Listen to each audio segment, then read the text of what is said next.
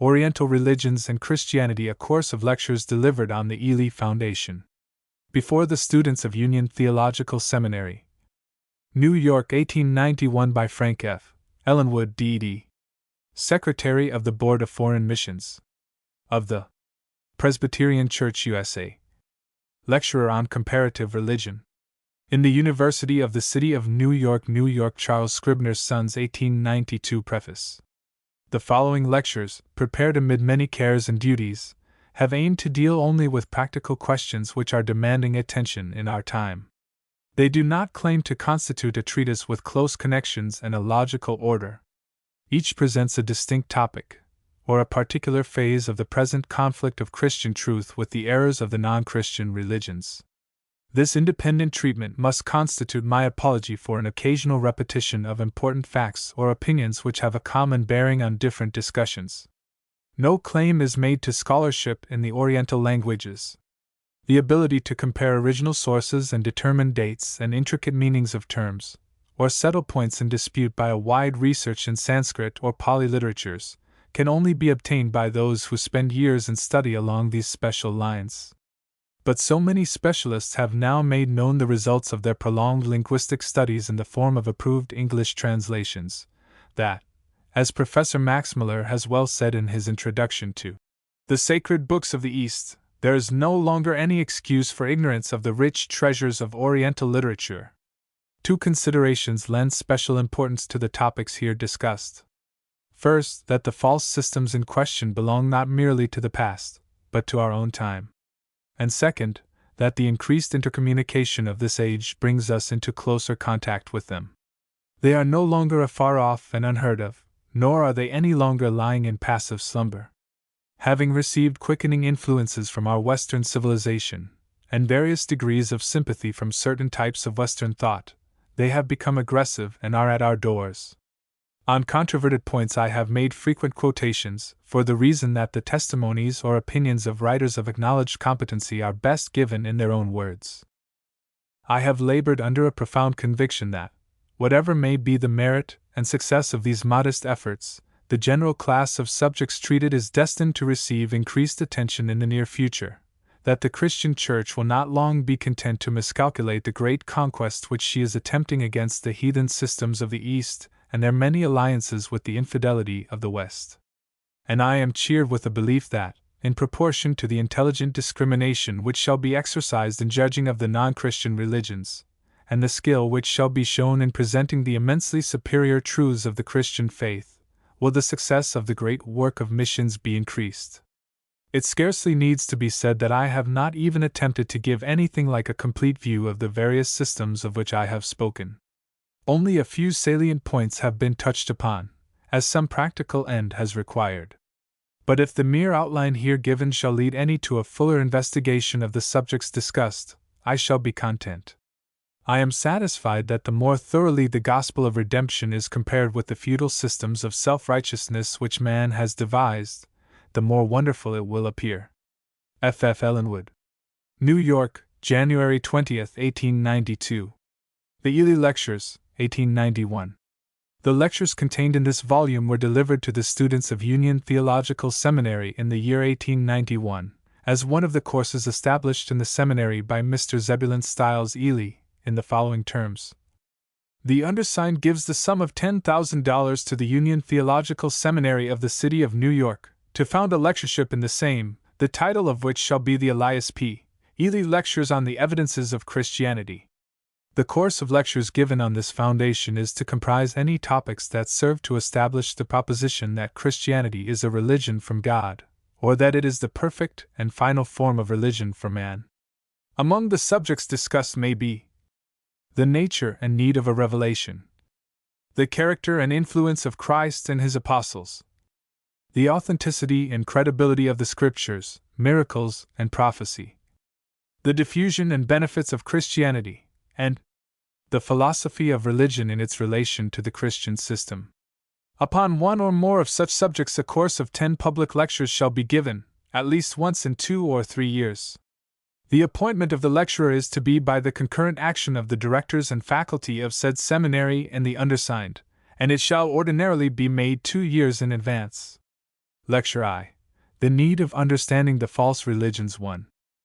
The new science of religion, to be viewed with discrimination, the study of the Oriental systems too long a monopoly of anti-Christian scholars, the changed aspects of the missionary work, the significant experience of Ziegenballs, fears entertained in reference to this subject by timid believers, the different view taken of the old heathen systems of Greece and Rome, the subject considered from the standpoint of missionary candidates, the testimony of intelligent and experienced missionaries, reasons for studying Oriental systems found in the increased intercourse of the nations, in the intellectual quickening of Oriental minds by education, in the resistance and even aggressiveness of heathen systems, in the diversities of the Buddhist faith in different lands, false systems to be studied with a candid spirit, the distinction to be drawn between religion and ethics, reasons why a missionary should pursue these studies before arriving on his field, reasons why the ministry at home should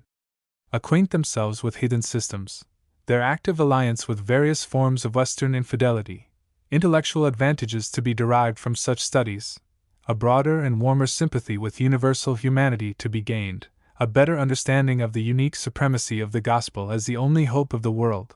Pastors at home are also missionaries to the heathen. They are sharers in the conflict through the press. Lecture 2. The Methods of the Early Christian Church in Dealing with Heathenism 39. The coincidences of the present struggle with that of the first Christian centuries, the medieval missionary work of a simple character, that of India, Japan, China, and the Turkish Empire, a severe intellectual struggle as well as a spiritual conquest, Hinduism, Buddhism, Confucianism, and Islam, present obstacles and resistances similar to those of ancient Greece and Rome. How far contrasts appear between the early and the present conquests, the methods of Paul, his tact in recognizing truth, wherever found, and using it for his purpose, the attitude of the early Christian fathers toward the heathen, Augustine's acknowledgement of the good which he received from Cicero and Plato, the important elements which Platonism lacked, and which were found only in the gospel of Christ, the great secret of power in the early church found in its moral earnestness, as shown by simplicity of life, and especially by constancy even unto a martyr's death, the contrast between the frugality of the early church and the luxury and vice of Roman society, the great need of this element of success at the present time, the observance of a wise discrimination in the estimate of heathen philosophy by the great leaders of the early church, the generality with which classical studies were pursued by the sons of the more enlightened Christian fathers, method among the leaders, the necessity for a thorough knowledge of the systems to be met, as it was then recognized, the thorough preparation of Augustine, Ambrose, Irenaeus, and others for their work, Origen's masterly and successful reply to Celsus, the use made by the early fathers and by the churches of a later day, of the philosophy of Plato and Aristotle, heathenism thus conquered with its own weapons. Lecture 3. The successive developments of Hinduism 73. The great variety in India's religious systems, the early monotheistic nature worship and its gradual lapse into polytheism, the influence of environment on the development of systems, the distinction between Arianism and Brahmanism, and the abuses of the latter in its doctrines of sacrifice and caste, the causes which led to the overthrow of this system of sacerdotalism, the Upanishads and the beginnings of philosophy, the rise of Buddhism and the 6 schools of philosophy, points in common between them, the Code of Manu and its countercheck to rationalism, its development and its scope, its merits and demerits, the meaning of the word Hinduism as here used and the means by which it gained ascendancy, the place and influence of the 2 great Hindu epics, their origin, the compromise which they wrought, and the new and important doctrines which they developed, the Trimurti and the incarnations of Vishnu, the deterioration of the literature and the faith of India, the Puranas and the Tantras, the parallels between Hinduism and Christianity. Lecture 4. The Bhagavad Gita and the New Testament 111. The great interest felt in this poem by a certain class of readers, its alleged parallels to the scriptures, the plausibility of the recent translation by Mr. Mohini M. Chatterjee, its patronizing Catholicity, the same claim to broad charity by Chunder Sen and others. Pantheism sacrifices nothing to charity, because God is in all things, all moral responsibility ceases since God acts in us. Mr. Chatterjee's broad knowledge of our scriptures, and his skill in selecting passages for his purpose, his pleasing style, the story of Krishna and Arjuna told in the interest of caste and pantheism, the growth of the Krishna cult from popular legends, the origin of the Bhagavad Gita and its place in the Mahabharata, its use of the six philosophies, Krishna's exhortation, the issue of the battle in which Arjuna is urged to engage, the resemblances, explained by their pantheistic interpretation, fancied resemblances which are only in the sound of words, coincidences springing from similar causes, the totally different meaning which pantheism gives them, difference between union with Christ and the pantheistic pervasion of the infinite, the differentials of Christianity. Lecture V. Buddhism and Christianity 140. New interest in old controversies concerning Buddhism. Max Muller's reply to the alleged influence of the system on Christianity. The distinction to be made between the credible history of Gautama and later legends, the legends of the pre-existent states and the wonders attending the earthly life, the northern and the southern Buddhism, the sources of the principal legends, the four principal doctrines of Buddhism, skandhas, Trishna, Karma, and Nirvana, difficulties in the doctrines of Karma and Nirvana, various opinions of scholars in regard to the nature of Nirvana, Buddha's final reticence on the subject, the real goal at which the average Buddhist aims, the need of a careful estimate of the merits and demerits of Buddhism, and of the hold which it is likely to have on Western minds, its points of contact with Western errors, the fact that modern Buddhism, like many other false systems, claims Christ as a believer in its principles, the theory that the life of Christ is modeled after that of the Buddha, the superior authenticity of the life of Christ, the unreliable character of Buddhist legends, the intrinsic improbability that a religion claiming a distinct derivation from Jewish sources would borrow from a far-off heathen system, the contrast of Christ's loving recognition of the Father in heaven with the avowed atheism of Buddhism. The general spirit of the system forbids all thought of borrowing from it. Points of contrast. Lecture 6. Mohammedanism Past and Present 178. Posthumous Legends of Muhammad, How They Were Produced, Ancient Arabia and Its Religious Systems, The Veil of Mecca and Its Former Uses, The Birth of Muhammad, and His Religious Associations, His Temperament and Character, The Beginnings of His Prophetic Mission, Jews and Christians in Arabia and Their Influence on Mohammedanism, Their Errors and Shortcomings a Help to the Reformer. Strange Doctrines of the Christian Church in Arabia, The Lost Opportunity of the Early Christian Sects, and the Fatal Neglect of the Surrounding Nations, The Nomads of Arabia specially prepared for conquest by their manner of life and their enlistment as mercenary soldiers, The Question of Muhammad's Real Character, The Growth of His Ambition and His Increasing Sensuality and Cruelty, Blasphemous Revelations in behalf of the Prophet's own lust, Discriminating Judgment required on his career as a whole, Mohammedan Schools. Noble Characters the exception, General Corrupting Influence of the System, Its Conquests in Northern Africa and in the Sudan, The Early Races of Northern Africa, and the General Deterioration of the Country, The Piracies of the Barbary States, Civilization in Modern Egypt due to Foreigners, The Bloody Ravages of El Mahdi in the East and the Fanatic Samadou in the West, The Testimony of a Secular Newspaper Correspondent, Professor Drummond and Henry M.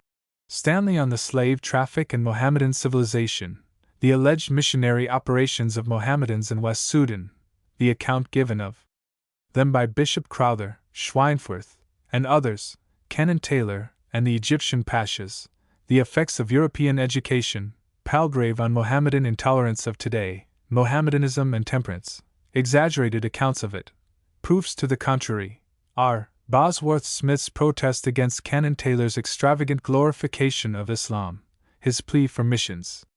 Lecture 7. The Traces of a Primitive Monotheism 222. Two conflicting theories on the history of religion, that of the Old and New Testaments, that of modern evolution, the importance of this question, Professor Henry B. Smith's estimate of Ebrard's discussion of it, Ebrard's summing up of the argument, Professor Neville's view of the subject, conclusions of Rev. W. P. Martin, D.D., and Max Muller. How far may we attempt to establish the fact of an early monotheism from heathen traditions? conceptions differing in different nations, evidences of monotheism in the Vedas, Professor Banerjee's testimony, the views held by the modern Somajas, monotheism in China, monotheistic worship in the days of Yao and Shun, 2300 BC, the prayer of an emperor of the Ming dynasty quoted by Professor Legge, remarkable monument of monotheism in the Temple of Heaven, a Taoist prayer, Zoroaster a monotheistic reformer. The inscription at Behistun, testimony of the modern Parsi Catechism, no nation without some notion of a God supreme over all, Buddhists in Tibet. Egyptian monotheism, the Greek poets, old monotheism in Mexico and Peru, evidences of ramification and decline in polytheism. Egypt and India give abundant proofs. Hinduism, Buddhism, and Taoism all show degeneration, Mohammedan corruption since the days of the early caliphs. The religions of Greece and Rome became effete. Even Israel, in spite of instruction and reproof, lapsed into idolatry again and again. Even the Christian Church has shown similar tendencies. Lecture 8. Indirect Tributes of Heathen Systems to the Doctrines of the Bible 266. The universality and similarity of race traditions, their general support of the Old Testament history, traditions of the creation found in India, China, among the northern Turanians and some African tribes, the fall of man as traced in Assyria and among the Hindus, the Buddhists of Ceylon, Mongolians, Africans and Tahitians had similar traditions, the flood, traditions of the Chinese, the Iranians, Greeks, Assyrians, Chaldeans, and Peruvians, the prevalence of piacular sacrifice and tokens of a sense of guilt, traditions or traces of substitution found in the Vedas, faint traces in the religion of the Egyptians, traditions of the Iroquois, prophecies looking to divine deliverers, the 10th avatar of Vishnu yet to come as a restorer of righteousness, the influence of the tradition as utilized by a missionary, a Norse deliverer and millennium. The prediction of the Cumean Sibyl 40 years before the birth of Christ, prevailing conceptions of some mediator between God and man, the Hindu Krishna as an example, changes in Buddhism from the old atheism to theism, and even to a doctrine of salvation by faith, a trinity and at last a savior, all the false systems claiming the teachings and the character of Christ. Lecture 9. Ethical Tendencies of the Eastern and the Western Philosophies 294. The prevalence of speculation in all ages in regard to the great questions of man's origin and destiny, and his relations to God, the various schemes which have seemingly dispensed with the necessity for a creator in accounting for the existence of the visible world, the ancient atomic theories and modern evolution, Canada, Lucretius, Herbert Spencer, Darwin's theory of the development of species. Similar theories ascribed to the Chinese, the ethical difficulties attending many philosophic speculations, ancient and modern, Hindu pantheism and moral responsibility, in the advance from instinct to conscience and religion. Where does moral sentiment begin? If it was right for primeval man to maraud, why might not robbery again become his duty in case of extreme deterioration? Mr. Spencer's theory of the origin of moral intuition. The nobler origin which the Scriptures assign to man's moral nature, the demonstrated possibility of the most radical and sudden moral changes produced by the Christian faith, tendency of ancient and modern theories to lower the general estimate of man, the dignity with which the New Testament invests him, the ethical tendency of the doctrine of evolution, the opinion expressed on the subject by Goldwin Smith, Pascal's frank admission, the pessimistic tendency of all anti-biblical theories of man's origin, life, and destiny, Buddha, Schopenhauer, and the agnostics.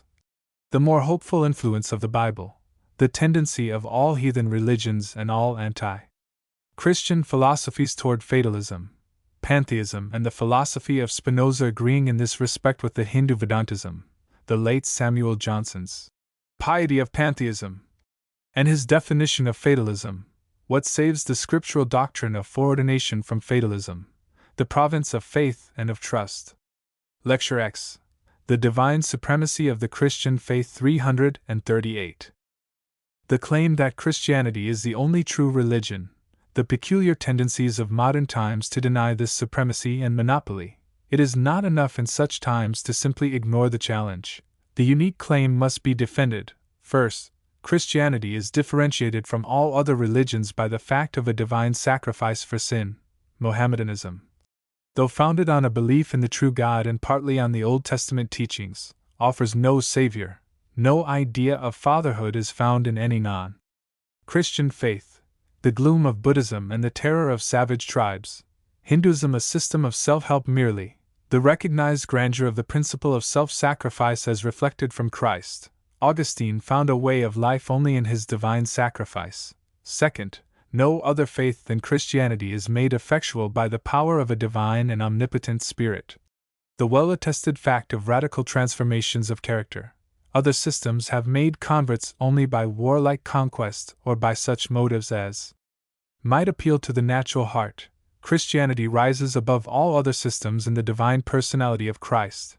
The contrast in this respect between him and the authors of the non-Christian systems, his attractions and his power acknowledged by all classes of men, the inferiority of Socrates as compared with Christ, Bushnell's tribute to the perfection of this divine personality, its power attested in the life of Paul, the adaptation of Christianity to all the circumstances and conditions of life.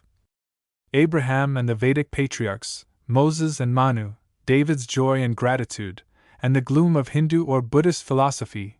Only Christianity brings man to true penitence and humility, the recognized beauty and the convincing lesson of the prodigal son, the contrast between Muhammad's blasphemous surahs, which justify his lust, and the deep contrition of David in the 51st Psalm. The moral purity of the Old and New Testaments as contrasted with all other sacred books. The Scriptures pure though written in ages of corruption and surrounded by immoral influences. Christ belongs to no land or age. The Gospel alone is adapted to all races and all time as the universal religion of mankind. Only Christianity recognizes the true relation between divine help and human effort. It encourages by omnipotent cooperation the all-comprehensive presentation of the Gospel. Appendix 381 Oriental Religions and Christianity Lecture I. The Need of Understanding the False Religions. It is said that the very latest among the sciences is the science of religion. Without pausing to inquire how far it admits of scientific treatment, certain reasons which may be urged for the study of the existing religions of the world will be considered in this lecture. It must be admitted in the outset that those who have been the pioneers in this field of research have not, as a rule, been advocates of the Christian faith.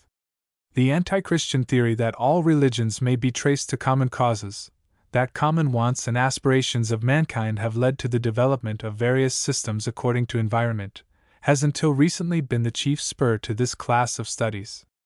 Accordingly, the religions of the world have been submitted to some preconceived philosophy of language, or ethnology, or evolution, with the emphasis placed upon such facts as seem to comport with this theory.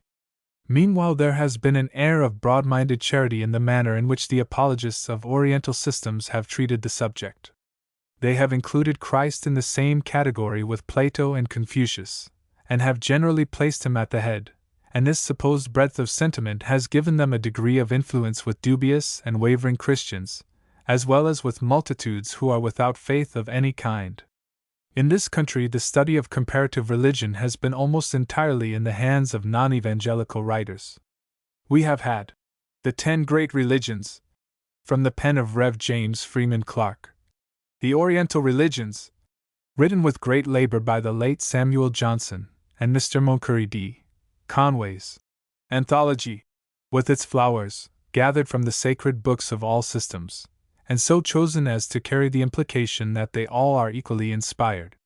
Many other works designed to show that Christianity was developed from ancient sun myths, or was only a plagiarism upon the old mythologies of India, have been current among us. But strangely enough, the Christian Church has seemed to regard this subject as scarcely worthy of serious consideration. With the exception of a very able work on Buddhism, 1, and several review articles on Hinduism, written by Professor S. H. Kellogg, very little has been published from the Christian standpoint. 2. The term, heathenism, has been used as an expression of contempt, and has been applied with too little discrimination. There is a reason, perhaps, why these systems have been underestimated. It so happened that the races among whom the modern missionary enterprise has carried on its earlier work were mostly simple types of pagans, found in the wilds of America, in Greenland and Labrador, in the West Indies, on the African coast, or in the islands of the Pacific. And these worshippers of nature or of spirits gave a very different impression from that which the apostles and the early church gained from their intercourse with the conquering Romans, or the polished and philosophic Greeks. Our missionary work has been symbolized, as Sir William W. Hunter puts it, by a band of half-naked savages listening to a missionary seated under a palm tree, and receiving his message with childlike and unquestioning faith. But in the opening of free access to the great Asiatic nations, higher grades of men have been found, and with these we now have chiefly to do. The pioneer of India's missions, the devoted Ziegenbalg, had not been long in his field before he learned the mistake which the churches in Europe had made in regard to the religion and philosophy of the Hindus. He laid aside all his old notions when he came to encounter the metaphysical subtleties of Hindu thought, when he learned something of the immense Hindu literature, the voluminous ethics, the mystical and weird mythologies, the tremendous power of tradition and social customs, when, in short, he found his way hedged up by habits of thought wholly different from his own. And he resolved to know something of the religion which the people of India already possessed. For the benefit of others who might follow him, he wrote a book on Hinduism and its relations to Christianity, and sent it to Europe for publication. But so strong were the preconceived notions which prevailed among his brethren at home, that his manuscript, instead of being published, was suppressed. "You were not sent to India to study Hinduism," wrote Franck, "but to preach the gospel." But Ziegenbalg certainly was not wanting in his estimate of the chief end in view, and his success was undoubtedly far greater for the intelligent plan upon which he labored. The time came when a change had passed over the society which had sent him forth. Others, less friendly than he to the gospel of Christ, had studied Hinduism, and had paraded it as a rival of Christianity, and in self-defense against this flank movement, the long-neglected work of Ziegenbalg was brought forth from obscurity and published. It is partly in self-defense against similar influences that the Christian Church everywhere is now turning increased attention to the study of comparative religion. In Great Britain a wider interest has been felt in the subject than in this country. And yet, even there the Church has been far behind the enemies of evangelical truth in comparing Christianity with false systems. Dr. James Stalker, of Glasgow, said a few months since that, whereas it might be expected that the advocates of the true faith would be the first to compare and contrast it with the false systems of the world, the work had been left rather to those who were chiefly interested in disparaging the truth and exalting error. Yet something has been done. Such men as Sir Munir Williams, Sir William Muir, Professors Rawlinson, Fairbairn, and Legge, Bishop Carpenter, Canon Hardwick, Doctors Caird, Dodds, Mitchell, and others, have given the false systems of the East a thorough and candid treatment from the Christian standpoint. The Church Missionary Society holds a lectureship devoted to the study of the non-Christian religions as a preparation for missionary work. And the representatives of that society in the Punjab have instituted a course of study on these lines for missionaries recently arrived, and have offered prizes for the best attainments therein. Though we are later in this field of investigation, yet here also there is springing up a new interest, and it is safe to predict that within another decade the real character of the false religions will be more generally understood. The prejudice which has existed in regard to this subject has taken two different forms. First, there has been the broad assumption upon which Franck wrote to Ziegenbalg, that all knowledge of heathenism is worse than useless. Good men are asking, is not such a study a waste of energy, when we are charged with proclaiming the only saving truth? Is not downright earnestness better than any possible knowledge of philosophies and superstitions? And we answer, yes, by all means, if only the one is possible. Another view of the subject is more serious. May there not, after all, be danger in the study of false systems? Will there not be found perplexing parallels which will shake our trust in the positive and exclusive supremacy of the Christian faith? Now, even if there were at first some risks to a simple, childlike confidence, yet a timid attitude involves far greater risks. It amounts to a half-surrender, and it is wholly out of place in this age of fearless and aggressive discussion, when all truth is challenged, and every form of error must be met. Moreover, in a thorough study there is no danger. Sir Munir Williams tells us that at first he was surprised and a little troubled, but in the end he was more than ever impressed with the transcendent truths of the Christian faith. Professor S. H. Kellogg assures us that the result of his careful researches in the Oriental systems is a profounder conviction of the great truths of the Gospel as divine. And even Max Muller testifies that, while making every allowance for whatever is good in the ethnic faiths, he has been the more fully convinced of the great superiority of Christianity. Really, those are in danger who receive only the superficial and misleading representations of heathenism which one is sure to meet in our magazine literature, or in works like Robert Elsmere and The Light of Asia. One cannot fail to mark the different light in which we view the mythologies of the Greeks and Romans. If their religious beliefs and speculations had remained a secret until our time, if the high ethical precepts of Seneca and Marcus Aurelius had only now been proclaimed, and Socrates had just been celebrated in glowing verse as the light of Greece, there would be no little commotion in the religious world, and thousands with only weak and troubled faith might be disturbed. But simply because we thoroughly understand the mythology of Greece and Rome, we have no fear. We welcome all that it can teach us. We cordially acknowledge the virtues of Socrates and assign him his true place. We enrich the fancy and awaken the intellectual energies of our youth by classical studies, and Christianity shines forth with new luster by contrast with the heathen systems which it encountered in the Roman Empire ages ago. And yet that was no easy conquest. The early Church, when brought face to face with the culture of Greece and the self-assertion of Roman power, when confronted with profound philosophies like those of Plato and Aristotle, with the subtleties of the Stoics, and with countless admixtures of Persian mysticism, had, humanly speaking, quite as formidable a task as those that are presented in the heathen systems of today. Very few of the champions of modern heathenism can compare with Celsus, and there are no more subtle philosophies than those of ancient Greece. Evidently, the one thing needed to disenchant the false systems of our time is a clear and accurate knowledge of their merits and demerits, and of their true relation to Christianity. It will be of advantage, for one thing, if we learn to give credit to the non-Christian religions for the good which they may fairly claim. There has existed a feeling that they had no rights which Christian men were bound to respect. They have been looked upon as systems of unmixed evil, whose enormities it were impossible to exaggerate. And all such misconceptions and exaggerations have only led to serious reactions. Anti-Christian writers have made great capital of the alleged misrepresentations which zealous friends of missions have put upon heathenism, and there is always great force in any appeal for fair play, on whichever side the truth may lie. Where the popular Christian idea has presented a low view of some system, scarcely rising above the grade of fetishism, the apologists have triumphantly displayed a profound philosophy. Where the masses of Christian people have credited whole nations with no higher notions of worship than a supreme trust in senseless stocks and stones, some skillful defender has claimed that the idols were only the outward symbols of an indwelling conception of deity, and has proceeded with keen relish to point out a similar use of symbols in the pictures and images of the Christian Church.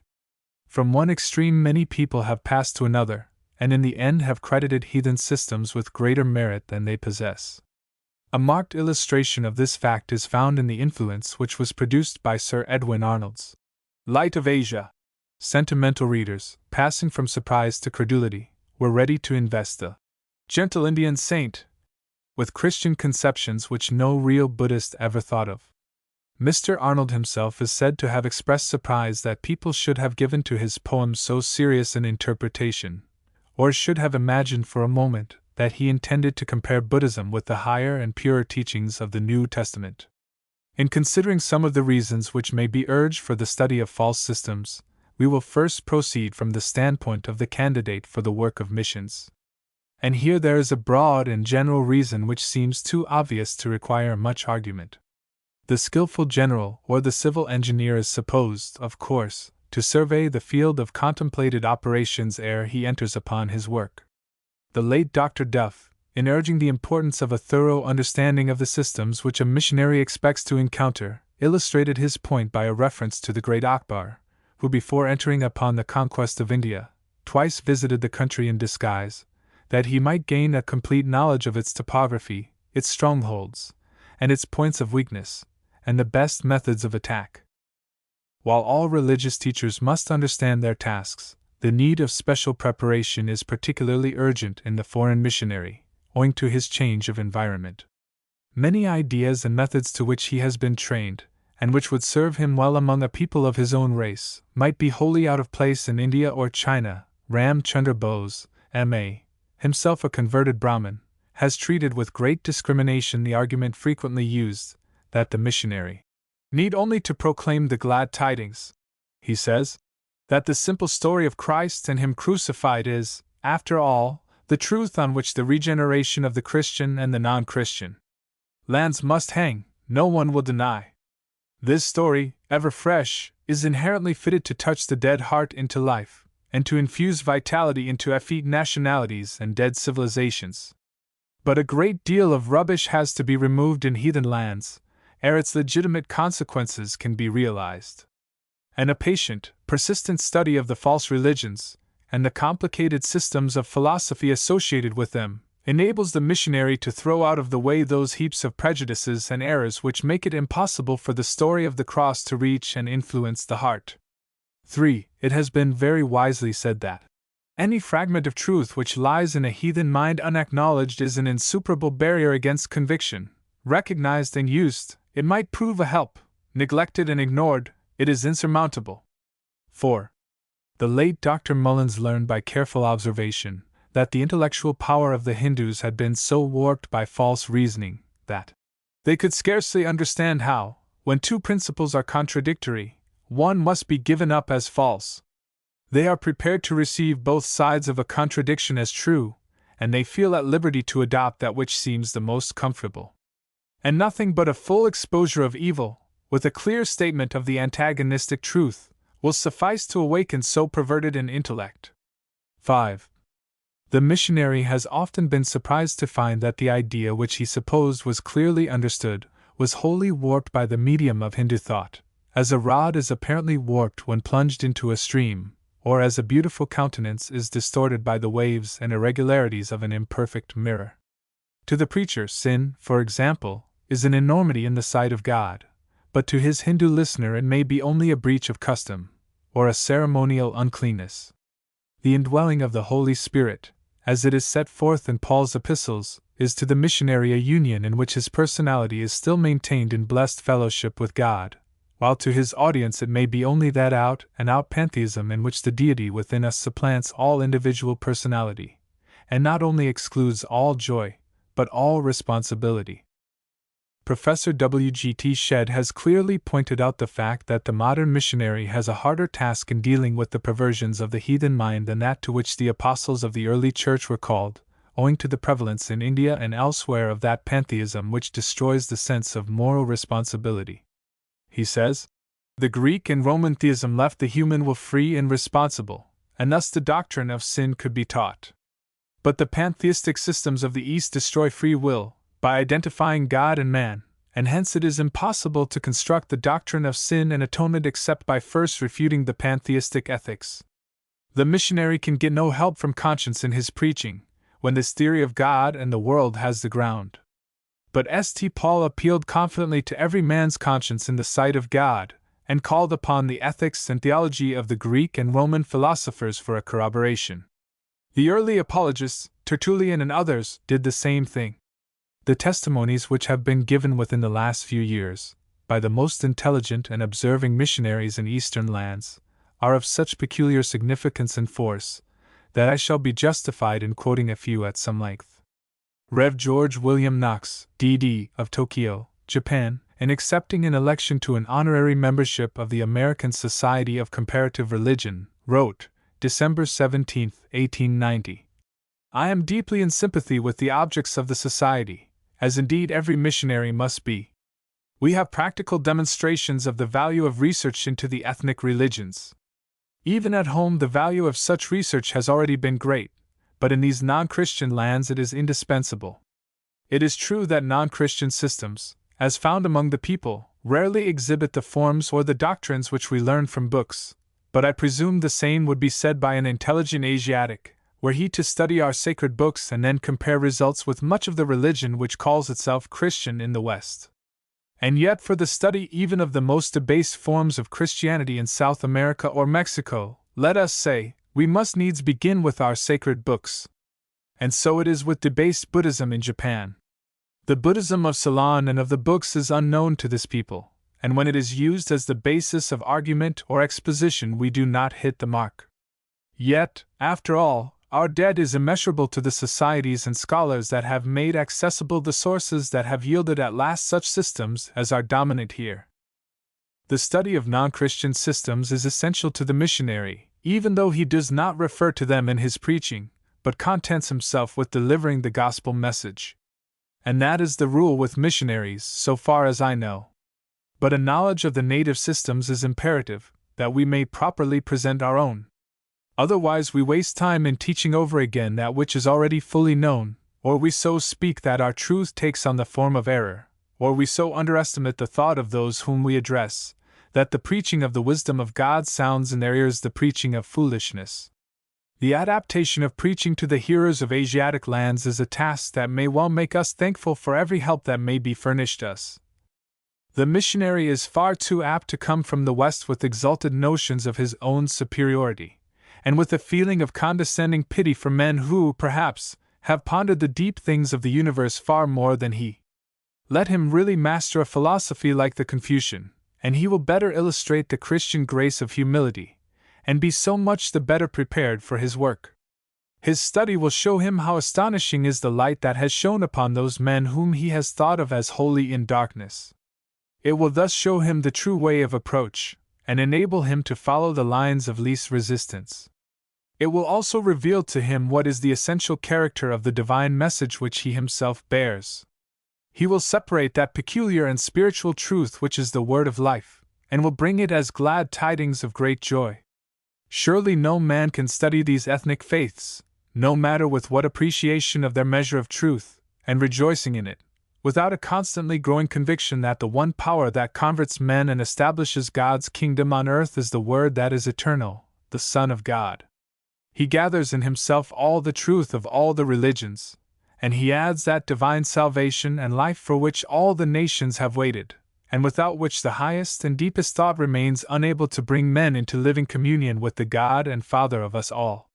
Rev. Martin Clark, D.D., missionary of the Church Missionary Society at Amritsar, India, has given thorough study to the Sanskrit, and has thereby been enabled to expose the fallacies and misrepresentations which the Arya Samaj, in its bitter controversy with the Gospel, has put forth as to the real character of the Vedic literature. No man is better able to judge of the importance of a correct understanding of the errors of the non-Christian systems than he. In a letter accepting an honorary membership of the above-named society, he says, "The object of the society is one in which I am deeply interested, and I shall at all times do what I can to further its aims. I am convinced that there is much that is helpful to the cause of Christ to be learned in this field of research." Rev. H. Blodgett, D.D., veteran missionary of the American Board in Peking, in accepting a similar honor, says, "My interest in these studies has been deep and growing. It is high time that such a society as you represent should be formed.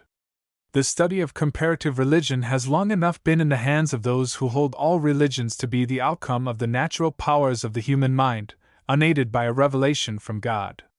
It is time that those who believe in the revelation from God in the Old Testament, and in the New Testament founded upon the Old, should study the great ethnic religions in the light derived from the Bible." Rev. James S.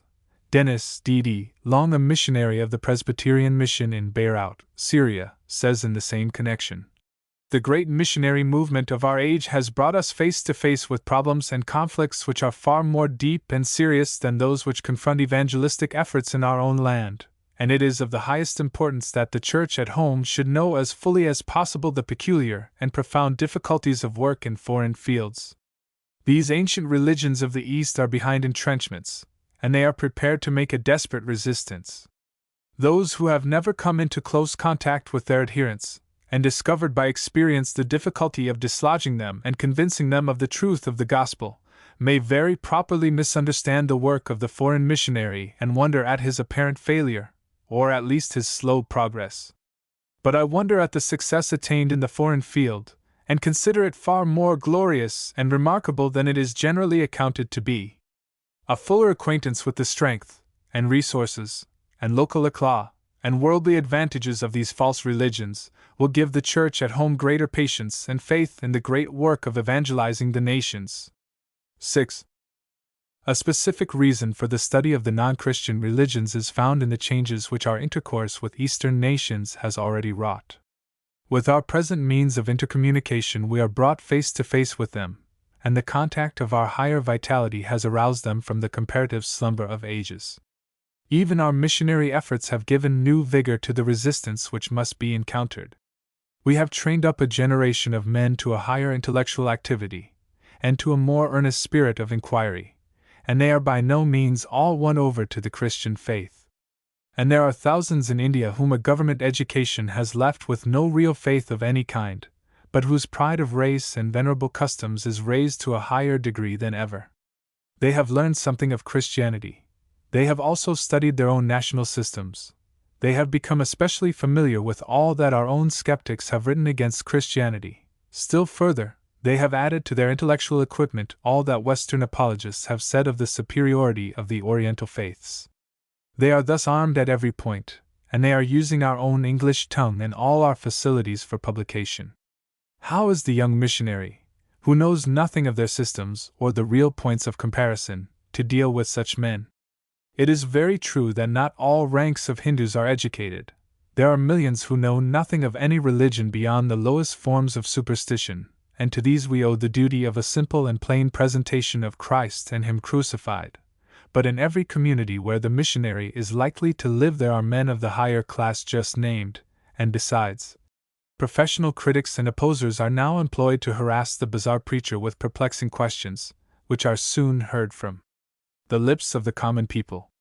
A young missionary recently wrote of the surprise which he felt when a low-caste man, almost without clothing, met him with arguments from Professor Huxley. Missionary boards have sometimes sent out a specialist, and in some sense a champion, who should deal with the more intelligent classes of the heathen. But such a plan is fraught with disadvantages. What is needed is a thorough preparation in all missionaries, and that involves an indispensable knowledge of the forces to be met. The power of the press is no longer a monopoly of Christian lands. The Arya Samaj of India is now using it, both in the vernacular and in the English, in its bitter and often scurrilous attacks. One of its tracts recently sent to me contained an English epitome of the arguments of Thomas Paine. The secular papers of Japan present in almost every issue some discussion on the comparative merits of Christianity, Buddhism, evolution, and theosophy, and many of the young native ministry who at first received the truth unquestioningly as a child receives it from his mother, are now calling for men whom they can follow as leaders in their struggle with manifold error. 7. Even Mohammedans are at last employing the press instead of the sword. Newspapers in Constantinople are exhorting the faithful to send forth missionaries to fortify Africa against the whiskey and gunpowder of Christian commerce, by proclaiming the higher ethical principles of the Quran.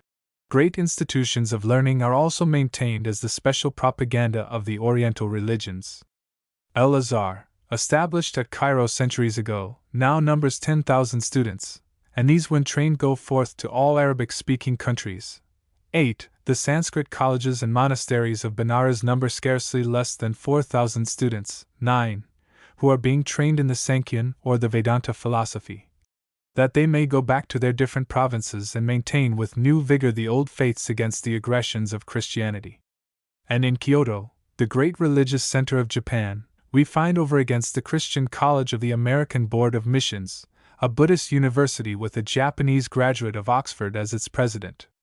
In a great school at Tokyo, also, Buddhist teachers, aided by New England Unitarians, are maintaining the superiority of Buddhism over Western Christianity as a religion for Japan. 10. Another reason why the missionary should study the false systems is found in the greatly diversified forms which these systems present in different lands and different ages. And just here it will be seen that a partial knowledge will not meet the demand. It might be even misleading. Buddhism, for example, has assumed an endless variety of forms, now appearing as a system of the baldest atheism, and now presenting an approximate theism. Gautama was certainly atheistic, and he virtually denied the existence of the human soul. But in the northern development of his system, theistic conceptions sprang up. A sword of Trinity had appeared by the 7th century AD, and by the 10th century a supreme and celestial Buddha had been discovered, from whom all other Buddhas were emanations. Today there are at least 12 Buddhist sects in Japan, of which some are mystical, others pantheistic, while 2 hold a veritable doctrine of salvation by faith. 11. China has several types of Buddhism, and Mongolia, Tibet, Nepal, Ceylon, Burma, and Siam present each some special features of the system. How important that one should understand these differences in order to avoid blundering, and to wisely adapt his efforts. In India, under the common generic name of Hinduism, there are also many sects: worshippers of Vishnu, worshippers of Shiva, worshippers of Krishna. There are Sikhs, and Jains, and devil worshippers. Among the Dravidian and other Prairian tribes there are victims of every conceivable superstition. Now, a missionary must know something of these faiths if he would fight with weapons of precision. Paul, in becoming all things to all men, knew at least the differences between them. He preached the gospel with a studied adaptation. He tells us that he so strove as to win, and not as those who beat the air. How alert were the combatants in the arena from which his simile is borrowed! How closely each athlete scanned his man, watched his every motion, knew if possible his every thought and impulse. Much more, in winning the souls of darkened and misguided men, should we learn the inmost workings of their minds, their habits of thought, and the nature of the errors which are to be dislodged. But how shall the false systems of religions be studied? First, there should be a spirit of entire candor. Truth is to be sought always, and at any cost. But in this case there is everything to be gained and nothing to be lost by the Christian teacher, and he can well afford to be just. Our divine exemplar never hesitated to acknowledge that which was good in men of whatever nationality or creed. He could appreciate the faith of Roman or Syro-Phoenician.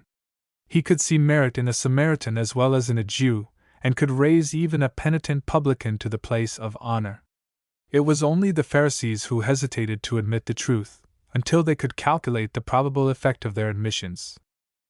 The very best experience of missionaries has been found in the line of Christ's example. The surest way to bring a man to acknowledge his errors, says Bishop Bloomfield, is to give him full credit for whatever he had learned of the truth. 12. What should we think? Says a keen observer of the work of missions. What should we think of an engineer who, in attempting to rear a lighthouse on a sandbar, should fail to acknowledge as a godsend any chance outcropping of solid rock to which he might fasten his stays? 13. But in urging the duty of candor, I assume that an absolute freedom from bias is impossible on either side. It is sometimes amusing to witness the assurance with which professed agnostics assume that they, and they alone, look upon questions of comparative religion with an unbiased and judicial mind. They have no belief, they say, in any religion, and are therefore entirely without prejudice. But are they? Has the man who has forsaken the faith of his fathers and is deeply sensible of an antagonism between him and the great majority of those about him, has he no interest in trying to substantiate his position and justify his hostility to the popular faith? Of all men he is generally the most prejudiced and the most bitter. We freely admit that we set out with a decided preference for one religious system above all others, but we insist that candor is possible, though an absolutely indifferent judgment is out of the question. Paul, who quoted to the Athenians their own poet, was fair-minded, and yet no man ever arraigned heathenism so terribly as he, and none was so intensely interested in the faith which he preached. Archbishop Trench, in discussing the exaggerations from which a careful study of the Oriental religions would doubtless save us, says, "There is one against which we are almost unwilling to say a word. I mean the exaggeration of those who, in a deep devotion to the truth as it is in Christ Jesus, count themselves bound, by their allegiance to Him, to take up a hostile attitude to everything not distinctly and avowedly Christian, as though any other position were a treachery to His cause, and a surrender of His exclusive right to the authorship of all the good which is in the world.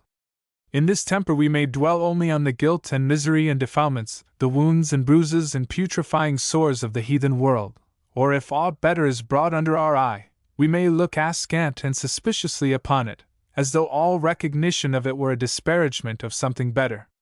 And so we may come to regard the fairest deeds of unbaptized men as only more splendid sins. We may have a short but decisive formula by which to try and by which to condemn them.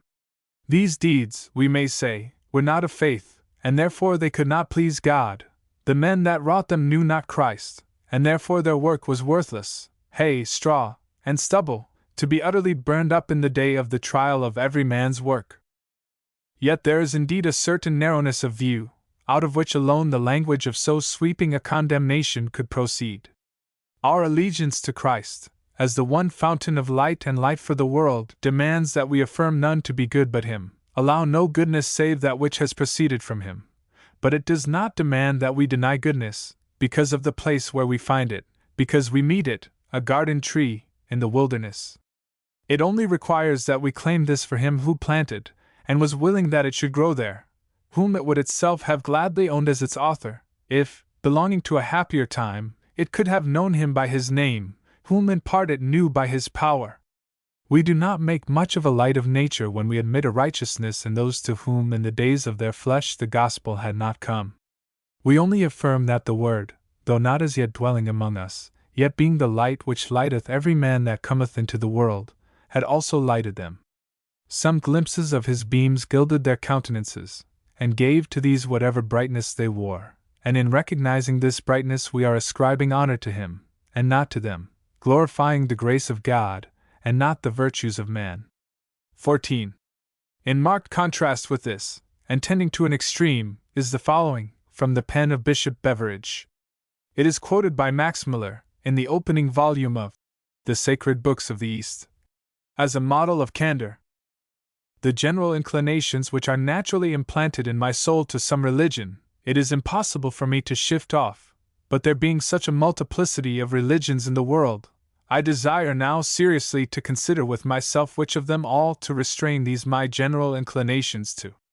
And the reason of this my inquiry is not that I am in the least dissatisfied with that religion I have already embraced, but because 'tis natural for all men to have an overbearing opinion and esteem for that particular religion they are born and bred up in. That, therefore, I may not seem biased by the prejudice of education, I am resolved to prove and examine them all, that I may see and hold fast to that which is best. Indeed, there was never any religion so barbarous and diabolical, but it was preferred above all other religions whatsoever by them that did profess it, otherwise they would not have professed it. And why, say they, may you not be mistaken as well as we? Especially when there are, at least, 6 to 1 against your Christian religion, all of which think they serve God aright, and expect happiness thereby as well as you. And hence it is that in my looking out for the truest religion, being conscious to myself how great an ascendancy Christianity holds over me beyond the rest, as being that religion whereunto I was born and baptized, that the supreme authority has enjoined and my parents educated me in, that which everyone I meet withal highly approves of, and which I myself have, by a long-continued profession, made almost natural to me. I am resolved to be more jealous and suspicious of this religion than of the rest, and be sure not to entertain it any longer without being convinced by solid and substantial arguments of the truth and certainty of it. That, therefore, I may make diligent and impartial inquiry into all religions and so be sure to find out the best, I shall for a time look upon myself as one not at all interested in any particular religion whatsoever, much less in the Christian religion, but only as one who desires, in general, to serve and obey Him that made me in a right manner, and thereby to be made partaker of that happiness my nature is capable of. 15. Second, in studying the false systems it is important to distinguish between religion and ethics.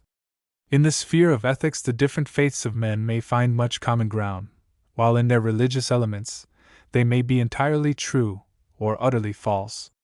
The teachings of Confucius, though agnostic, presented a moral code which places the relations of the family and state on a very firm basis. And the very highest precepts of Buddhism belong to the period in which it was virtually atheistic. Many great and noble truths have been revealed to mankind through the conscience and the understanding, and these truths have found expression in the proverbs or ethical maxims of all races. To this extent God has nowhere left Himself without witness. But all this is quite apart from a divinely revealed religion which may be cherished, or be wholly lost. The golden rule is found not only in the New Testament, but negatively at least in the Confucian classics Wink with the Frown 16, and the Shastras of the Hindus presented in both the positive and the negative form. And the still higher grace of doing good to those who injure us was proclaimed by Lotze, 500 years before Christ preached the Sermon on the Mount. The immense superiority of the ethical standard in Christianity lies in its harmony and completeness. Confucius taught the active virtues of life, Lotze those of a passive kind. Christianity inculcates both. In heathenism, ethical truths exist in fragments, mere half-truths, like the broken and scattered remains of a temple once beautiful but now destroyed. They hold no relation to any high religious purpose, because they have no intelligent relation to God. Christian ethics begin with our relations to God as supreme, and they embrace the present life and the world to come. The symmetry of the divine precept, "Thou shalt love the Lord thy God with all thy heart, and thy neighbor as thyself," finds no counterpart in the false religions of the world. Nowhere else, not even in Buddhism, is found the perfect law of love. The great secret of power in Christianity is God's unspeakable love to men in Christ, and the reflex of that love is the highest and purest ever realized in human hearts. Thirdly, the false systems should be studied by the Christian missionary, not for their own sake so much as for an ulterior purpose, and they should be studied in constant comparison with the religion which it is his business to proclaim. His aim is not that of a savant. Let us not disguise it. He is mainly endeavoring to gain a more thorough preparation for his own great work.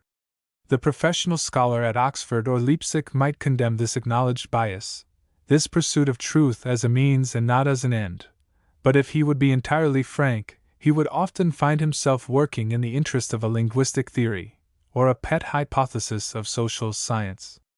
It was in this spirit that Spencer and Darwin have searched the world for facts to support their systems. 17. I repeat, it is enough for the missionary that he shall be thoroughly candid.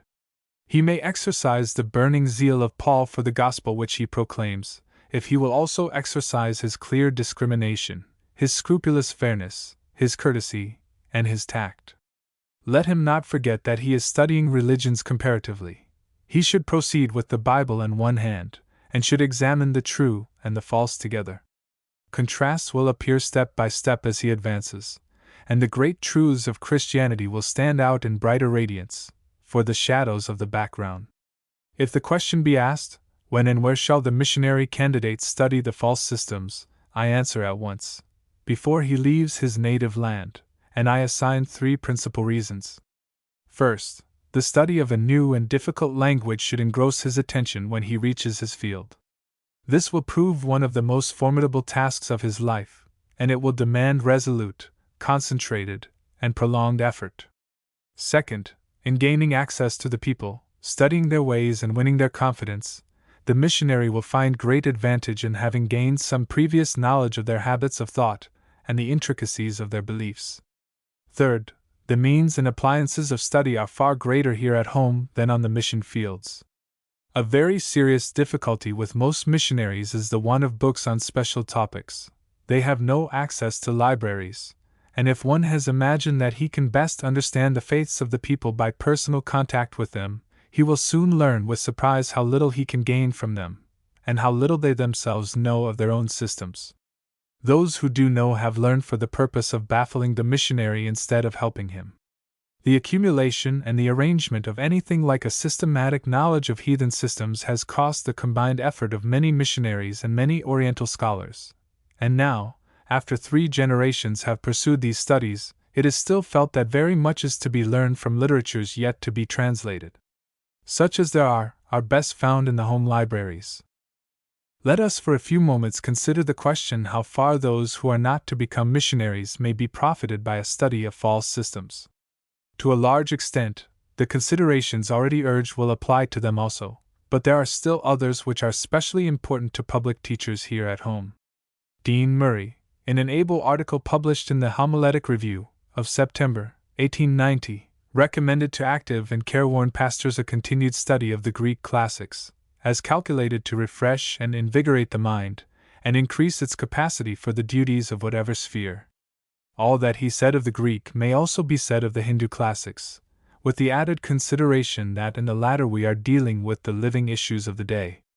Sir Munir Williams, in comparing the two great epics of the Hindus with those of Homer, names many points of superiority in the former.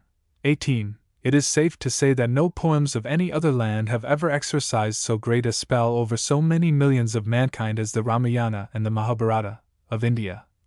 And no other production is listened to with such delight as the story of Rama as it is still publicly read at the Hindu festivals. Of philosophies, no system of India has approached so near to veritable divine revelation as that of Plato, but in variety and subtlety, and in their far-reaching influence upon human life, the Indian schools, especially the Vedanta, are scarcely excelled to this day. And they are applied philosophies. They constitute the religion of the people. Max Muller has said truly that no other line of investigation is so fascinating as that which deals with the long and universal struggle of mankind to find out God, and to solve the mystery of their relations to Him. Unfortunately, human history has dealt mainly with wars and intrigues, and the rise and fall of dynasties, but compared with these coarse and superficial elements, how much more interesting and instructive to trace in all races of men the common and ceaseless yearnings after some solution of life's mysteries.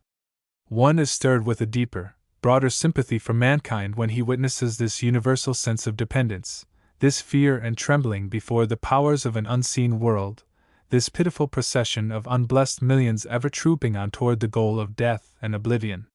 And from this standpoint, as from no other, may one measure the greatness and glory of the gospel of Jesus Christ. To my mind, there is nothing more pathetic than the spectacle of worldwide fetishism. It is not to be contemplated with derision, but with profoundest sympathy. We all remember the pathos of Scott's picture of his Highland heroine, with brain disordered by unspeakable grief, beguiling her woes with childish ornaments of gaudy broom and plumes from the eagle's wing. But sadder far is the spectacle of millions of men made for fellowship with God, building their hopes on the divinity dwelling in an amulet of tiger's teeth or serpent's fangs or curious shells. And it ought to enlarge our natures with a Christ-like sympathy when we contemplate those dark and desperate faiths which are but nightmares of the soul, which see in all the universe only malevolent spirits to be appeased, which, looking heavenward for a Father's face, see, as Richter expressed it, only a death's head with bottomless, empty sockets, instead of a loving smile. 19. And what a field do the greater but equally false systems present for the study of the human mind and heart? How was it that the simple nature worship of the Indo-Aryans grew into the vast deposit of modern Hinduism, and developed those social customs which have become walls of adamant? How could Buddhism grow out of such a soil and finally cast its spell over so many peoples? What were the elements of power which enabled the great sage of China to rear a social and political fabric which has survived for so many centuries?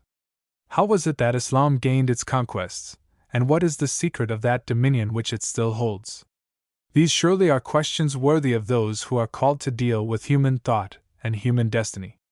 And when by comparison we find the grand differentials which raise Christianity infinitely above them all, we shall have gained the power of presenting its truths more clearly and more convincingly to the minds and hearts of men.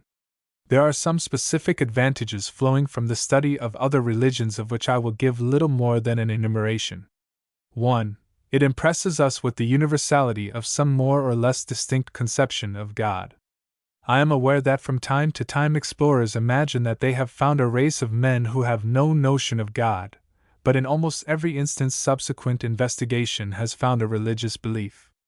Such mistakes were made concerning the Aborigines of Australia, the Dayaks of Borneo, the Papuans, the Patagonians, and even the American Indians. The unity of the race finds a new and striking proof in the universality of religion. 2. The study of false systems brings to light an almost unanimous testimony for the existence of a vague primeval monotheism, and thus affords a strong presumptive corroboration of the scriptural doctrine of man's apostasy from the worship of the true God. 3. The clearest vindication of the severities of the Old Testament theocracy, in its wars of extermination against the Canaanites and Phoenicians, is to be found in a careful study of the foul and cruel types of heathenism which those nations carried with them wherever their colonies extended. A religion which enjoined universal prostitution, and led thus to sodomy and the burning of young children in the fires of Moloch, far exceeded the worst heathenism of Africa or the islands of the Pacific.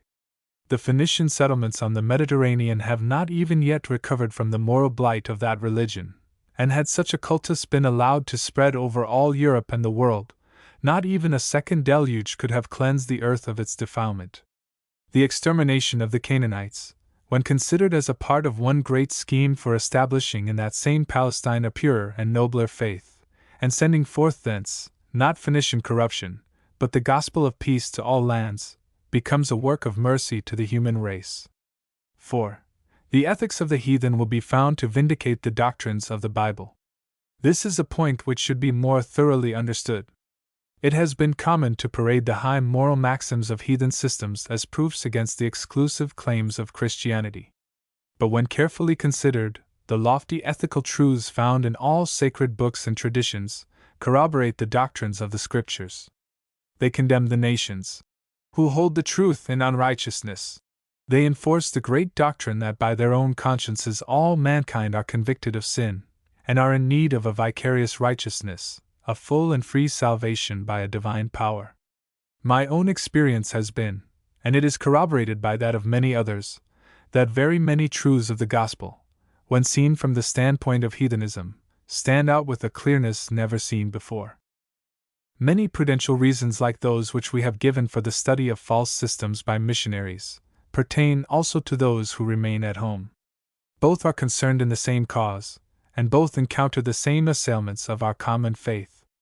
We are all missionaries in an important sense. We watch the conflict from afar, but we are concerned in all its issues. The bulletins of its battlefields are no longer confined to missionary literature. They are found in the daily secular press, and they are discussed with favorable or unfavorable comments in the monthly magazines. The missionary enterprise has come to attract great attention. It has many friends, and also many foes here at home. It is misrepresented by scoffers at our doors. The high merits of heathen systems, set forth with every degree of exaggeration, pass into the hands of Christian families, in books and magazines and secular papers. Apostles of infidelity are sent out to heathen countries to gather weapons against the truth. Natives of various Oriental lands, once taught in our mission schools perhaps, but still heathen, are paraded on our lecture platforms, where they entertain us with English and American arguments in support of their heathen systems and against Christianity. Young pastors, in the literary clubs of their various communities, are surprised by being called to discuss plausible papers on Buddhism, which some fellow member has contributed, and they are expected to defend the truth. Or some young parishioner has been fascinated by a plausible theosophist, or has learned from Robert Elsmere that there are other religions quite as pure and sacred as our own. Or some chance lecturer has disturbed the community with a discourse on the history of religious myths. And when some anxious member of a church learns that his religious instructor has no help for him on such subjects, that they lie wholly outside of his range, there is apt to be something more than disappointment. There is a loss of confidence. It is an unfortunate element in the case that error is more welcome in some of our professedly neutral papers than the truth. An article designed to show that Christianity was borrowed from Buddhism or was developed from fetishism will sometimes be welcomed as new sensation, while a reply of half the length may be rejected. There is something ominous in these facts. Whether the secular press, not all papers are thus unfair, are influenced by partisan hatred of the truth or simply by a reckless regard for whatever is most popular, the facts are equally portentous. And if it be true that such publications are what the people most desire, the outlook for our country is dark indeed. The saddest consideration is that the power of the secular press is so vast and far-reaching. When Celsus wrote, books were few. When Voltaire, Hume, and Thomas Paine made their assailments on the Christian faith, the means of spreading the blight of error were comparatively few. But now the accumulated arguments of German infidels for the last half-century may be thrown into a 5-cent Sunday paper, whose issue will reach 250,000 of copies, which perhaps 1 million of men and women may read. These articles are copied into 100 other papers, and they are read in the villages and hamlets. They are read on the ranches and in the mining camps where no sermon is ever heard. It is perfectly evident that in an age like this we cannot propagate Christianity under glass. It must grow in the open field where the free winds of heaven shall smite and dissipate every cloud of error that may pass over it, and where its roots shall only strike the deeper for the questionings and conflicts that may often befall it. Error cannot be overcome either by ignoring it or by the cheap but imbecile scolding of an ignorant pulpit. I cannot express the truth on this point more forcibly than by quoting the trenchant words of Professor Ernest Neville in his lectures on Modern Atheism, after having admitted that one, who can keep himself far from the strifes and struggles of modern thought, will find solitude, prayer, and calm activity, pursued under the guidance of conscience, most conducive to unquestioning faith and religious peace, he says. But we are not masters of our own ways, and the circumstances of the present times impose on us special duties. The barriers which separate the school and the world are everywhere thrown down, everywhere shreds of philosophy, and very often of very bad philosophy, scattered fragments of theological science, and very often of a deplorable theological science, are insinuating themselves into the current literature. There is not a literary review, there is scarcely a political journal, which does not speak on occasion, or without occasion, of the problems relating to our eternal interests. The most sacred beliefs are attacked every day in the organs of public opinion. At such a juncture can men, who preserve faith in their own souls, remain like dumb dogs, or keep themselves shut up in the narrow limits of the schools? Assuredly not. We must descend to the common ground and fight with equal weapons the great battles of thought. For this purpose it is necessary to state questions which run the risk of startling sincerely religious persons.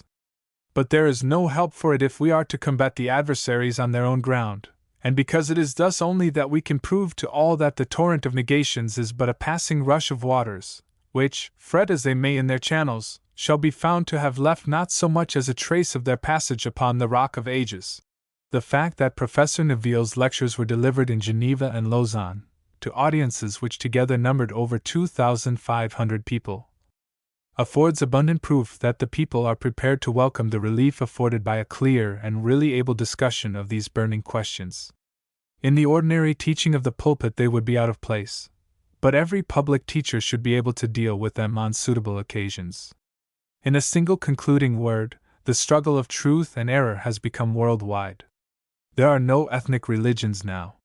There is Christianity in Calcutta, and there is Buddhism in Boston. The line of battle is the parallel that belts the globe. It is not a time for slumber or for mere pious denunciation. There must be no blundering, the warfare must be waged with weapons of precision, and then victory is sure. It is well if our missionary effort of a century has drawn the fire of the enemy. It is well if the time has come to hold up the truth face to face with error, and to fight out, and over again the conflict of Elijah and the priests of Baal. Footnotes. Footnote 1. The Light of Asia and the Light of the World. Macmillan and Company. Footnote 2. The late Professor Moffat, of Princeton Theological Seminary, published a comparative history of religions, but its field was too broad for a thorough treatment. Footnote 3. Methodist Quarterly. Footnote 4. Quoted in Manual of India Missions. Footnote 5. Manual of India Missions.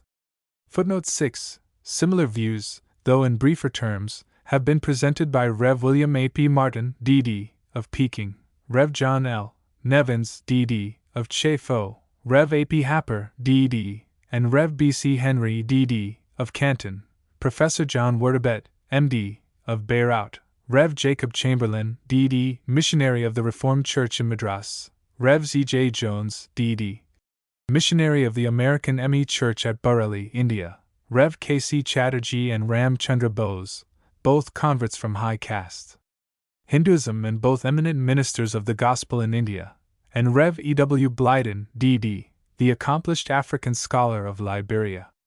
Footnote 7. The Japan Mail of September 30, 1891, in reviewing the progress of religious and philosophic discussion as carried on by the native press of the empire, says, "The Buddhist literature of the season shows plainly the extent to which the educated members of the Buddhist priesthood are seeking to enlarge their grasp by contact with Western philosophy and religious thought. We happen to know that a prominent priest of the Shinsa sect is deeply immersed in Kant's humanitarianism. In Kyogakurushu, a native paper, are published installments of Spencer's philosophy. Another paper, the House Ikwe, has an article urging the desirability of a general union of all the Buddhist sects, such as Colonel Olcott brought about in India between the northern and the southern Buddhists. Footnote 8. Leaves from an Egyptian notebook. Footnote 9. Papers of Rev. Mr. Hewlett in the Indian Evangelical Review. Footnote 10. In an address given in Tokyo by Rev. Mr. Knapp, of Boston, Buddhists in Japan were advised to build their religion of the future upon their own foundations, and not upon the teachings of Western propagandists. Footnote 11. The 12 Buddhist Sects of Japan, by Bunyan Nangio, Oxon. Footnote 12. Quoted in Manual of India Missions. Footnote 13. Quoted in Manual of India Missions. Footnote 14. Holsian Lectures, 1846. Footnote 15. Private Thoughts on Religion, Part 1, Article 2. Footnote 16. Confucius not only taught that men should not do to others what they would not have done to them, but when one of his disciples asked him to name one word which should represent the whole duty of man, he replied, reciprocity. Footnote 17. Whoever will read the preface of Mr. Spencer's work on sociology will be surprised at the means which have been used in collecting and verifying supposed facts. A careful perusal of the book will show that all classes of testimony have been accepted, so far as they were favorable. Adventurers, reporters, sailors, and that upon the briefest and most casual observation, have been deemed capable of interpreting the religious beliefs of men. Even Pascal doubts many of their conclusions. Footnote 18. See Indian Wisdom. Footnote 19. Archbishop Trench, after speaking in his Holsian Lectures of the advantages which we may gain from an earnest study of the struggles of thoughtful men, who amid heathen darkness have groped after a knowledge of the true God, and of the gratitude which we ought to feel who have received a more sure word of prophecy, adds in words of rare beauty. And perhaps it shall seem to us as if that star in the natural heavens which guided those eastern sages from their distant home, was but the symbol of many a star which, in the world's mystical night, such as, being faithfully followed, availed to lead humble and devout hearts from far-off regions of superstition and error, till they knelt beside the cradle of the babe of Bethlehem, and saw all their weary wanderings repaid in a moment, and all their desires finding a perfect fulfillment in him. Lecture 2. The Methods of the Early Christian Church in Dealing with Heathenism. The coincidences of our present conquest of the non-Christian races with that to which the Apostolic Church was called are numerous and striking. Not even 100 years ago was the struggle with heathen error so similar to that of the early Church. To a great extent the missionary efforts of the medieval centuries encountered only crude systems, which it was comparatively easy to overcome. The rude tribes of northern Europe were converted by the Christianity of the later Roman Empire, even though they were conquerors. Their gods of war and brute force did not meet all the demands of life. As a source of hope and comfort, their religion had little to be compared with the Christian faith, and as to philosophy they had none. They had inherited the simple nature worship which was common to all branches of the Aryan race, and they had expanded it into various ramifications of polytheism, but they had not fortified it with subtle speculations like those of the Indo-Aryans, nor had their mythologies become entrenched in inveterate custom, and the national pride which attends an advanced civilization. At a later day Christian missionaries in Britain found the Norse religion of the Saxons, Jutes, and Angles scarcely holding the confidence of either rulers or subjects. They had valued their gods chiefly for the purposes of war, and they had not always proved reliable.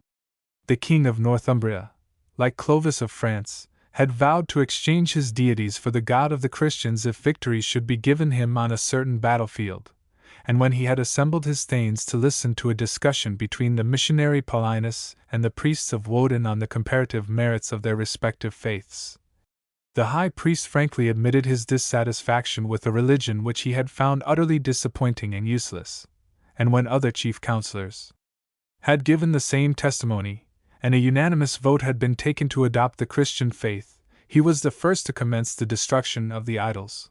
20. The still earlier missionaries among the Druid Celts of Britain and France, though they found in Druidism a more elaborate faith than that of the Norsemen, encountered no such resistance as we find in the great religious systems of our day. Where can we point to so easy a conquest as that of Patrick in Ireland, or that of the monks of Iona among the Picts and Scots? The Druids claimed that they already had many things in common with the Christian doctrines, 21, and what was a still stronger element in the case, they made common cause with the Christians against the wrongs inflicted on both by pagan Rome. The Roman emperors were not more determined to extirpate the hated and, as they thought, dangerous influences of Christianity, than they were to destroy every vestige of Druidism as their only hope of conquering the invincible armies of Boadicea. And thus the mutual experience of common sufferings opened a wide door for the advancement of Christian truth. The conquests of Welsh and Irish missionaries in Burgundy, Switzerland, and Germany encountered no elaborate book religions, and no profound philosophies. They had to deal with races of men who were formidable only with weapons of warfare, and who, intent chiefly on conquest and migration, had few institutions and no written historic records. The peaceful scepter of the truth was a new force in their experience, and the sympathetic and self-denying labors of a few missionaries tamed the fierce Vikings to whom Britain had become a prey, and whose incursions even the armies of Charlemagne could not resist. How different is our struggle with the races now under the scepter of Islam, for example, inflated as they are with the pride of wide conquest, and looking contemptuously upon that Christian faith which it was their early mission to sweep away as a form of idolatry. How different is our task in India, which boasts the antiquity of the noble Sanskrit and its sacred literature, and claims, as the true representative of the Aryan race, to have given to Western nations their philosophy, their religion, and their civilization. How much more difficult is our encounter with Confucianism, which claims to have laid the foundations of the most stable structure of social and political institutions that the world has ever known, and which today, after 25 centuries of trial, appeals to the intellectual pride of all intelligent classes in a great empire of 400 millions. And finally, how different is our task with Buddhism, so mystical and abstruse, so lofty in many of its precepts, and yet so cold and thin, so flexible and easily adapted, and therefore so varied and many-sided. The religious systems with which we are now confronted find their counterparts only in the heathenism with which the early church had to deal many centuries ago, and for this reason the history of those early struggles is full of practical instruction for us now. How did the early church succeed in its great conquest? What methods were adopted, and with what measures of success? In one respect there is a wide difference in the two cases. The apostles were attempting to convert their conquerors. They belonged to the vanquished race. They were of a despised nationality. The early fathers also were subjects of pagan powers.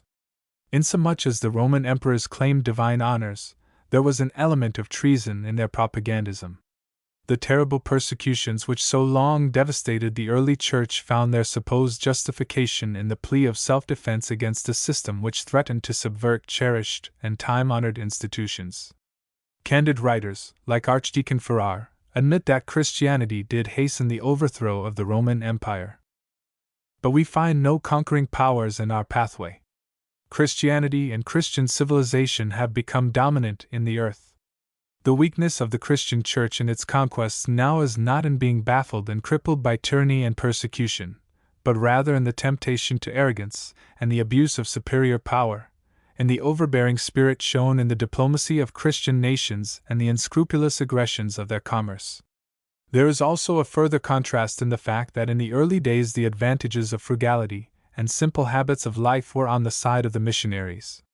Roman society especially was beginning to suffer that decay which is the inevitable consequence of long-continued luxury, while the Church observed temperance in all things and excelled in the virtues which always tend to moral and social victory.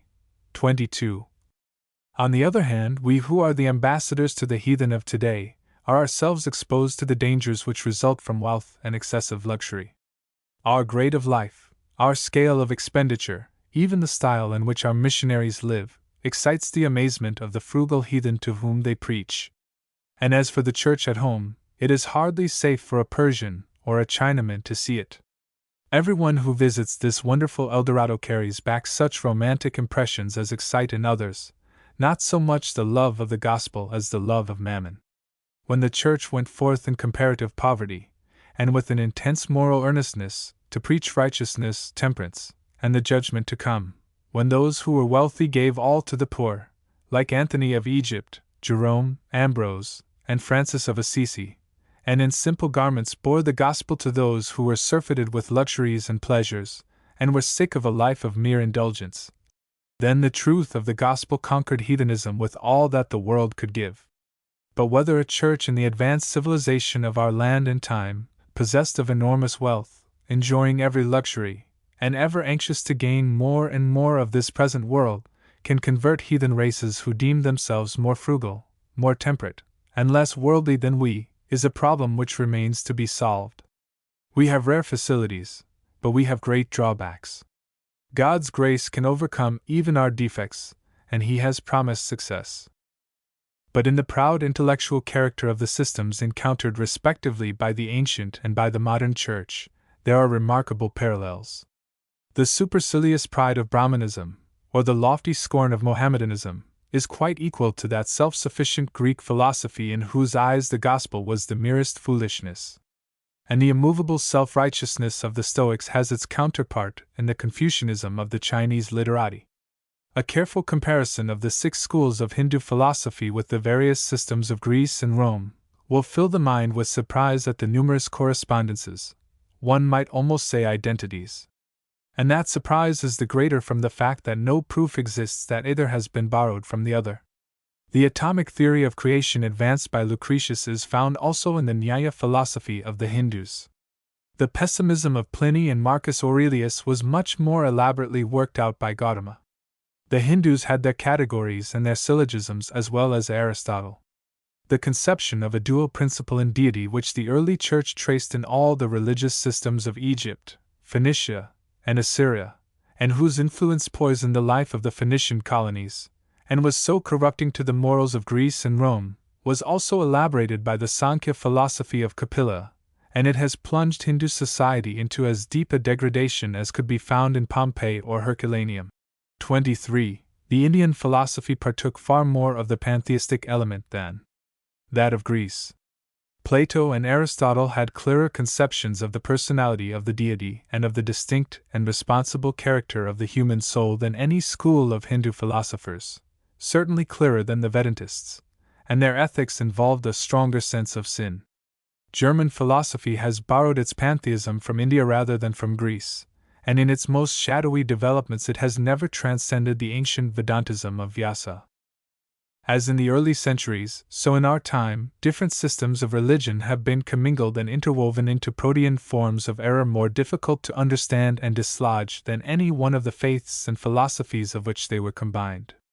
As the Alexandrian Jews intertwined the teachings of Judaism and Platonism, as Manichaeans and Gnostics corrupted the truths of the Old and New Testaments with ideas borrowed from Persian mysticism, as various eclectic systems gathered up all types of thought which the wide conquests of the Roman Empire brought together, and mingled them with Christian teachings, so now the increased intercommunication and the quickened intellectual activity of our age have led to the fusion of different systems, ancient and modern, in a negative and nerveless religion of humanity.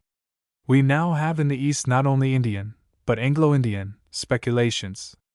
The unbelieving Calcutta graduate has Hegel and Spinoza interwoven with his Vedantism, and the eclectic leader of the Brahmo Somaj, while placing Christ at the head of the prophets and recognizing the authority of all sacred Bibles of the races, called on Christians, Hindus, Buddhists, and Mohammedans to unite in one theistic church of the new dispensation in India.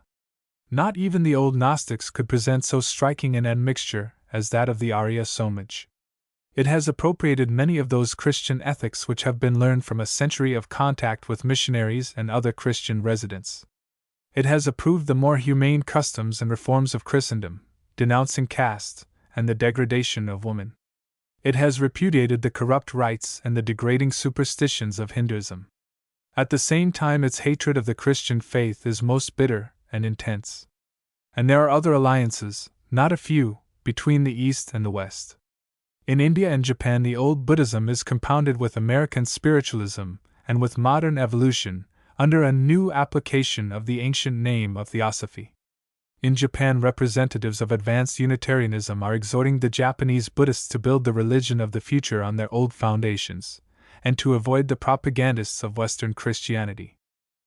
The bland and easygoing Catholicity which professes so much in our day, which embraces all faiths and unfaiths in one sweet emulsion of meaningless negations, which patronizes the Christ and his doctrines, and applies the nomenclature of Christianity to doctrines the very opposite of its teachings, finds a counterpart in the smooth and vapid compromises of the old Gnostics. Gnosticism, says Ulhorn, combined Greek philosophies, Jewish theology, and ancient Oriental theosophy, thus forming great systems of speculative thought, all with the object of displaying the world's development. From a pantheistic first cause, Gnosticism traced the emanation of a series of eons, beings of light. The source of evil was supposed to be matter, which in this material world holds light in captivity. To liberate the light and thus redeem the world, Christ came, and thus Christianity was added as the crowning and victorious element in this many-sided system of speculation. But Christ was regarded not so much as a savior of individual souls as an emancipator of a disordered cosmos, and the system which seemed to accord great honor to Christianity threatened to destroy its life and power. So, according to some of our modern systems, men are to find their future salvation in the grander future of the race. 24. Not only do we encounter mixtures of truth and error, but we witness similar attempts to prove that whatever is best in Christianity was borrowed from heathenism.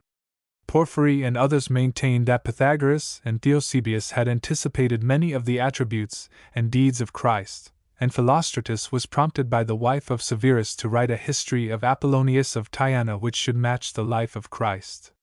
And in precisely the same way it has been variously claimed in our time that the story of Christ's birth, childhood, and ministry were borrowed from Buddha and from Krishna, and that the whole conception of his vicarious suffering for the good of men is a clever imitation of Prometheus Bound. Now, in the earlier conflict it was important to know the facts on both sides in order to meet these allegations of Porphyry, Marinus, and others, and it is equally important to understand the precise ground on which similar charges are made with equal assurance now. 25. The very same old battles are to be fought over again, both with philosophy and with legend. And it is very evident that, with so many points of similarity between the early struggle of Christianity with heathenism and that of our own time, it is quite worth our labor to inquire what were the general methods then pursued. Then victory crowned the efforts of the Church. That which humanly speaking seemed impossible, was actually accomplished. From our finite standpoint, no more preposterous command was ever given than that which Christ gave to his little company of disciples gathered in the mountains of Galilee, or that last word before his ascension on empty Olivet, in which he placed under their responsible stewardship, not only Jerusalem, but all Judea and Samaria, and the uttermost parts of the earth. The disciples were without learning or social influence, or political power. They had no wealth and few facilities, and so far as they knew there were no open doors. They were hated by their Jewish countrymen, ridiculed by the ubiquitous and cultured Greeks, and frowned upon by the conquering powers of Rome. How then did they succeed? How was it that in 3 or 4 centuries they had virtually emptied the Roman pantheon of its heathen deities, and had gained the scepter of the empire and the world? It is easy to misapprehend the forces which won the victory. The disciples first chosen to found the church were fishermen, but that affords no warrant for the belief that only untutored men were employed in the early church, or for the inference that the Salvation Army are to gain the conquest now. They were inspired, these are not, and a few only were chosen, with the very aim of setting at naught the intolerant wisdom of the Pharisees. But when the gospel was to be borne to heathen races, to the great nations whose arrogance was proportionate to their learning and their power, a very different man was selected. Saul of Tarsus had almost every needed qualification seen from a human point of view. Standing, as he must, between the stiff bigotry of Judaism and the subtleties of Greek philosophy, he was fortunately familiar with both. He was a man of rare courtesy, and yet of matchless courage. Whether addressing a Jewish governor or the assembled philosophers and counselors of Athens, he evinced an unfailing tact. He knew how to conciliate even a common mob of heathen idolaters and when to defy a high priest, or plead the immunities of his Roman citizenship before a Roman proconsul. In tracing the methods of the early church in dealing with heathenism, we begin, therefore, with Paul, for although he was differentiated from all modern parallels by the fact that he was inspired and endowed with miraculous power, yet that does not invalidate the force of those general principles of action which he illustrated. He was the first and greatest of all missionaries, and through all time it will be safe and profitable to study his characteristics and his methods. He showed the value of thorough training in his own faith, and of a full understanding of all the errors he was to contend with. He could reason with Jews out of their own scriptures, or substantiate his position with Greeks by citing their own poets. He was certainly uncompromising in maintaining the sovereignty of the one God, Jehovah, but he was not afraid to admit that in their blind way the heathen were also groping after the same supreme Father of all. The unknown God at Athens he accepted as an adumbration of him whom he proclaimed, and every candid reader must admit that in quoting the words of Aratus, which represent Zeus as the supreme creator whose offspring we are, he conveys the impression of a real resemblance, if not a partial and obscured identity. The essential principle here is that Paul frankly acknowledged whatever glimpses of truth he found in heathen systems, and made free use of them in presenting the fuller and clearer knowledge revealed in the gospel. No man ever presented a more terrible arraignment of heathenism than that which he makes in the first chapter of his epistle to the Romans, and yet, with marvelous discrimination he proceeds, in the second chapter, to show how much of truth God has imparted to the understandings and the consciences of all men. And he seems to imply the Holy Spirit's regenerative work through Christ's atonement, when he maintains that whoever shall, by patient continuance in well-doing, seek glory and immortality, to him shall eternal life be given, but tribulation and anguish upon every soul of man that doeth evil, to the Jew first, and also to the Gentile. Peter was not prepared to be a missionary till he had been divested of his Jewish narrowness by witnessing the power of grace in the Roman centurion at Caesarea. That widened out his horizon immensely. He saw that God in his ultimate plan was no respecter of persons or of races. There has been great difference of opinion as to whether the annual worship of the supreme God of heaven in the great imperial temple at Peking is in any degree a relic of the worship of the true God once revealed to mankind. Such Chinese scholars as Martin and Legge and Douglas think that it is, others deny it. Some men raise a question whether the Allah of the Mohammedan faith is identical with the Jehovah of the Old Testament. Sales, the profoundest expositor of Islam, considers him the same. Muslims themselves have no doubt of it. The intent of the Quran is that and nothing else. Old Testament teachings are interwoven with almost every surah of its pages. I think that Paul would have conceded this point at once, and would the more successfully have urged the claims of Jesus, whom the Quran presents as the only sinless prophet. Of course, Mohammedans do not recognize the triune God as we now apprehend him, from the New Testament standpoint. Either did ancient believers of Israel fully conceive of God as he has since been more fully revealed in the person and the sacrifice of his Son, Jesus Christ. Both the teachings and the example of Paul seem to recognize the fact that conceptions of God, sometimes clear and sometimes dim, may exist among heathen nations, and many of the great Christian fathers evidently took the same view. They admitted that Plato's noble teachings were calculated to draw the soul toward God, though they revealed no real access to him such as is found in Christ. Archbishop Trench, in his Hulsian lectures on Christ the Desire of the Nations, dwells approvingly upon Augustine's well-known statement that he had been turned from vice to an inspiring conception of God by reading the Hortensius of Cicero. Augustine's own reference to the fact is found in the 4th book of his Confessions, where he says, "In the ordinary course of study I fell upon a certain book of Cicero whose speech almost all admire, not so his heart. This book contains an exhortation to philosophy, and is called Hortensius. But this book altered my affections and turned my prayers to thyself, O Lord, and made me have other purposes and desires. Every vain hope at once became worthless to me, and I longed with an incredible burning desire for an immortality of wisdom, and began now to arise that I might return to thee. For not to sharpen my tongue did I employ that book, nor did it infuse into me its style, but its matter." The Hortensius of Cicero has not survived till our time, and we know not what it contained, But we cannot fail to notice this testimony of a mature and eminent saint to the spiritual benefit which he had received at the age of 31, from reading the works of a heathen philosopher. And a most interesting proof is here furnished for the freedom with which the Spirit of God works upon the hearts of men, and the great variety of means and agencies which he employs, and that beyond the pale of the Christian Church, and even beyond the actual knowledge of the historic Christ. It would be interesting to know whether the regeneration of Augustine occurred just then, when he says in such strong language, that this book altered his affections and turned his prayers unto God, and made him long with an indescribable burning desire for an immortality of wisdom. All men are saved, if at all, by the blood of Christ through the renewing of the Holy Ghost. But what was the position of such men as Augustine and Cornelius of Caesarea before they fully and clearly saw Jesus as the actual Messiah, and as the personal representative of that grace of God in which they had already reposed a general faith, is at least an interesting question. Not less positive is the acknowledgment which Augustine makes of the benefits which he had received from Plato.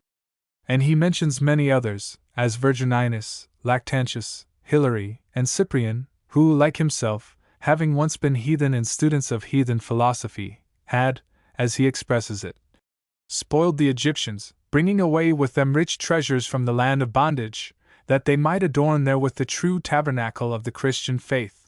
Augustine seems to have been fond of repeating both this argument and this his favorite illustration. In his Doctrine of Christ, he expands it more fully than in his Confessions. He says, "Whatever those called philosophers, and especially the Platonists, may have said conformable to our faith, is not only not to be dreaded, but is to be claimed from them as unlawful possessors to our use.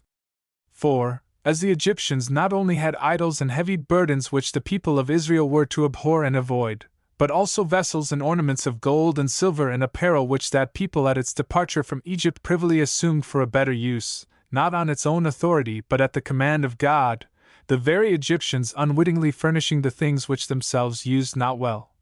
So all the teaching of the Gentiles not only hath feigned and superstitious devices, and heavy burdens of a useless toil, which we severally, as under the leading of Christ we go forth out of the fellowship of the Gentiles, ought to abhor and avoid, but it also containeth liberal arts, fitter for the service of truth, and some most useful moral precepts, as also there are found among them some truths concerning the worship of the one God himself, as it were their gold and silver which they did not themselves form, but drew from certain veins of divine providence running throughout, and which they perversely and wrongfully abused to the service of demons. These, the Christian, when he severs himself from their wretched fellowship, ought to take from them for the right use of preaching of the gospel. For what else have many excellent members of our faith done? See we not how richly laden with gold and silver and apparel that most persuasive teacher and most blessed martyr, Cyprian, departed out of Egypt? Or Lactantius, or Victorinus, Optatus, Hilary, not to speak of the living, and Greeks innumerable? And this, Moses himself, that most faithful servant of God, first did, of whom it is written that he was learned in all the wisdom of the Egyptians. Let us for a moment pause and see of what these treasures of Egypt consisted, and especially what Plato taught concerning God. Like Socrates, he ridiculed the absurd but popular notion that the gods could be full of human imperfections, could make war upon each other, could engage in intrigues, and be guilty of base passions. And he earnestly maintained that it was demoralizing to children and youth to hold up such beings as objects of worship. Such was his condemnation of what he considered false gods. He was equally opposed to the idea that there is no God. All things, he says, are from God, and not from some spontaneous and unintelligent cause. Now, that which is created, he adds, must of necessity be created by some cause. But how can we find out the Father and Maker of all this universe? If the world indeed be fair, and the artificer good, then he must have looked to that which is external, for the world is the fairest of creatures, as he is the best of causes. Plato's representation of the mercy of God, of his providential care, of his unmixed goodness, of his eternal beauty and holiness, are well nigh up to the New Testament standard. So is also his doctrine of the immortality of the soul. The fatal deficiency is that he does not know He has received no divine revelation. We will wait, he said in another passage, for one, be it a god or a god-inspired man, to teach us our religious duties, and as Athene in Homer says to Diomed, to take away the darkness from our eyes. And in still another place he adds, we must lay hold of the best human opinion in order that, borne by it as on a raft, we may sail over the dangerous sea of life, unless we can find a stronger boat, or some word of God which will more surely and safely carry us. 26. There is a deep pathos in the question which I have just quoted. How can we find out the Father and Maker of all this universe? And in the last sentence quoted, Plato seems to have felt his way to the very threshold of the revelation of Christ. 27. Augustine shows a discrimination on this subject too important to be overlooked, when he declares that while the noble philosophy of the Platonists turned his thoughts away from his low gratifications to the contemplation of an infinite God, it left him helpless. He was profited both by what philosophy taught him and by what it could not teach. It created wants which it could not satisfy. In short, he was prepared by its very deficiencies to see in stronger contrast the all-satisfying fullness of the gospel of eternal life. Plato could tell him nothing of any real plan of redemption, and he confesses with tender pathos that he found no revealer, no divine sacrifice for sin, no uplifted cross, no gift of the transforming Spirit, no invitation to the weary, no light of the resurrection. 28. Now, just here is the exact truth. And Augustine has conferred a lasting benefit upon the Christian Church by this grand lesson of just discrimination.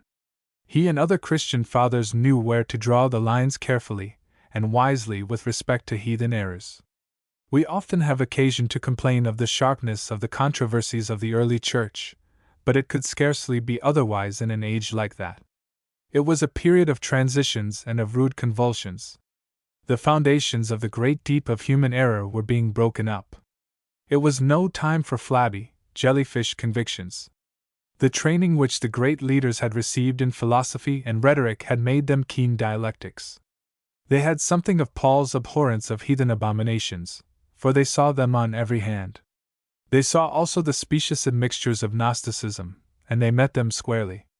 Tertullian's controversy with Marcion, Augustine's sharp issue with Pelagius, Ambrose's bold and uncompromising resistance to Arianism, Origen's able reply to Celsus, all show that the great leaders of the Church were not men of weak opinions. The discriminating concessions which they made, therefore, were not born of an easygoing indifferentism and the soft and nerveless charity that regards all religions alike. They found a medium between this pretentious extreme and the opposite evil of ignorant and narrow prejudgment, and nothing is more needed in the missionary work of our day than that intelligent and well-poised wisdom which considers all the facts and then draws just distinctions, which will not compensate for conscious ignorance with cheap misrepresentation or wholesale denunciation. 1. Now, first of all, in considering the methods of the early Church and its secret of power in overcoming the errors of heathenism, it must be borne in mind that the victory was mainly due to the moral earnestness which characterized that period. In this category we must place the influence which sprang from the martyrdom of thousands who surrendered life rather than relinquished their faith. That this martyr spirit did not always produce a true symmetry of Christian character cannot be denied. The tide of fanaticism swept in, sometimes, with the current of true religious zeal, and inconsistencies and blemishes marred even the saintliest self-sacrifice. But there was no resisting the mighty logic of the spirit of martyrdom as a whole. The high and the low, the wise and the unlettered, the rich and the poor, the old and the young, strong men and delicate women, surrendered themselves to the most cruel tortures for the love of Christ. This spectacle, while it may have served only to enrage a Nero and urge him on to even more satanic cruelty, could not be wholly lost upon the more thoughtful Marcus Aurelius and others like him. It was impossible to resist the moral force of so calm and resolute a surrender unto torture and death. Moreover, an age which produced such relinquishment of earthly possessions as was shown by men like Anthony and Ambrose, who were ready to lay down the emoluments of high political position and distribute their large fortunes for the relief of the poor, and such women as Paula and others of high position, who were ready to sacrifice all for Christ and retire into seclusion and voluntary poverty. An age which could produce such characters and could show their steady perseverance unto the end could not fail to be an age of resistless moral power, and it would be safe to say that no heathen system could long stand against the sustained and persistent force of such influences.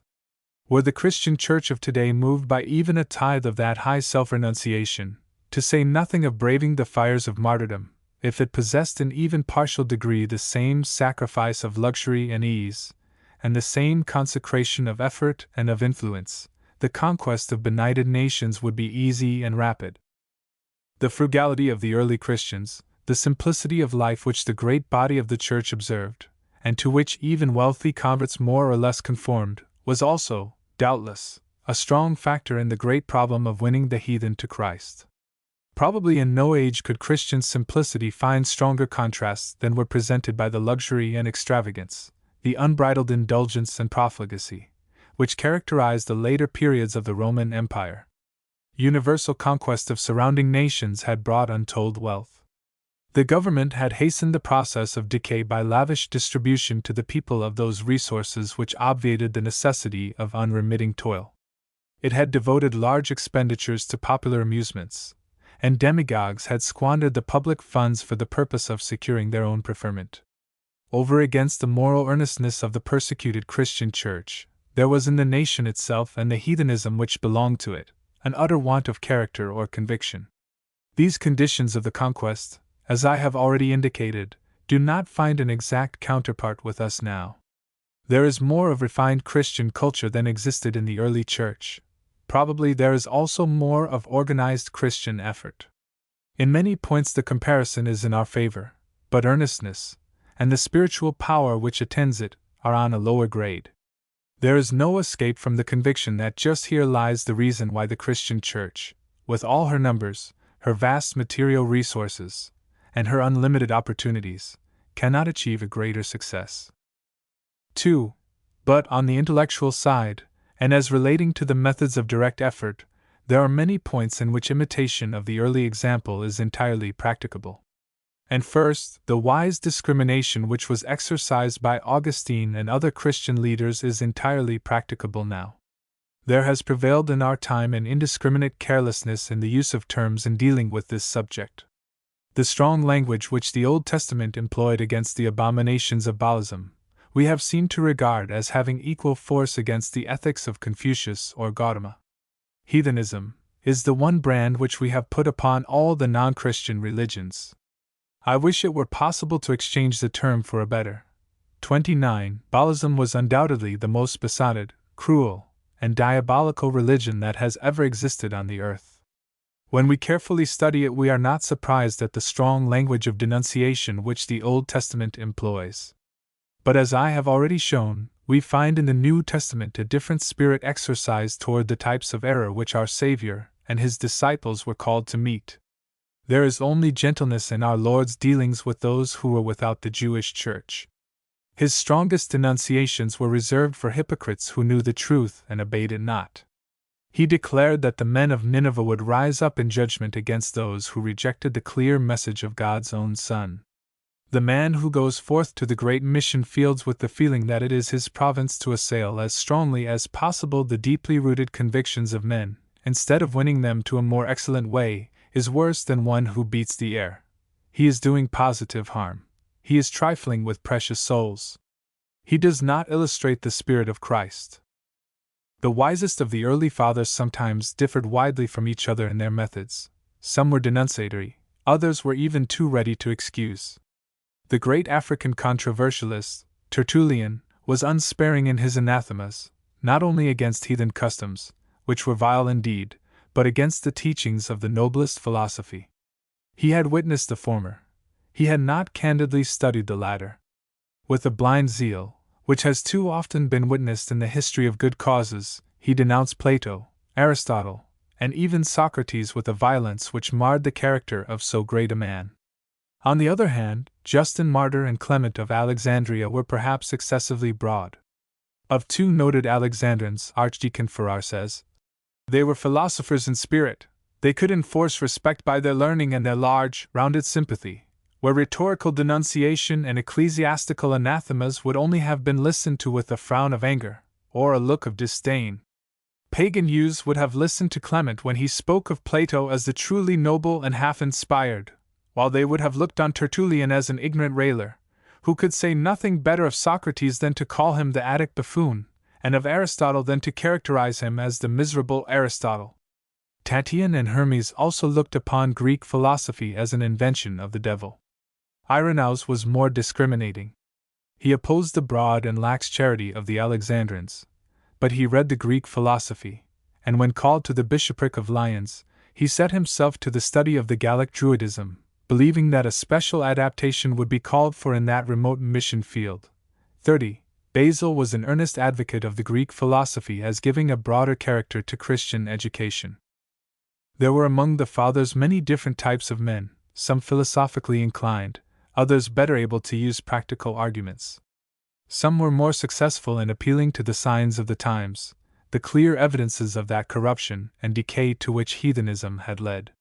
They pointed to the degradation of women, the prevalence of vice, the inordinate indulgence in pleasures, the love of excitement, the cruel frenzy of the gladiatorial shows, the unrest and pessimism and despair of all society. One of the most remarkable appeals of this kind is found in a letter of Cyprian to his friend Donatus. He bids him seat himself in fancy on some mountain top and gaze down upon what he has abandoned, for he is a Christian, on the roads blocked by brigands, the sea beset by pirates, the camps desolated by the horrors of many wars, on the world reeking with bloodshed, and the guilt which, in proportion to its magnitude, was extolled as a glory. Then, if he would turn his gaze to the cities, he would behold a sight more gloomy than all solitudes. In the gladiatorial games men were fattened for mutual slaughter, and publicly murdered to delight the mob. Even innocent men were urged to fight in public with wild beasts, while their mothers and sisters paid large sums to witness the spectacle. In the theaters parricide and infanticide were dealt with before mixed audiences, and all pollution and crimes were made to claim reverence because presented under the guise of religious mythology. In the homes was equal corruption, in the forum bribery and intrigue ran rife, justice was subverted, and innocence was condemned to prison, torture, and death. Luxury destroyed character, and wealth became an idol and a curse. 31. Arguments of this kind were ready enough to hand whenever Christian teachers were disposed to use them, and their descriptions found a real corroboration in society, as it actually appeared on every hand. None could question the counts in the indictment. 3. While the Christian Fathers and the missionaries differed in their estimates of heathenism, and in their methods of dealing with it, one thing was recognized by all whom we designate as the great leaders, namely, the imperative necessity of a thorough knowledge of it. They understood both the low superstition of the masses and the loftier teaching of the philosophers. On the other hand, they had the same estimate of the incomparable gospel of Christ that we have. They realized that it was the wisdom of God and the power of God unto salvation as clearly as the best of us, but they did not claim that it was to be preached blindly and without adaptation. The verities of the New Testament teachings, the transforming power of the Holy Ghost, the necessity for a new birth and for the preternatural influence of grace, both in regeneration and in sanctification, were as strongly maintained as they have ever been in any age of the Church. But the Fathers were careful to know whether they were casting the good seed upon stony places, or into good ground where it would spring up and bear fruit. The liberal education of that day was, in fact, an education along the old lines of heathen philosophy, poetry, history, and rhetoric, and a broad training was valued as highly as it has been in any subsequent period. It was thoroughly understood that disciplined intellect, other things being equal, may expect a degree of influence which can never fall to the lot of ignorance, however sanctified its spirit. There has never been a stronger type of men than the Christian Fathers. They were learned men, for the age in which they lived, and their learning had special adaptations to the work assigned them. Many of them, like Cyprian, Clement, Hilary, Martin of Tours, had been born and educated in heathenism, while others, like Basil, Gregory, Origen, Athanasius, Jerome, and Augustine, though born under gospel influences, studied heathen philosophy and poetry at the instance of their Christian parents. 4. Some of the leaders familiarized themselves with the speculations of the day, not merely for the sake of a wider range of knowledge, but that they might the more successfully refute the assailants of the faith, many of whom were men of great power. They were fully aware that it behooved them to know their ground, for their opponents studied the points of comparison carefully. The infidel Celsus studied Christianity and its relation to the Old Testament histories and prophecies, and he armed himself with equal assiduity with all the choicest weapons drawn from Greek philosophy. How was such a man to be met? His able attack on Christianity remained 50 years unanswered. To reply adequately was not an easy task. Doubtless there were many, then as now, who thought that the most comfortable way of dealing with such things was to let them alone. But a wiser policy prevailed. Origen was requested to prepare an answer, and, although such work was not congenial to him, he did so because he felt that the cause of the truth demanded it. His reply outlived the attack which it was designed to meet, and in all subsequent ages it has been a bulwark of defense. 32. Origen was not of a pugnacious spirit. It was well that he was not, but with wide and thorough preparation he summoned all his energies to meet the foe.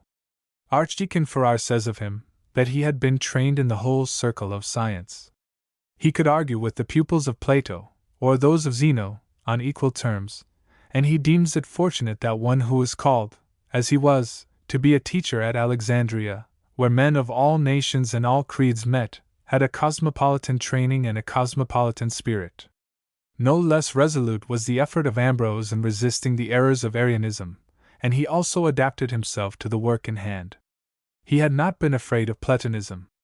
On the other hand, we are told that Plato, next to his Bible, constituted a part of his daily reading, and that, too, in the period of his ripest Christian experience, and when he carried his studies and his prayers far into the hours of the night. But in dealing with Arianism he needed a special understanding of all its intricacies, and when among its advocates and supporters he encountered a powerful empress as well as her ablest advocates, he had need of all the powers within him, that power of moral earnestness which had led him to give all his property to the poor, that power of strong faith, which prepared him, if need be, to lay down his life, the power of a disciplined intellect, and a thorough knowledge of the whole issue. 5. The early fathers not only studied the heathen philosophies of Plato and Aristotle, but they learned to employ them, and their successors continued to employ them, even to the Middle Ages, and the period of the Reformation. As an intellectual framework, under which truths should be presented in logical order, it became a strong resource of the early Christian teachers. Let me refer you on this point to the clear statements of Professor Shedd. 33. He has well said that, when Christianity was revealed in its last and beautiful form by the incarnation of the eternal world, it found the human mind already occupied by human philosophy. Educated men were Platonists, or Stoics, or Epicureans. During the age of apologetic, which extended from the end of the apostolic age to the death of Origen, the Church was called to grapple with these systems, to know as far as possible what they contained, and to discriminately treat their contents, rejecting some things, utilizing others. We shall see, he continues, that Plato, Aristotle, and Cicero exerted more influence than all other philosophic minds united upon the greatest of Christian fathers, upon the greatest of the schoolmen, and upon the greatest of the theologians of the Reformation, Calvin and Melanchthon. And if we look at European philosophy, as it has been unfolded in England, Germany, and France, we can perceive that all the modern philosophic schools have discussed the principles of human reason in very much the same manner in which Plato and Aristotle discussed them 22 centuries ago. I need hardly say, in closing, that it is not necessary to borrow from the heathen systems of today as extensively as the fathers did from the systems of Greece and Rome, and it would be discordant with good taste to illustrate our sermons with quotations from the Hindu poets as lavishly as good Jeremy Taylor graced his discourses with gems from the poets of Greece. But I think that we may so far heed the wise examples furnished by church history as to face the false systems of our time with a candid and discriminating spirit, and by a more adequate knowledge to disenchant the bugbears with which their apologists would alarm the church. We are entering upon the broadest and most momentous struggle with heathen error that the world has ever witnessed. Again, in this later age, philosophy and multiform speculation are becoming the handmaids of Hindu pantheism and Buddhist occultism, as well as of Christian truth. The resources of the East, and the West are combined and subsidized by the enemy as well as by the Church. As in old Rome and Alexandria, so now in London and Calcutta all currents of human thought flow together, and truth is in full grapple with error. It is no time to be idle or to take refuge in pious ignorance, much less to fear heathen systems, as so many haunted houses which superstitious people dare not enter, as if the gospel were not as potent a talisman now as it was ages ago. Let us fearlessly enter these abodes of darkness, throw open the shutters, and let in the light of day, and the hobgoblins will flee. Let us explore every dark recess, winnow out the miasma and the mildew with the pure air of heaven, and the sun of righteousness shall fill the world. Footnotes. Footnote 20, the Norseman Maclair. Footnote 21, the Druid bard Taliesin says, Christ, the Word from the beginning, was from the beginning our teacher, and we never lost his teaching. Christianity was a new thing in Asia, but there never was a time when the Druids of Britain held not its doctrines. St. Paul in Britain, page 86. Footnote 22, Alhorn's Conflict of Christianity with Heathenism. Footnote 23, the same dualism of the male and the female principle is found in the Shinto of Japan. See Chamberlain's translation of the Kojiki. Footnote 24, the late George Eliot has given expression to this grim solace, and Mr. John Fiske, in his Destiny of Man, claims that the goal of all life, from the first development of the primordial cell, is the perfected future man.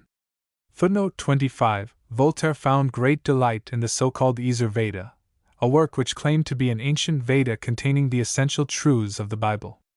The distinguished French infidel was humbled, however, when it turned out that the book was the pious fraud of a Jesuit missionary who has hoped thus to win the Hindus to Christianity. Footnote 26, quoted by Alhorn in The Conflict of Christianity with Heathenism, page 70. He also quotes Seneca as saying, "Oh, if one only might have a guide to truth!" Footnote 27. Plato showed by his writings and his whole life that he was a true seeker after the knowledge of God, whom he identified with the highest good. Though he believed in an efficient creatorship, he held that matter is eternal. Ideas are also eternal, but the world is generated. He was not a pantheist, as he clearly placed God outside of, or above, the universe. He regarded the soul of man as possessed of reason, moral sensibility, and appetite. On the doctrine of future immortality Plato was most emphatic. He also believed that the soul in a previous state had been pure and sinless, but had fallen. He taught that recovery from this fallen condition is to be accomplished by the pursuit of philosophy and the practice of virtue, not as merit but as discipline, by contemplating the highest ideal which is the character of God, and by thinking of eternity. Plato regarded suffering as disciplinary when properly improved. True philosophy may raise the soul above the fear of death. This was proved by Socrates. Both Socrates and Plato seemed to believe in a good demon, spirit, whose voice was a salutary and beneficent guide. As to eschatology, Plato looked forward to a heaven where the virtuous soul shall dwell in the presence of God, and in the enjoyment of pure delights. Aristotle's idea of God was scarcely less exalted than that of Plato. He expressed it thus: "The principle of life is in God, for energy of mind constitutes life, and God is this energy. He, the first mover, imparts motion and pursues the work of creation as something that is loved. His course of life must be similar to what is most excellent in our own short career. But he exists forever in this excellence, whereas this is impossible for us. His pleasure consists in the exercise of his essential energy, and on this account vigilance, wakefulness, and perception are most agreeable to him. Again, the more we examine God's nature, the more wonderful does it appear to us. He is an eternal and most excellent being. He is indivisible, devoid of parts, and having no magnitude, for God imparts motion through infinite time, and nothing finite, as magnitude is, can have an infinite capacity. He is a being devoid of passions and unalterable." Quoted in Indian Wisdom, page 125. Footnote 28. Those pages present not the image of this piety, the tears of confession, thy sacrifice, a troubled spirit, a broken and a contrite heart, the salvation of the people, the bridal city, the earnest of the Holy Ghost, the cup of our redemption. No man sings there, Shall not my soul be submitted unto God? For of him cometh my salvation, for he is my God and my salvation, my guardian, I shall no more be grieved. No one there hears him call, Come unto me, all ye that labor. Confessions, Book 7, 21. But having then read those books of the Platonists, and thence being taught to search for incorporeal truth, I saw thy invisible things, understood by the things which are made, and though cast back, I perceived what that was which, through the darkness of my mind, I was hindered from contemplating, being assured that thou wert and wert infinite, and yet not diffused in space, finite or infinite, and that thou truly art who art the same ever, in no part nor motion varying, and that all other things are from thee. Of these things I was assured, yet too insecure to enjoy thee. I prayed it as one skilled, but I had not sought thy way in Christ our Saviour. I had proved to be not skilled but killed. Confessions, Book 7, XX. Footnote 29. We may judge of the bearing of the common term heathen as applied to non-Christian nations, when we consider that the Greeks and Romans characterized all foreigners as barbarians, that Mohammedans call all Christians infidels, and the Chinese greet them as foreign devils. The missionary enterprise as a work of conciliation should illustrate a broader spirit. Footnote 30. The Celts, Mac Lair. Footnote 31. Lives of the Fathers, Farrar. Footnote 32. Christianity, says Max Muller, enjoyed no privileges and claimed no immunities when it boldly confronted and confounded the most ancient and the most powerful religions of the world.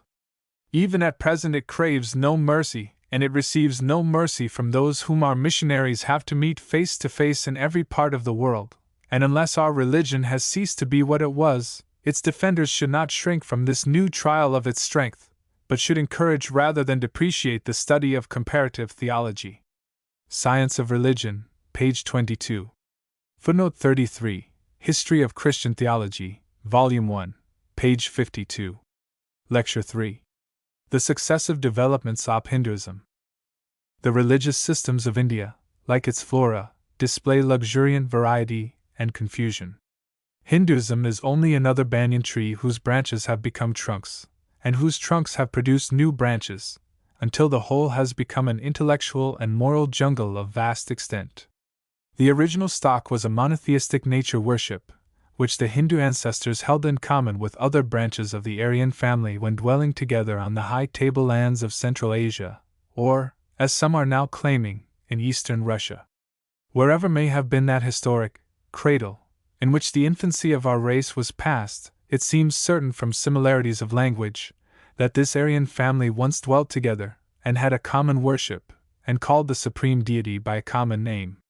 It was a worship of the sky, and at length of various powers of nature, Surya, the sun, Agni, fire, Indra, rain, etc. It is maintained by many authors, in India as well as in Europe, that these designations were only applied as names of one and the same potential deity. This is the ground held by the various branches of the modern Somaj of India. Yet we must not suppose that the monotheism of the early Aryans was all that we understand by that term. It is enough that the power addressed was one and personal. Even henotheism, the last name which Professor Max Muller applies to the early Aryan faith, denotes oneness in this sense. The process of differentiation and corruption advanced more rapidly among the Indo-Aryans than in the Iranian branch of the same race, and in all lands changes were wrought to some extent by differences of climate and by environment. 34. The Norsemen, for example, struggling with the wilder and sterner forces of storm and wintry tempest, would naturally differ in custom, and finally in faith, from the gentle Hindu under his Indian sky, yet there were common elements traceable in the earliest traditions of these races, and the fact that religions are not wholly dependent upon local conditions is shown by both Christianity and Buddhism, which have flourished most conspicuously and permanently in lands where they were not indigenous. In the Vedas, says Sir Munir Williams, unity in the conception of deity soon diverged into various ramifications. Only a few of the hymns appear to contain the simple conception of one divine, self-existent, omnipresent being, and even in these, the idea of one God, present in all nature, is somewhat nebulous and undefined. One of the earliest deifications that we can trace was that of Varuna, who represented the overhanging sky. The hymns addressed to Varuna are not only the earliest, but they are the loftiest and most spiritual in their aspirations. They find in him an element of holiness before which sin is an offense, and in some vague sense he is the father of all things, like the Zeus whom Paul recognized in the poetry of Greece. But, as already stated, this vague conception of God as one was already in a transition towards separate impressions of the different powers of nature. If the idea of God was without any very clear personality and more or less obscure, it is not strange that it should come to be thus specialized as men thought of objects having a manifestly benign influence, as the life-quickening sun or the reviving rain. It is not strange that, without a knowledge of the true God, they should have been filled with awe when gazing upon the dark vault of night, and should have rendered adoration to the moon and her countless retinue of stars. If there must be idolatry, let it be that sublime nature worship of the early Aryans, though even that was sure to degenerate into baser forms. One might suppose that the worship of the heavenly bodies would remain the purest and noblest, and yet the sun worship of the Assyrians and the Phoenicians became unspeakably vile in its sensuousness, and finally the most wicked and abominable of all heathen systems. India in her darkest days never sank so low, and when her degradation came it was through other conceptions than those of nature worship. In the early Vedic hymns are to be found many sublime passages which seem to suggest traces of those common traditions concerning the creation, the fall of man and the deluge, which we believe to have been the earliest religious heritage of mankind. They contrast strongly with the later and degrading cosmogonies of degenerate heathen systems, and especially with the grotesque fancies of the subsequent Hindu mythology. In the XTH mandala of the Rig Veda we find the following account of primeval chaos, which reminds one of the Mosaic Genesis. In the beginning there was neither aught nor naught, there was neither sky nor atmosphere above. What then enshrouded all the teeming universe? In the receptacle of what was it contained? Was it enveloped in the gulf profound of water? There was then neither death nor immortality. There was then neither day nor night, nor light nor darkness.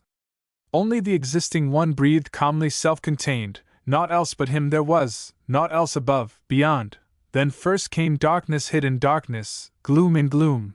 Next all was water, chaos indiscreet in which the one lay void, shrouded in nothingness, then turning inward by self-developed force of inner fervor and intense abstraction grew. In the early Vedic period many of the corruptions of later times were unknown. There was no distinct doctrine of caste, no transmigration, no mist of pantheism, no idol worship, no widow burning, and no authorized infanticide. The abominable tyranny which was subsequently imposed upon women was unknown. The low superstitions of the aboriginal tribes had not been adopted, nor, on the other hand, had philosophy and speculation taken possession of the Hindu mind. The doctrine of the Trimurti and the incarnations had not appeared. 35. The faith of the Hindus in that early period may be called Aryanism, or Vedism. It bore sway from the Aryan migration, somewhere about 1,500, or 2,000, years before Christ, to about 800 years before Christ. 36. By that time the priestly class had gained great power over all other ranks. They had begun to work over the Vedas to suit their own purposes, selecting from them such portions as could be framed into an elaborate ritual, known as the Brahmanas. The period during which they continued this ritualistic development is known as the Brahmana period. This extended from about 800 to 500 BC. 37. These, however, are only the approximate estimates of modern scholarship. Such a thing as ancient history is unknown to the Hindu race. This Brahmana period was marked by the intense and overbearing sacerdotalism of the Brahmins, and by an extreme development of the doctrine of caste. Never was priestly tyranny carried to greater length than by these lordly Brahmins of India. One of the chief abuses of their system was their deprivation of sacrifice. The earliest conception of sacrifice represented in the Vedas is that of a vicarious offering of Purusha, a divine being. Very obscure references to this are found in the oldest of the four Vedas, dating probably not later than 1200 BC. It is brought out still more clearly in a Brahmana which was probably composed in the 7th century BC. It is there said that the Lord of creatures offered himself a sacrifice for the gods. Principal Fairbairn finds Vedic authority for the idea that the creation of the world was accomplished by the self-sacrifice of deity, and Manu ascribes the creation of mankind to the austerities of the gods. Sir Munir Williams, the late Professor Banerjee, and many others, have regarded these references to a divine sacrifice for the benefit of gods and men as dim traces of a revelation once made to mankind of a promised atonement for the sins of the world. 38. But so far as the actual observances of the early Hindus were concerned, they seem to have made their offerings rather in the spirit of Cain than in the faith of Abel. They simply fed the gods with their gifts, and regaled them with soma juice, poured forth in libations. The savor of melted butter also was supposed to be specially grateful. Still, there is reason to believe that the piacular idea of sacrifice was never wholly lost, but that the Hindus, in common with all other races, found occasion, especially when great calamities befell them, to appease the gods with the blood of sacrifice. In the early days, human sacrifices were offered, and occasionally at least down to a late period. 39. It was a convenient policy of the priesthood, however, to hypothecate the claim for a human victim by accepting the substitution of a goodly number of horses or cows. A famous tradition is given, in the Aitareya Brahmana, of a prince, 40, who had been doomed to sacrifice by a vow of his father, but who bought as a substitute the son of a holy Brahmin, paying the price of 100 cows. When none could be found to bind the lad on the altar, the pious father offered to perform the task for another 100 cows. Then there was no one found to slay the victim, and the father offered for still another 100 to do even that. As the victim was of high caste, the gods interposed, and the Brahmin was still the possessor of a son plus the cattle. The incident will illustrate the greed of the priesthood and the deprivation of sacrifice. It had become a system of bargaining and extortion. The sacrifices fed the priesthood more substantially than the gods. There was great advantage in starting with the human victim as the unit of value, and it is easy to see how substitution of animals became immensely profitable. The people were taught that it was possible, if one were rich enough in victims, even to bankrupt heaven. Even demons by the value of their offerings might demand the scepter of Indra. 41. Hand in hand with this growth of the sacrificial system was the development of caste. The former was done away by the subsequent protest of Buddhism and the philosophic schools, but the latter has remained through all the stages of Hindu history. 42. Such was Brahmanism. Its thraldom has never been equaled. The land was deluged with the blood of slain beasts. All industries were paralyzed with discouragement. Social aspiration was blighted, patriotism and national spirit were weakened, and India was prepared for those disastrous invasions which made her the prey of all northern races. It was in protest against these evils that Gautama and many able philosophers arose about 500 BC. Already the intellectual classes had matched the Brahmins by drawing upon Vedic authority for their philosophy. As the Brahmins had produced a ritual from the Vedas, so the philosophers framed a sort of philosophic Veda in the Upanishads. Men had begun to ask themselves the great questions of human life and destiny. Whence am I? What is this mysterious being of which I am conscious? They had begun to reason about nature, the origin of matter, the relation of mortals to the infinite. The school of the Upanishads regarded themselves as an aristocracy of intellect, and held philosophy as their esoteric and peculiar prerogative. It was maintained that two distinct kinds of revelation had been made to men.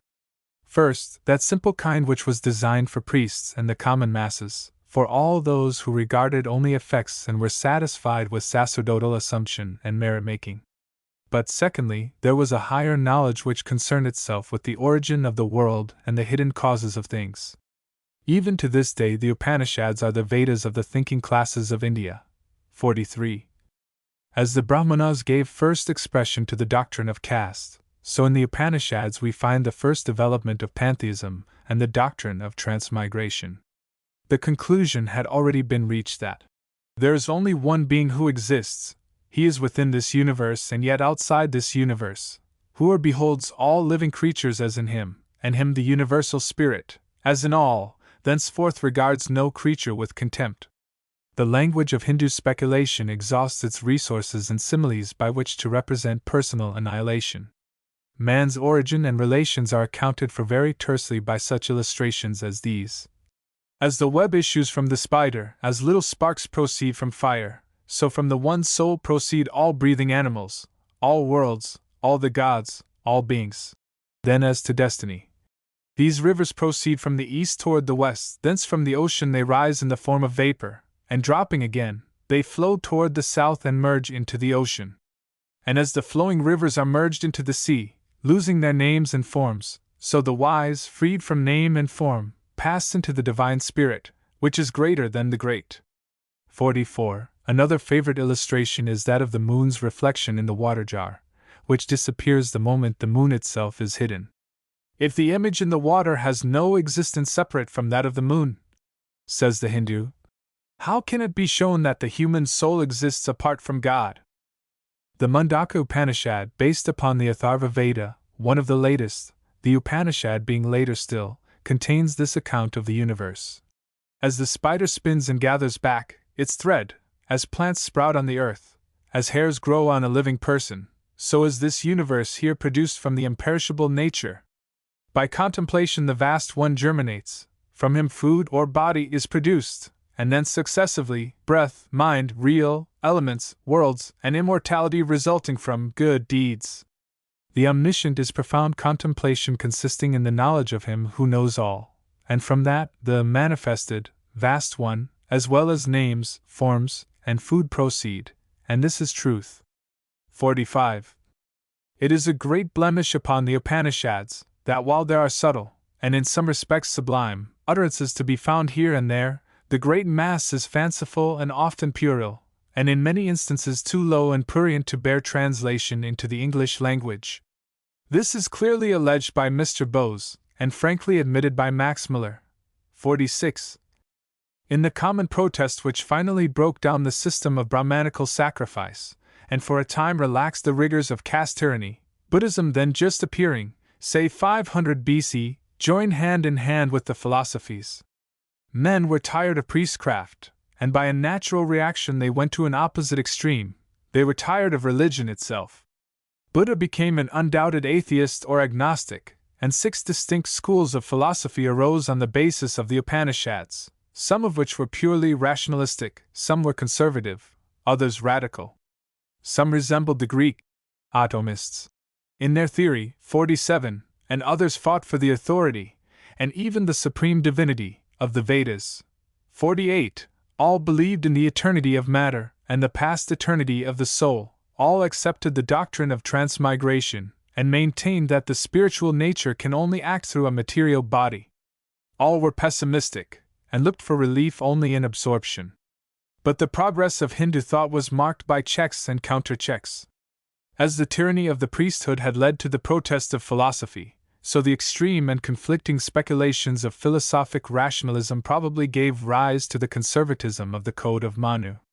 No adequate idea of the drift of Hindu thought can be gained without assigning due influence to this all-important body of laws. They accomplished more in holding fast the power of the Brahmins, and enabling them to stem the tide of intellectual rebellion, and finally to regain the scepter from the hand of Buddhism, than all other literatures combined. Their date cannot be definitely known. They were composed by different men and at different times. They probably followed the Upanishads, but antedated the full development of the philosophic schools. Many of the principles of Manu's code had probably been uttered as early as the 7th century BC. 49. The ferment of rationalistic thought was even then active, and demanded restraint. The one phrase which expresses the whole spirit of the laws of Manu is intense conservatism. They stand for the definite authority of dogma. They reassert in strong terms the authority of the Vedas. They establish and fortify by all possible influences the institution of caste. They enclose as in an iron framework all domestic, social, civil, and religious institutions. They embrace not only the destiny of men upon the earth, but also the rewards and punishments of the future life. Whatever they touched was petrified. Abuses which had crept in through the natural development of human depravity, for example, the oppression of woman, the laws of Manu stamped with inflexible and irreversible authority. The evils which grow up in savage tribes are bad enough, the tyranny of mere brute force is to be deplored, but worst of all is that which is sanctioned by statute, and made the very cornerstone of a great civilization. Probably no other system of laws ever did so much to rivet the chains of domestic tyranny. 50. The Code of Manu has been classified as, first, sacred knowledge and religion, 2d, philosophy, 3d, social rules and caste organization, 4th, criminal and civil laws, 5th, systems of penance, 6th, eschatology, or the doctrine of future rewards. No uninspired or non-Vedic production has equal authority in India. We can only judge of its date by its relative place among other books. It applies Vedic names to the gods, though it mentions Brahma and Vishnu, but it makes no reference to the Trimurti. Pantheism was evidently in existence, and was made prominent in the code. The influence of Manu over the jurisprudence of India was a matter of growth. At first the code appears to have been a guide in customs and observances, but as it gained currency it acquired the force of law, and extended its sway over all the tribes of India. It was not, however, maintained as a uniform code throughout the land, but its principles were found underlying the laws of all the provinces. Its very merits were finally fruitful of evil. Human will was sacrificed to the overshadowing power of a system of customs cunningly wrought and established by Brahmanical influence. The author was evidently a Brahmin, and the whole work was prepared and promulgated in the interests of Brahmanism as against all freedom of thought. Its support of the Vedas was fanatical. Thus, a Brahmin by retaining the Rig Veda in his memory incurs no guilt, though he should destroy the three worlds. Again, when there is contradiction of two precepts in the Veda, both are declared to be law, both have been justly promulgated by known sages as valid law. The laws of Manu make no mention of the doctrine of bhakti or faith, and there is no reference to the worship of the Sakti. Both of these were of later date. The doctrine of transmigration, however, is fully stated, and as a consequence of this the hells described in the code, though places of torture, resolve themselves into merely temporary purgatories, while the heavens become only the steps on the road to a union with deity. There is reason to believe that the practice of employing idols to represent deity was unknown at the time the code was compiled. There is no allusion to public services or to teaching in the temples. The chief rites of religion were of a domestic kind, and the priests of that age were nothing more than domestic chaplains. Manu's theory of creation was this: the self-existent, having willed to produce various beings from his own substance, first with a thought created the waters and placed on them a productive seed or egg. Then he himself was born in that egg in the form of Brahma. Next he caused the egg to divide itself, and out of its two divisions there came the heaven above and the earth beneath. Afterward, having divided his own substance, he became half male, half female. From that female was produced Viraj, from whom was created the secondary progenitor of all beings. Then from the Supreme Soul he drew forth Manu's intellect. This mixed cosmogony is supposed to indicate a diversity of authorship. It will be seen that this is much less philosophical than the theory of creation quoted above from the Mundaka Upanishad. 51. If we compare Manu's account with the description of the beginning, found in one of the hymns of the Rig Veda, 52, we shall see that there has been a downward trend of Hinduism from the simple and sublime conceptions of the early poets to that which is grotesque, and which has probably been worked over to suit the purposes of the Brahmins. No mythological legend was too absurd if it promoted the notion of the divine origin of the Manas, sages, and the Brahmins. Manu makes much of the Vedic passage which refers to the origin of caste. 53. He maintained that this distinction of caste was as much a law of nature and divine appointment as the separation of different classes of animals. The prominence accorded to the Brahmins was nothing short of divine. Even when Brahmins employed themselves in all sorts of inferior occupations, as poverty often compels them to do, they must under all circumstances be honored, for they are to be regarded as supreme divinities. A Brahmin's own power is stronger than the power of the king, therefore by his own might he may chastise his foes. He who merely assails a Brahmin with intent to kill him will continue in hell for 100 years, and he who actually strikes him must endure 1,000 years. It is always the truth that is mingled with the errors of any system which constitutes its life and gives it perpetuity, and there is much in the Code of Manu to be admired. Like the Confucian ethics, it laid its foundations in the respect due from childhood to parents, and in guarding the sanctities of the home. It aimed at fairness between ruler and subject, in an age when over most of the Asiatic continent the wildest caprice of rulers was the law of their respective realms. Manu taught the duty of kings toward their subjects in most emphatic terms. They were to regard themselves as servants, or rather as fathers, of the people, and rules were prescribed for their entire conduct. They were the representatives of deity in administering the affairs of mortals, and must realize their solemn responsibility. 54. It must ever be acknowledged that the Hindu laws respecting property were characterized by wisdom and equity. Taxation was not subject to caprice or injustice. Where discriminations occurred, they were in favor of the poor, and the heaviest burdens were laid where they should be laid, upon the rich. There were wise adaptations, calculated to develop the industry and self-help of the weakest classes, and care was taken that they never should become oppressive. No political or civic tyranny could be allowed, but that of the priesthood in its relations to all ranks, and that of the householder toward his wife and toward all women, were quite sufficient. In this last regard we scarcely know which was the greater, the heartless wickedness of the code, or its blind and bigoted folly.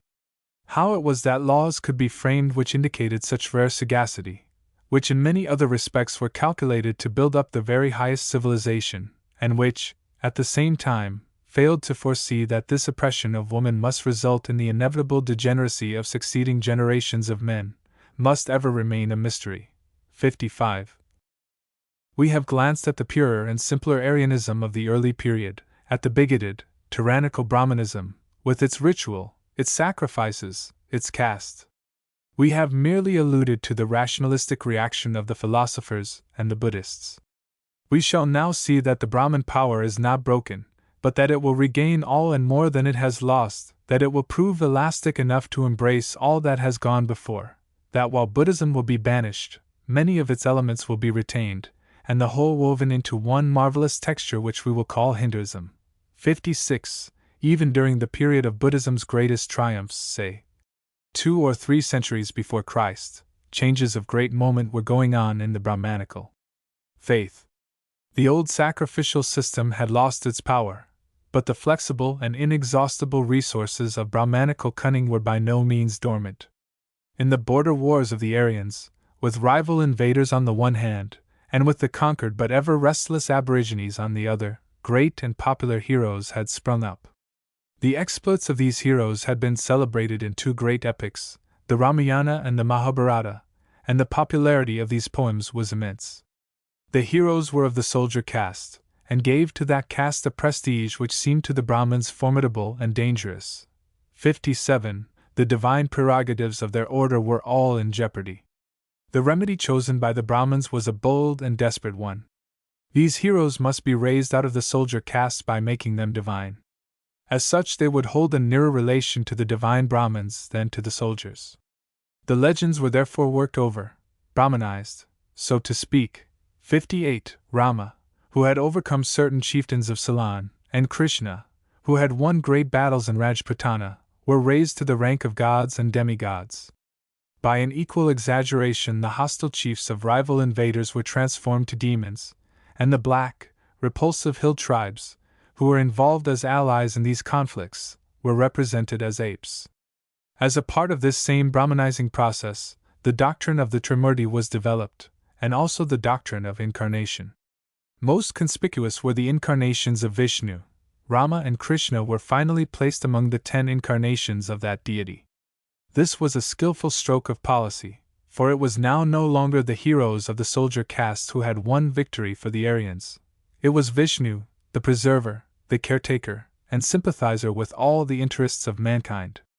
The development of the doctrines of the Trimurti and of incarnation undoubtedly followed both the rise of Buddhism and the promulgation of the laws of Manu. Meanwhile, the Brahmins were shrewd enough to adapt themselves to certain other necessities. The influence of Buddhism was still a force which was not to be disregarded. It had demonstrated one thing which had never been recognized before, and that was the need of a more human and sympathetic element in the divine objects of worship. Men were weary of worshipping gods who had no kindly interest in humanity. They were weary of a religion which had no other element than that of fear or of bargaining with costly sacrifices. They longed for something which had the quality of mercy. Buddha had demonstrated the value of this element, and by an adroit stroke of policy the Brahmins adopted Gautama as the 9th avatar of Vishnu. Meanwhile they adopted the heroic Krishna as the god of sympathy, the favorite of the lower masses who were not too critical toward his vices. We have now reached the fully developed form of Hinduism. 59. The Brahmins had embraced every element that could give strength to their broad, eclectic, and all-embracing system. 60. The doctrine of the Trimurti had become a strong factor, as it furnished a sort of framework, and gave stability. As compared with the early Arianism, it removed the idea of deity from merely natural forces to that of abstract thoughts, principles, and emotions, as active and potent in the world. At the same time it retained the old Vedic deities under new names and with new functions, and it did not abate its professed regard for Vedic authority. The Brahmins had rendered their system popular in a sense with the intellectual classes by adopting all the philosophies. They had stopped the mouth of Buddhist protests by embracing the Buddha among their incarnations. They had shown an advance in the succession of incarnations from the early embodiments of brute force, the fish, the tortoise, the boar, up to heroes, and from these to the 9th avatar, the Buddha, as a moralist and philosopher. 61. They left on record the prediction that a 10th should come, and he is yet to come, who, in a still higher range of moral and spiritual power, should redeem and renovate the earth, and establish a kingdom of righteousness. Meanwhile, in this renaissance of the Hindu faith, this wide, politic, self-adapting system, we find not only Buddhism, philosophy, the early Arianism, and the stiff cultus of Brahmanism, but there is also a large infusion of the original superstitions of the Dravidians, Kols, Santals, and other nature worshippers of the hill tribes. Much of the polytheism of the modern Hindus, the worship of hills, trees, apes, cattle, the sun, the moon, unseen spirits, serpents, etc., has been adopted from these simple tribes so that the present system embraces all that has ever appeared on the soil of India, even Mohammedanism to some extent, and as some contend. Very much also has been incorporated from the early teachings of the so-called St. Thomas Christians of Malabar. Such is the immense composite which is called Hinduism. It continued its development through the early centuries of the Christian era, and down even to the Middle Ages. Since then there has been disintegration instead of growth. The Brahmins have not only retained the Aryan deities, and extended Vishnu's incarnate nature over the epic heroes, but in the Puranas they have woven into the alleged lives of the incarnate gods the most grotesque mythologies and many revolting vices. It may be interesting to trace for a moment the influence of the different lines of Hindu literature upon the general development of national character. Of course, the early Vedic literature has never lost its influence as the holy and inspired source of all knowledge to the Hindu race. But we have seen how much more potential were the Brahmanas and the Upanishad philosophy drawn from the Vedas than were those sacred oracles themselves, how the Brahmanas riveted the chains of priestcraft and caste, and how the philosophies invigorated the intellect of the people at a time when they were most in danger of sinking into the torpor of ignorance and base subserviency to ritual and sacrifice, how it gave to the better classes the courage to rise up in rebellion and throw off every yoke, and think for themselves. We have seen how Buddhism by its protest against sacerdotalism crippled for a time the power of the Brahmins and raised a representative of the soldier caste to the chief place as a teacher of men, how its inculcation of pity to man and beast banished the slaughter and cruelty of wholesale and meaningless sacrifice, and how its example of sympathy changed Hinduism itself, and brought it into nearer relations with humanity. Driven from India though it was, it left an immense deposit of influence and of power.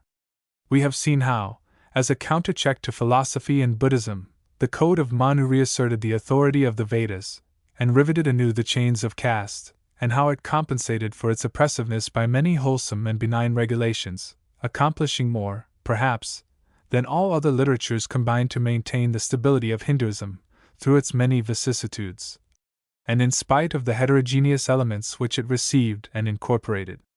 Scarcely less important was the influence of the great epics, the Ramayana and the Mahabharata, with their doctrine of Trimurti, and the incarnations of Vishnu in the national heroes. This conciliated the soldier caste, subsidized the most popular characters in Hindu tradition, at the same time that it made them tenfold more glorious than before. The epics widened out the field of Hindu mythology immensely. Never before had there been such a boundless range for the imagination. The early Brahmins had cramped all intellectual growth, and held mankind by the leash of priestly ritual. The philosophies had been too straight and lofty for any but the higher class. Manu's laws had been a stern schoolmaster to keep the people under curbs and restraints. Even the Brahmins themselves were the slaves of their own ritual. But all the people could understand and admire Rama's wonderful victories over the demon Ravana. All could appreciate the devotion of the lovely Sita, and weep when she was kidnapped and borne away, like Grecian Helen, to the demon court in Ceylon, and they could be thrilled with unbounded joy when she was restored, the truest and loveliest of wives, to be the sharer of a throne. The epics took such hold of the popular heart that any fact, any theory, any myth that could be attached to them found ready credence. The Mahabharata especially became a general texture upon which any philosophy, or all the philosophies, might be woven at will.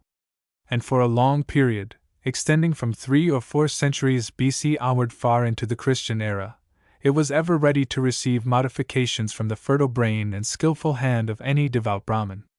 A striking example of this was the introduction of the Bhagavad Gita.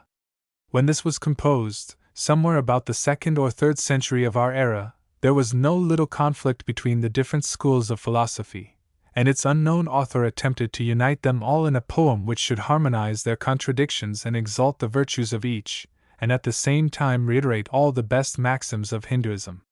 Some centuries later, the pronounced Vedantist Sankaracharya revamped the poem and gave its philosophy a more pantheistic character.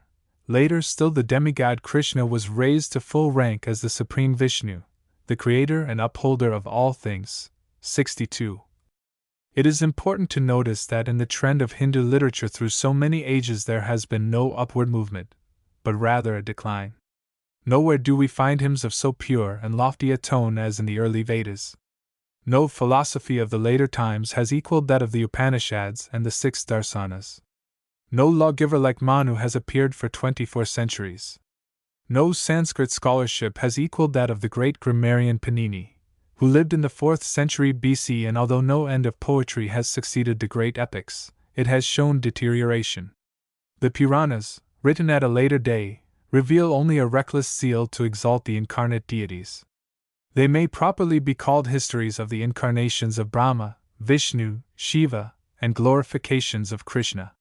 And the very nature of the subjects with which they deal gives free scope to an unbridled imagination and to the most reckless exaggeration. If anything more were wanting to ensure their extravagance, it may be found in the fact that they were inspired by the rivalry of the respective worshippers of different gods.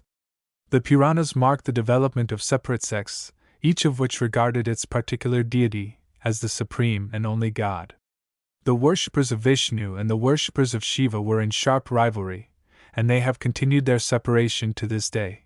63. Those who came to worship Vishnu as incarnate in Krishna gained an advantage in the popular element associated with a favorite hero. Yet this was matched by the influence of the Sankhya philosophy, which assigned to Shiva male and female dualism, a doctrine which finally plunged Hinduism into deepest degradation. It brought about a new development known as Saktism, and the still later and grosser literature of the Tantras. In these, Hinduism reached its lowest depths. The modern Aryas discard both the Tantras and the Puranas, and assert that the popular incarnations of Vishnu were only good men. They take refuge from the corruptions of modern Hinduism in the purer teachings of the early Vedas. The contrasts of Hinduism and Christianity. Hinduism has some elements in common with Christianity which it is well to recognize. It is theistic. It is a religion, as distinguished from the agnostic and ethical systems of India and China. 64. Hinduism always recognized the direct divine revelation which it regards with profound reverence, and through all its variations and corruptions it has inculcated in the minds of the Indian races a deeply religious feeling. It has been claimed that it has made the Hindus the most devotional people in the world. Like Christianity, Hinduism appeals to man's intellectual nature, and it is inwrought with profound philosophy. It does not, however, like some modern systems, teach that divine truth has been revealed to man by natural processes. Rather, it regards the early revelation as having suffered obscuration. 65. It also has its Trinity, its incarnations, and its predictions of a Messiah who shall restore the truth and establish righteousness. The Hindu traditions maintain that mankind descended from a single pair wink with the Foun. 66. That the first estate of the race was one of innocence. That man was one of the last products of creation. That in the first ages he was upright, and consequently happy. The beings who were thus created by Brahma are said to have been endowed with righteousness and perfect faith. They abode wherever they pleased, unchecked by any impediment. Their hearts were free from guile. They were pure, made exempt from toil by observance of sacred institutes. In their sanctified minds Hari dwelt. They were filled with perfect wisdom by which they contemplated the glory of Vishnu. Hartwell has pointed out the fact that the early Hindu traditions here unite with the scriptural account in virtually denying all those theories of evolution which trace the development of man from lower animals. 67. But compared with Christianity, its contrasts are far greater than its resemblances.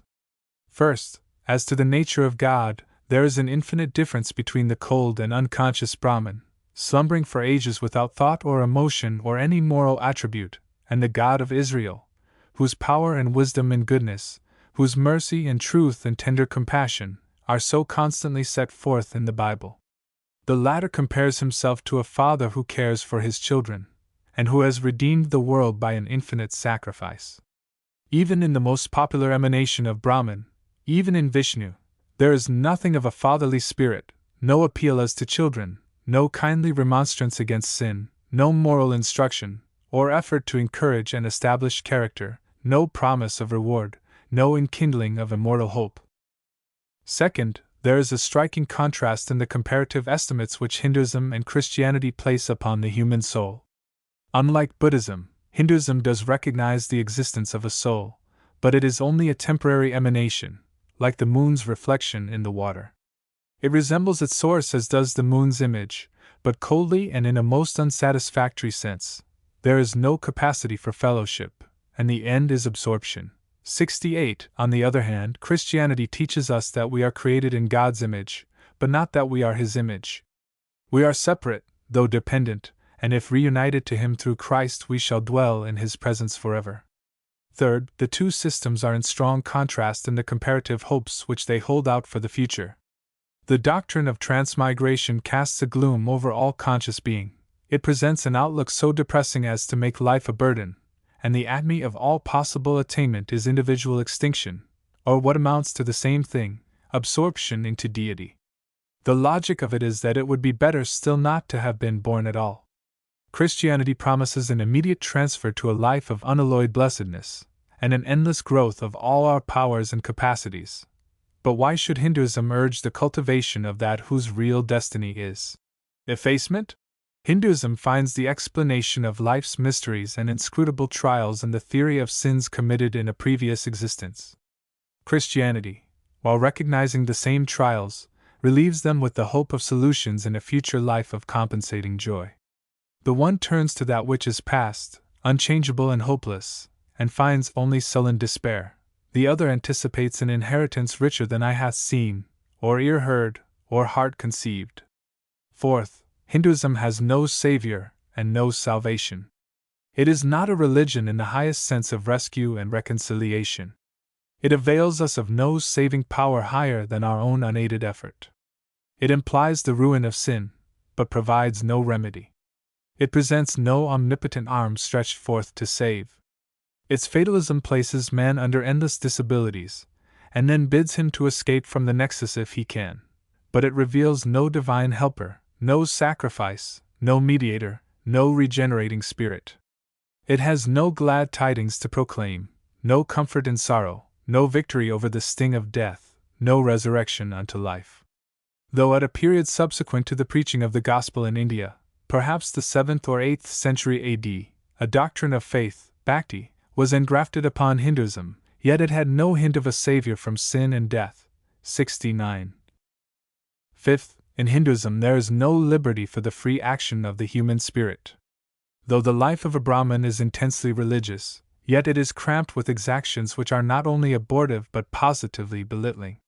The code of Brahmanism never deals with general principles in the regulation of conduct, but fills the whole course of life with punctilious minutiae of observances. Instead of prescribing, as Christ did, an all-comprehensive law of supreme love to God and love to our neighbor as ourselves, it loads the mind with petty exactions, puerile precepts, inane prohibitions. Unlike Christianity, which is all spirit and life, says Dr. Duff, Hinduism is all letter and death. Repression takes the place of inspiration and the encouragement of hope. There are 1,000 subtle principles in Hinduism whose influence is felt in society and in the state, and to which the faith and power of the gospel present the very strongest contrasts. For example, while Christianity has raised woman to a position of respect and honor, and made her influence felt as something sacred and potential in the family and in all society, Hinduism has brought her down even from the place which she occupied among the primitive Aryans, to an ever-deepening degradation. It has made her life a burden and a curse. Pandita Ramabai, in her plea for high-caste Hindu women, quotes a prayer of a child widow in which she asks, "O Father of the world, hast thou not created us? Or has perchance some other god made us? Dost thou only care for men? O Almighty One, hast thou not power to make us other than we are, that we too may have some part in the blessings of life?" Even in this last decade of the 19th century, the priesthood of Bengal are defending against all humane legislation those old customs which render the girlhood of Hindu women a living death. 70. In its broad influence, Christianity has raised the once savage tribes of Europe to the highest degree of culture, and made them leaders and rulers of the world. But Hinduism has so weakened and humbled the once conquering Aryans that they have long been an easy prey to every invading race. Christianity shows in its sacred book a manifest progress from lower to higher moral standards, from the letter to the spirit, from the former sins that were winked at to the perfect example of Christ, from the narrow exclusiveness of Judaism to the broad and all-embracing spirit of the gospel, from prophecy to fulfillment, from types and shadows to the full light of redemption. The sacred books of Hinduism have degenerated from the lofty aspirations of the Vedic nature worship to the vileness of Saktism, from the noble praises of Varuna to the low sensuality of the Tantras, from Vedic conceptions of the creation, sublime as the opening of St. John's Gospel, to the myths of the divine turtle or the boar, or the escapades of the supreme and adorable Krishna. 71. Christianity breaks down all barriers which divide and alienate mankind, and establishes a universal brotherhood in Christ. Hinduism has raised the most insurmountable barriers and developed the most inexorable social tyranny ever inflicted on the human race. The Hebrew economy also recognized a priestly class, but they were chosen from among their brethren, and were only a distinct family.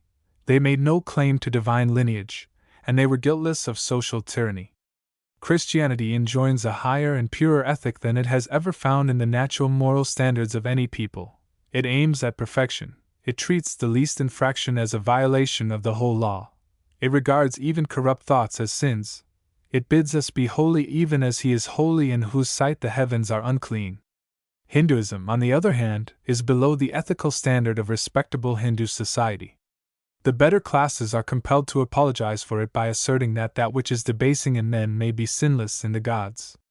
The offenses of Krishna and Arjuna would not be condoned in mortals. The vile orgies of the left-handed worshippers of Shiva would not be tolerated but for their religious character. The murders committed by the thugs in honor of Kali were winked at only because a goddess demanded them. The naked processions of Chaitanya's followers would be dispersed by the police anywhere but in India. It is the peculiar distinction of India that it has been the theater of nearly all the great religions.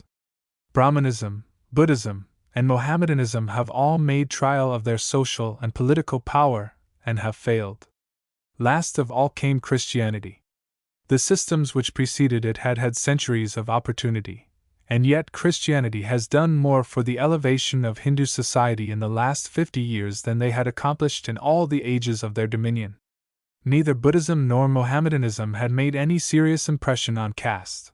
Either had been able to mitigate the wrongs which Brahmanism had heaped upon woman. Mohammedanism had rather increased them. The horrors of the Sai and the murder of female infants, those bitterest fruits of priestly tyranny, were left unchecked until the British government, inspired by missionary influence and a general Christian sentiment, branded them as infamous and made them crimes. But now even the native sentiment of the better classes in India is greatly changed by these higher influences, and the conventional morality is rising above the teachings of the national religion. Widow burning and infanticide belong almost wholly to the past. Child marriage is coming into disrepute, and caste, though not destroyed, is crippled, and its preposterous assumptions are falling before the march of social progress.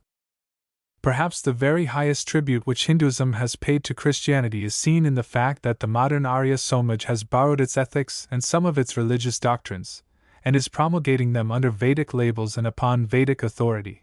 72. It has renounced those corruptions of Hinduism which can no longer bear the light, such as enforced widowhood and the general oppression of women. It denounces the incarnations of Vishnu as mere inventions, and therefore cuts up by the roots the whole Krishna cult and dissipates the glory of the Bhagavad Gita. It abhors polytheism, and not only proclaims the supremacy of one only true God, self-existent, the creator and upholder of all things, but it maintains that such was the teaching of the Vedas. But although this modern eclectic system adopts the whole ethical outcome of Christian civilization in India for its own purposes, it shows a most uncompromising hostility to Christianity. Though it claims to be positively theistic, it seems ready to enter into alliance with any form of atheism or agnosticism, Eastern or Western, against the spread of Christian influence in India. In speaking of the movement of revived Aryanism, I assume that with the more intelligent and progressive classes of India the old Hinduism is dead. Of course, millions of men still adhere to the old corruptions. Millions in the remoter districts would retain the festival of Juggernaut, the hook swinging, even infanticide and widow burning, if they dared.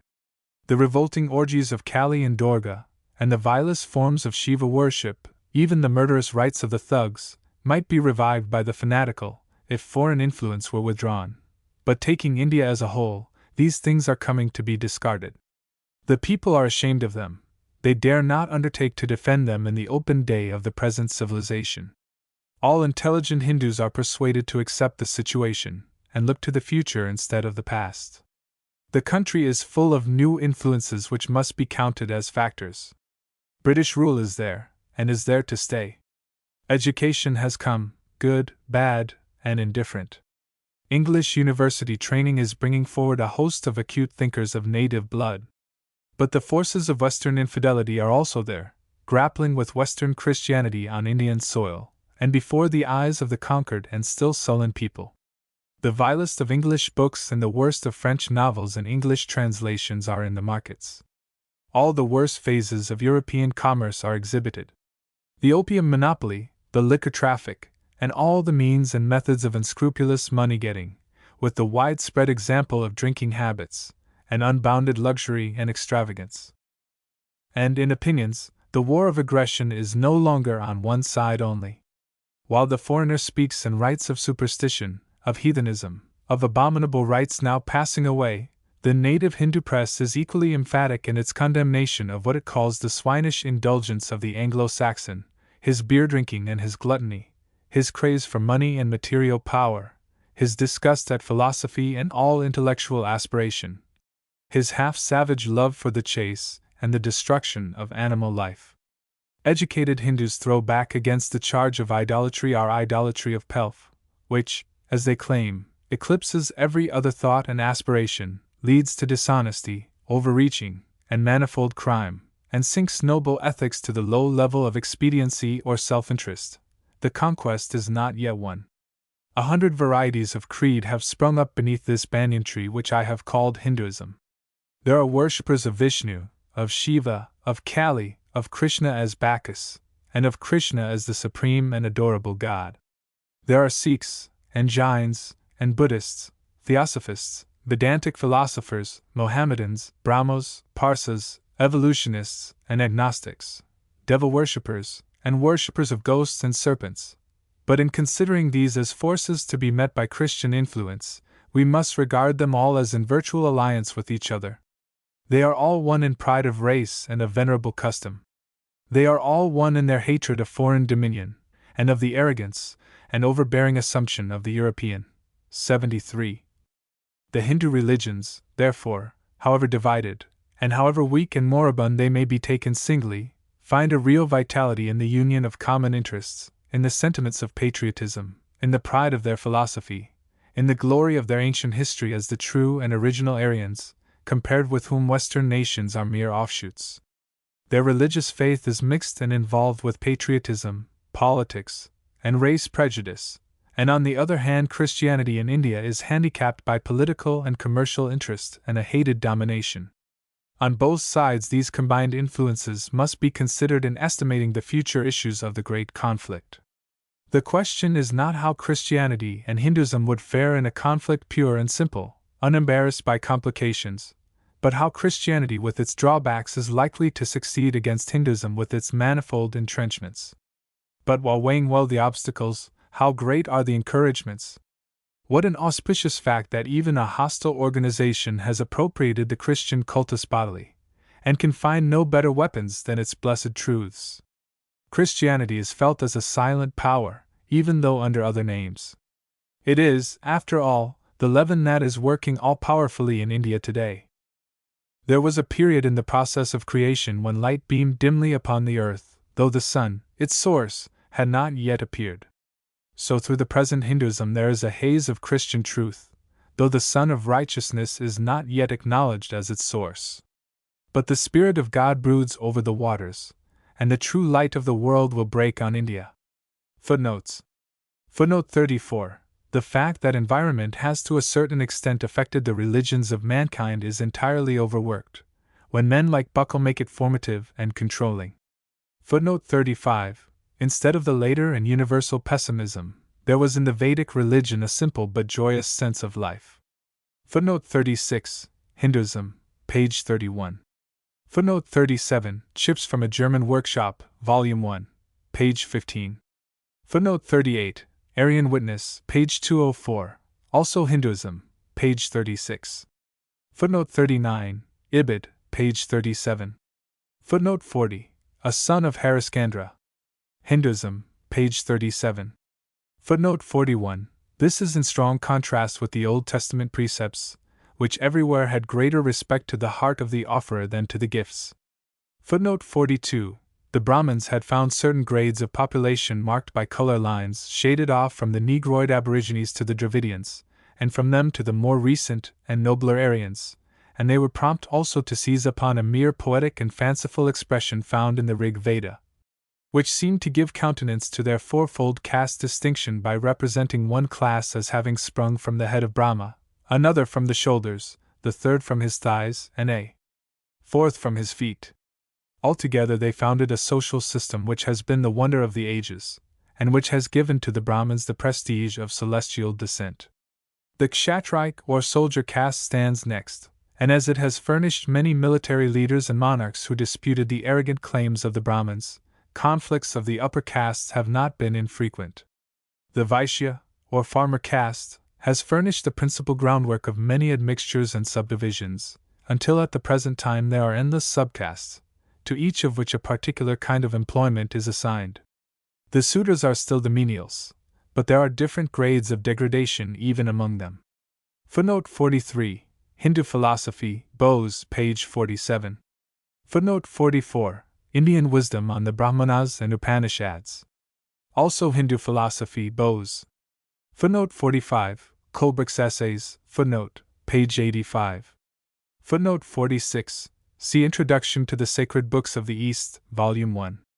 Footnote 47. Vaiseshika Philosophy, in Indian Wisdom. Footnote 48. Mimamsa Philosophy. Ibid. Footnote 49. Sir Munir Williams assigns the Code of Manu in its present form to the 6th century BC Indian Wisdom, page 215. Other Oriental scholars consider it older. Footnote 50. These tendencies were more intensely emphasized in some of the later codes, which, however, were only variations of the greater one of Manu. Footnote 51. See page 82. Footnote 52. Quoted on page 76. Footnote 53. See note, page 80. Footnote 54. Sir Munir Williams declares that some of man's precepts are worthy of Christianity. Indian Wisdom, page 212. Footnote 55.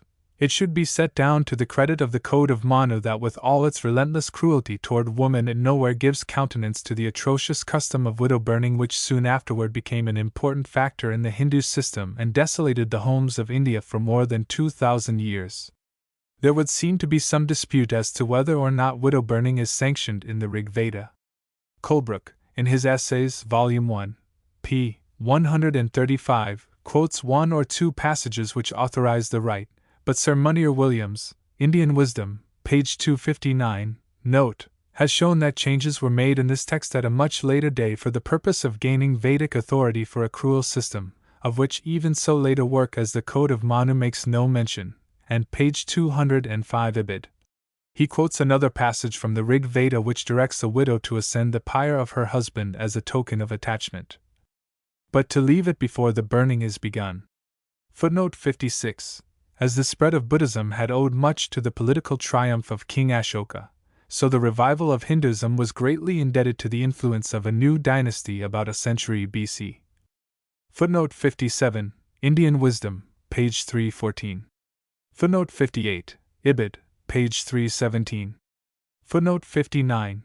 Brahmanism and Hinduism are often used interchangeably, but all confusion will be avoided by confining the former to that intense sacerdotalism which prevailed during the Brahmana period, while the latter is used more comprehensively, or is referred particularly to the later and fully developed system. Footnote 60. Hinduism, pages 12-13. Footnote 61. The Brahmins were careful, however, to brand the Buddha, while admitting him as an avatar. Their theory was that Vishnu appeared in Gautama for the purpose of deluding certain demons into despising the worship of the gods, and thus securing their destruction. This affords an incidental proof that Gautama was regarded as an atheist. See Indian Wisdom, page 335. Footnote 62. See Aryan Witness, closing chapter, also Christ and Other Masters, page 198, notes 1, 2, and 3. Footnote 63. See Brahmanism and Hinduism, Munir Williams. Footnote 64. Hardwick traces similarities between Hindu traditions and Christianity in such points as these: 1. The primitive state of man. 2. His fall by transgression. 3. His punishment in the deluge. 4. The rite of sacrifice. 5. The primitive hope of restoration. Christ and Other Masters, page 209. Footnote 65. The Hindus hold that truth was originally deposited with men, but gradually slumbered and was forgotten. The knowledge of it returns like a recollection. Humboldt's Cosmos, 2, page 112. Footnote 66. Professor Wilson's Lectures, page 52. Footnote 67. Vishnu Puranas, page 45, note 4. Footnote 68. Buddhism is still more disheartening, since it denies the separate conscious existence of the ego. There cannot be divine fellowship, therefore, but only the current of thoughts and emotions like the continuous flame of a burning candle. Not our souls will survive, but our karma. Footnote 69. Christ and Other Masters, page 182. Footnote 70. Yet in spite of Manu and the inveteracy of old custom, there gleams here and there in Hindu literature and history a bright ideal of woman's character and rank. While the Ramayana has its model Sita, the Mahabharata, I. 30:28, has this peerless sketch. A wife is half the man, his truest friend. A loving wife is a perpetual spring of virtue, pleasure, wealth. A faithful wife is his best aid in seeking heavenly bliss. A sweetly speaking wife is a companion in solitude, a father in advice, a mother in all seasons of distress, a rest in passing through life's wilderness. This, however, is a pathetic outburst. The tyranny of the ages remains.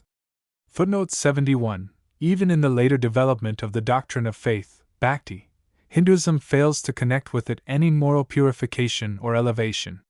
See quotations from Elphinstone and Wilson in Christ and Other Masters, page 234. Footnote 72. See a recent catechism published by the Arya Somaj.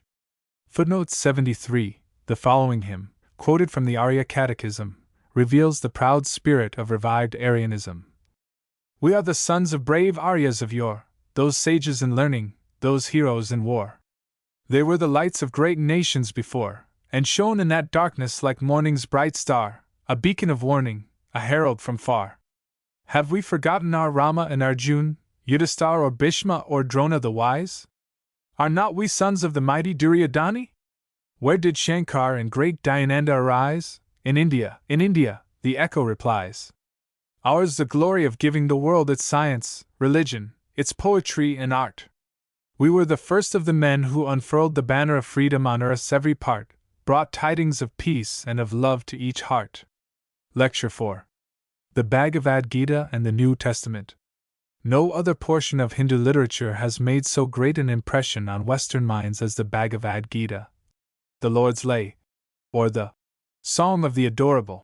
It has derived its special importance from its supposed resemblance to the New Testament.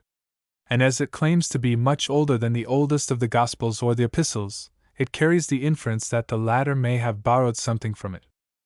A plausible translation has been published in Boston by Mr. Mohini M. Chatterjee, who devoutly believes this to be the revealed word of the Supreme Creator and Upholder of the universe. 74. He admits that at a later day, the same God, worshipped alike by Hindus and Christians, appeared again in the person of Jesus Christ, and that, in the Bible, he revealed himself to Western nations, as the Bhagavad Gita had proclaimed him to the people of the East. And he draws the inference that, if the scriptures of the Brahmins and the scriptures of the Jews and Christians, widely separated as they are by age and nationality, are but different names for one and the same truth, who can then say that the scriptures contradict each other? A careful and reverent collation of the two sets of scriptures will show forth the conscious and intelligent design of revelation. The fact that the Bhagavad Gita is thoroughly pantheistic, while the Bible emphasizes the personality of God in fellowship with the distinct personality of human souls, seems to interpose no serious difficulty in Mr. Chatterjee's view, since he says, "The Lord's Lay is for philosophic minds, and therefore deals more at length with the mysteries of the being of God. In the Bhagavad Gita," he says, consisting of 770 verses, the principal topic is the being of God, while scarcely the same amount of exposition is given to it in the whole Bible. And he adds, the explanation of this remarkable fact is found in the difference between the genius of the Hebrew and the Brahmin race, and also in the fact that the teachings of Jesus Christ were addressed to the common people. 75. The air of intellectual superiority which is couched in these words is conspicuous. Mr. Chatterjee also finds an inner satisfaction in what he considers the broad charity of the Brahmanical scriptures. He quotes a passage from the Narada Pancharada which speaks of the Buddha as the preserver of revelation for those outside of the Vedic authority, and he concludes that when one such revealer is admitted there can be no reason for excluding others. Therefore Christianity also should be allowed a place. He declares on Vedic authority that whosoever receives the true knowledge of God, however revealed, attains eternal life. And for a parallel to this he quotes the saying of Christ that, "This is eternal life, that they might know thee the only true God, and Jesus Christ whom thou hast sent."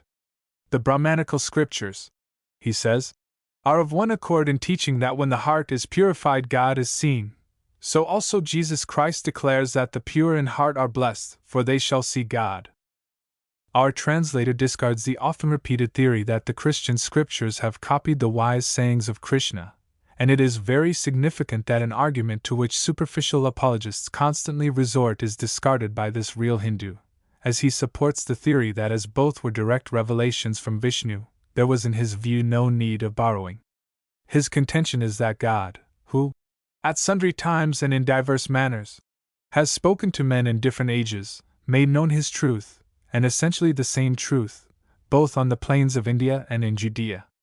And he reminds Hindus and Christians alike that this knowledge of truth carries with itself an increased responsibility. He says, "The man who sees the wonderful workings of the Spirit among the nations of the earth, bringing each people to God by ways unknown to others, is thereby charged with a duty.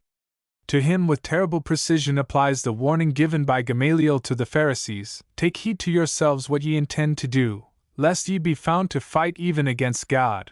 If one be a Brahmin, let him reflect when opposing the religion of Jesus what it is that he fights.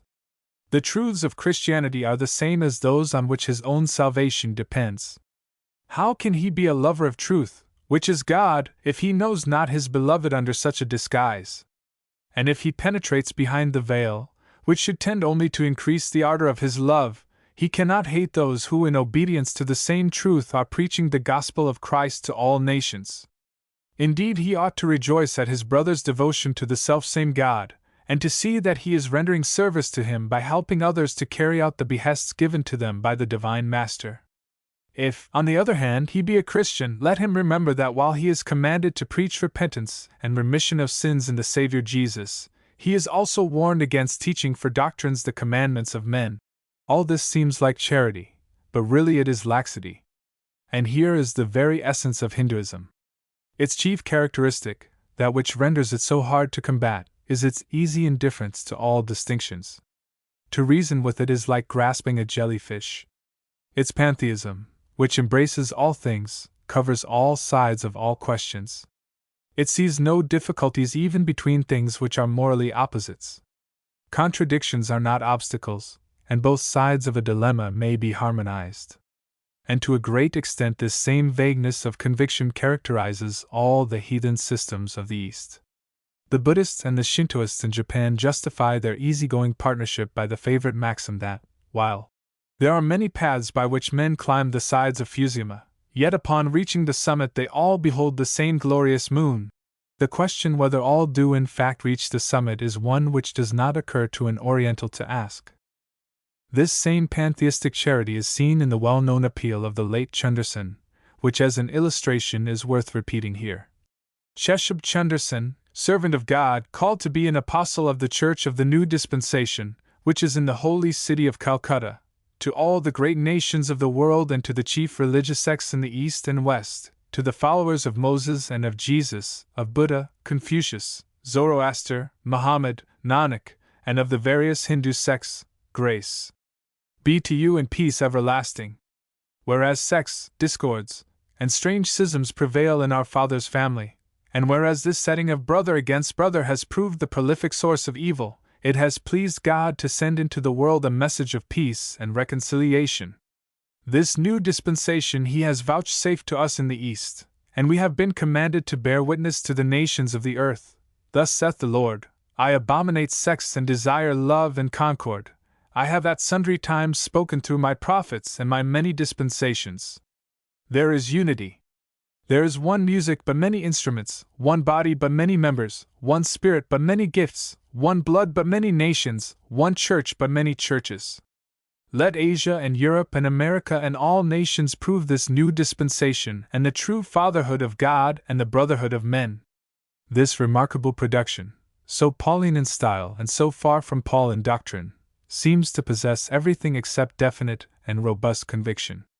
And its limp philosophy was not sufficient to withhold even Chundersen himself from the abandonment of his principles not long afterward. This sweet perfume of false charity, with which he thus gently sprayed the sects and nations of mankind, lost its flavor ere the ink of his message was fairly dry, while he who in similar language announced his call to an apostleship 18 centuries ago, is still turning the world upside down. Charity is the watchword of indifferentism in the West as well as in the East, and the East and the West are joining hands in their effort to soothe the world into slumber with all its sins and woes unhealed.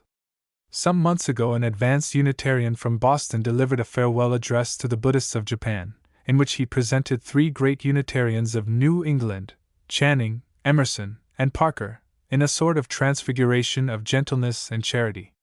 He maintained that the lives of these men had been an unconscious prophecy of that mild and gentle Buddhism which he had found in Japan, but of which they had died without the sight.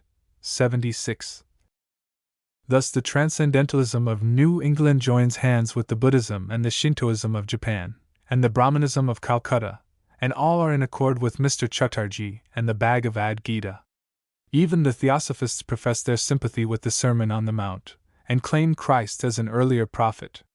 The one refrain of all is charity. All great teachers are avatars of Vishnu. The globe is belted with this multiform indifferentism, and I am sorry to say that it is largely the gospel of the current literature and of the daily press. In it all there is no savior and no salvation.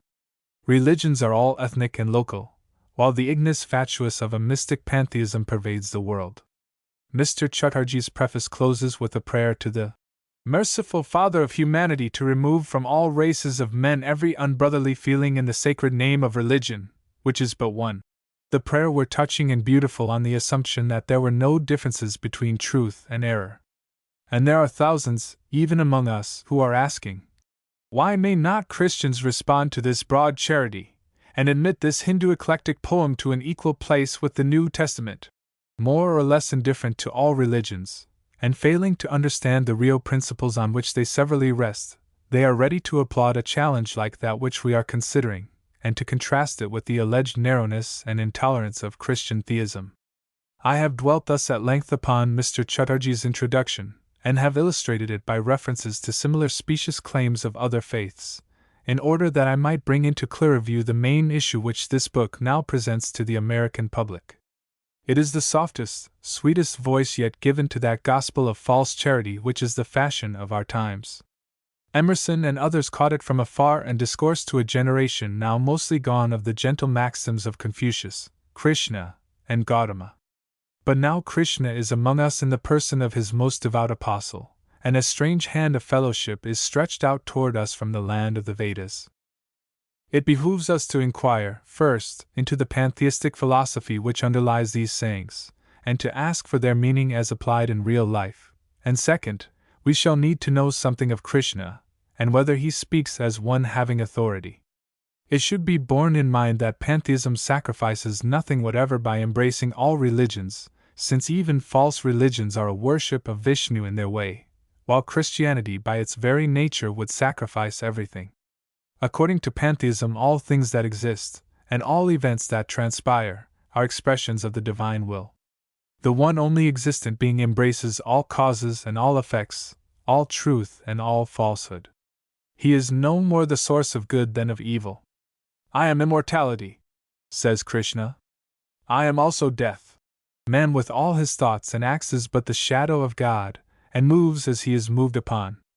Arjuna's divine counselor says to him, the soul, existing from eternity, devoid of qualities, imperishable, abiding in the body yet supreme, acts not nor is by any act polluted.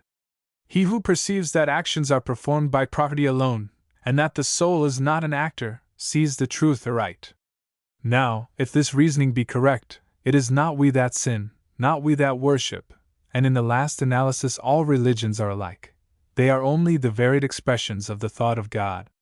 As he manifests his power in nature in 1,000 forms, producing some objects that are beautiful to the eye and others that are repulsive, so in his spiritual manifestations he displays a like variety. The ignorance and degradation of fetishism are his, as well as the highest revelations of spiritual truth.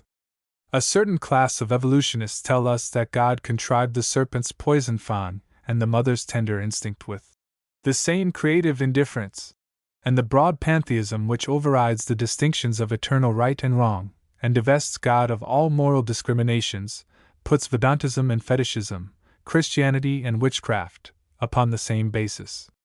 The Bhagavad Gita and the Gospel both enjoin the brotherhood of men, but what are the meanings which they give to this term? What are their aims, respectively? One is endeavoring to enforce the rigid and insurmountable barriers of caste. The other commends a mission of love which shall regard neither Jew nor Greek, barbarian, Scythian, bond nor free. It will become apparent, I think, that there may be parallels or similarities which relate to mere phrases while their meanings are wide apart. Judging from Mr. Chatterjee's own standpoint, his work has been well done. He has shown a careful study not only of his own literatures and philosophies, but also of the scriptures of the Old and New Testament, in this respect setting us an example worthy to be followed by Christian scholars. Such a man has in the outset an immense advantage over those who know nothing of the enemy's positions, but regard them only with disdain. Before the high court of public opinion, as represented by our current literature, mere ex parte assumption will go to the wall, even though it has the better cause, while adroit error, intelligently put and courteously commended, will win the day. This is a lesson which the Christian Church greatly needs to learn. Mr. Chatterjee's work is the more formidable for its charming graces of style. He has that same facility and elegance in the use of the English language for which so many of his countrymen, Sheshadri, Bose, Banerjee, Chunderson, Mozumdar, and others have been distinguished. He is a model of courtesy, and he seems sincere. But turning from the translator to the book itself, we shall now inquire who was Krishna, Arjuna's friend, what was the origin of the Lord's lay, and what are its real merits as compared with the New Testament. Krishna and Arjuna, like Ramachandra, were real human heroes who distinguished themselves in the wars of the Indo-Aryans with rival tribes who contested the dominion of northern India. They did not live 3,000 years before Christ, as our translator declares, for they belonged to the soldier caste, and according to the consensus of Oriental scholarship the system of caste did not exist till about the beginning of the Brahmanic period, say 800 years before Christ. Krishna was born in the Punjab, near Meerut, and it was near there that his chief exploits were performed.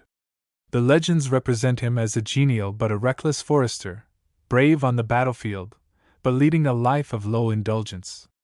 The secret of his power lay in his sympathy.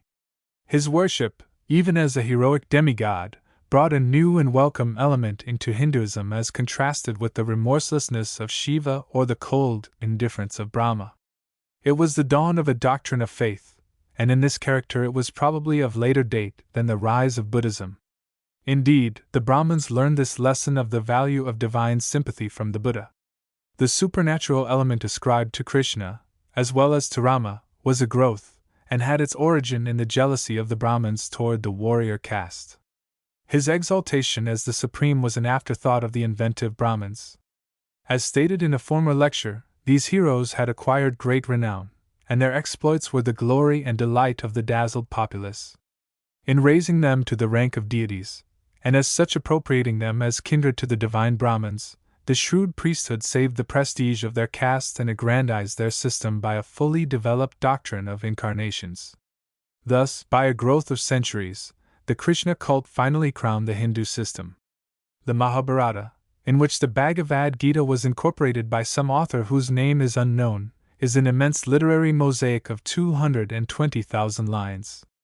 It is heterogeneous, grotesque, inconsistent, and often contradictory, qualities which are scarcely considered blemishes in Hindu literature. The Bhagavad Gita was incorporated as a part of this great epic probably as late as the 2nd or 3rd century of our era, and by that time Krishna had come to be regarded as divine, though his full and extravagant deification as the Adorable One probably did not appear till the author of Narada Pancharada of the 8th century had added whatever he thought the original author should have said 5 centuries before. As it now stands, the poem very cleverly weaves into one fabric many lofty aphorisms borrowed from the Upanishads and the later philosophic schools, upon the groundwork of a popular story of which Arjuna is the hero. Arjuna and his 4 brothers are about to engage in a great battle with their cousins for the possession of an hereditary throne. The divine Krishna, once himself a hero, becomes Arjuna's charioteer, that in that capacity he may act as his counselor. As the battle array is formed, Arjuna is seized with misgivings at the thought of slaughtering his kindred for the glory of a scepter. "I cannot, will not fight," he says. "I seek not victory, I seek no kingdom. What shall we do with regal pomp and power? What with enjoyments, or with life itself, when we have slaughtered all our kindred here?"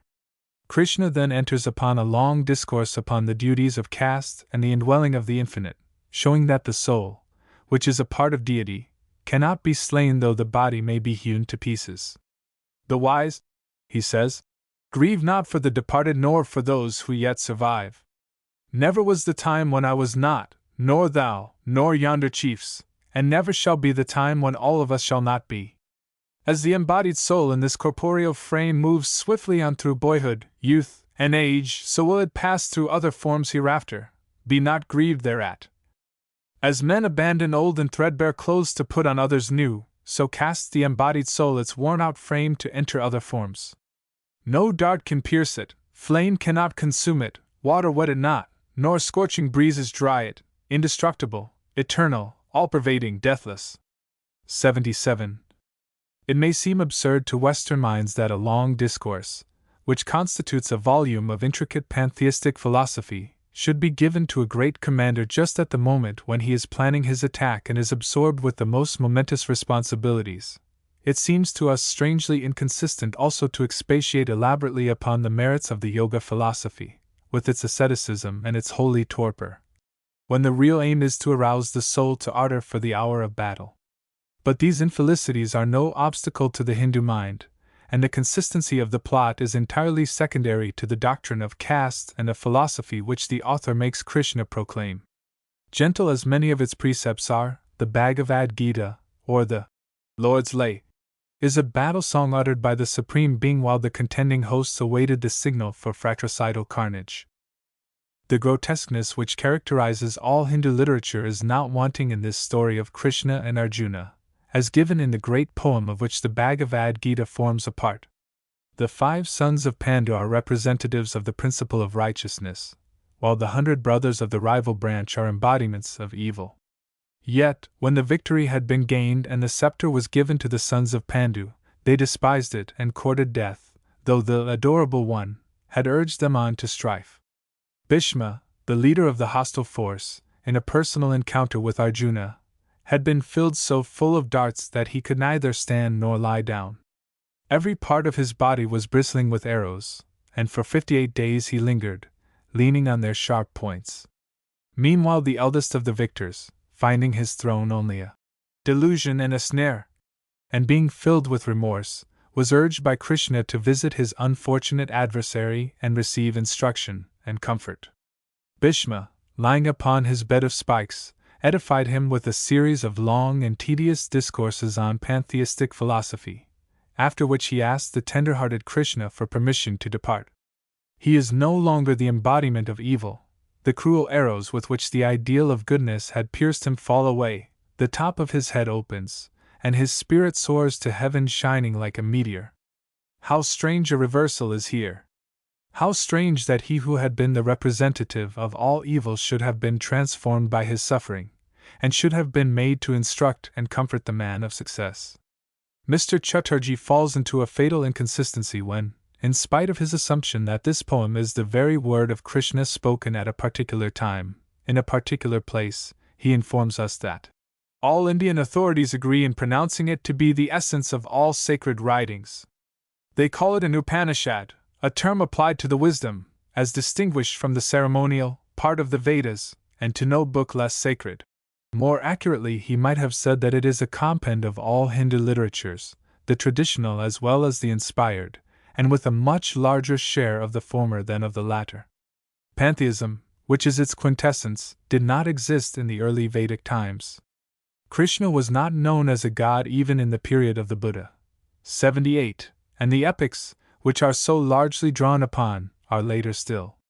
And it is upon the basis of the epics, and the still later Puranas, that the common people of India still worship him as the god of good fellowship and of lust.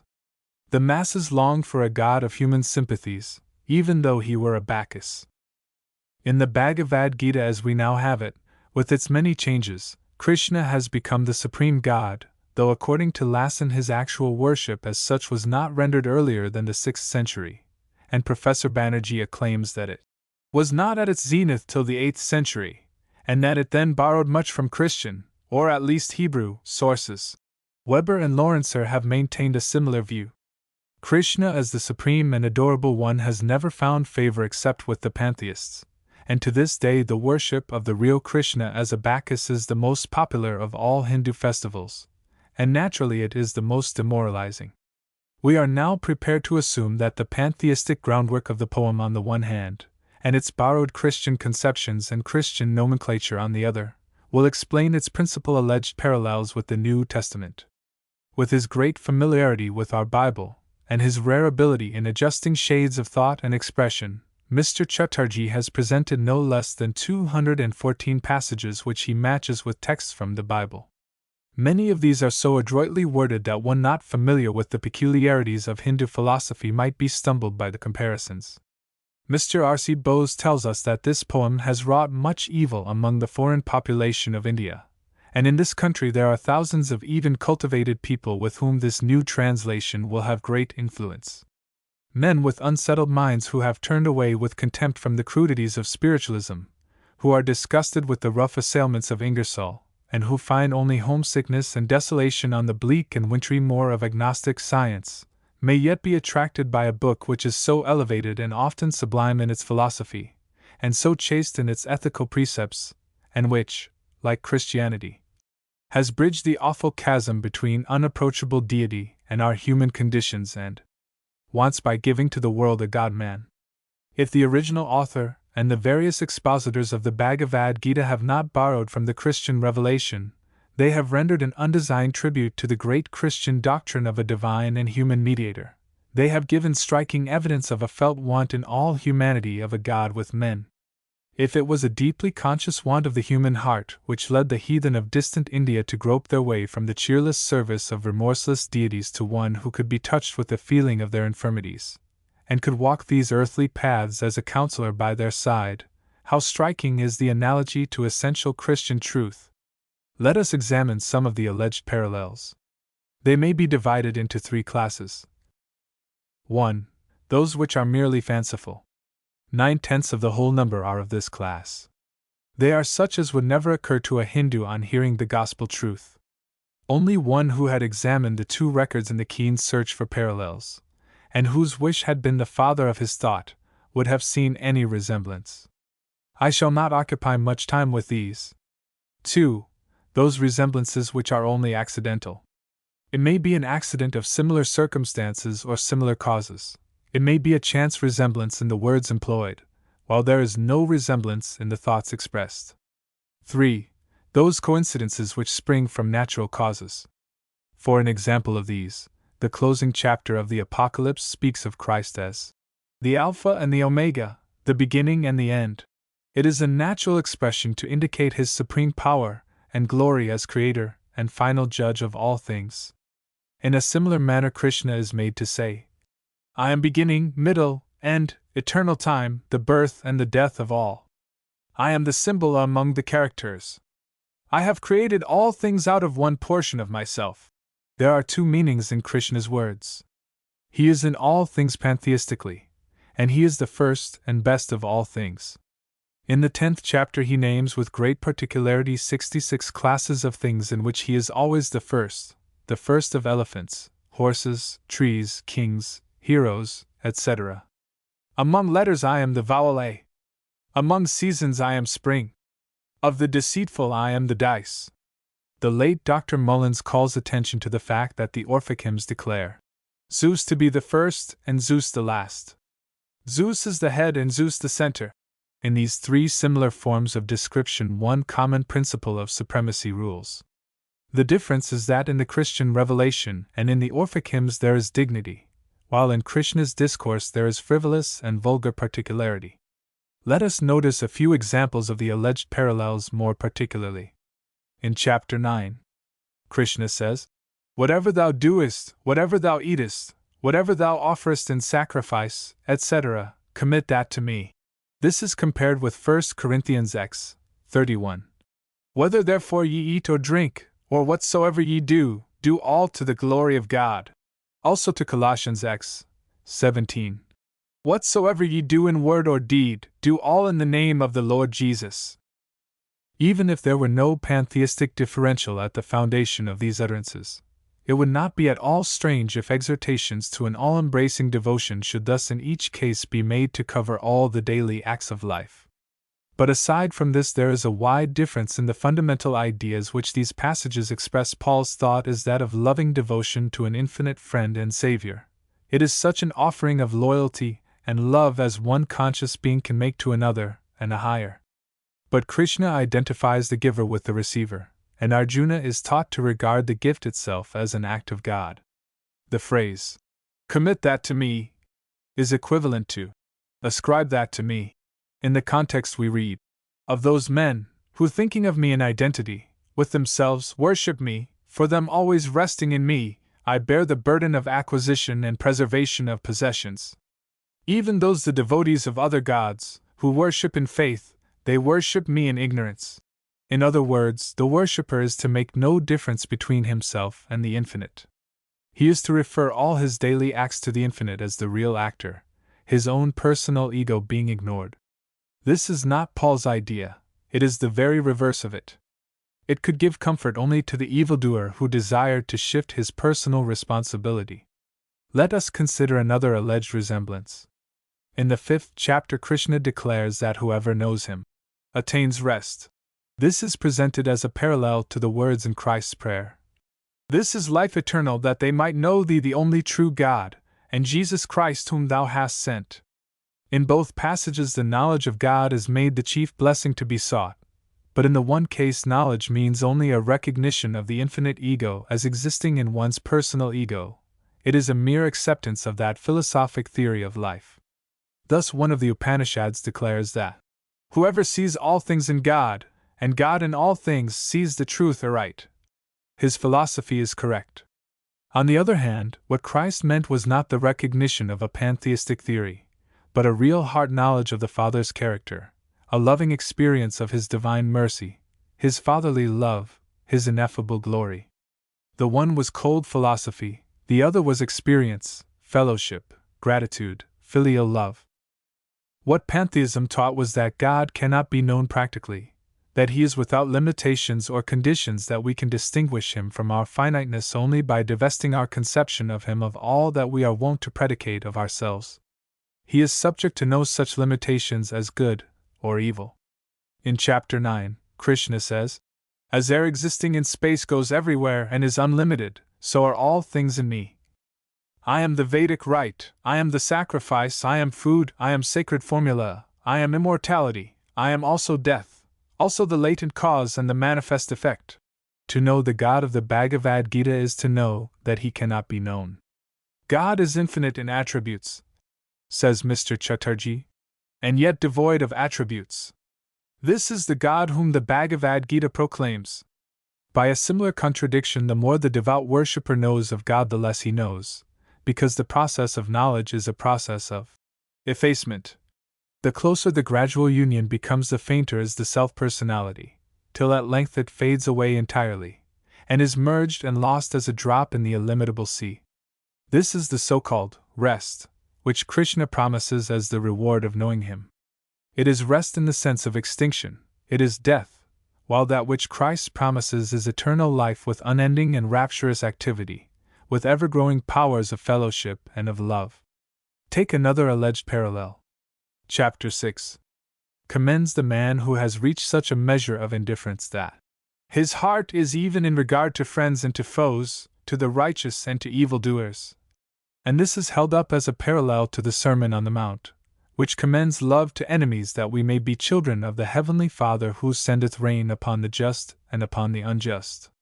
In the one case, the apathy of the ascetic, the extinction of susceptibility, the ignoring of moral distinctions, the crippling and deadening of our noblest powers; in the other, the use of these powers in all ways of beneficence toward those who injure us, even as God, though His heart is by no means even, as between the righteous and the wicked, still shows kindness to both.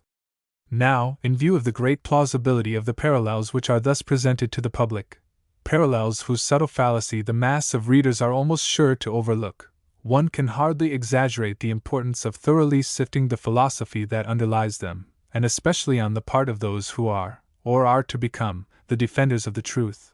79. But turning from particular parallels to a broader comparison, there is a general use of expressions in the New Testament in regard to which every Christian teacher should aim at clear views and careful discriminations. For example, when we are said to be temples of the Holy Ghost, or when Christ is said to be formed in us the hope of glory, or it is no longer we that live, but Christ that liveth in us.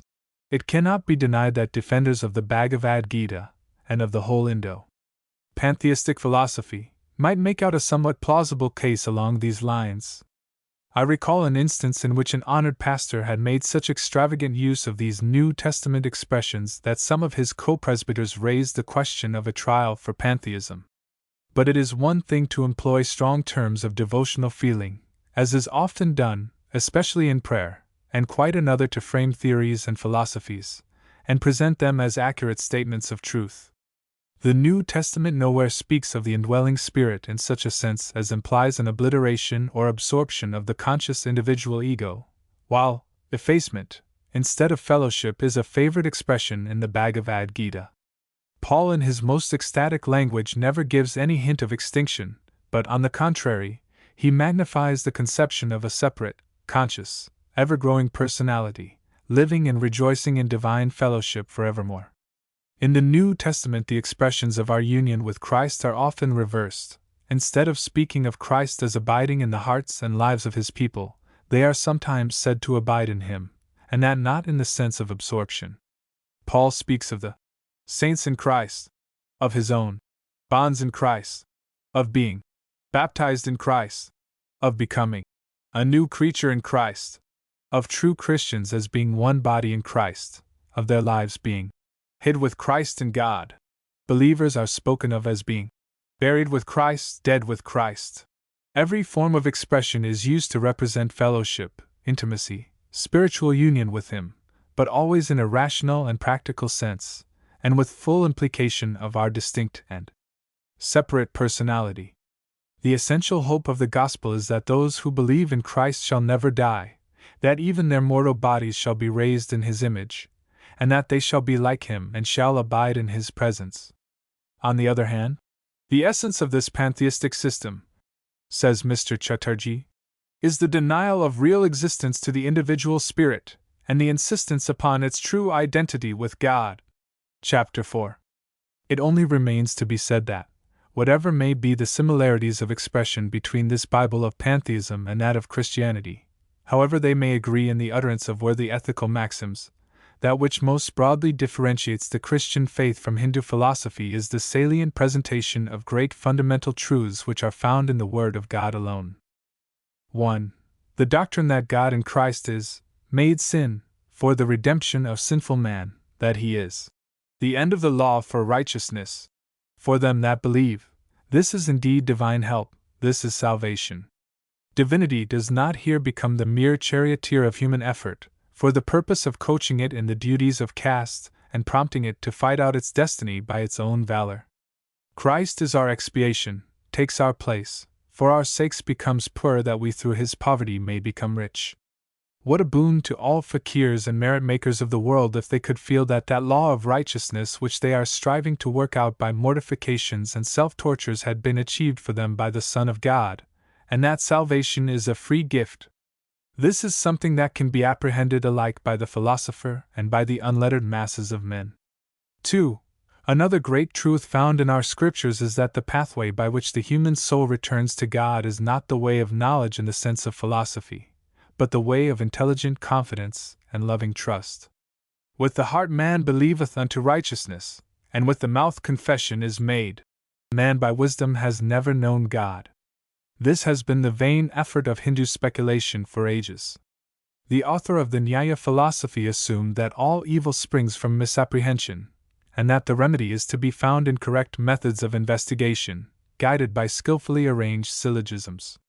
This has been in all ages the chief characteristic of speculative Hinduism, and the Bhagavad Gita furnishes one of its very best illustrations.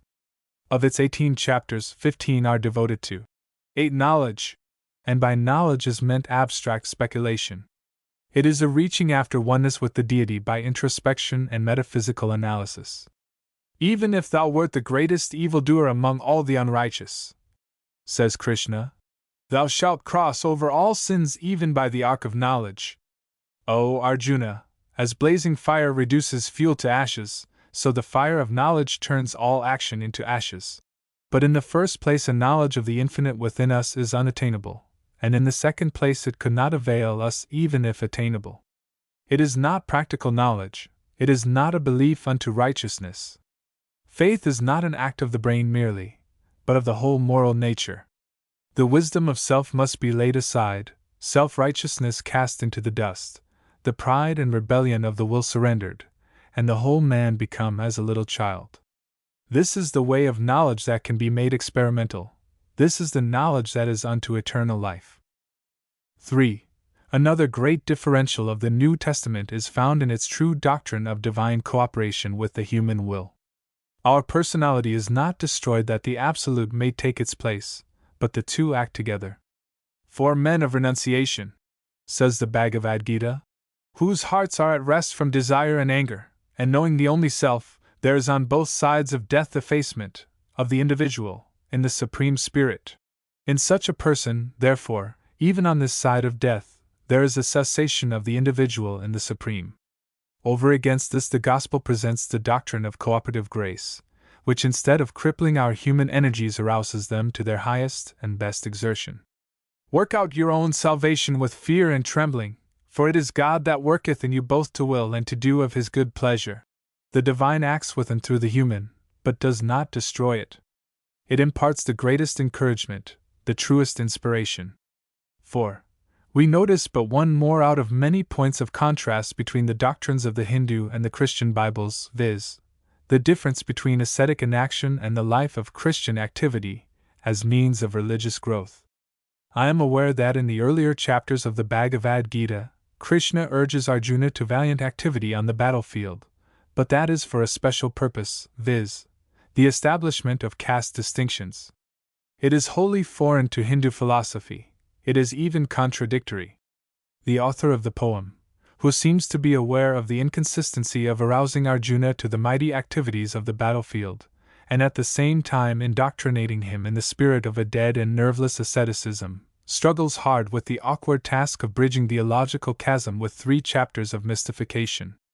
But we take the different chapters as they stand, and in their obvious meaning. The man of meditation is superior to the man of action, says chapter 1, 46. Therefore, Arjuna, become a man of meditation. How the man of meditation is to proceed is told in chapter 6, 10-14. Let him who has attained to meditation always strive to reduce his heart to rest in the Supreme, dwelling in a secret place alone, with body and mind under control, devoid of expectation as well as of acceptance.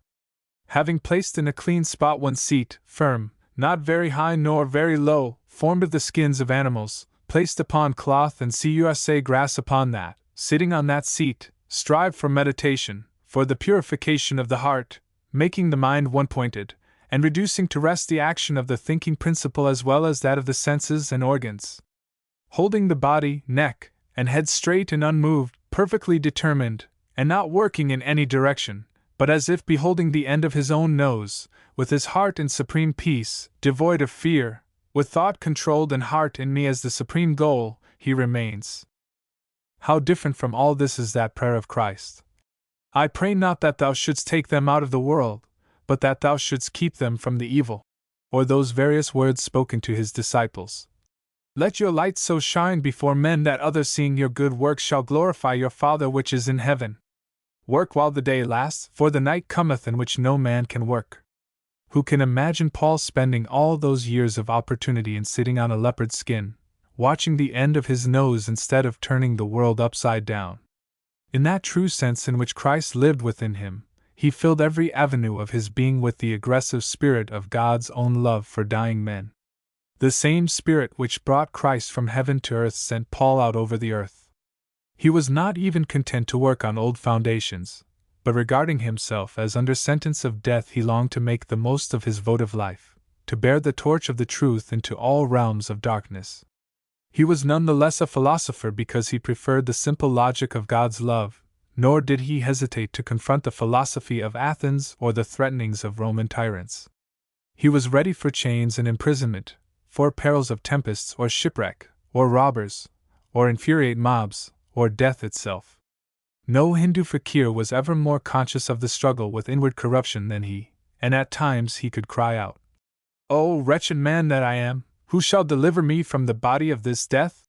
But he did not seek relief in idleness and inanity, but in what Dr. Chalmers called the expulsive power of new affections, in new measures of Christ-like devotion to the cause of truth and humanity. In a word, Christ and his kingdom displaced the power of evil. He could do all things through Christ who strengthened him. Nor was the peace which he felt, and which he commended to others, the peace of mere negative placidity and indifference. It was loving confidence and trust. Be careful for nothing. We hear him saying to his friends at Philippi, "Be careful for nothing, but in all things by prayer and supplication, with thanksgiving, make known your requests unto God, and the peace of God, which passeth understanding, shall keep your minds and hearts through Christ Jesus. And yet, to show how this consists with devout activity, he commends, in immediate connection with it, the cultivation of every active virtue known to men. Thus, whatsoever things are true, whatsoever things are honest, whatsoever things are just, whatsoever things are pure, whatsoever things are lovely, whatsoever things are of good report, if there be any virtue, if there be any praise, think on these things. Footnotes. Footnote 74, Houghton, Mifflin and Company, 1889. Footnote 75. The author seems to overlook the fact that the chief excellence of an evangel to lost men is that it appeals to the masses. Footnote 76. Address published in the Japan Mail, 1890. Footnote 77. There is scarcely another passage in all Hindu literature which is so full of half-truths as this, or which turns the sublime powers of the human soul to so unworthy a purpose. Footnote 78. In an enumeration of Hindu gods made in Buddha's time, Krishna does not appear. Footnote 79. Never before has there been so much danger as now that the lines of truth will be washed out by the flood tides of sentimental and semi-Christian substitutes and makeshifts. As with commodities, so with religion, dilution and adulteration are the order of the day, and a little Christianity is made to flavor 1,000 shams. Lecture V. Buddhism and Christianity. New interest has recently been awakened in old controversies concerning the relations of Christianity and Buddhism. The so-called theosophists and esoteric Buddhists are reviving exploded arguments against Christianity as means of supporting their crude theories. The charge of German skeptics, that Christianity borrowed largely from Buddhism, is made once more the special stock in trade of these new and fanatical organizations. To this end, books, tracts, and leaflets are scattered broadcast, and especially in the United States and Great Britain. Professor Max Miller says, in a recent article published in Longman's New Review, "Who has not suffered lately from theosophy and esoteric Buddhism? Journals are full of it, novels overflow with it, and one is flooded with private and confidential letters to ask what it all really means. Many people, no doubt, are much distressed in their minds when they are told that Christianity is but a second edition of Buddhism. Is it really true, they ask? Why did you not tell us all this before? Surely you must have known it, and were only afraid to tell it. Then follow other questions. Does Buddhism really count more believers than any other religion? Is Buddhism really older than Christianity? And does it really contain many things which are found in the Bible?" And the learned professor proceeds to show that there is no evidence that Christianity has borrowed from Buddhism. In this country, these same ideas are perhaps more widely circulated than in England. They are subsidizing the powerful agency of the secular press, particularly the Sunday newspapers, and thousands of the people are confronting these puzzling questions.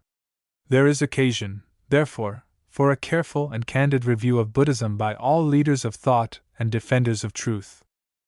In the brief time allotted me, I can only call attention to a few salient points of a general character. In the outset, a distinction should be drawn between Buddhist history and Buddhist legend, for just at this point the danger of misrepresentation lies. It is true that the Buddha lived before the time of Christ, and therefore anything of the nature of real biography must be of an earlier date than the teachings of Jesus. But whether the legends antedate his life and doctrines is quite another question. The Buddhist apologists all assume that they do, and it is upon the legends that most of the alleged parallelisms in the two records are based. How, then, shall we draw the line between history and legend? The consensus of the best scholarship accepts those traditions in which the northern and southern Buddhist records agree, which the Council of Putna, BC 242, adopted as canonical, and which are in themselves credible and consistent with the teachings of Gautama himself. According to this standard of authority, Gautama was born about the 6th century BC, as the son and heir of a Raja of the Sakya tribe of Aryans, living about 80 miles north by northwest of Benares. His mother, the principal wife of Kaja Sudhodana, had lived many years without offspring, and she died not long after the birth of this her only son, Siddhartha. In his youth he was married and surrounded by all the allurements and pleasures of an Oriental court. He, too, appears to have remained without an heir till he was 29 years of age, when, upon the birth of a son, certain morbid tendencies came to a climax, and he left his palace secretly and sought true comfort in a life of asceticism. For 6 years he tried diligently the resources of Hindu self-mortification, but becoming exhausted by his austerities, almost unto death, he abandoned that mode of life, having apparently become atheistic. He renounced the idea of merit-making as a means of spiritual attainment, and he was sorely tempted, no doubt, to return to his former life of ease. But he withstood the temptation and resolved to forego earthly pleasure, and teach mankind what he conceived to be the way of life, through self-control. He had tried pleasure, next he had tried extreme asceticism. He now struck out what he called the middle path, as between self-indulgence on the one hand, and extreme bodily mortification as a thing of merit on the other. This middle ground still demanded abstinence as favorable to the highest mental and moral conditions, but it was not carried to such extremes as to weaken the body or the mind, or impair the fullest operation of every faculty. 80. There can be no doubt that Gautama's relinquishment of Hinduism marked a great and most trying crisis. It involved the loss of all confidence in him on the part of his disciples, for when he began again to take necessary food they all forsook him as a failure. It was while sitting under the shade of an Indian fig tree Bodhi tree that this struggle occurred and his victory was gained. There his future course was resolved upon. There was the real birthplace of Buddhism as a system. He thenceforth began to preach the law, or what he regarded as the way of self-emancipation, and therefore the way of life. He first sought his 5 followers, who had abandoned him, and succeeded in winning them back. He gathered at length a company of about 60 disciples, whom he trained and sent forth as teachers of his new doctrines. Yet, still influenced by the old Hindu notions of the religious life, he formed his disciples into an order of mendicants, and in due time he established an order of nuns. It was when Gautama rose up from his meditation and his high resolve under the Bo tree that he began his career as the enlightened. He was now a Buddha, and claimed to have attained nirvana. All that has been written of his having left his palace with the purpose of becoming a savior of mankind is the sheer assumption of the later legends and their apologists. Buddhism was an afterthought, only reached after 6 years of bootless asceticism. There is no evidence that when Siddhartha left his palace he had any thought of benefiting anybody but himself. He entered upon the life of the recluse with the same motives and aims that have influenced thousands of other monks and anchorets of all lands and ages, some of them princes like himself. Nevertheless, for the noble decision which was finally reached we give him high credit. It seems to have been one of the noblest victories ever gained by man over lower impulses and desires. The passions of youth were not yet dead within him. Worldly ambition may be supposed to have been still in force. But he chose the part of a missionary to his fellowmen, and there is no evidence that he ever swerved from his purpose. He had won a great victory over himself, and that fact constituted a secret of great power. Gautama was about 35 years of age when he became a Buddha, and for 45 years after that he lived to preach his doctrines and to establish the monastic institution which has survived to our time. He died a natural death from indigestion at the age of 80. Greatly venerated by his disciples, and the center of what had already become a widespread system in a large district of India. The legends of Buddhism are a very different thing from the brief sketch which I have given, and which is based upon the earlier Buddhist literature. These sprang up after Gautama's death, and their growth extended through many centuries even of the Christian era. The legends divide the life of the Buddha into 3 periods: 1. That of his pre-existent states. 2. That part of his life which extended from his birth to his enlightenment under the Bo tree. 3. The 45 years of his Buddhaship. The legends have no more difficulty in dealing with the particular experiences of the pre-existent states than in enriching and adorning the incidents of his earthly life, and both are doubtless about equally authentic. Gautama discarded the idea of a divine revelation. He rejected the authority of the Vedas totally. He denied that he was divine, but distinctly claimed to be a plain and earnest man. All that he knew, he had discovered by insight and self-conquest. To assume that he was pre-existently divine and omniscient subverts the whole theory of his so-called discovery, and is at variance with the idea of a personal conquest. The chief emphasis and force of his teachings lay in the assumption that he did simply what other men might do, for his mission was that of a teacher, an exemplar merely. He was a savior only in that he taught men how to save themselves. The pre-existent states are set forth in the Jatakas, or birth stories of Ceylon, which represent him as having been born 530 times after he became a bodhisattva, a predestined Buddha. As a specimen of his varied experience while becoming fitted for Buddhaship, we read that he was born 83 times as an ascetic, 58 as a monarch, 43 as a deva, 24 as a Brahmin, 18 as an ape, as a deer 10, an elephant 6, a lion 10, at least once each as a thief, a gambler, a frog, a hare, a snipe. He was also embodied in a tree. But as a bodhisattva he could not be born in hell, nor as vermin, nor as a woman, says Spence Hardy, with a touch of irony. He could descend no lower than a snipe. Northern legends represent Buddha as having incarnated for the purpose of bringing relief to a distressed world. He was miraculously conceived, his mother sighed in the form of a white elephant. All nature manifested its joy on the occasion. The ocean bloomed with flowers. All beings from many worlds showed their wonder and sympathy. Many miracles were wrought even during his childhood, and every part of his career was filled with marvels.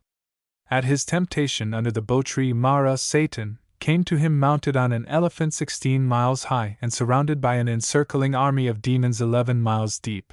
81. Finding him proof against his blandishments, he hurled mountains of rocks against him, and assailed him with fire and smoke and ashes and filth, all of which became as zephyrs on his cheek, or as presents of fragrant flowers. Last of all, he sent his 3 daughters to seduce him. Their blandishments are set forth at great length in the Romantic Legend. In the Northern Buddhist literature, embracing both the Romantic Legend, 82, and the Lalita Vistara, many incidents of Buddha's childhood are given which show a seeming coincidence with the life of Christ. It is claimed that his birth was heralded by angelic hosts, that an aged sage received him into his arms and blessed him, that he was taken to the temple for consecration, that a jealous ruler sought to destroy him, that in his boyhood he astonished the doctors by his wisdom, that he was baptized, or at least took a bath, that he was tempted, transfigured, and finally received up into heaven. These will be noticed farther on. It is only necessary to say here that the legends giving these details are first at variance with the early canonical history, and second, that they are of such later dates as to place most of them probably within the Christian era. The 4 peculiar and characteristic doctrines of Buddhism. 1. Its peculiar conception of the soul. 2. Its doctrine of Trishna and Upadana. 3. Its theory of karma. 4. Its doctrine of nirvana. 1. The skandhas, 5 in number, constitute in their interaction what all others than Buddhists regard as the soul. They consist of material properties, the senses, abstract ideas, tendencies or propensities, and the mental powers. The soul is the result of the combined action of these, as the flame of a candle proceeds from the combustion of its constituent elements. The flame is never the same for 2 consecutive moments. It seems to have a perpetuated identity, but that is only an illusion, and the same unreality pertains to the soul. It is only a succession of thoughts, emotions, and conscious experiences. We are not the same that we were an hour ago. In fact, there is no such thing as being, there is only a constant becoming. We are ever passing from one point to another throughout our life, and this is true of all beings and all things in the universe. How it is that the succession of experiences is treasured up in memory is not made clear. This is a most subtle doctrine, and it has many points of contact with various speculations of modern times. It has also a plausible side when viewed in the light of experience, but its gaps and inconsistencies are fatal, as must be seen when it is thoroughly examined. 2. The second of the cardinal doctrines is that of Trishna. Trishna is that inborn element of desire whose tendency is to lead men into evil. So far, it is a misfortune or a form of original sin. Whatever it may have of the nature of guilt hangs upon the issues of a previous life. Upadana is a further stage in the same development. It is Trishna ripened into intense craving by our own choice and our own action. It then becomes uncontrollable and is clearly a matter of guilt. Now, the momentum of this upadana is such that it cannot be arrested by death. Like the demons of Gadara, it must again become incarnate, even though it should enter the body of a brute. And this transitional something, this restless moral or immoral force which must work out its natural results somehow and somewhere, and that in embodied form projects into future being a residuum which is known as karma. 3. What, then, is karma? Literally it means the doing. It is a man's record, involving the consequences and liabilities of his acts. It is a score which must be settled. A question naturally arises, how the record of a soul can survive when the soul itself has been blown out. The illustration of the candle does not quite meet the case. If the flame were something which when blown out immediately seized upon some other substance in which the work of combustion proceeded, it would come nearer to a parallel. One candle may light another before itself is extinguished, but it does not do it by an inherent necessity. But this flame of the soul, this karma, must enter some other body of God, or man, or beast. Again, the question arises, how can responsibility be transferred from one to another? How can the heavy load of a man's sin be laid upon some newborn infant, while the departing sinner has himself no further concern in his evil karma, but sinks into non-existence the moment his conformations are touched with dissolution? Buddhism acknowledges a mystery here. No real explanation can be given, and none seems to have been attempted by Buddhist writers. To be consistent, Gautama, in denying the existence of God and of the soul as an entity, should have taught the materialistic doctrine of annihilation. This, however, he could not do in the face of that deep-rooted idea of transmigration which had taken entire possession of the Hindu mind. Gautama was compelled therefore to bridge a most illogical chasm as best he could. Karma without a soul to cling to is something in the air. It alights like some winged seed upon a newborn set of skandhas with its luckless boon of ill desert, and it involves the fatal inconsistency of investing with permanent character that which is itself impermanent. But the question may be asked, do we not admit a similar principle when we speak of a man's influence as something that survives him? We answer, no. Influence is a simple radiation of impressions. A man may leave an influence which men are free to accept or not, but it is quite a different thing if he leaves upon a successor the moral liabilities of a bankrupt character. Gautama's own karma, for example, ceased to exist upon his entering nirvana.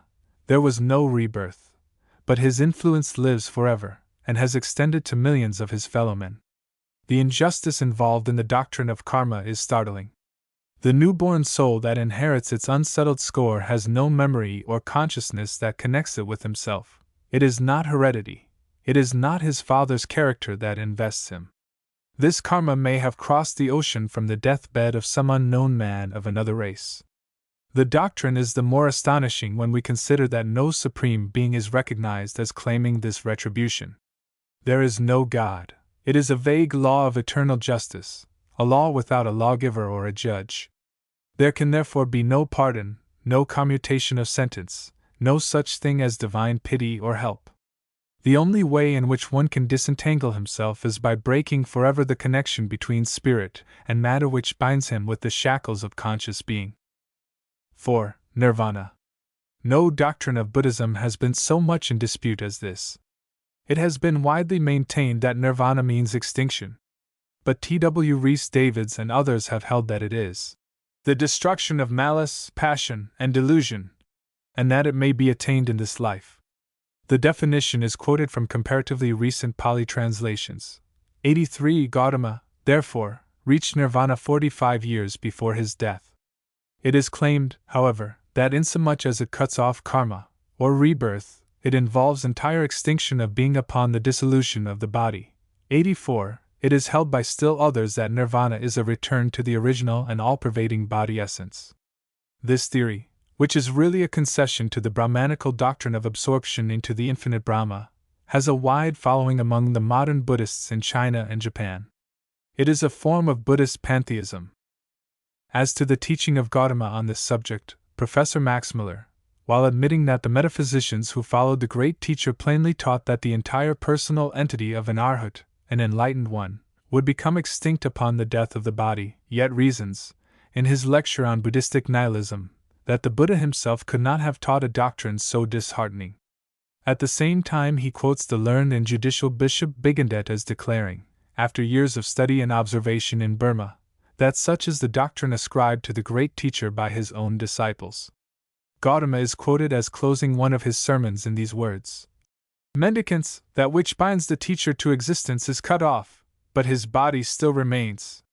While his body still remains, he shall be seen by gods and men, but after the termination of life, upon the dissolution of the body, either gods nor men shall see him." T.W. Rhys Davids expresses the doctrine of nirvana tersely and correctly when he says, "Utter death, with no new life to follow, is, then, a result of, but it is not, nirvana." 85. Professor Oldenburg suggests, with much plausibility, that the Buddha was more reticent in regard to the doctrine of final extinction in the later periods of his life, that the depressing doctrine had been found a stumbling block, and that he came to assume an agnostic position on the question. In his Buddha, 86, Professor Oldenburg, partly in answer to the grounds taken by Professor Max Miller in his lecture on Buddhistic nihilism, has very fully discussed the question whether the ego survives in nirvana in any sense. He claims that certain new translations of Pali texts have given important evidence on the subject, and he sums up with the apparent conclusion that the Buddha, moved by the depressing influence which the grim doctrine of nirvana, in the sense of extinction, was producing upon his disciples, assumed a position of reticence as to whether the ego survives or not.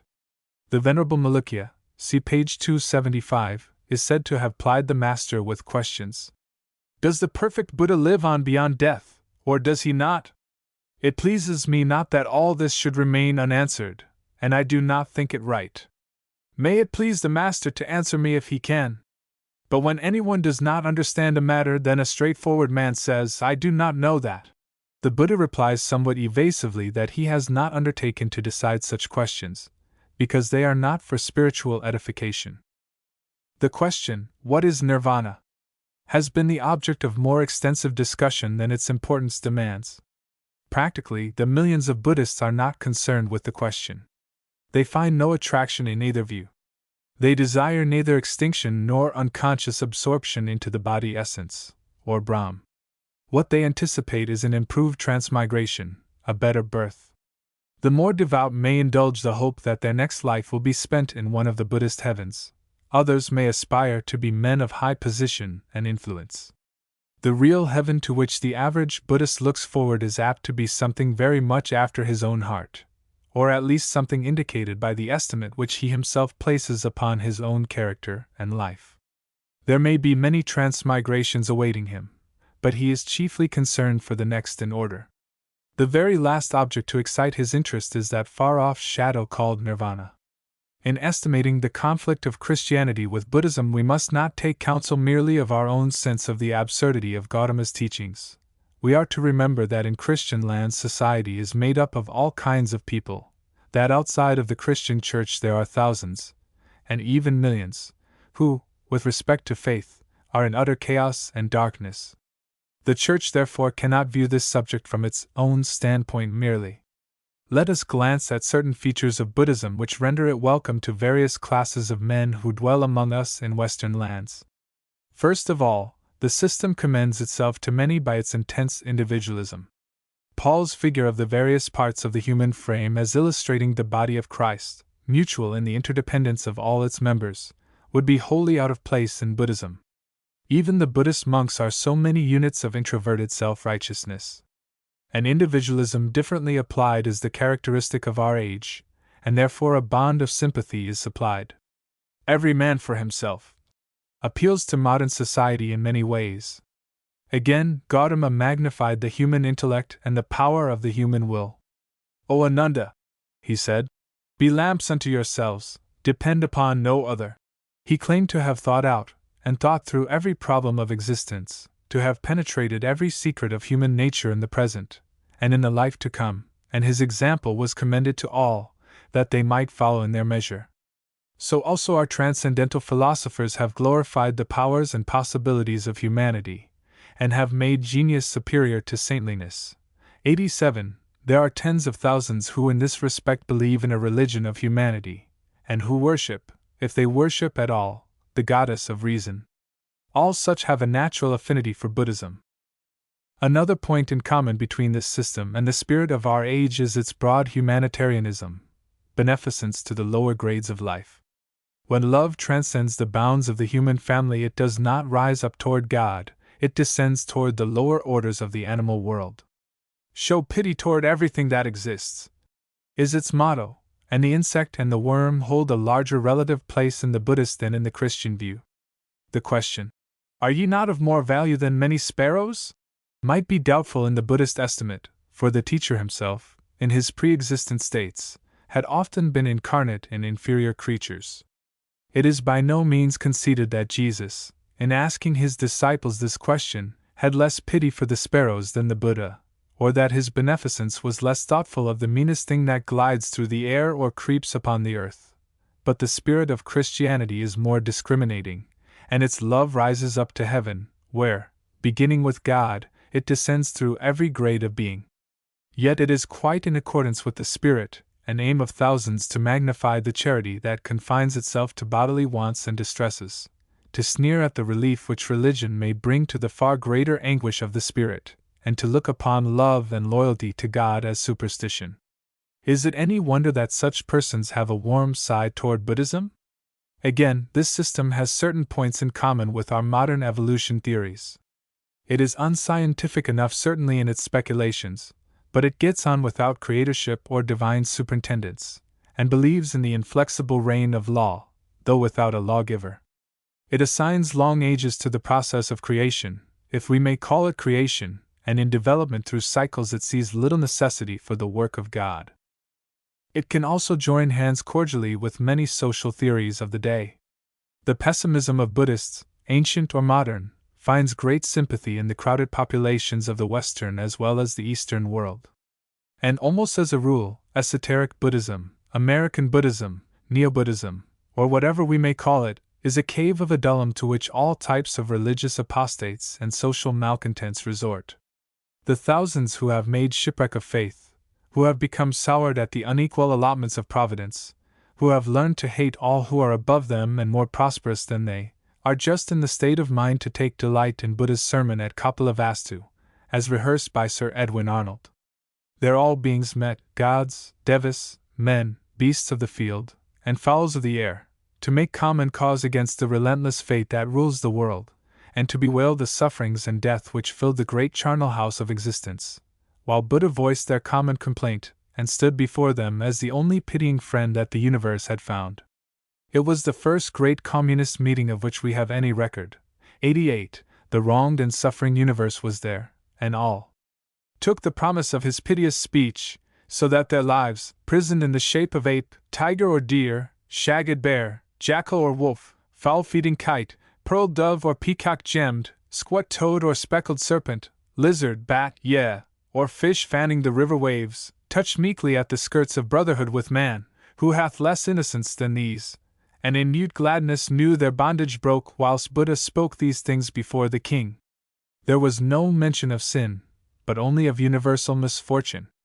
In contrast with the deep shadows of a brooding and all-embracing pessimism like this, we need only to hint at that glow of hope and joy with which the Sun of Righteousness has flooded the world, and the fatherly love and compassion with which the Old Testament and the New are replete, the divine plan of redemption, the psalms of praise and thanksgiving, the pity of Christ's words and acts, and his invitations to the weary and heavy laden. In one view it is strange that pessimism should have comfort in the fellowship of pessimism, but so it is. There is luxury even in the sympathy of hate, and so Buddhist pessimism is a welcome guest among us, though our communistic querulousness is more bitter. Once more, Buddhist occultism has found congenial fellowship in American spiritualism. Of late we hear less of spirit rappings and far more of theosophy. But this is only the same crude system with other names, and rendered more respectable by the cast-off garments of old Indian philosophy. There is a disposition in the more intellectual circles to assume a degree of disdain toward the crudeness of spiritualism and its vulgar familiarity with departed spirits, who must ever be disturbed by its beck and call. But it is confidently expected that the thousands, nay, as some say, millions, of American spiritualists will gladly welcome the name and the Creed of Buddha. 89. It will be idle therefore to assume that the old sleepy system of Gautama has no chance in this wide-awake Republic of the West. 90. I have already called attention to the special tactics of Buddhists just now in claiming that Christianity, having been of later origin, has borrowed its principal facts and its teachings. Let us examine the charge. It is a real tribute to the character of Christ that so many sects of false religionists have in all ages claimed him either as a follower or as an incarnation of their respective deities. Others have acknowledged his teachings as belonging to their particular style and grade. The bitter and scathing calumny of Celsus, in the first centuries of our era, did not prevent numerous attempts to prove the identity of Christ's teachings with some of the most popular philosophies of the heathen world. Porphyry claimed that many of Christ's virtues were copied from Pythagoras. With like concession, Mohammedanism included Jesus as one of the 6 great prophets, and confessedly the only sinless one among them all. Many a fanatic in the successive centuries has claimed to be a new incarnation of the Son of God. Hindus have named him as an incarnation of Vishnu for the Western, as was Krishna for the Eastern world. As was indicated in the opening of this lecture, the Theosophists are making special claim to him, 91, and are reviving the threadbare theory that he was a follower of Buddha. So strong an effort is made to prove that Christianity has borrowed both its divine leader and its essential doctrines from India, that a moment's attention may well be given to the question here. One allegation is that the evangelists copied the Buddhist history and legends in their account of Christ's early life. Another is that the leaders of the Alexandrian Church worked over the Gospel story at a later day, having felt more fully the influence of India at that great commercial center. The two theories are inconsistent with each other, and both are inconsistent with the assumption that Christ himself was a Buddhist and taught the Buddhist doctrines, since this supposition would have obviated the need of any manipulation or fraud at any point. In replying as briefly as possible, I shall endeavor to cover both allegations. In strong contrast with these cheap assertions of Alexandrian corruption and plagiarism is the frank admission of such keen critics as Renan, Weiss, Volkmar, Schenkel, and Hitzig, 92, that the Gospel record as we have it was written during a generation in which some of the companions of Jesus still lived. Renan says of Mark's Gospel that it is full of minute observations, coming doubtless from an eyewitness, and he asserts that Matthew, Mark, and Luke were written in substantially their present form by the men whose names they bear. These Gospels were the work of men who knew Jesus. Matthew was one of the 12. John in his epistle speaks of himself as an eyewitness. They were written in a historic age and were open to challenge. They were nowhere contradicted in contemporary history. They fit their environment. How is it with the authenticity of Buddhist literature? Oldenburg says, "For the one of things men of India have never had a proper organ." And Max Muller declares to the same effect that the idea of a faithful, literal translation seems altogether foreign to Oriental minds. He also informs us that there is not a single manuscript in India which is 1,000 years old, and scarcely one that can claim 500 years. For centuries after Gautama's time nothing was written, all was transmitted by word of mouth. Buddhists themselves say that the Pali canonical texts were written about 88 BC, 93. Any fair comparison of the two histories should confine itself to the writings which are regarded as canonical respectively, and whose dates can be fixed. No more importance should be attached to the later Buddhist legends than to the apocryphal Gospels, or to the absurd Christian legends, which appeared in the Middle Ages. The Buddhist canon was adopted by the Council of Patna 242 BC. The legends which are generally compared with the canonical story of Christ are not included in that canon, or at most very few of them. They are drawn from certain poetical books written much later, and holding about the same relation to the Buddhist canon that the Paradise Lost and Paradise Regained of Milton bear to the scriptures of the Old and New Testaments. Who would think of quoting Paradise Lost in any sober comparison of biblical truth with the teachings of other religions? 94. Even the canonical literature, that which is supposed to contain the true history and teachings of Buddha, is far from authoritative, owing to the acknowledged habit, acknowledged even by the author of the Dhammapada, of adding commentaries, notes, etc., to original teachings. Not only was this common among Buddhist writers, but even more surprising liberties were taken with the narrative. For example, the legend describing Buddha's leave-taking of his harem is clearly borrowed from an earlier story of Yasa, a wealthy young householder of Benares, who, becoming disgusted with his harem, left his sleeping dancing girls and fled to the Buddha for instruction. Davids and Oldenburg, in translating this legend from the Mahavagga, say in a note, "A well-known incident in the life of Buddha has evidently been shaped after the model of this story," and they declare that nowhere in the Pali Pitakas is this scene of Buddha's leave-taking mentioned. As another evidence of the way in which fact and fiction have been mixed and manipulated for a purpose, one of the legends, which has often been presented as a parallel to the story of Christ, represents the Buddha as repelling the temptation of Mara by quoting texts of Scripture, and the scripture referred to was the Dhammapada, but the Dhammapada was compiled hundreds of years after Buddha's death. Besides, there were no scriptures of any kind in his day, for nothing was written till 2 or 3 centuries later, and worse still, Buddha is made to quote his own subsequent teachings, for the Dhammapada claims to consist of the sacred words of the Enlightened One. Most of the legends of Buddhism were wholly written after the beginning of the Christian era, and it cannot be shown that any were written in their present form until 2 or 3 centuries of that era had elapsed. T.W. Rhys David says of the Lalita Vistara, which contains a very large proportion of them, and one form of which is said to have been translated into Chinese in the 1st century A.D., that there is no real proof that it existed in its present form before the year 600 A.D. The romantic legend cannot be traced farther back than the 3rd century A.D. Oldenburg says, "No biography of Buddha has come down to us from ancient times, from the age of the Pali texts, and we can safely say that no such biography was in existence then." Beale declares that the Buddhist legend, as found in the various epics of Nepal, Tibet, and China, is not framed after any Indian model of any date, but is to be found worked out, so to speak, among northern peoples, who were ignorant of, or indifferent to, the pedantic stories of the Brahmins. In the southern and primitive records the terms of the legend are wanting. Buddha is not born of a royal family, he is not tempted before his enlightenment, he works no miracles, and he is not a universal savior. The chances are decidedly that if any borrowing has been done it was on the side of Buddhism. It has been asserted that 30,000 Buddhist monks from Alexandria once visited Ceylon on the occasion of a great festival. This is absurd on the face of it, but that a Christian colony settled in Malabar at a very early period is attested by the presence of thousands of their followers even to this day. In discussing the specific charge of copying Buddhist legends in the Gospel narratives, we are met at the threshold by insurmountable improbabilities. To some of these I ask a moment's attention. I shall not take the time to discuss in detail the alleged parallels which are paraded as proofs.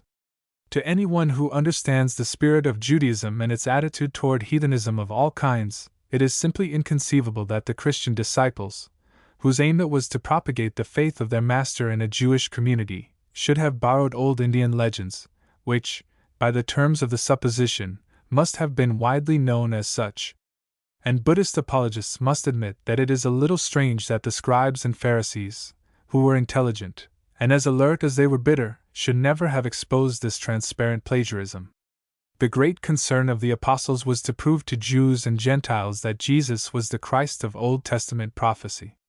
The whole drift of their preaching and their epistles went to show that the gospel history rested squarely and uncompromisingly on a Jewish basis. Peter and John, Stephen and Paul, constantly reasoned with the Jews out of their own scriptures. How unspeakably absurd is the notion that they were trying to palm off on those keen Pharisees a Messiah who, though in the outset at Nazareth he publicly traced his commission to Old Testament prophecy, was all the while copying an atheistic philosopher of India. It is equally inconceivable that the Christian fathers should have copied Buddhism. They resisted Persian mysticism as the work of the devil, and it was in that mysticism, if anywhere, that Buddhist influence existed in the Levant. Whoever has read Tertullian's withering condemnation of Marcion may judge how far the fathers of the Church favored the heresies of the East. Augustine had himself been a Manichaean mystic, and when after his conversion he became the great theologian of the Church, he must have known whether the teachings of the Buddha were being palmed off on the Christian world. The great leaders of that age were men of thorough scholarship and of the deepest moral earnestness. Many of them gave up their possessions and devoted their lives to the promotion of the truths which they professed. Scores of them sealed their faith by martyr deaths. But even if we were to accept the flippant allegation that they were all impostors, yet we should be met by an equally insurmountable difficulty in the utter silence of the able and bitter assailants of Christianity in the first 2 or 3 centuries. Celsus prepared himself for his well-known attack on Christianity with the utmost care, searching history, philosophy, and every known religion from which he could derive an argument against the Christian faith. Why did he not strike at the very root of the matter by exposing those stupid plagiarists who were attempting to play off upon the intelligence of the Roman world a clumsy imitation of the far-famed Buddha? It was the very kind of thing that the enemies of Christianity wanted. Why should the adroit Porphyry attempt to work up a few mere scraps of resemblance from the life of Pythagoras, when all he had to do was to lay his hand upon familiar legends which afforded an abundance of the very thing in demand? Again, it is to be remembered that Christianity has always been restrictive and opposed to admixtures with other systems. It repelled the Neoplatonism of Alexandria, and it fought for 2 or 3 centuries against Gnosticism, Manichaeism, and similar heresies, and the assumption, in the face of all this, that the Christian Church went out of its way to copy Indian Buddhism, must be due either to gross ignorance or to reckless misrepresentation. On the other hand, it is in accordance with the very genius of Buddhism to borrow. It has absorbed every indigenous superstition and entered into partnership with every local religious system, from the devil worship of Burma and Ceylon to the Taoism of China and the Shinto of Japan. In its long-continued contact with Christianity, it has changed from the original atheism of Gautama to various forms of theism, and in some of its sects, at least, from a stanch insistence on self-help alone to an out-and-out doctrine of salvation by faith. This is true of the Shin and Yodo sects of Japan. From recognizing no God at all at first, Buddhism had, by the 7th century AD, a veritable trinity, with attributes resembling those of the triune God of the Christians, and by the 10th century it had 5 trinities with one supreme Adi Buddha over them all.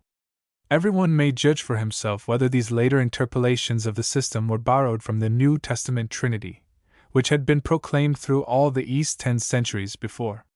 Buddhism is still absorbing foreign elements through the aid of its various apologists. Sir Edwin Arnold has greatly added to the force of its legend by the Christian phrases and Christian conceptions which he has read into it. Toward the close of the Light of Asia, he also introduces into the Buddha's sermon at Kapilavastu the teachings of Herbert Spencer and others of our own time. But altogether the most stupendous improbability lies against the whole assumption that Christ and his followers based their essential doctrines on the teachings of the Buddha. The early Buddhism was atheistic.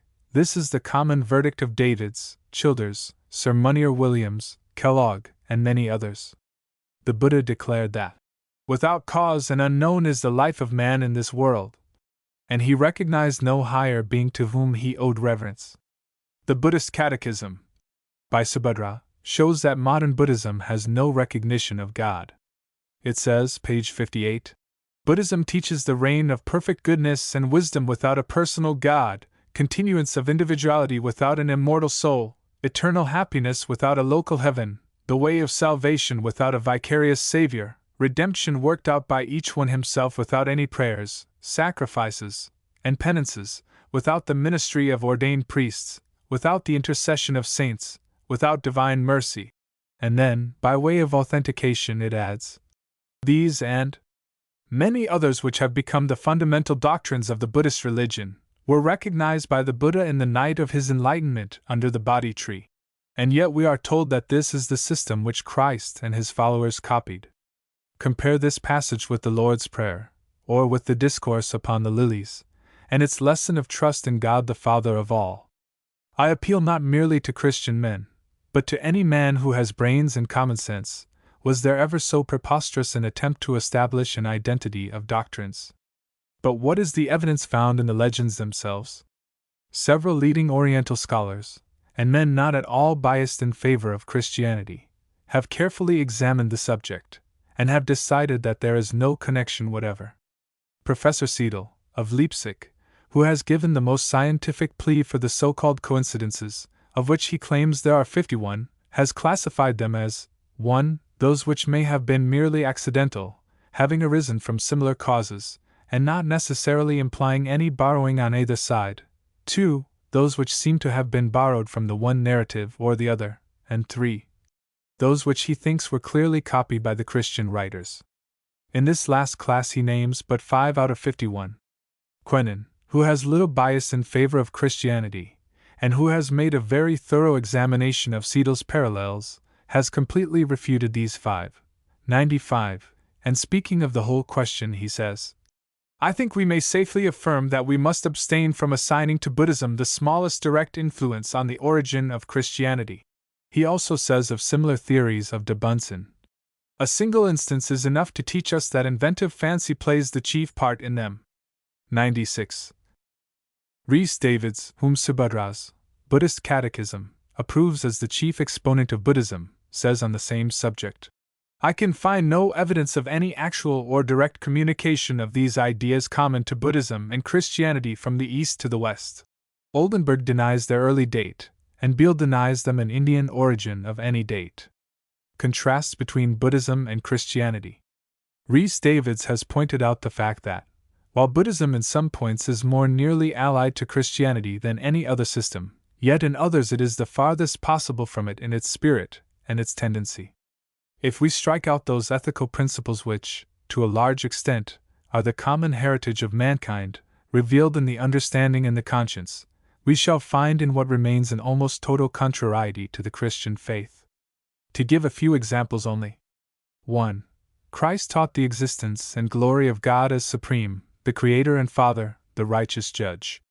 His supreme mission to reconcile all men to God was the keynote of all his ministry. By his teaching the hearts of men are lifted up above all earthly conceptions to the worship of infinite purity, and to the comforting assurance of more than a father's care and love. Buddhism, on the contrary, knows nothing of God, offers no heavenly incentive, no divine help. Leading scholars are agreed that, whatever it may be now, the original Orthodox Buddhism was essentially atheistic. It despised the idea of divine help, and taught men to rely upon themselves. While, therefore, Buddhism never rose above the level of earthly resources, and contemplated only lower orders of being, Christianity begins with God as supreme, to be worshipped and loved with all the heart, mind, and strength, while our neighbors are to be loved as ourselves. 2. Christ represented himself as having pre-existed from the foundation of the world, as having been equal with God in the glory of heaven, all of which he resigned that he might enter upon the humiliation of our earthly state, and raise us up to eternal life. He distinctly claimed oneness and equality with the Father. Buddha claimed no such antecedent glory. He spoke of himself as a man merely. The whole aim of his teaching was to show in himself what every man might accomplish. Later legends ascribed to him a sort of pre-existence, in which 530 successive lives were passed, sometimes as a man, sometimes as a god, many times as an animal. But even these claims were not made by Buddha himself, except so far as was implied by the common doctrine of transmigration. Furthermore, in relation to the alleged pre-existences, according to strict Buddhist doctrine, it was not really he who had gone before. It was only a karma or character that had exchanged hands many times before it could be taken up by the real and conscious Buddha born upon the earth. Still further, even after the beginning of his earthly life he lived for many years in what, according to his own teaching, was heinous sin, all of which is fatal to the theory of pre-existent holiness. 3. Christ is a real Savior. His atonement claimed to be a complete ransom from the penalty of sin, and by his teaching and example, and by the power of the Holy Spirit, he overcomes the power of sin itself, transforming the soul into his own image. Buddha, on the other hand, did not claim to achieve salvation for any except himself, though Mr. Arnold and others constantly use such terms as help and salvation. Nothing of the kind is claimed by the early Buddhist doctrines.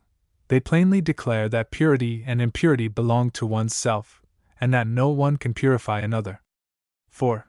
Christ emphatically declared himself a helper, even in this life. "Come unto me, all you that labor and are heavy laden, and I will give you rest."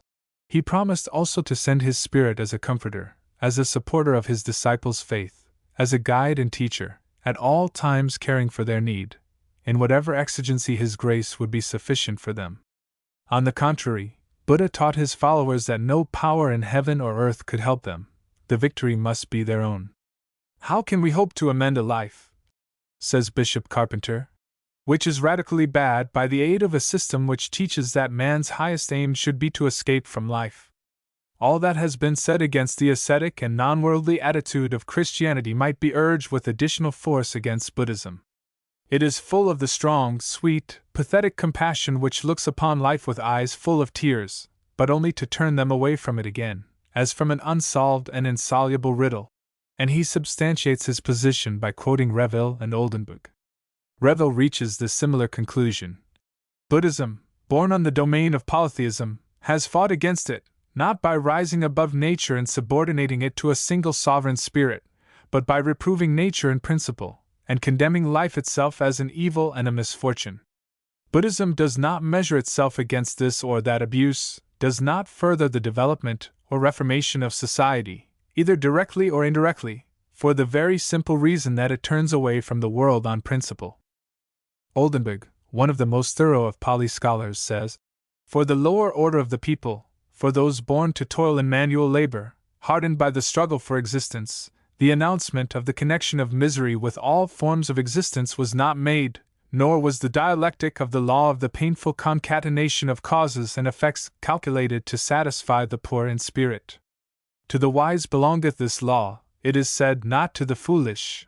Very unlike the work of that man who suffered little children to come unto him, for of such is the kingdom of God. For children, and those who are like children, the arms of Buddha are not opened." 5. Christ and his disciples set before men the highest motives of life. The great end of man was to love God supremely, and one's neighbor as himself. Every true disciple was to consider himself an almoner and dispenser of the divine goodness to his race. It was this that inspired the sublime devotion of Paul and of thousands since his time.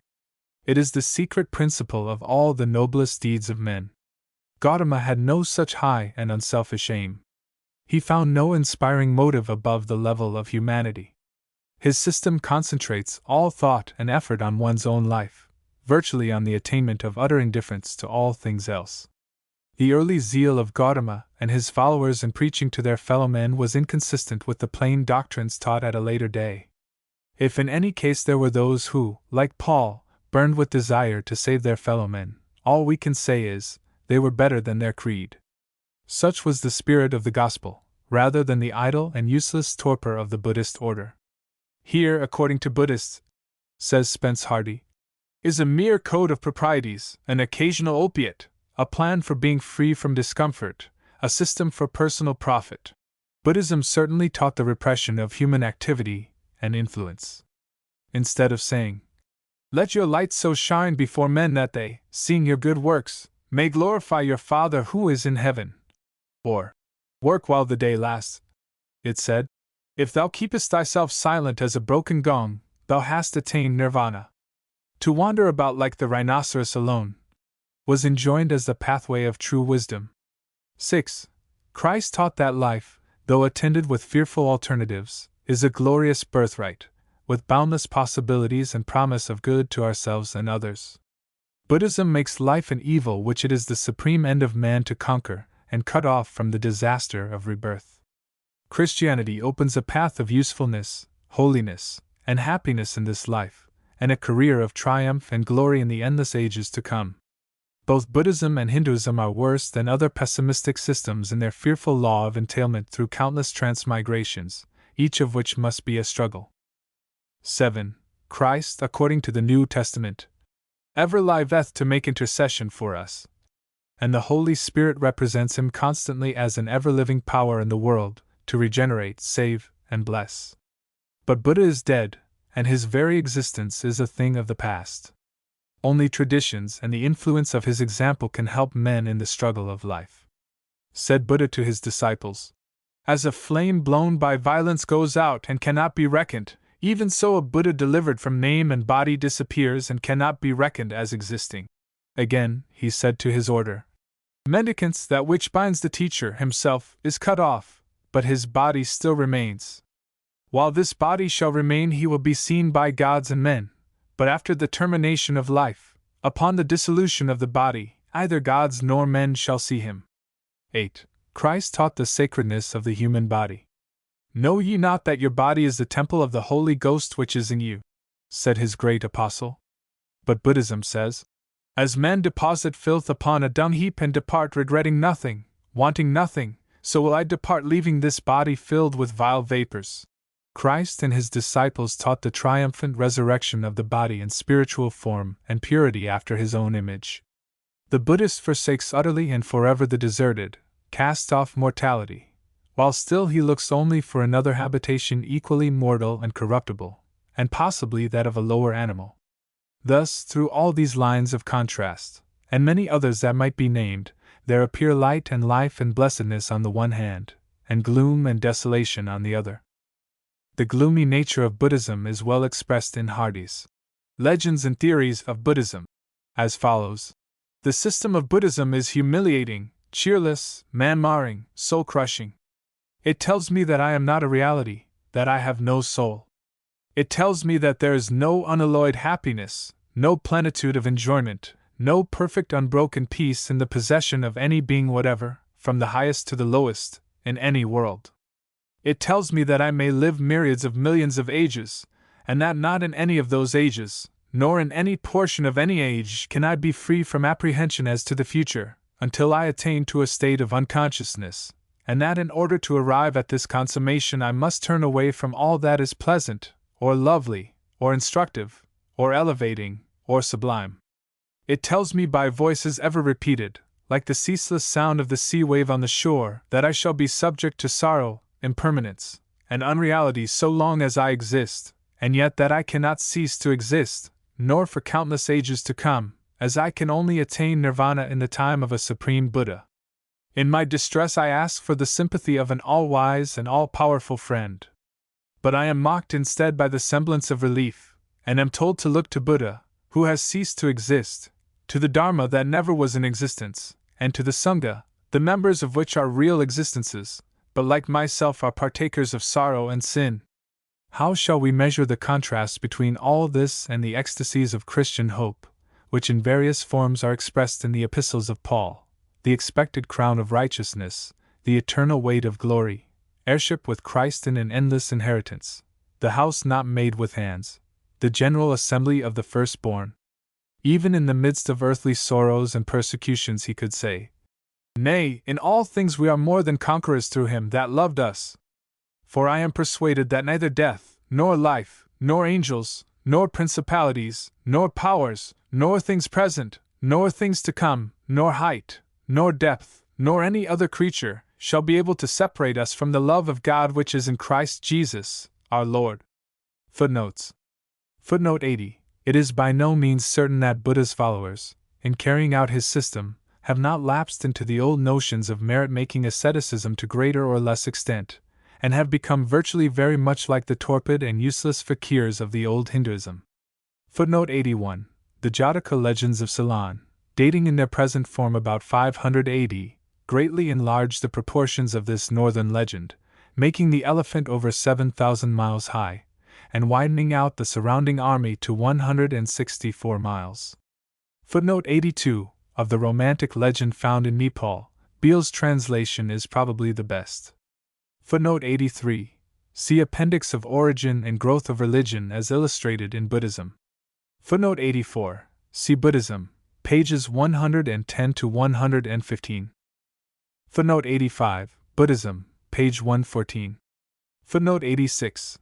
Pages 265 to 285. Footnote 87. It is the boast of the author of Esoteric Buddhism, that strange mixture of Western spiritualism with Oriental mysticism, that his system despises the tame, goody-goody spirit of Christianity, and deals with the endless growth of mind. Footnote 88. Light of Asia. Footnote 89. Mr. Sinnett, in his Esoteric Buddhism, expressed the idea that it was high time that the crudities of spiritualism should be corrected by the more philosophic occultism of the East. Footnote 90. the points of contact between Buddhism and certain forms of Western thought have been ably treated by Professor S. H. Kellogg in The Light of Asia and Light of the World. Footnote 91. A recent tract has appeared, entitled Theosophy, the Religion of Jesus. Footnote 92. Cited by Professor Kellogg. Footnote 93. Professor T. W. Rhys Davids, in his Introduction to Buddhism, enumerates the following sources of knowledge concerning the early Buddhism. 1. The Lalita Vistara, a Sanskrit work of the northern Buddhists, full of extravagant fictions concerning the early portion of Gautama's life.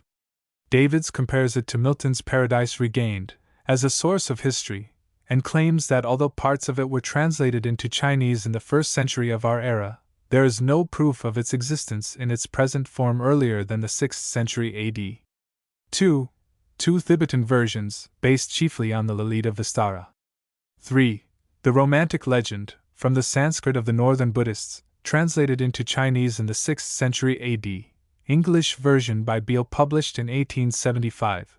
This also is an extravagant poem. This and the Lalita Vistara embrace most of the alleged parallels to the life of Christ. 4. The original Pali text of the commentary on the Jatakas, written in Ceylon probably about the 5th century of our era. Davids considers its account down to the time of Gautama's return to Kapilavastu. The best authority we have. It contains word for word almost the whole of the life of Gautama given by Turnauer, from a commentary on the Buddhavansa, which is the account of the Buddhas contained in the second Pitaka. 5. An account taken by Spence Hardy from Sinhalese books of a comparatively modern date. 6.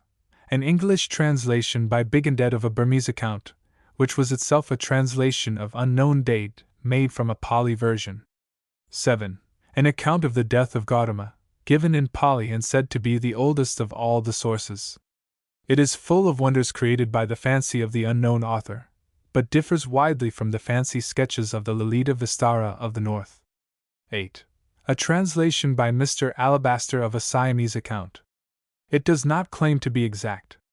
Footnote 94. T. W. Rhys Davids illustrates the worthlessness of poetic narrations as grounds of argument by quoting from Milton's Paradise Regained this mere fancy sketch of the accompaniments of Christ's temptation. And neither tropic now gone thunder and both ends of heaven, the clouds from many a horrid rift abortive poured fierce rain with lightning mixed, water with fire and ruin reconciled, nor slept the winds within their stony caves, but rushed abroad from the four hinges of the world, and fell on the vexed wilderness, whose tallest pines, though rooted deep as high and sturdiest oaks, bowed their stiff necks, loaden with stormy blasts or torn up sheer. Ill wast thou shrouded then, O patient Son of God, yet stoodst alone unshaken. Nor yet stayed the terror there. Infernal ghosts and hellish furies round environed thee. Some howled, some yelled, some shrieked, some bent at thee their fiery darts, while thou satst unappalled in calm and sinless peace. Book 4. Footnote 95. See National Religion and Universal Religion, page 362. Footnote 96. Hibbert Lectures, 1882. Lecture 6. Mohammedanism Past and Present. It has been the fate of every great religious teacher to have his memory enveloped in a haze of posthumous myths. Even the gospel history was embellished with marvelous apocryphal legends of the childhood of Christ. Buddhism very soon began to be overgrown with a truly Indian luxuriance of fables, miracles, and pre-existent histories extending through 500 past transmigrations. In like manner, the followers of Muhammad traced the history of their prophet and of their sacred city back to the time of Adam. And Mohammedan legends were not a slow and natural growth, as in the case of most other faiths. There was a set purpose in producing them without much delay. The conquests of Islam over the Eastern empires had been very rapid. The success of Muhammad's cause and creed had exceeded the expectations of his most sanguine followers.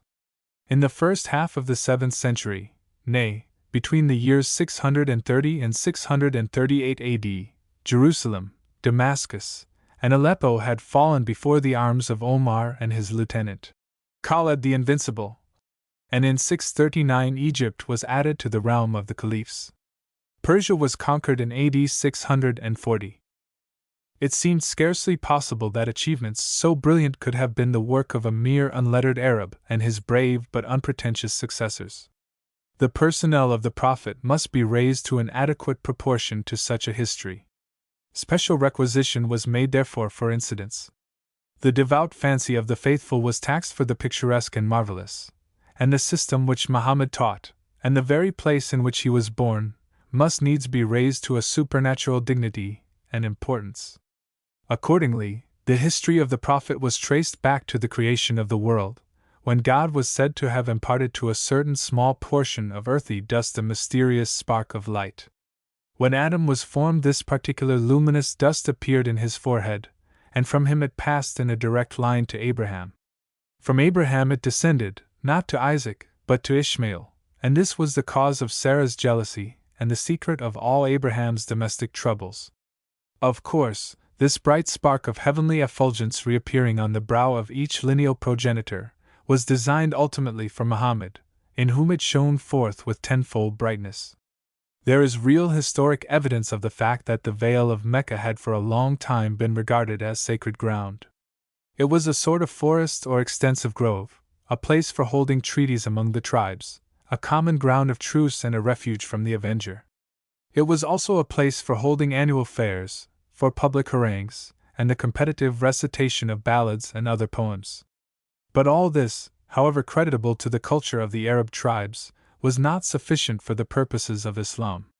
The Kaaba, which had been a rude heathen temple, was raised to the dignity of a shrine of the true God, or rather it was restored, for it was said to have been built by Adam after a divine pattern. The story was this: at the time of the fall, Adam and Eve had somehow become separated. Adam had wandered away to Ceylon, where a mountain peak still bears his name. But having been divinely summoned to Mecca to erect this first of earthly temples, he unexpectedly found Eve residing upon a hill near the city, and thenceforward the valley of Mecca became their paradise regained. At the time of the deluge the Kaaba was buried in mud, and for centuries afterward it was overgrown with trees. When Hagar and her son Ishmael were driven out from the household of Abraham, they wandered by chance to this very spot, desolate and forsaken. While Hagar was diligently searching for water, more anxious to save the life of her son than her own, Ishmael, boy-like, sat poking the sand with his heel, when, behold, a spring of water bubbled up in his footprint. And this was none other than the sacred well Zemzem, whose brackish waters are still eagerly sought by every Moslem pilgrim. As Ishmael grew to manhood and established his home in the sacred city, Abraham was summoned to join him, that they together might rebuild the Kaaba. But in the succeeding generations apostasy again brought ruin upon the place, although the heathen Quraysh still performed sacred rites there, especially that of sevenfold processions around the sacred stone. This blackened object, supposed to be an aerolite which fell ages ago, is still regarded as sacred, and the sevenfold circuits of Mohammedan pilgrims take the place of the ancient heathen rites. Laying aside these crude legends, and confining our attention to probable history, I can only hope, in the compass of a single lecture, to barely touch upon a series of prominent points without any very careful regard to logical order. This will perhaps ensure the greatest clearness as well as the best economy of time. And first, we will glance at the personal history of Muhammad, a history, it should be remembered, which was not committed to writing till 200 years after the Prophet's death, and which depends wholly on the enthusiastic traditions of his followers. Born in the year 561 AD, of a recently widowed mother, he appears to have been from the first a victim of epilepsy, or some kindred affection whose paroxysms had much to do with his subsequent experiences and his success. The various tribes of Arabia were mostly given to a form of polytheistic idolatry in which, however, the conception of a monotheistic supremacy was still recognized. Most scholars, including Rana, insist on ascribing to the Arabians, in common with all other Shemitic races, a worship of one God as supreme, though the Arabian Allah, like the Baal of Canaan and Phoenicia, was supposed to be attended by numerous inferior deities. Though Islam undoubtedly borrowed the staple of its truths from the Old Testament, yet there was a short confession strikingly resembling the modern creed of today, which had been upon the lips of many generations of Arabians before Muhammad's time. Thus it ran: I dedicate myself to thy service, O Allah.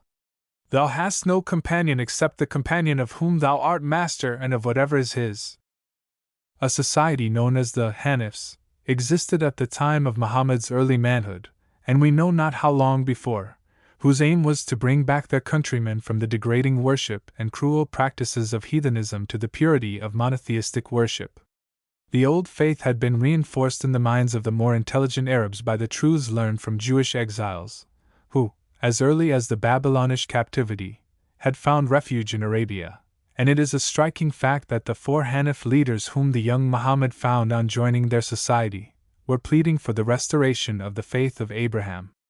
All these leaders refused to follow his standard when he began to claim supremacy as a prophet. 3 of them were finally led to Christianity, and the 4th died in a sort of quandary between the Christian faith and Islam. The first 2, Waraka and Uthman, were cousins of Muhammad's wife, and the 3rd, Abdullah, was his own cousin. Zayd, the last of the 4, presents to us a very pathetic picture. He lived and died in perplexity.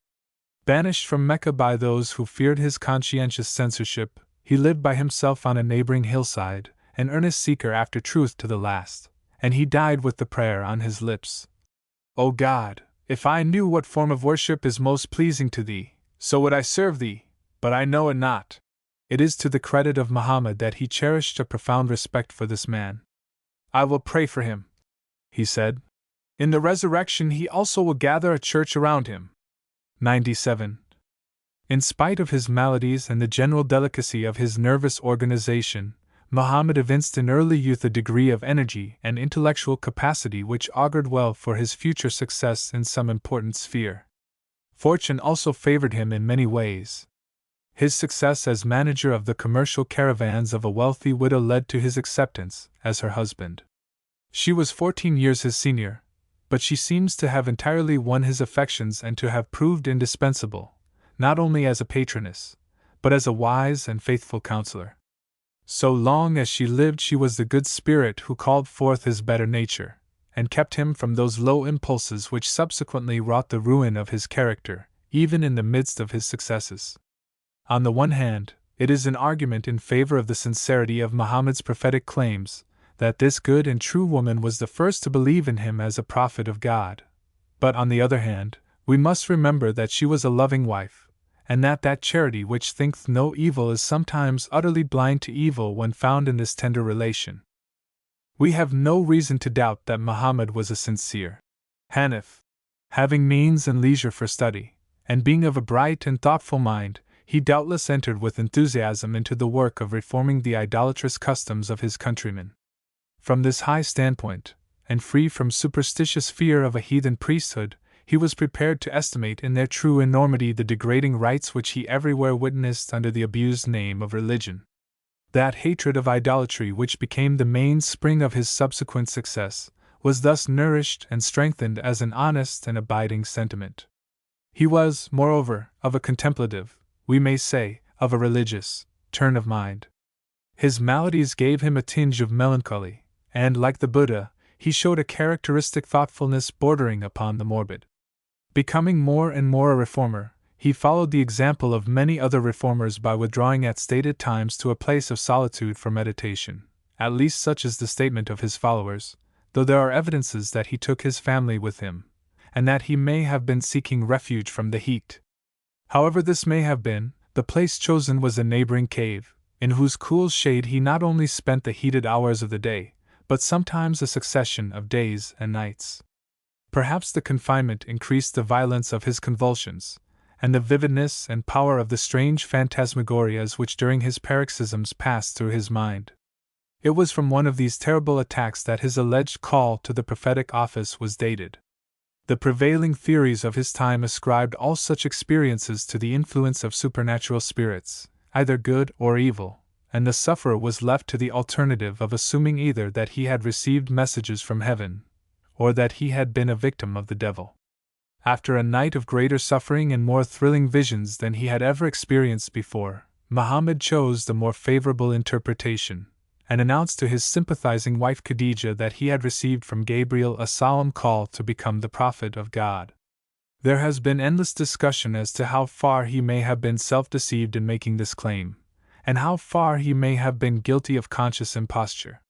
Speculation is useless, since on the one hand we cannot judge a man of that age and that race by the rigid standards of our own times, and on the other, we are forbidden to form a too favorable judgment by the subsequent developments of Muhammad's character and life, in regard to which no other interpretation than that of conscious fraud seems possible.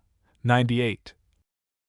Aside from the previous development and influence of a monotheistic reform, and the favoring circumstance of a fortunate marriage, he found his way prepared by the truths which had been made known in Arabia by both Jews and Christians. The Jews had fled to the Arabian Peninsula from the various conquerors who had laid waste Jerusalem and overrun the territories of the 10 tribes. At a later day, many Christians had also found an asylum there from the persecutions of hostile bishops and emperors. Sir William Muir has shown how largely the teachings of the Quran are grounded upon those of the Old and New Testaments. 99. All that is best in Mohammedanism is clearly borrowed from Judaism and Christianity. Muhammad was illiterate and never claimed originality. Indeed, he pleaded his illiteracy as a proof of direct inspiration. A far better explanation would be found in the knowledge derived from inspired records, penned long before and under different names. The Prophet was fortunate not only in the possession of truths thus indirectly received, but in the fact that both Jews and Christians had lapsed from a fair representation of the creeds which they professed. The Jews in Arabia had lost the true spirit of their sacred scriptures, and were following their own perverted traditions rather than the oracles of God. They had lost the vitality and power of the truths revealed to their fathers, and were destitute of moral earnestness and all spiritual life. On the other hand, the Christian sects had fallen into low superstitions and virtual idolatry. The Trinity, as they represented it, gave to Muhammad the impression that the Virgin Mary, Mother of God, was one of the 3 persons of the Trinity, and that the promise of the coming Paraclete might very plausibly be appropriated by himself. 100. The prevailing worship of pictures, images, and relics appeared in his vision as truly idolatrous as the polytheism of the heathen Quraysh. It was clear to him that there was a call for some zealous iconoclast to rise up and deliver his country from idolatry. The whole situation seemed auspicious. Arabia was ripe for a sweeping reformation. It appears strange to us, at this late day, that the churches of Christendom, even down to the 7th century, should have failed to Christianize Arabia, though they had carried the gospel even to Spain and to Britain on the west, and to India and China on the east.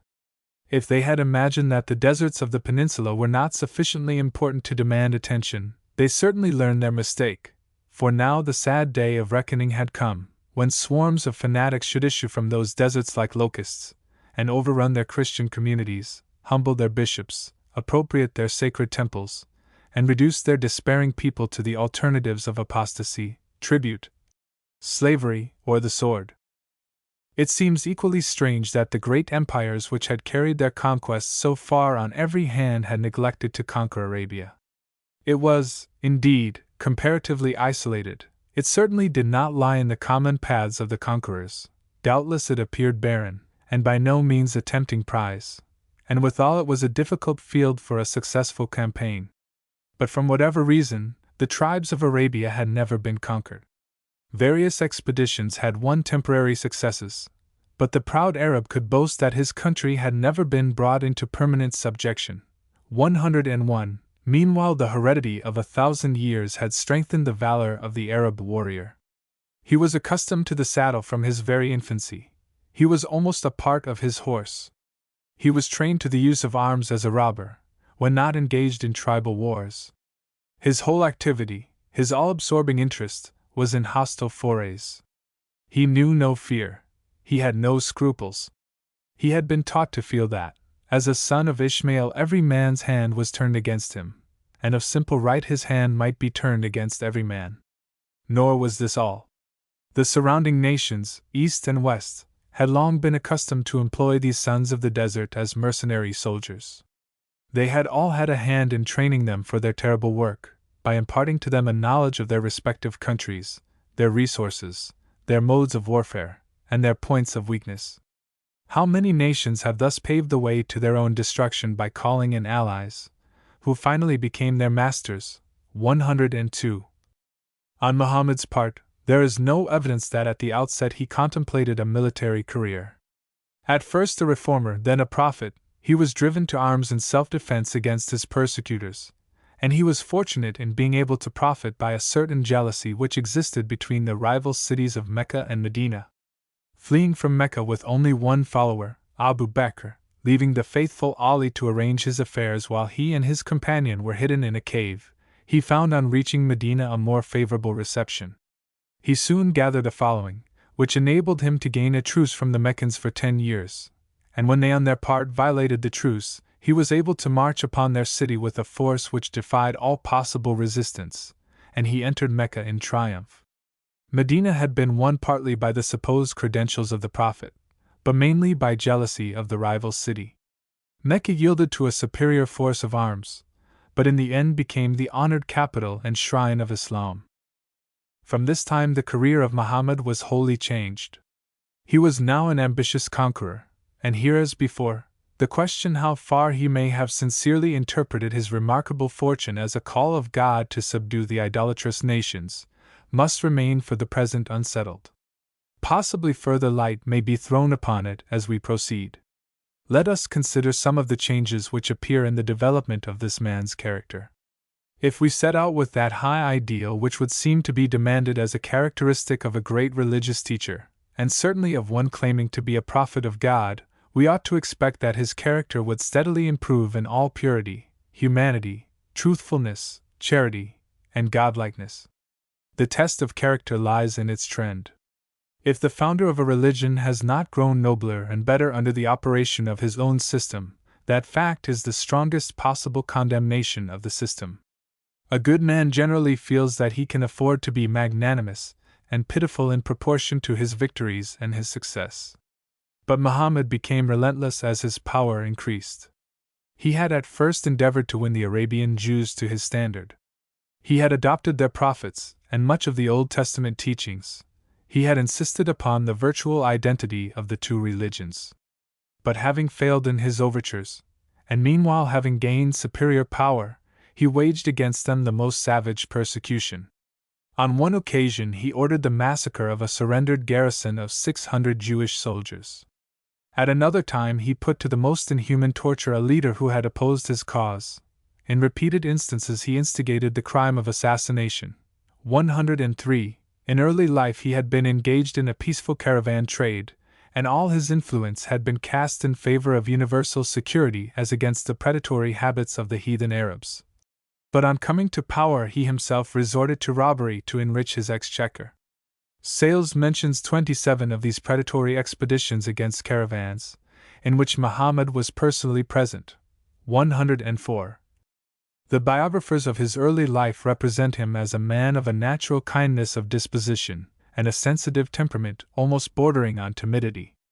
Though not particularly genial, he was fond of children, and had at first, as his recorded utterances show, frequent impulses of pity and magnanimity. But he became hardened as success crowned his career. The temperateness which characterized his early pleadings and remonstrances with those who differed from him gave place to bitter anathemas, and there was rooted in his personal character that relentless bigotry which has been the keynote of the most intolerant system known upon the earth. A still more marked change occurred in the increasing sensuality of Muhammad. Such lenient apologists as E. Bosworth Smith and Canon Taylor have applied their most skillful upholstery to the defects of his scandalous morals. Mr. Smith has even undertaken to palliate his appropriation of another man's wife, and the blasphemy of his pretended revelation in which he made God justify his passion. 105. These authors based their chief apologies upon comparisons between Muhammad and the worst depravity of the heathen Arabs, or they balance accounts with some of his acknowledged virtues. But the case baffles all such advocacy. The real question is, what was the drift of the Prophet's character? What was the influence of his professed principles on his own life? It cannot be denied that his moral trend was downward. If we credit the traditions of his own followers, he had lived a virtuous life as the husband of one wife, 106, and that for many years. But after the death of Khadijah he entered upon a career of polygamy in violation of his own law. He had fixed the limit for all Muslims at 4 lawful wives, and in spite of the arguments of R. Bosworth Smith, we must regard it as a most damning afterthought that made the first and only exception to accommodate his own weakness. By that act he placed himself beyond the help of all sophistry, and took his true place in the sober judgment of mankind. And by a law which is as unerring as the law of gravitation, he became more and more sensual as age advanced. At the time of his death he was the husband of 11 wives. We are not favored with a list of his concubines. Frowny face 107, we only know that his system placed no limit upon the number. 108. Now, if a prophet claiming direct inspiration could break his own inspired laws for his personal accommodation, if, when found guilty of adultery, he could compel his friend and follower to divorce his wife that he might take her, if upon each violation of purity and decency he did not shrink from the blasphemy of claiming a special revelation which made God the abettor of his vices, and even represented him as reproving and threatening his wives for their just complaints, if all this does not stamp a man as a reckless impostor, what further turpitude is required? At the same time, it is evident that constant discrimination is demanded in judging of the character of Muhammad. It is not necessary to assume that he was wholly depraved at first, or to deny that for a time he was the good husband that he is represented to have been, or that he was a sincere and enthusiastic reformer, or even that he may have interpreted some of his early hallucinations as mysterious messages from heaven. At various times in his life he doubtless displayed noble sentiments and performed generous acts. But when we find him dictating divine communications with deliberate purpose for the most villainous objects, when we find the messages of Gabriel timed and graded to suit the exigencies of his growing ambition, or the demands of his worst passions, we are forced to a preponderating condemnation. The Muhammad of the later years is a remorseless tyrant when occasion requires, and at all times the slave of unbridled lust. Refined and cultivated Mohammedan ladies, I speak from testimony that is very direct, do not hesitate to condemn the degrading morals of their prophet, and to contrast him with the spotless purity of Jesus. But then, they add, God used him for a great purpose, and gave him the most exalted honor among men. Alas! It is the old argument so often employed in many lands. Success, great intellect, grand achievements gild all moral deformity, and win the connivance of dazzled minds. In this case, however, it is not a hero or a statesman, but an alleged prophet of God, that is on trial. It is a question difficult to decide, how far Muhammad made Mohammedanism, and how far the system molded him. The action of cause and effect was mutual, and under this interaction both the character and the system were slow growths. The Quran was composed in detached fragments suited to different stages of development, different degrees and kinds of success, different demands of personal impulse or changes of conduct. The surahs, without any claim to logical connection, were written down by an amanuensis on bits of parchment, or pieces of wood or leather, and even on the shoulder bones of sheep. And they were each the expression of Muhammad's particular mood at the time, and each entered in some degree into his character from that time forth. The man and the book grew together. The system, through all its history, fairly represents the example of the man and the teaching of the book. Let us next consider the historic character and influence of the system of Islam. In forming just conclusions as to the real influence of Mohammedanism, a judicial fairness is necessary. In the first place, we must guard against the hasty and sweeping judgments which are too often indulged in by zealous Christians, and on the other hand, we must certainly challenge the exaggerated statements of enthusiastic apologists. It is erroneous to assert that Islam has never encouraged education, that it has invariably been adverse to all progress, that it knows nothing but the Quran, or that Omar, in ordering the destruction of the Alexandrian library, is the only historical exponent of the system. Such statements are full of partial truths, but they are also mingled with patent errors. The Arab races in their original home were naturally inclined to the encouragement of letters, particularly of poetry, and Muhammad himself, though he had never been taught even to read, much less to write, took special pains to encourage learning. Teach your children poetry, he said. It opens the mind, lends grace to wisdom, and makes the heroic virtues hereditary. 109. According to Sprenger, he gave liberty to every prisoner who taught 12 boys of Mecca to write. The Abbasid princes of a later day offered most generous prizes for superior excellence in poetry, and Baghdad, Damascus, Alexandria, Baysora, and Samarkand were noted for their universities. 110. Cordova and Seville were able to lend their light to the infant University of Oxford. The fine arts of sculpture and painting were condemned by the early caliphs, doubtless on account of the idolatrous tendencies which they were supposed to foster, but medicine, philosophy, mathematics, chemistry, and astronomy were especially developed, and that at a time when the nations of Europe were mostly in darkness. 111. Yet it cannot be denied that on the whole the influence of Islam has been hostile to learning and to civilization. 112. The world will never forget that by the burning of the great library of Alexandria the rich legacy which the old world had bequeathed to the new was destroyed. By its occupation of Egypt and Constantinople, and thus cutting off the most important channels of communication, the Mohammedan power became largely responsible for the long eclipse of Europe during the Middle Ages.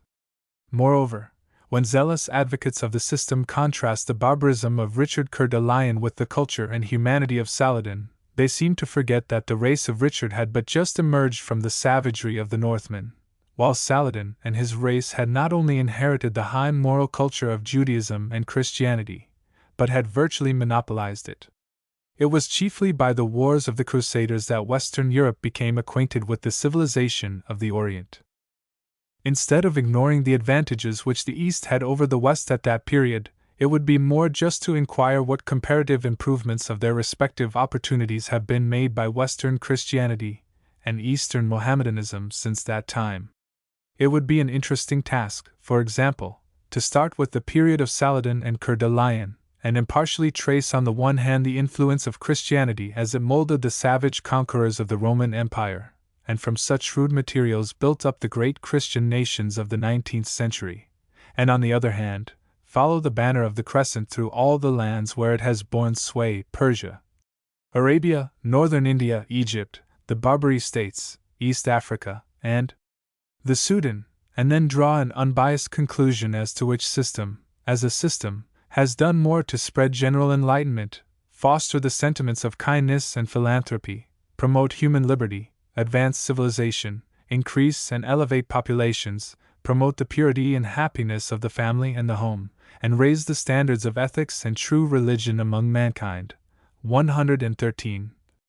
One of the brilliant dynasties of Mohammedan history was that of the Moors of Spain. We can never cease to admire their encouragement of arts and their beautiful architecture, but is it quite certain that all this was a direct fruit of Islam? The suggestion that it may have been partly due to contact with the Gothic elements which the Moors vanquished finds support in the fact that nothing of the kind appeared on the opposite coast of Africa. And while the Mohammedan Empire in India has left the most exquisite architectural structures in the world, it is well known that they were the work of European architects. But in considering the influence which Islam has exerted on the whole, lack of time compels me to limit our survey to Africa, except as other lands may be referred to incidentally. 114. That the first African conquests, extending from Egypt to Morocco, were simple warlike invasions in which the sword was the only instrument of propagandism, no one will deny. But it is contended that in later centuries a great work has been accomplished in Western Sudan, and is still being accomplished, by missionary effort and the general advance of a wholesome civilization. Any fair estimate of Mohammedan influence must take account of the elements which it found in northern Africa at the time of its conquests. The states which border on the Mediterranean had once been powerful and comparatively enlightened. They had been populous and prosperous. The Phoenician colony in Carthage had grown to be no mean rival of Rome's military power. Egypt had been a great center of learning, not only in the most ancient times, but especially after the building of Alexandria. More western lands, like Numidia and Mauritania, had been peopled by noble races. After the introduction of Christianity, Alexandria became the bright focus into which the religions and philosophies of the world poured their concentrated light. Some of the greatest of the Christian fathers, like Augustine, Tertullian, and Cyprian, were Africans. The foundations of Latin Christianity were laid by these men. The bishopric of Hippo was a model for all time in deep and intelligent devotion.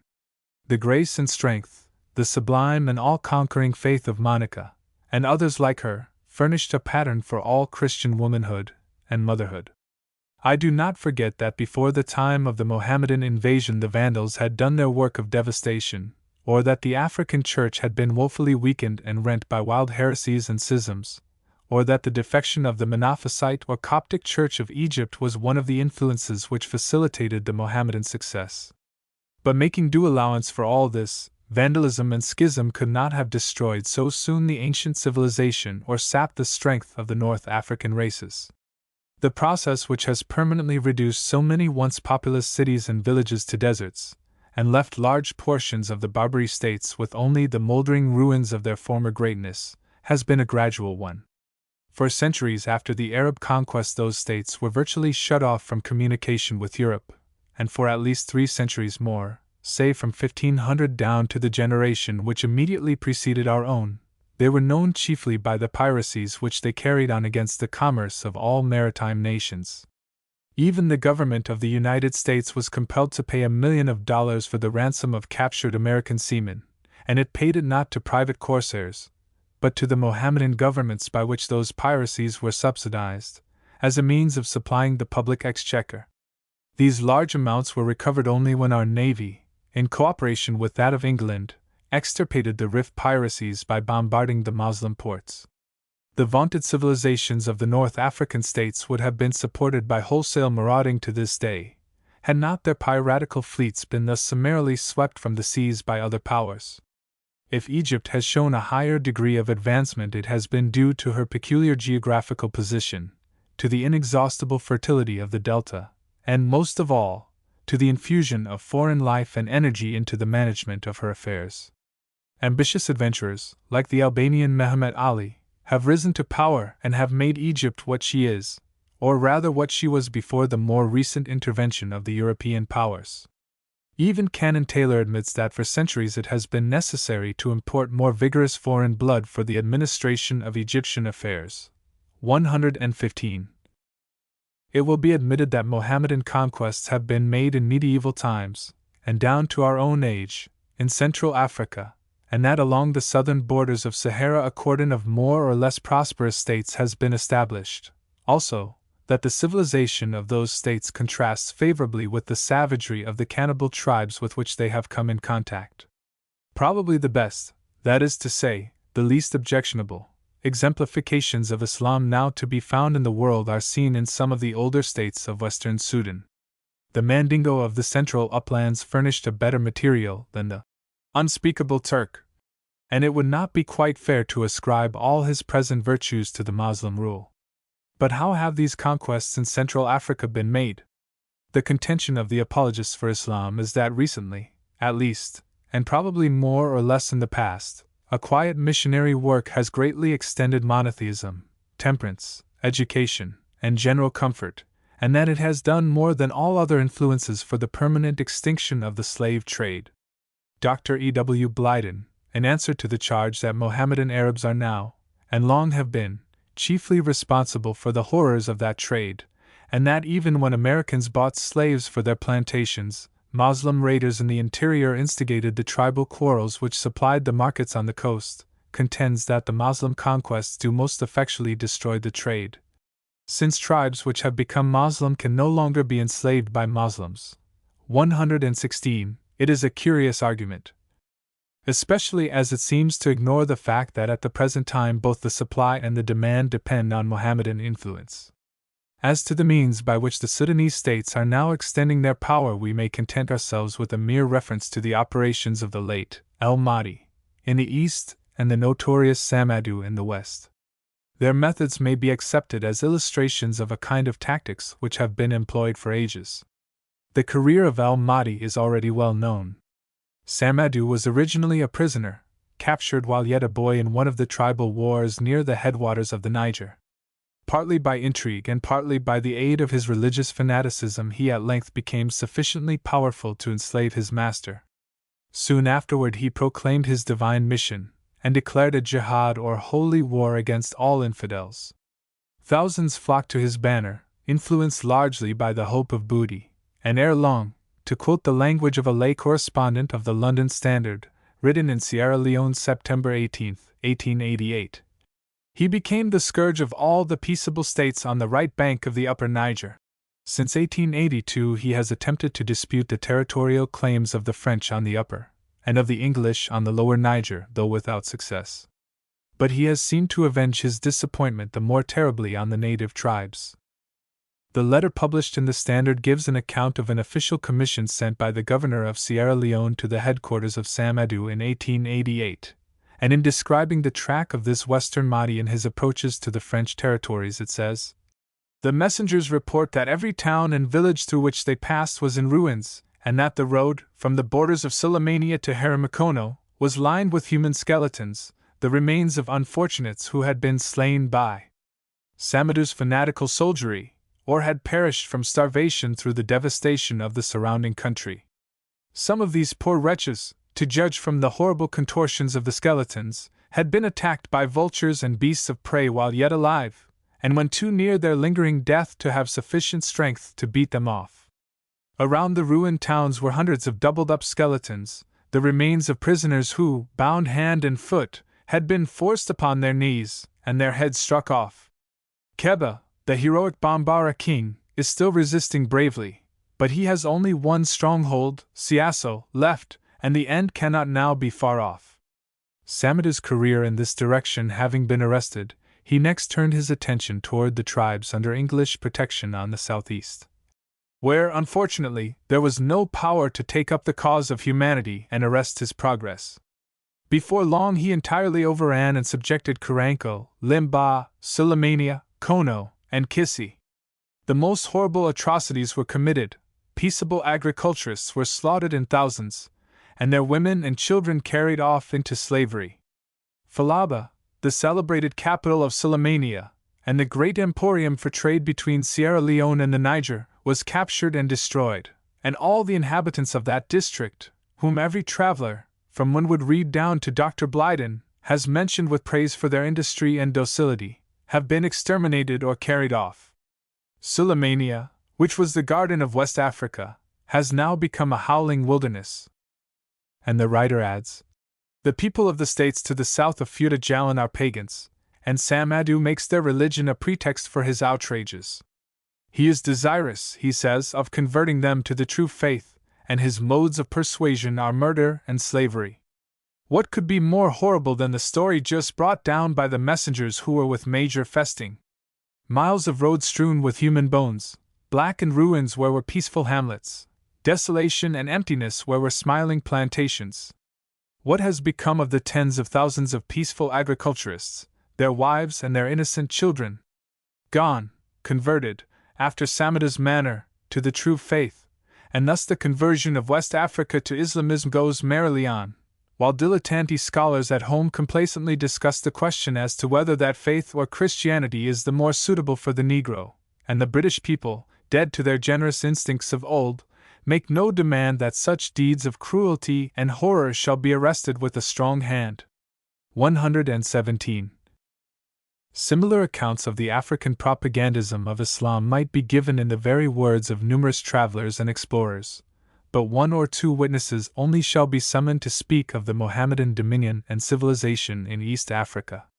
Professor Drummond, in giving his impressions of Zanzibar, says, "Oriental in its appearance, Mohammedan in its religion, Arabian in its morals, a cesspool of wickedness, it is a fit capital to the dark continent. And it is the great emporium, not an obscure settlement, but the consummate flower of East African civilization, and boasting in the late Sultan Bargash, an unusually enlightened Moslem ruler, of the interior and the ivory slave trade pursued under the auspices of Arab dominion." The same author says, "Arab encampments for carrying on a wholesale trade in this terrible commodity are now established all over the heart of Africa. They are usually connected with wealthy Arab traders at Zanzibar and other places on the coast, and communication is kept up by caravans, which pass at long intervals from one to the other. Being always large and well supplied with the material of war, These caravans have at their mercy the feeble and divided native tribes through which they pass, and their trail across the continent is darkened with every aggravation of tyranny and crime. They come upon the scene suddenly. They stay only long enough to secure their end, and disappear only to return when a new crop has arisen which is worth the reaping. Sometimes these Arab traders will actually settle for a year or two in the heart of some quiet community in the remote interior. They pretend perfect friendship. They molest no one. They barter honestly. They plant the seeds of their favorite vegetables and fruits. The Arab always carries seeds with him, as if they meant to stay forever. Meantime they buy ivory, tusk after tusk, until great piles of it are buried beneath their huts, and all their barter goods are gone. Then one day suddenly the inevitable quarrel is picked. And then follows a wholesale massacre. Enough only are spared from the slaughter to carry the ivory to the coast. The grass huts of the village are set on fire. The Arabs strike camp, and the slave march, worse than death, begins.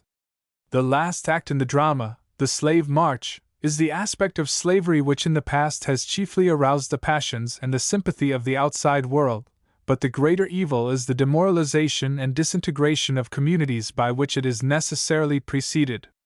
It is essential to the traffic that the region drained by the slaver should be kept in perpetual political ferment, that, in order to prevent combination, chief should be pitted against chief, and that the moment any tribe threatens to assume a dominating strength it should either be broken up by the instigation of rebellion among its dependencies or made a tool of at their expense. The interrelation of tribes is so intricate that it is impossible to exaggerate the effect of disturbing the equilibrium at even a single center. But like a river, a slave caravan has to be fed by innumerable tributaries all along its course, at first in order to gather a sufficient volume of human bodies for the start, and afterward to replace the frightful loss by desertion, disablement, and death. Next to Livingstone, whose last pathetic appeal to the civilized world to heal the open sore of Africa stands engraved in marble in Westminster Abbey, no better witness can be summoned in regard to the slave trade and the influence of Islam generally in Eastern and Central Africa than Henry M. Stanley. From the time when he encountered the Mohammedan propagandists at the court of Uganda, he has seen how intimately and vitally the faith and the traffic are everywhere united. I give but a single passage from his Congo Free State. Page 144. We discovered that this horde of banditti, for in reality and without disguise they were nothing else, was under the leadership of several chiefs, but principally under Karema and Kibunga. They had started 16 months previously from Wenkirundu, about 30 miles below Vinyanjara. For 11 months the band had been raiding successfully between the Congo and the Lubaranzi, on the left bank. They had then undertaken to perform the same cruel work between the Biere and Wenkirundu. On looking at my map I find that such a territory within the area described would cover superficially 16,200 square geographical miles on the left bank, and 10,500 miles on the right, all of which in statute mileage would be equal to 34,700 square miles, just 2,000 square miles greater than the island of Ireland, inhabited by about 1 million people. The band when it set out from Kirunda numbered 300 fighting men, armed with flintlocks, double-barreled percussion guns, and a few breech-loaders. Their followers, or domestic slaves and women, doubled this force. Within the enclosure was a series of low sheds extending many lines deep from the immediate edge of the clay bank inland, 100 yards. In length the camp was about 300 yards. At the landing place below were 54 long canoes, varying in carrying capacity. Each might convey from 10 to 100 people. The first general impressions are that the camp is much too densely peopled for comfort. There are rows upon rows of dark nakedness, relieved here and there by the white dresses of the captors. There are lines or groups of naked forms, upright, standing, or moving about listlessly. Naked bodies are stretched under the sheds in all positions. Naked legs innumerable are seen in the perspective of prostrate sleepers. There are countless naked children, many mere infants, forms of boyhood and girlhood, and occasionally a drove of absolutely naked old women bending under a basket of fuel, or cassava tubers, or bananas, who are driven through the moving groups by 2 or 3 musketeers. On paying more attention to details, I observe that mostly all are fettered, used with iron rings around their necks, through which a chain, like one of our boat anchor chains, is rove, securing the captives by 20s. The children over 10 are secured by these copper rings, each ringed leg brought together by the central ring. By a careful examination of statistics, Mr. Stanley estimates that, counting the men killed in the raids and those who perish on the march, or are slain because supposed to be worthless, every 5,000 slaves actually sold cost over 30,000 lives. But there are Arabs and Arabs, we are told. The slave dealers of East Africa and the barbarous chieftains who push their bloody conquests in western Sudan are bad enough, it is admitted, but they are exceptions. Yet we insist that they illustrate the very spirit of Muhammad himself, who authorized the taking of prisoners of war as slaves. Their plea is that they save the souls of those they capture. Many of these traitors are mullahs, Pharisees of the Pharisees. Canon Taylor, Dr. Blyden, and others have given us glowing accounts of Arab missionaries going about without purse or scrip and disseminating their religion by quietly teaching the Quran. But the Venerable Bishop Crowther, who has spent his whole life in that part of Africa where these conquests are supposed to be made, declares that the real vocation of the quiet apostles of the Quran is that of fetish peddlers. 118. If it be objected that this is the biased testimony of a Christian missionary, it may be backed by the explorer Lander, who, in speaking of this same class of men, says, "These mullahs procure an easy subsistence by making fetishes or writing charms on bits of wood which are washed off carefully into a basin of water, and drank with avidity by the credulous multitude." And he adds, "Those who profess the Mohammedan faith among the Negroes are as ignorant and superstitious as their idolatrous brethren, nor does it appear that their having adopted a new creed has either improved their manners or bettered their condition in life." Dr. Schweinfurth also describes the Mohammedan missionaries whom he found at Khartoum as polluted with every abominable vice which the imagination of man can conceive of.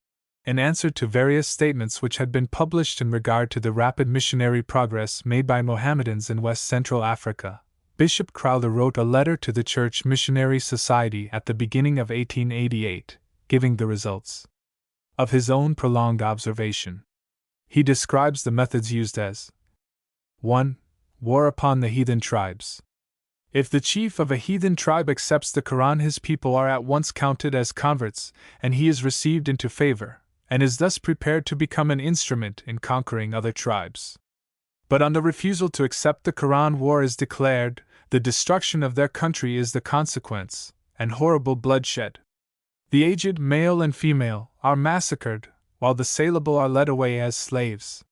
One half of the slaves are reserved by the chief, the other half is divided among the soldiers to encourage them to future raids. 2. Another cause of large increase is polygamy. For although but 4 lawful wives are allowed, there is unlimited license for concubinage. 3. The sale of charms is so conducted as to prove not only a means of profit, but a shrewd propaganda. When childless women are furnished with these, they are pledged, if successful, to dedicate their children to Islam. And Bishop Crowther verifies the statement made by others in reference to East Africa, that the priests, besides being charm makers, are traders both in general articles and more largely in slaves. 119. We have only time to consider one question more, viz., what is the character of Islam as we find it today, and what are its prospects of development? It is a characteristic of our age that no religion stands wholly alone and uninfluenced by others. It is especially true that the systems of the East are all deeply affected by the higher ethics and purer religious conceptions borrowed from Christianity. Thus many Mohammedans of our day, and especially those living in close contact with our Christian civilization, are rising to higher conceptions of God and of religious truth than have been entertained by Moslems hitherto. Canon Taylor, in a little volume entitled Leaves from an Egyptian Notebook, has drawn a picture of Islam which Omar and Othman would hardly have recognized. In the first place, it should be remembered that, as he confesses, his reputation as a defender of Muhammad and his system had gone before him to Cairo, and that he was understood to be a seeker after facts favorable to his known views.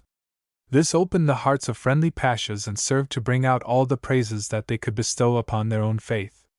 It appears accordingly that he was assured by them that polygamy is widely discarded and condemned by prominent Muslims in such cities as Cairo and Alexandria, that many leading men are highly intelligent and widely read, that they profess belief in most of the doctrines held by the Christian Church, that they receive the inspired testimony of the Old and New Testaments, except in so far as they have been corrupted by Christian manipulation.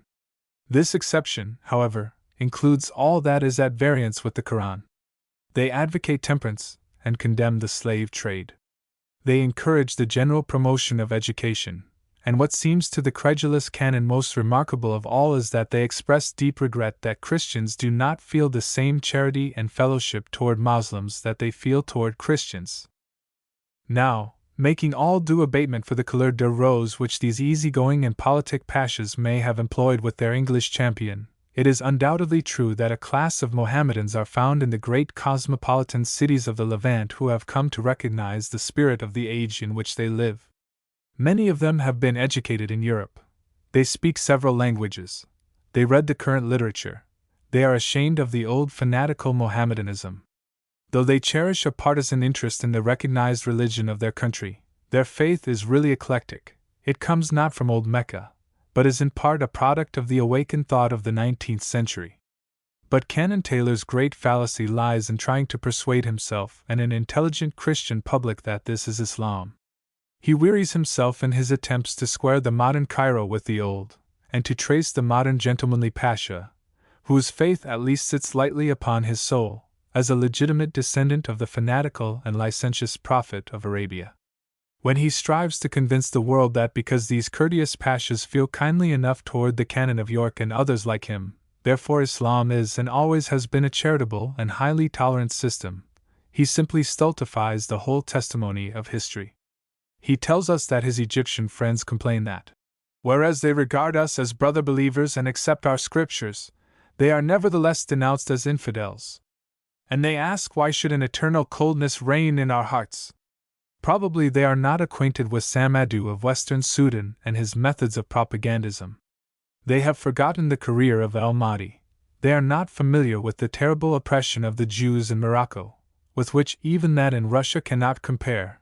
They have not read the dark accounts of the extortion practiced by the Wahhabis of Arabia, even upon Muslims of another sect on their pilgrimages to Mecca, 120. Nor do they seem to know that Syrian converts from Islam are now hiding in Egypt from the bloodthirsty Muslims of Beirut. Finally, he forgets that the very children are taught formulas of prayer in which they may compendiously curse Jews and Christians and all unbelievers. 121. A more plausible case is made out by Canon Taylor, Dr. Blyden, and others on the question of temperance. It is true that Muslims, as a rule, are not hard drinkers. Men and races of men have their besetting sins. Drinking was not the special vice of the Arabs. Their country was too arid, but they had another vice of which Muhammad was the chief exemplar. Canon Taylor is doubtless correct also in the statement that the English protectorate in Egypt has greatly increased the degree of intemperance, and that in this respect the presence of European races generally has been a curse. Certainly too much cannot be said in condemnation of the wholesale liquor trade carried on in Africa by unscrupulous subjects of Christian nations. But it should be remembered that the whiskey of Cairo and of the West Coast does not represent Christianity any more than the Greek assassin or the Italian pickpocket in Cairo represents Islam. Christian philanthropists in Europe and America are seeking to suppress the evil. If Christian missionaries in West Africa were selling rum as Muslim mullahs are buying and selling slaves in Uganda, if the Bible authorized the system as the Quran encourages slavery and concubinage, as means of propagandism, a parallel might be presented, but the very reverse is true.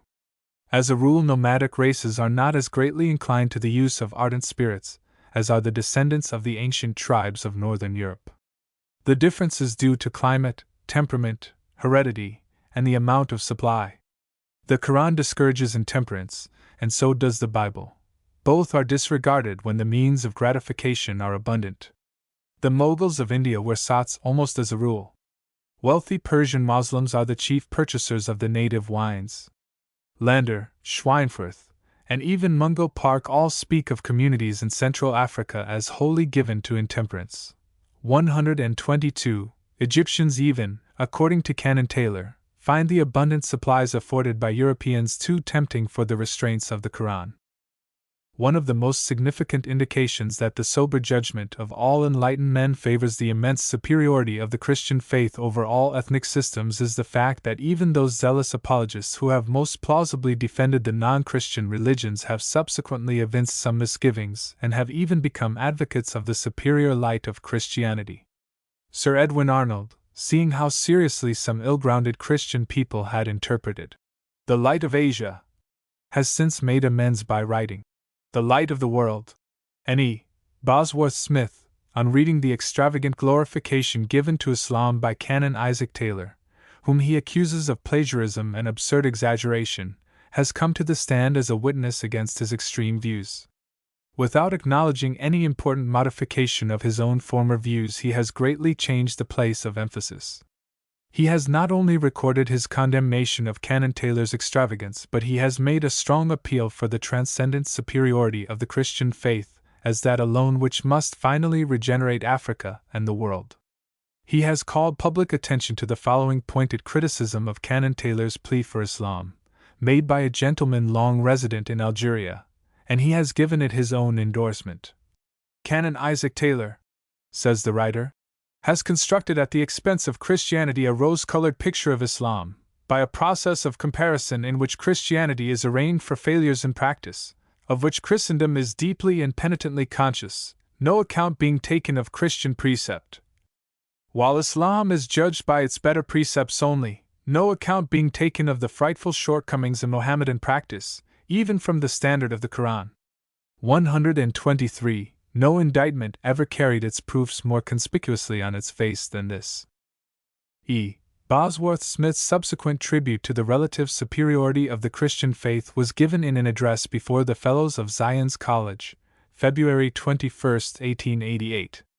I give his closing comparison entire, also his eloquent appeal for Christian missions in Africa. The resemblances between the two creeds are indeed many and striking, as I have implied throughout. But if I may once more quote a few words which I have used elsewhere in dealing with this question, the contrasts are even more striking than the resemblances. The religion of Christ contains whole fields of morality, and whole realms of thought which are all but outside the religion of Muhammad.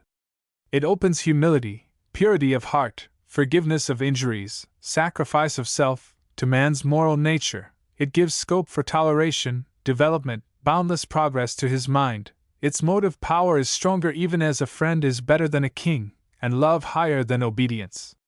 Its realized ideals in the various paths of human greatness have been more commanding, more many-sided, more holy, as Averroes is below Newton, Harun below Alfred, and Ali below St. Paul. Finally, the ideal life of all is far more elevating, far more majestic, far more inspiring, even as the life of the founder of Mohammedanism is below the life of the founder of Christianity. If, then, we believe Christianity to be truer and purer in itself than Islam, and than any other religion, we must needs wish others to be partakers of it, and the effort to propagate it is thrice blessed. It blesses him that offers, no less than him who accepts it. Nay, it often blesses him who accepts it not. The last words of a dying friend are apt to linger in the chambers of the heart till the heart itself has ceased to beat, and the last recorded words of the founder of Christianity are not likely to pass from the memory of his church till that church has done its work. They are the marching orders of the Christian army, the consolation for every past and present failure, the earnest and the warrant, in some shape or other, of ultimate success. The value of a Christian mission is not, therefore, to be measured by the number of its converts. The presence in a heathen or a Muslim district of a single man who, filled with the missionary spirit, exhibits in his preaching and, so far as may be, in his life, the self-denying and the Christian virtues, who is charged with sympathy for those among whom his lot is cast, who is patient of disappointment and of failure, and of the sneers of the ignorant or the irreligious, and who works steadily on with a single eye to the glory of God and the good of his fellowmen, is, of itself, an influence for good, and a center from which it radiates, wholly independent of the number of converts he is able to enlist. There is a vast number of such men engaged in mission work all over the world, and our best Indian statesmen, some of whom, for obvious reasons, have been hostile to direct proselytizing efforts, are unanimous as to the quantity and quality of the services they render. Nothing, therefore, can be more shallow, or more disingenuous, or more misleading, than to attempt to disparage Christian missions by pitting the bare number of converts whom they claim against the number of converts claimed by Islam. The numbers are, of course, enormously in favor of Islam. But does conversion mean the same, or anything like the same, thing in each? Is it in pari materia, and if not, is the comparison worth the paper on which it is written? The submission to the rite of circumcision and the repetition of a confession of faith, however noble and however elevating in its ultimate effect, do not necessitate, they do not even necessarily tend toward what a Christian means by a change of heart.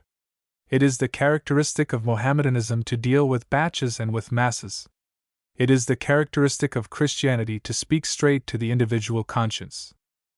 The conversion of a whole pagan community to Islam need not imply more effort, more sincerity, or more vital change than the conversion of a single individual to Christianity. The Christianity accepted wholesale by Clovis and his fierce warriors, in the flush of victory, on the field of battle, or by the Russian peasants, when they were driven by the Cossack whips into the Dnieper, and baptized there by force, these are truer parallels to the tribal conversions to Mohammedanism in Africa at the present day. And whatever may have been their beneficial effects in the march of the centuries, they are not the Christianity of Christ, nor are they the methods or the objects at which a Christian missionary of the present day would dream of aiming.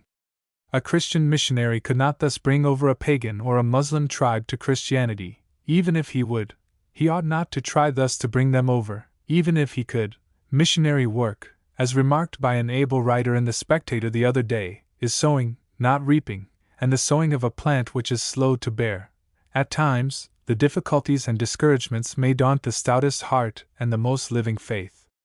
But God is greater than our hearts and wider than our thoughts, and if we are able to believe in Him at all, we must also believe that the ultimate triumph of Christianity, and by Christianity I mean not the comparatively narrow creed of this or that particular church, but the divine spirit of its founder, that spirit which, exactly in proportion as they are true to their name, informs, and animates, and underlies, and overlies them all, is not problematical, but certain, and in His good time, across the lapse of ages, will prove to be, not local but universal, not partial but complete, not evanescent but eternal. 124. Footnotes. Footnote 97, Sprenger's Life of Muhammad, pages 40-41. Footnote 98. It is a suspicious fact that the first chapter of the Quran begins with protestations that it is a true revelation, and with most terrible anathemas against all who doubt it. This seems significant, and contrasts strongly with the conscious truthfulness and simplicity of the Gospel narrators. Footnote 99. Nor have later defenders of the system failed to derive alleged proofs of their system from biblical sources. Mohammedan controversialists have urged some very specious and plausible arguments. For example, Deuteronomy 18:15-18 promises that the Lord shall raise up unto Israel a prophet from among their brethren. But Israel had no brethren but the sons of Ishmael. There was also promised a prophet like unto Moses, but Deuteronomy 34 declares that there arose no prophet in Israel like unto Moses. When John the Baptist was asked whether he were the Christ, or Elijah, or that prophet, no other than Muhammad could have been meant by that prophet. Footnote 100. Rev. Mr. Bruce, missionary in Persia, states that pictures of the Father, the Son, and Mary are still seen in Eastern churches. Church Missionary Intelligencer, January 1882. Footnote 101. Sales, in his preliminary discourse, section 1st, enumerates the great nations which have vainly attempted the conquest of Arabia, from the Assyrians down to the Romans, and he asserts that even the Turks have held only a nominal sway. Footnote 102. China owes her present dynasty to the fact that the hardy Manchus were called in as mercenaries or as allies. Footnote 103. Dr. Cole, quoted in Church Missionary Intelligencer. Footnote 104. Sales, Quran and Preliminary Discourse, Wary's edition, page 89. One of the chief religious duties under the Quran was the giving of alms, zakat, and under this euphonious name was included the tax by which Muhammad maintained the force that enabled him to keep up his predatory raids on the caravans of his enemies. Footnote 105, Muhammad and Mohammedanism, page 123. Footnote 106, Dr. Cole gravely questions this. Footnote 107, one of the most wicked and disastrous of all Muhammad's laws was that which allowed the free practice of capturing women and girls in war, and retaining them as lawful chattels in the capacity of concubines. It has been in all ages a base stimulus to the raids of the slave hunter. Sir William Muir has justly said that so long as a free sanction to this great evil stands recorded on the pages of the Quran, Mohammedans will never of their own accord cease to prosecute the slave trade. Footnote 108. According to Dr. Cole, the number of women and children who fell to the Prophet's share of captives at the time of his great slaughter of the surrendered Jewish soldiers was 200. Footnote 109, Muhammad, Buddha, and Christ, page 112. Footnote 110, Muhammad, Buddha, and Christ. Footnote 111, Ibid, page 112. Footnote 112, says Sir William Muir. 3 radical evils flow from the faith, in all ages and in every country, and must continue to flow so long as the Quran is the standard of belief. First, polygamy, divorce, and slavery are maintained and perpetuated, striking at the root of public morals, poisoning domestic life, and disorganizing society. Second, freedom of thought and private judgment in religion is crushed and annihilated. The sword still is, and must remain, the inevitable penalty for the denial of Islam. Toleration is unknown. Third, a barrier has been interposed against the reception of Christianity. They labor under a miserable delusion who suppose that Mohammedanism paves the way for a pure faith. No system could have been devised with more consummate skill for shutting out the nations over which it has sway from the light of truth. Idolatrous Arabia, judging from the analogy of other nations, might have been aroused to spiritual life and to the adoption of the faith of Jesus. Mohammedan Arabia is to the human eye sealed against the benign influences of the gospel. The sword of Muhammad and the Quran are the most stubborn enemies of civilization, liberty, and truth which the world has yet known. Church Missionary Intelligencer, November, 1885. Footnote 113, Osborne, in his Islam under the Arabs, and Marcus Dodds, in Muhammad, Buddha, and Christ, have emphasized the fact that Islam, however favorably it might compare with the Arabian heathenism which it overthrew, was wholly out of place in forcing its semi-barbarous cultus upon civilizations which were far above it. It might be an advance upon the rudeness and cruelty of the Quraysh, but the misfortune was that it stamped its stereotyped and unchanging principles and customs upon nations which were in advance of it even then, and which, but for its deadening influence, might have made far greater progress in the centuries which followed. Its bigoted founder gave the Quran as the sufficient guide for all time. It arrested the world's progress as far as its power extended. Very different was the spirit of Judaism. It distinctly disclaimed both finality and completeness. Every part of the Mosaic religion had a forward look, and was designed to leave the mind in an attitude of expectation. Mohammedanism, in claiming to be the one religion for all men in all time, is convicted of absurdity and imposture by its failures, by the retrograde which marks its whole history in Western Asia. As a universal religion it has been tried and found wanting. Footnote 114. It has been claimed that the spread of Mohammedanism in India is far more rapid than that of Christianity. If this were true in point of fact, it would be significant, for India under British rule furnishes a fair field for such a contest. But it so happens that there, where Islam holds no sword of conquest, and no arbitrary power to compel the faith of men, its growth is very slow. It only keeps pace with the general increase of the population. It cannot compare with the advancement of Christianity. I subjoin an extract from Sir W. Hunter's paper in the 19th Century for July, 1888.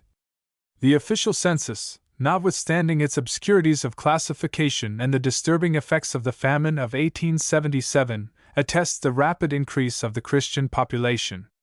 So far as these disturbing influences allow of an inference for all British India, the normal rate of increase among the general population was about 8% from 1872 to 1881, while the actual rate of the Christian population was over 30%, but taking the lieutenant governorship of Bengal as the greatest province outside the famine area of 1877, and for whose population, amounting to 1/3 of the whole of British India, really comparable statistics exist, the census results are clear.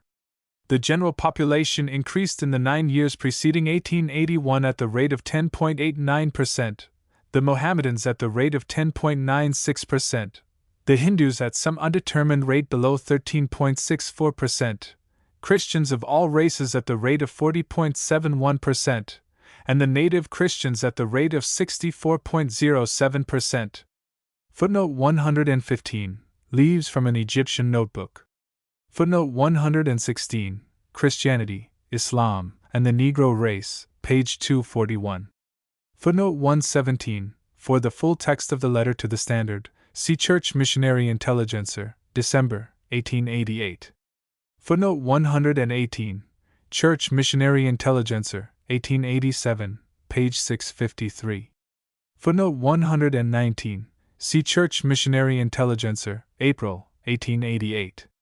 Footnote 120. Over against Canon Taylor's glowing accounts of this broad and gentle charity we may place the testimony of Palgrave in regard to the remorseless rapacity practiced by the Wahhabis upon the Shis of Persia while passing through their territory in their pilgrimages to a common shrine. He tells us that 40 gold tomans were fixed as the claim of the Wahhabi treasury on every Persian pilgrim for his passage through Arad, and 40 more for a safe conduct through the rest of the empire, 80 in all. Every local governor on the way would naturally enough take the hint, and strive not to let the enemies of God, for this is the sole title given by Wahhabis to all except themselves, go by without spoiling them more or less. So that, all counted up, the legal and necessary dues levied on every Persian Shi while traversing Central Arabia, and under Wahhabi guidance and protection, amounted, I found, to about 150 gold tomans, equaling nearly £60 English, no light expenditure for a Persian, and no despicable gain to an Arab. Palgrave's Central and Eastern Africa, page 161. Footnote 121. Dodds, Muhammad, Buddha, and Christ, page 118. Footnote 122. Church Missionary Intelligencer, November, 1887. Footnote 123. Church Missionary Intelligencer, February, 1888, page 66. Footnote 124. Church Missionary Intelligencer, April, 1888. Lecture 7. The Traces of a Primitive Monotheism. There are two conflicting theories now in vogue in regard to the origin of religion. The first is that of Christian theists as taught in the Old and New Testament scriptures, viz., that the human race in its first ancestry, and again in the few survivors of the deluge, possessed a knowledge of the true God. It is not necessary to suppose that they had a full and mature conception of Him, or that that conception excluded the idea of other gods. No one would maintain that Adam or Noah comprehended the nature of the infinite as it has been revealed in the history of God's dealings with men in later times. But from their simple worship of one God their descendants came gradually to worship various visible objects with which they associated their blessings, the sun as the source of warmth and vitality, the rain as imparting a quickening power to the earth, the spirits of ancestors to whom they looked with especial awe, and finally a great variety of created things instead of the invisible Creator. The other theory is that man, as we now behold him, has been developed from lower forms of animal life, rising first to the state of a mere human animal, but gradually acquiring intellect, conscience, and finally a soul, that ethics and religion have been developed from instinct by social contact, especially by ties of family and the tribal relation. That altruism which began with the instinctive care of parents for their offspring, rose to the higher domain of religion and began to recognize the claims of deity. That God, if there be a God, never revealed himself to man by any preternatural means, but that great souls, like Moses, Isaiah, and Plato, by their higher and clearer insight, have gained loftier views of deity than others, and as prophets and teachers have made known their inspirations to their fellowmen. Gradually they have formed rituals and elaborated philosophies, adding such supernatural elements as the ignorant fancy of the masses was supposed to demand. According to this theory, religions, like everything else, have grown up from simple germs, and it is only in the later stages of his development that man can be said to be a religious being. While an animal merely, and for a time even after he had attained to a rude and savage manhood, a life of selfish passion and marauding was justifiable, since only thus could the survival of the fittest be secured and the advancement of the race attained. 125. It is fair to say that there are various shades of the theory here presented, some materialistic, some theistic, others having a qualified theism, and still others practically agnostic. Some even who claim to be Christians regard the various religions of men as so many stages in the divine education of the race, all being under the direct guidance of God, and all designed to lead ultimately to Christianity, which is the goal. That God has overruled all things, even the errors and wickedness of men, for some wise object will not be denied, that He has implanted in the human understanding many correct conceptions of ethical truth, so that noble principles are found in the teachings of all religious systems, that God is the author of all truth and all right impulses, even in heathen minds, is readily admitted. But that He has directly planned and chosen the non-Christian religions on the principle that half-truths and perverted truths and the direct opposites of the truth were best adapted to certain stages of development. In other words, that He has causatively led any nation into error and consequent destruction as a means of preparing for subsequent generations something higher and better, we cannot admit. The logic of such a conclusion would lead to a remorseless fatalism. Everything would depend on the age and the environment in which one's lot were cast. We cannot believe that fetishism and idolatry have been God's kindergarten method of training the human race for the higher and more spiritual service of His kingdom. Turning from the testimony of the Scriptures on the one hand and the a priori assumptions of evolution on the other, what is the witness of the actual history of religions? Have they shown an upward or a downward development?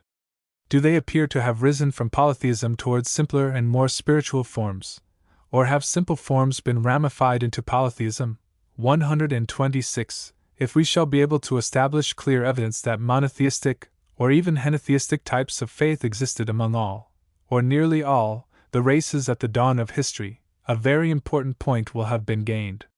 The late Dr. Henry B.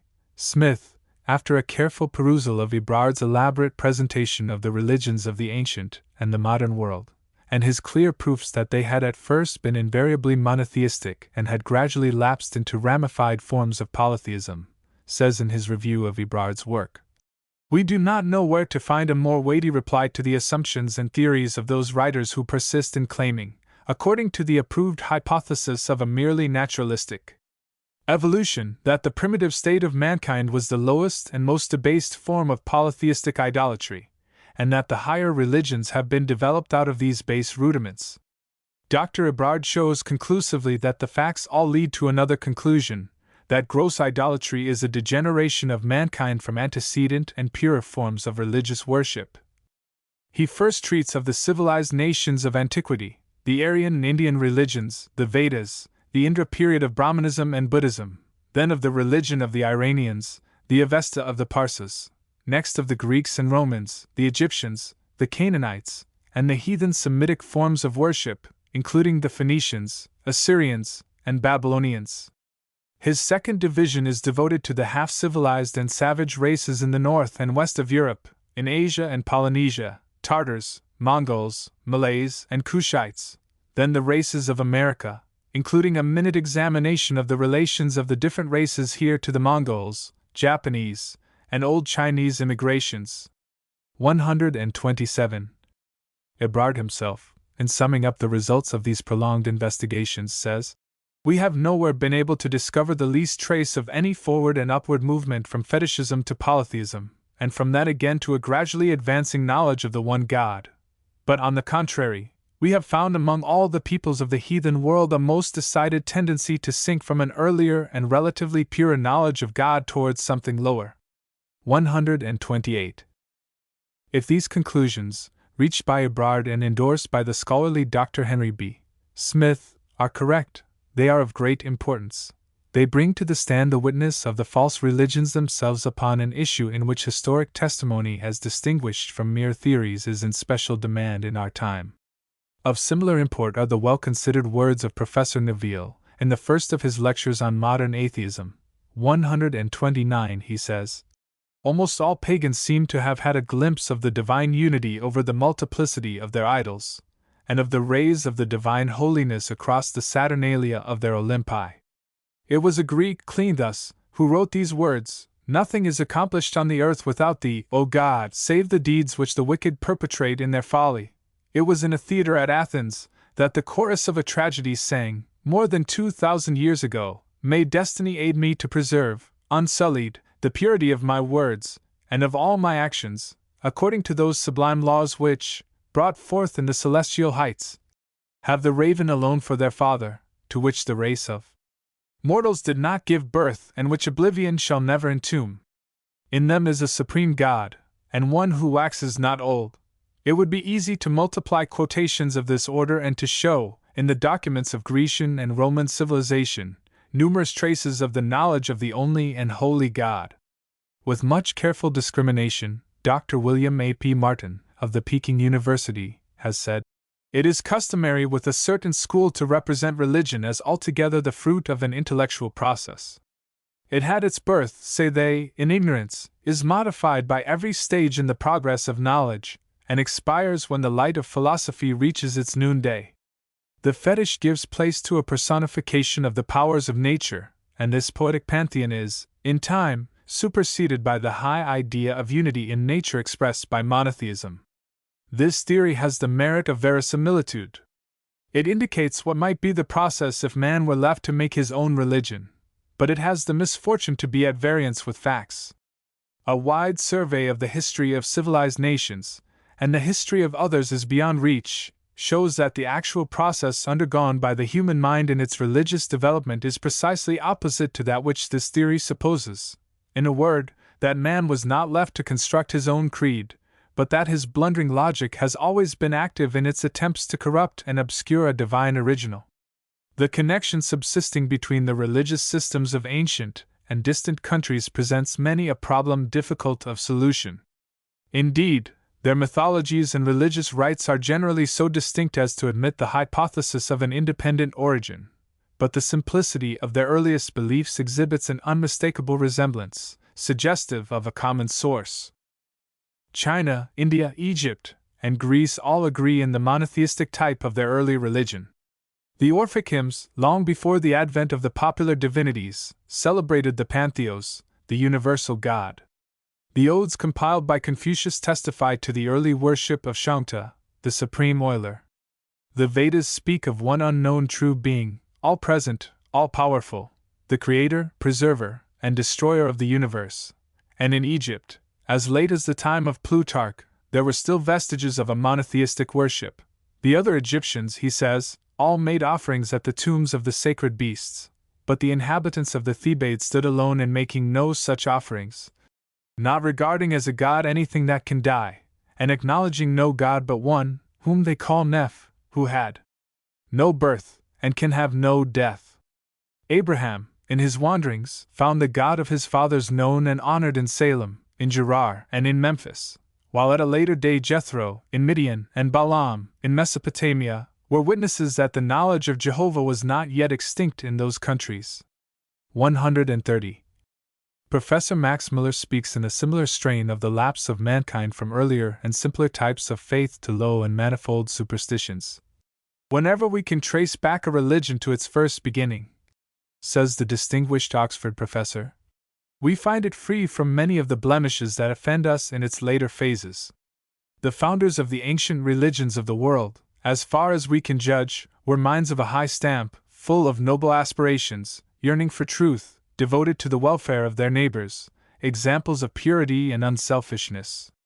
What they desired to found upon earth was but seldom realized, and their sayings, if preserved in their original form, offered often a strange contrast to the practice of those who professed to be their disciples. As soon as a religion is established, and more particularly when it has become the religion of a powerful state, the foreign and worldly elements encroach more and more on the original foundation, and human interests mar the simplicity and purity of the plan which the founder had conceived in his own heart and matured in his communings with his God. 131. But in pursuing our subject, we should clearly determine the real question before us. How much may we expect to prove from the early history of the non-Christian systems?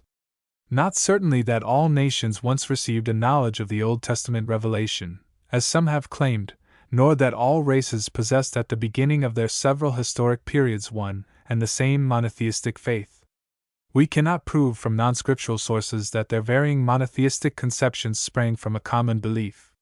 We cannot prove either the supernatural revelation which Professor Max Muller emphatically rejects, nor the identity of the well-nigh universal henotheisms which he professes to believe.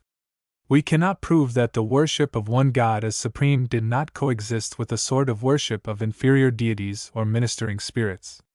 Almost as a rule, the worship of ancestors, or spirits, or rulers, or the powers of nature, or even totems and fetishes has been rendered as subordinate to the worship of the one supreme deity who created and upholds all things. Even the monotheism of Judaism and of Christianity has been attended with the belief in angels and the worship of intercessory saints, to say nothing of the many superstitions which prevail among the more ignorant classes. We shall only attempt to show that monotheism, in the sense of worshipping one God as supreme, is found in nearly all the early teachings of the world. That these crude faiths are one in the origin is only presumable, if we leave the testimony of the Bible out of the account. When on a summer afternoon we see great shafts of light arising and spreading fan-shaped from behind a cloud which lies along the western horizon, we have a strong presumption that they all spring from one great luminary toward which they converge, although that luminary is hidden from our view. So, tracing the convergence of heathen faiths with respect to one original monotheism, back to the point where the prehistoric obscurity begins, we may on the same principle say that all the evidence in the case, and it is not small, points toward a common origin for the early religious conceptions of mankind. Professor Robert Flint, in his scholarly article on theism in the Britannica, seems to discard the idea that the first religion of mankind was monotheism, but a careful study of his position will show that he has in view those conceptions of monotheism which are common to us, or, as he expresses it, monotheism in the ordinary or proper sense of the term, monotheism properly so called, monotheism which excludes polytheism, etc. Moreover, he maintains that we cannot, from historical sources, learn what conceptions men first had of God. Even when speaking of the Old Testament record, he says, "These chapters of Genesis, although they plainly teach monotheism and represent the God whose words and acts are recorded in the Bible as no mere national God, but the only true God, they do not teach what is alone in the question, that there was a primitive monotheism, a monotheism revealed and known from the beginning. They give no warrant to the common assumption that God revealed monotheism to Adam, Noah, and others before the flood, and that the traces of monotheistic beliefs and tendencies in heathendom are derivable from the tradition of this primitive and antediluvian monotheism. The one true God is represented as making himself known by particular words and in particular ways to Adam, but is nowhere said to have taught him that he only was God." It is plain that Professor Flint is here dealing with a conception of monotheism which is exclusive of all other gods. And his view is undoubtedly correct, so far as Adam was concerned. There was no more need of teaching him that his God was the only God than that Eve was the only woman. With Noah the case is not so plain. He doubtless worshipped God amid the surroundings of polytheistic heathenism. Enoch probably had a similar environment, and there is no good reason for supposing that their monotheism may not have been as exclusive as that of Abraham. But with respect to the Gentile nations, the dim traces of this monism or henotheism which Professor Flint seems to accord to Adam and to Noah is all that we are contending for, and all that is necessary to the argument of this lecture. We may even admit that heathen deities may sometimes have been called by different names while the one source of power was intended. Different names seem to have been employed to represent different manifestations of the one God of the Old Testament according to his varied relations toward his people. There are those who deny this polyonymy, as Max Muller has called it, and who maintain that the names in the earliest Veda represented distinct deities. But by similar reasoning, Professor Tiela and others insist that 3 different Hebrew gods, according to their respective names, were worshipped in successive periods of the Jewish history. It seems quite possible, therefore, that a too restrictive definition of monotheism may prove too much, by opening the way for a claim that even the Jewish and Christian faith, with its Old Testament names of God, its angels, its theophanies, and its fully developed Trinity, is not strictly monotheistic. For our present purpose, traces of the worship of one supreme God, call it monotheism or henotheism, is all that is required. With these limitations and qualifications in view, let us turn to the history of some of the leading non-Christian faiths. Looking first to India, we find in the 129th hymn of the Rig Veda, a passage which not only presents the conception of one only supreme and self-existing being, but at the same time bears significant resemblance to our own account of the creation from chaos.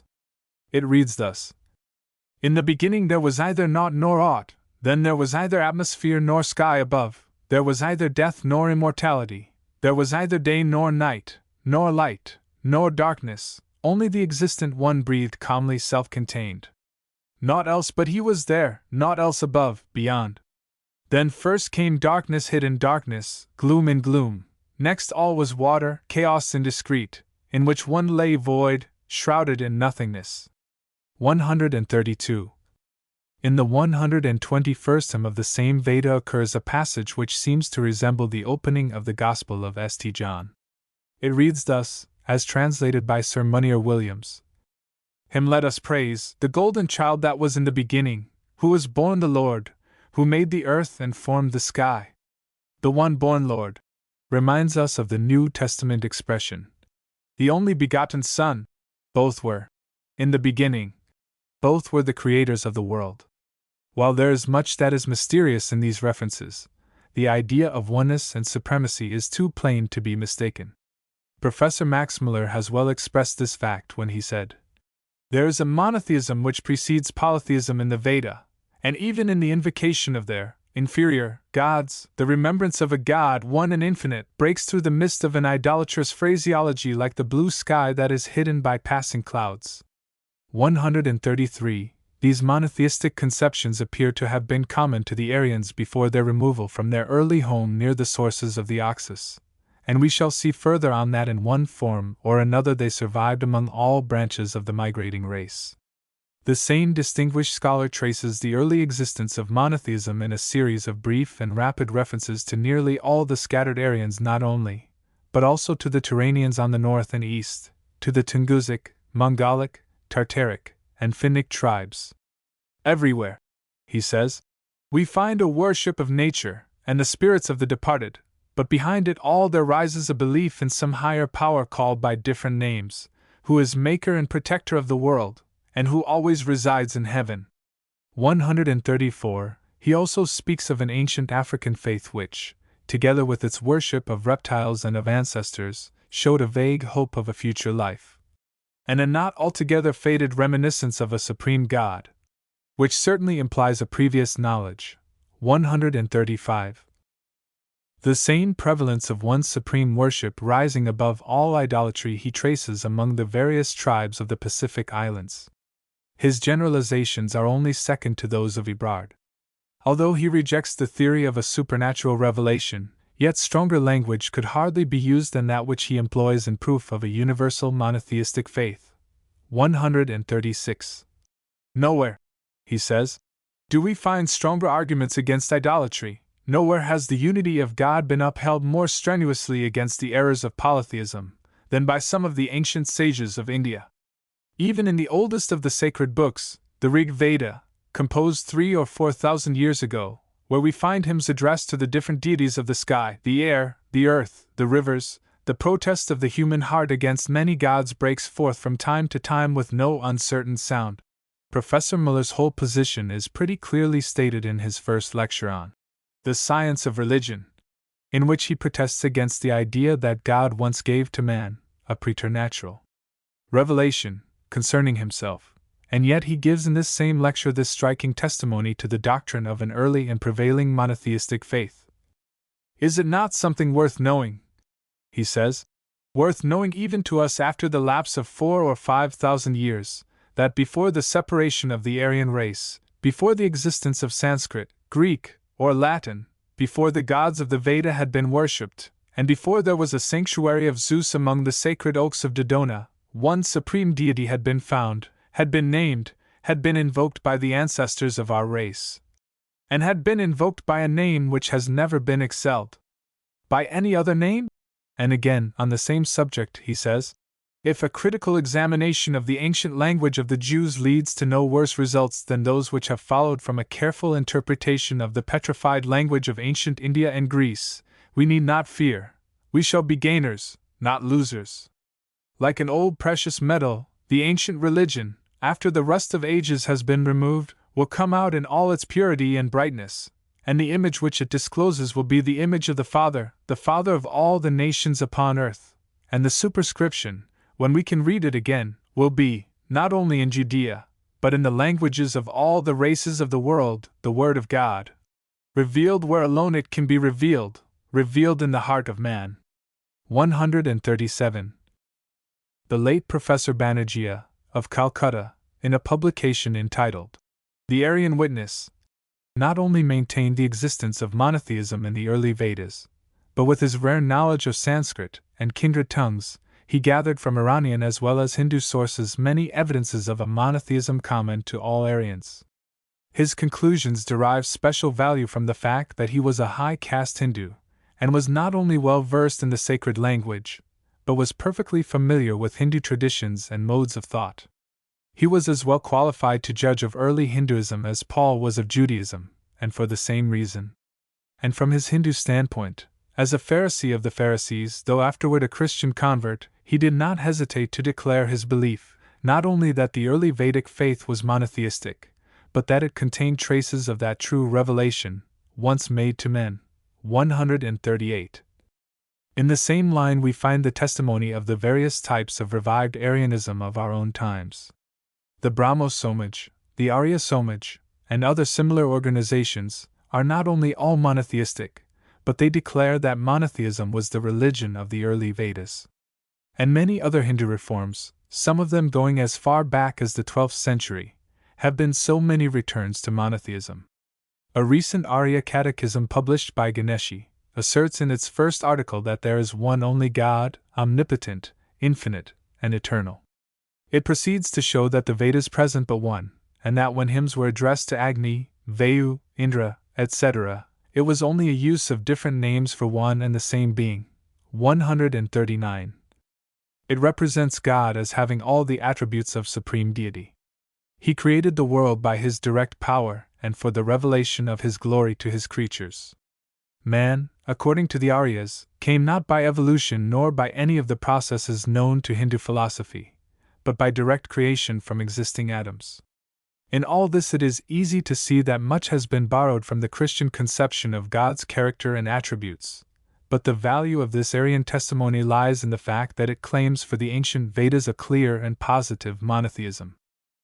If we consult the sacred books of China, we shall find there also many traces of an ancient faith which antedates both Confucianism and Taoism. The golden age of the past to which all Chinese sages look with reverence was the dynasty of Yao and Shun, which was 18 centuries earlier than the period of Confucius and Lhasa.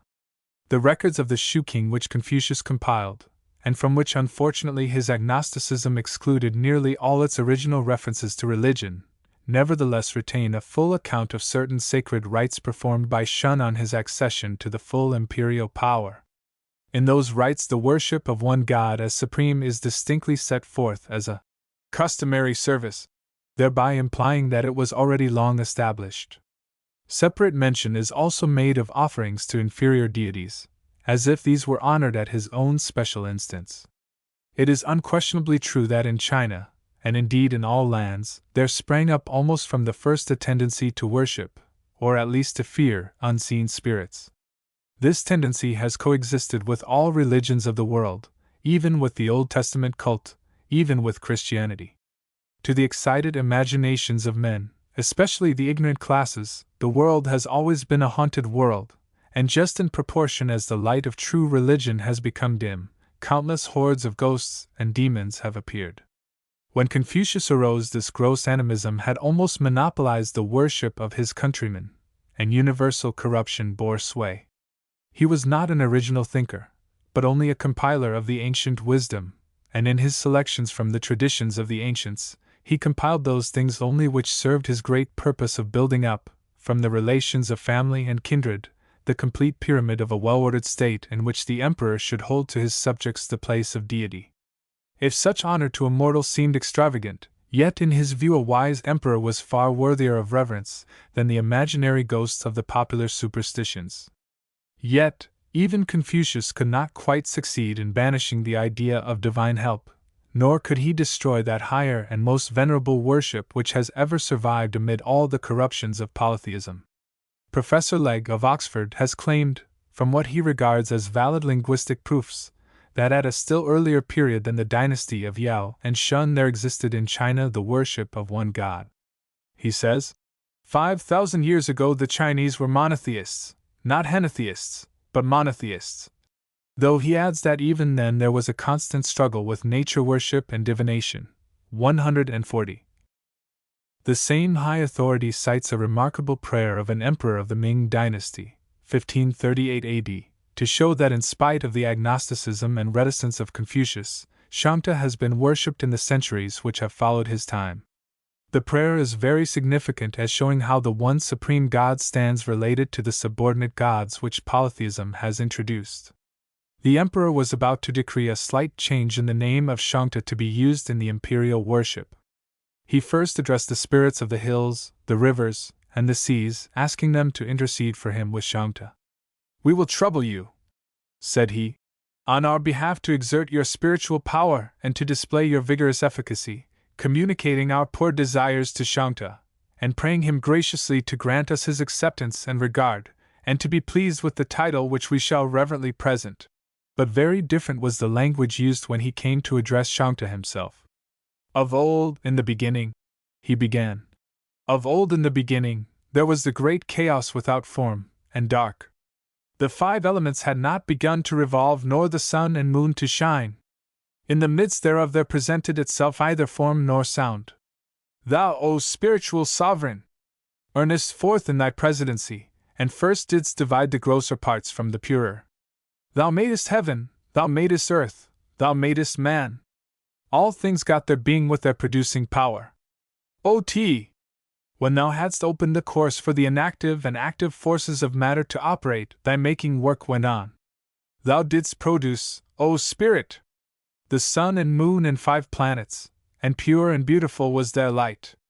The vault of heaven was spread out like a curtain, and the square earth supported all on it, and all creatures were happy. I, thy servant, presume reverently to thank thee." Farther on he says, "All the numerous tribes of animated beings are indebted to thy favor for their being. Men and creatures are emparadized in thy love. All living things are indebted to thy goodness. But who knows whence his blessings come to him?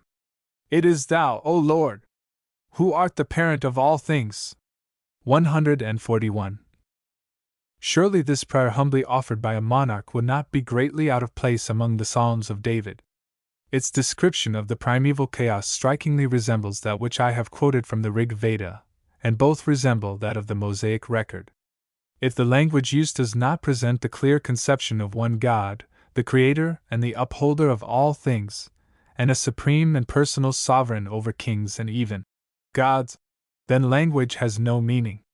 The monotheistic conception of the second petition is as distinct from the polytheism of the first as any prayer to Jehovah is from a Roman Catholic's prayer for the intercession of the saints, and there is no stronger argument in the one case against monotheism than in the other. Dr. Legge asserts that both in the Shu King and in the Shi King, or Shangta, appears as a personal being ruling in heaven and in earth, the author of man's moral nature, the governor among the nations, the rewarder of the good and the punisher of the evil. 142. There are proofs that Confucius, though in his position with respect to God he fell short of the doctrine of the ancient sages, yet believed in the existence of Shangta as a personal being. When in old age he had finished his writings, he laid them on an altar upon a certain hilltop, and kneeling before the altar he returned thanks that he had been spared to complete his work. 143. Max Muller says of him, "It is clear from many passages that with Confucius, Tien, or the spirit of heaven, was the supreme deity, and that he looked upon the other gods of the people, the spirits of the air, the mountains, and the rivers, 144, and the spirits of the departed, very much with the same feeling with which Socrates regarded the mythological deities of Greece." 145. But there remains to this day a remarkable evidence of the worship of the supreme god, Shangta, as he was worshipped in the days of the Emperor Shun, 2356 BC. It is found in the Great Temple of Heaven at Peking.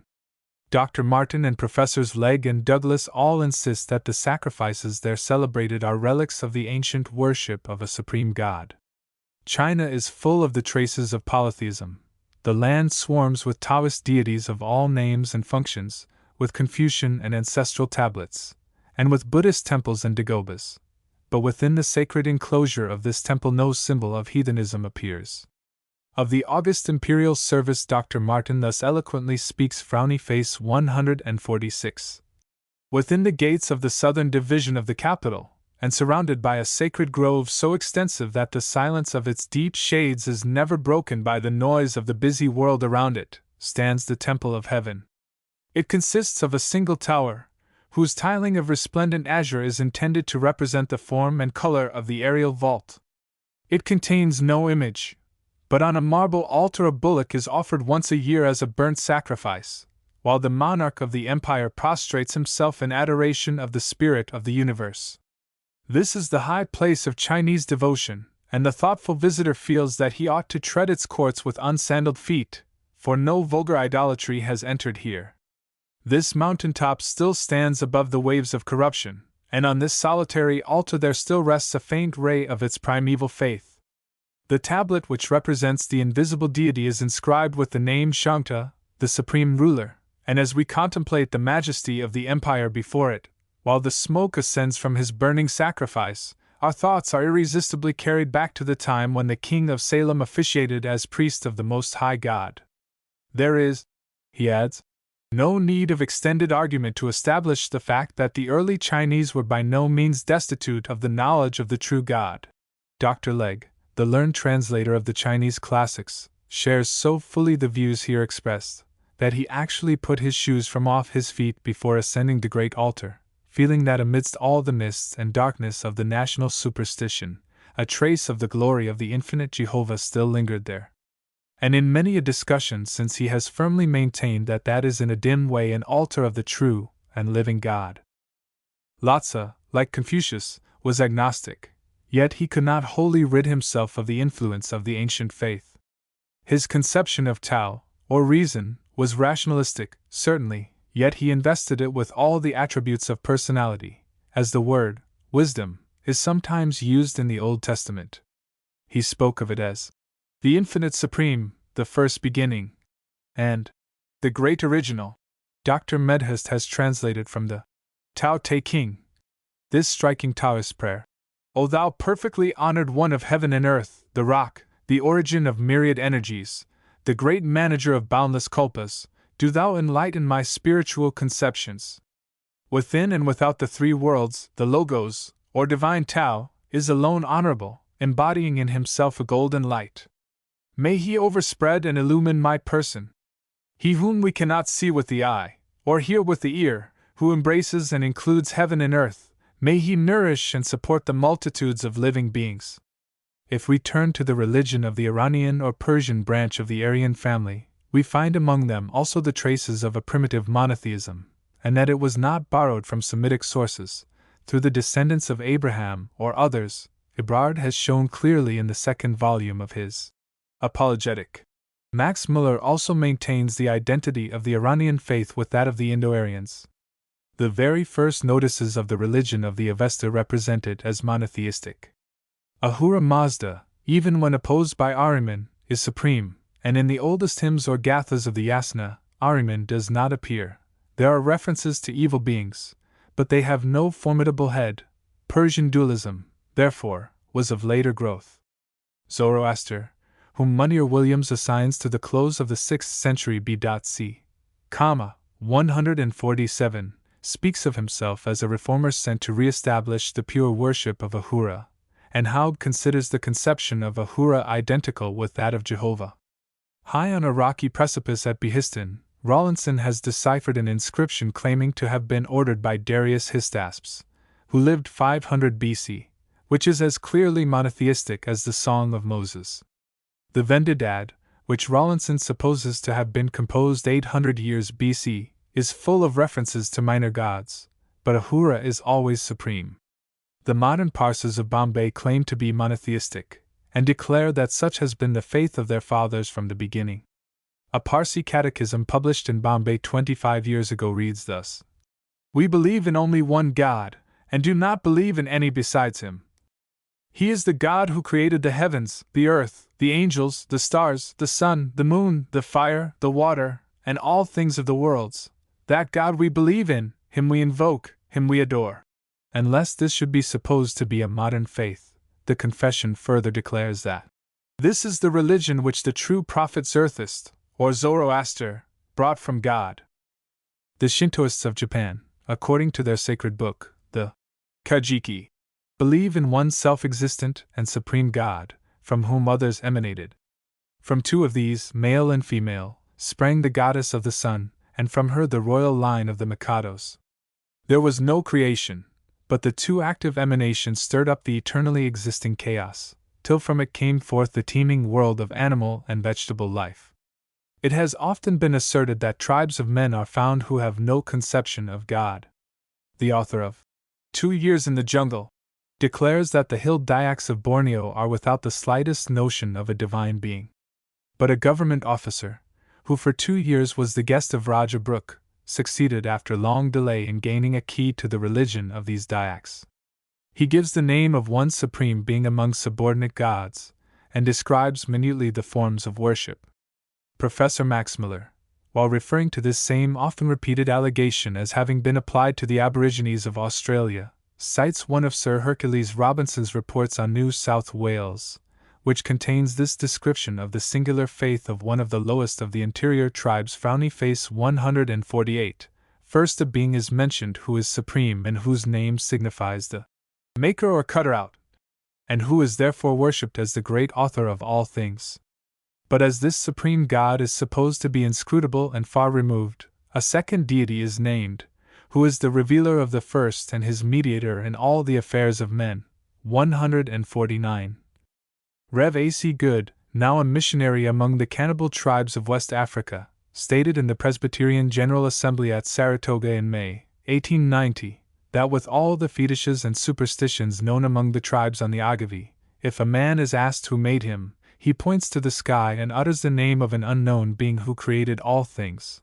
150. When Scoop, the stalwart Mohican chief, came to the Moravians to ask that a missionary might be sent to his people, he said, "Do not send us a man to tell us that there is a God, we all know that, or that we are sinners, we all know that, but send one to tell us about salvation." 151. Even Buddhism has not remained true to the atheism of its founder. A Tibetan Lama said to Abbe Huck, "You must not confound religious truths with the superstitions of the vulgar.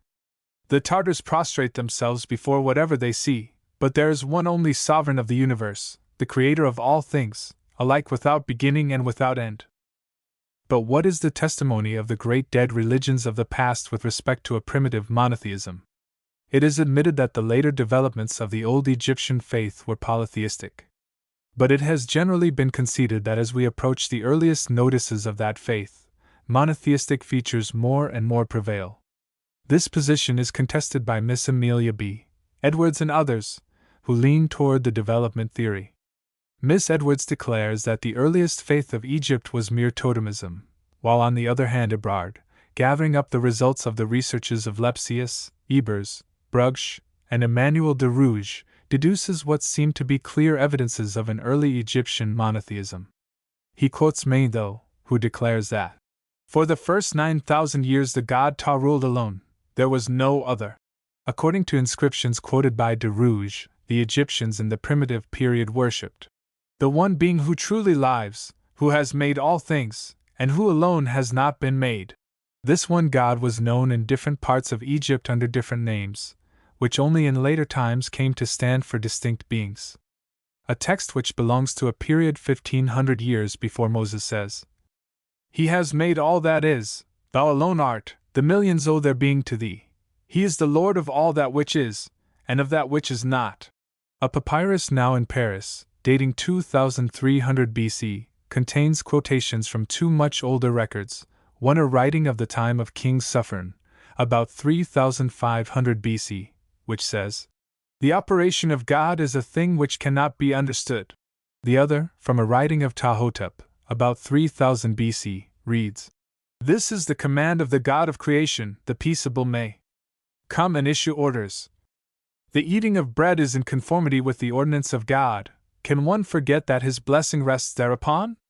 If thou art a prudent man, teach thy son the love of God." 152. Professor Ernest Neville, in speaking of this same subject in a course of popular lectures in Geneva, said, "Listen now to a voice which has come forth actually from the recesses of the sepulchre. It reaches us from ancient Egypt. In Egypt, as you know, the degradation of the religious idea was in popular practice complete. But under the confused accents of superstition, the science of our age is succeeding in catching from afar the vibrations of a sublime utterance. In the coffins of a large number of mummies have been discovered rolls of papyrus containing a sacred text which is called the Book of the Dead. Here is the translation of some fragments which appear to date from a very remote epoch. It is God who speaks thus: "I am the most holy, the creator of all that replenishes the earth, and of the earth itself, the habitation of mortals. I am the Prince of the infinite ages. I am the great and mighty God, the Most High, shining in the midst of the careering stars and of the armies which praise me above thy head. It is I who chastise the evildoers and the persecutors of godly men. I discover and confound the liars. I am the all-seeing avenger, the guardian of my laws in the land of the righteous." These words are found mingled in the text, from which I extract them, with allusions to inferior deities, and it must be acknowledged that the translation of the ancient documents of Egypt is uncertain enough. Still, this uncertainty does not appear to extend to the general sense and bearing of the recent discoveries of our savants. 153. Professor Flint, as against Cudworth, Ebrard, Gladstone, and others, maintains that the Egyptian religion at the very dawn of its history had certain great gods, though he adds that there were not so many as in later times. Ancestor worship, but not so developed as in later times, and animal worship, but very little of it compared with later times. On the other hand, as against Professor Thiele, Miss Amelia B. Edwards, and others, he says, "For the opinion that its lower elements were older than the higher, there is not a particle of properly historical evidence, not a trace in the inscriptions of mere propitiation of ancestors or of belief in the absolute divinity of kings or animals. On the contrary, ancestors are always found propitiated through prayer to some of the great gods, kings worshipped as emanations and images of the sun god, and the divine animals adored as divine symbols and incarnations." Among the Greeks there are few traces of monotheism, but we have reason for this in the fact that their earliest literature dates from so late a period.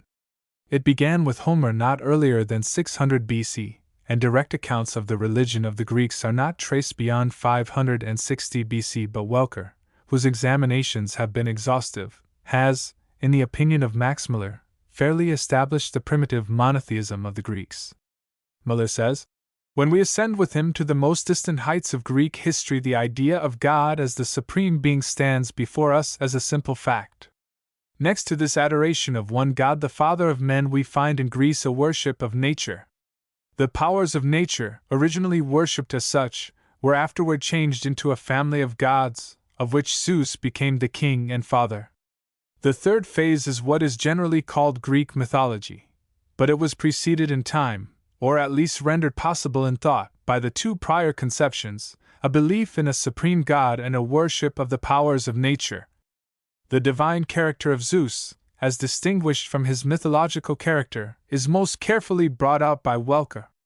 He avails himself of all the discoveries of comparative philology in order to show more clearly how the same idea which found expression in the ancient religions of the Brahmins, the Sclavs, and the Germans had been preserved under the same simple, clear, and sublime name by the original settlers of Hellas. 154. The same high authority traces in his own linguistic studies the important fact that all branches of the Aryan race preserve the same name for the Supreme Being, while they show great ramification and variation in the names of their subordinate gods. If, therefore, the Indo-Aryans give evidence of a monotheistic faith at the time of their dispersion, there is an a priori presumption for the monotheism of the Greeks. Herodotus, says Professor Rawlinson, speaks of God as if he had never heard of polytheism. The testimony of the Greek poets shows that beneath the prevailing polytheism there remained an underlying conception of monotheistic supremacy. Professor Rawlinson quotes from an Orphic poem the words, Ares is war, peace soft Aphrodite, wine that God has made is Dionysius, Themis is the right men render to each. Apollo, too, and Phoebus and Asclepius, who doth heal diseases, are the sun, all these are one.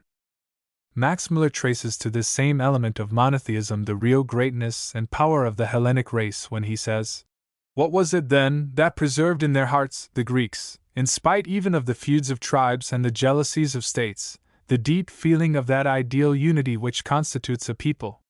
It was their primitive religion. It was a dim recollection of the common allegiance they owed from time immemorial to the great Father of gods and men. It was their belief in the old Zeus of Dodona in the pan-Hellenic Zeus. 155. There is, in truth, but one, says Sophocles, one only God, who made both heaven and long-extended earth and bright-faced swell of seas and force of winds. Xenophanes says, Mongst gods and men there's one mightiest God not mortal or in form or thought. Entire he sees and understands, and without labor governs all by mind. Aratus, whom Paul quotes, 156 says, With Zeus began we, let no mortal voice of men leave Zeus unpraised. Zeus fills the heavens, the streets, the marts. Everywhere we live in Zeus. Zeus fills the sea, the shores, the harbors. We are his offspring too. The reference made by Paul evidently implies that this Zeus was a dim conception of the one true God. That all branches of the Semitic race were monotheistic we may call not only Ebrard and Muller, but Renan to witness.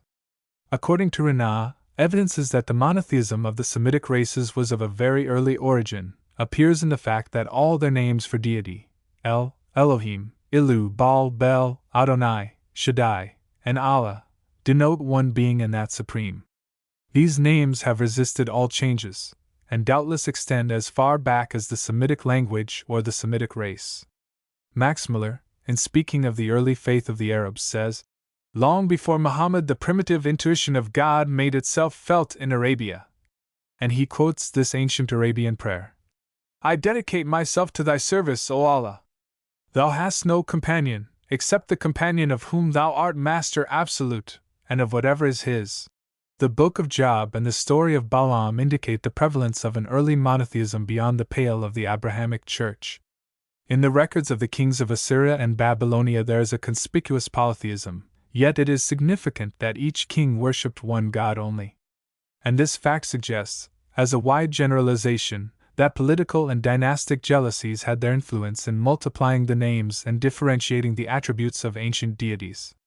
This was notably the case in ancient Egypt, where each invasion and each change of dynasty led to a new adjustment of the Egyptian pantheon. Rome had many gods, but Jupiter was supreme. Herodotus says of the Scythians that they had 8 gods, but one was supreme, like Zeus. The Northmen, according to Dr. Dossent, had one supreme god known as the Allfather. The Druids, though worshipping various subordinate deities, believed in one who was supreme, the creator of all things and the soul of all things. Though conceived of in a pantheistic sense, he was personal and exerted a moral control, as is shown by the famous triad. Fear God, be just to all men, die for your country. In the highest and purest period of the old Mexican faith we read of the Tezcucan monarch Nezahualcoatl, who said, These idols of wood and stone can neither hear nor feel, much less could they make the heavens and the earth, and man who is the Lord of it. These must be the work of the all-powerful unknown God, the creator of the universe, on whom alone I must rely for consolation and support. 157. The Incas of Peru also, though sun worshippers, believed in a supreme creator who made the sun. The oldest of their temples was reared to the supreme god, Viracocha, and one of the greatest Incas has left his declared belief that there must be above the sun a greater and more powerful ruler, at whose behest the sun pursues his daily and untiring round. 158. It has been assumed throughout this lecture that instead of an advance in the religions of men, there has everywhere been decline. Our proofs of this are not theoretic but historic. As an example, all writers are agreed, I believe, that during the historic period the religion of the Egyptians steadily deteriorated until Christianity and Mohammedanism superseded it. In strong contrast with the lofty and ennobling prayer which we have quoted from an ancient Egyptian record, is the degradation of the later worship. On a column at Heliopolis, belonging to the 4th century before Christ, is inscribed this petition: O thou white cat, thy head is the head of the sun god, thy nose is the nose of Thoth, of the exceeding great love of Hermopolis. The whole prayer is on this low level. Clement, of Alexandria, after describing the great beauty of an Egyptian temple, proceeds to say, the innermost sanctuary is concealed by a curtain wrought in gold, which the priest draws aside, and there is seen a cat, or a crocodile, or a serpent, which wriggles on a purple cover. 159. That the religions of India have degenerated is equally clear. The fact that all the medieval and modern reforms look back for their ideals to the earlier and purer Aryan faith might of itself afford sufficient proof of this, but we have also abundant evidence which is direct. In the Rig Veda there is little polytheism, and no idolatry. There is no doctrine of caste, no base worship of Shiva with the foul enormities of Saktism. 160. In the most ancient times there was no doctrine of transmigration, nor any notion that human life is an evil to be overcome by self-mortification. Woman was comparatively free from the oppressions which she suffered in the later periods.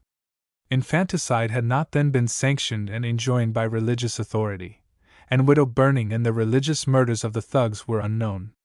And yet so deeply were these evils rooted at the beginning of the British rule in India, that the joint influence of Christian instruction and governmental authority for a whole century has not been sufficient to overcome them.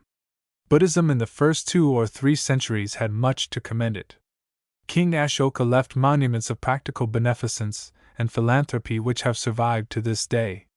But countless legends soon sprang up to mar the simplicity of Gautama's ethics. Corruptions crept in. Compromises were made with popular superstitions and with Hindu Saktism. 161. The monastic orders sank into corruption, and by the 9th century of our era the system had been wholly swept from India. The Buddhism of Ceylon was planted first by the devout son and daughter of a king, and for a time was characterized by great purity and devotion. But now it exists only in name, and a prominent missionary of the country declared, in the London Missionary Conference of 1888, that 9/10 of the Sinhalese were worshippers of serpents, or of spirits. 162. The prevailing Buddhism in Tibet, from the 8th to the 10th century, was an admixture with Saktism and superstition. Where the system has survived in any good degree of strength, it has been due either to government support or to an alliance with other religions. The history of Taoism has shown a still worse deterioration. Lhasa, though impracticable as a reformer, was a profound philosopher. His teachings set forth a lofty moral code. Superstition he abominated. His ideas of deity were cold and rationalistic, but they were pure and lofty. But the modern Taoism is a medley of wild and degrading superstitions. According to its theodicy, all nature is haunted. The ignorant masses are enthralled by the fear of ghosts, and all progress is paralyzed by the nightmare of feng shui. Had not Taoism been balanced by the sturdy common-sense ethics of Confucianism, the Chinese might have become a race of savages. 163.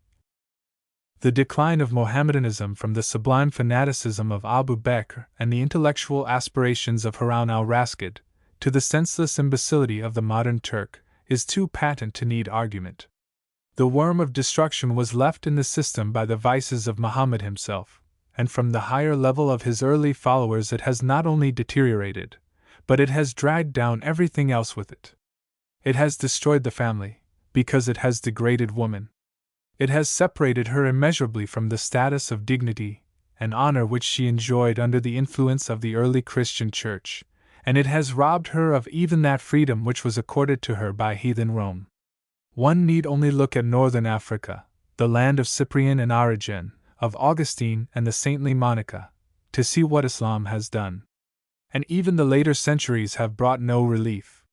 Prosperous lands have been rendered desolate and sterile, and all progress has been paralyzed. In the history of the Greek religion it is granted that there were periods of advancement. The times of the fully developed Apollo worship showed vast improvement over previous periods, but even Professor Thiele virtually admits that this was owing to the importation of foreign influences. It was not due to any natural process of evolution, and it was followed by hopeless corruption and decline. The last days of both Greece and Rome were degenerate and full of depression and despair. It is not contended that no revivals or reforms are possible in heathenism. There have been many of these, but with all allowance for spasmodic efforts, the general drift has been always downward. 164. There is a natural disposition among men to multiply objects of worship. Herbert Spencer's principle, that development proceeds from the homogeneous to the heterogeneous, is certainly true of the religions of the world, but his other principle, that development proceeds from the incoherent to the coherent, does not apply. Incoherency and moral chaos mark the trend of all man-made faiths. The universal tendency to deterioration is well summed up as follows by Professor Neville. Traces are found almost everywhere in the midst of idolatrous superstitions, of a religion comparatively pure and often stamped with a lofty morality. Paganism is not a simple fact. It offers to view in the same bed two currents, like the Arve and the Arveiron, the one pure, the other impure. What is the relation between these two currents? Did humanity begin with a coarse fetishism, and thence rise by slow degrees to higher conceptions? Do the traces of a comparatively pure monotheism first show themselves in the recent periods of idolatry? Contemporary science inclines more and more to answer in the negative. It is in the most ancient historical ground that the laborious investigators of the past meet with the most elevated ideas of religion. Cut to the ground a young and vigorous beech tree, and come back a few years afterward. In place of the tree cut down you will find coppicewood. The sap which nourished a single trunk has been divided among a multitude of shoots. This comparison expresses well enough the opinion which tends to prevail among our savants on the subject of the historical development of religions. The idea of one God is at the roots, it is primitive, polytheism is derivative. 165. We have thus far drawn our proofs of man's polytheistic tendencies from the history of the non-Christian religions. In proof of the same general tendency we now turn to the history of the Israelites, the chosen people of God. We may properly appeal to the Bible as history, especially when showing idolatrous tendencies even under the full blaze of the truth. In spite of the supernatural revelation which they claim to possess, notwithstanding all their instructions, warnings, promises, deliverances, divinely aided conquests, they relapsed into idolatry again and again. Ere they had reached the land of promise, they had begun to make images of the gods of Egypt. They made constant compromises and alliances with the Canaanites, and not even severe judgments could withhold them from this downward drift. Their wisest king was demoralized by heathen marriages, and his successors openly patronized the heathen shrines. The abominations of Baal worship and the nameless vices of Sodom were practiced under the very shadow of the temple. 166. Judgments followed upon this miserable degeneracy. Prophets were sent with repeated warnings, and many were slain for their faithful messages. Tribe after tribe was borne into captivity, the temple was destroyed, and at last the nation was virtually broken up and scattered abroad. There was indeed a true development in the Church of God from the Abrahamic period to the apostolic day. There was a rising from a narrow national spirit to one which embraced the whole brotherhood of man, from type and prophecy to fulfillment, from the sins that were winked at, to a purer ethic and the perfect law of love. But these results came not by natural evolution, far enough from it.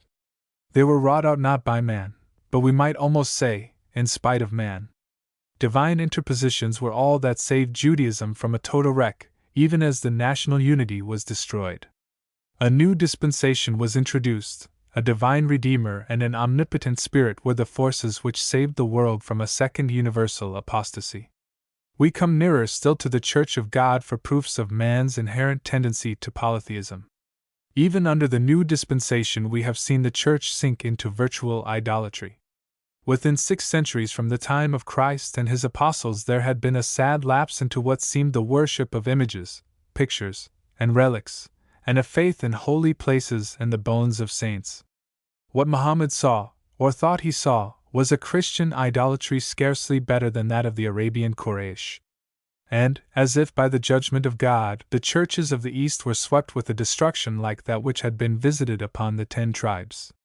In the Christianity of today, viewed as a whole, how strong is the tendency to turn from the pure spiritual conception of God to some more objective trust, a saint, a relic, a ritual, an ordinance. In the old churches of the East or on the continent of Europe, how much of virtual idolatry is there even now? It is only another form of the tendency in man to seek out many devices, to find visible objects of trust, to try new panaceas for the ailments of the soul, to multiply unto himself gods to help his weakness. This is just what has been done in all ages and among all races of the world. This explains polytheism. Man's religious nature is a vine, and God is its only proper support.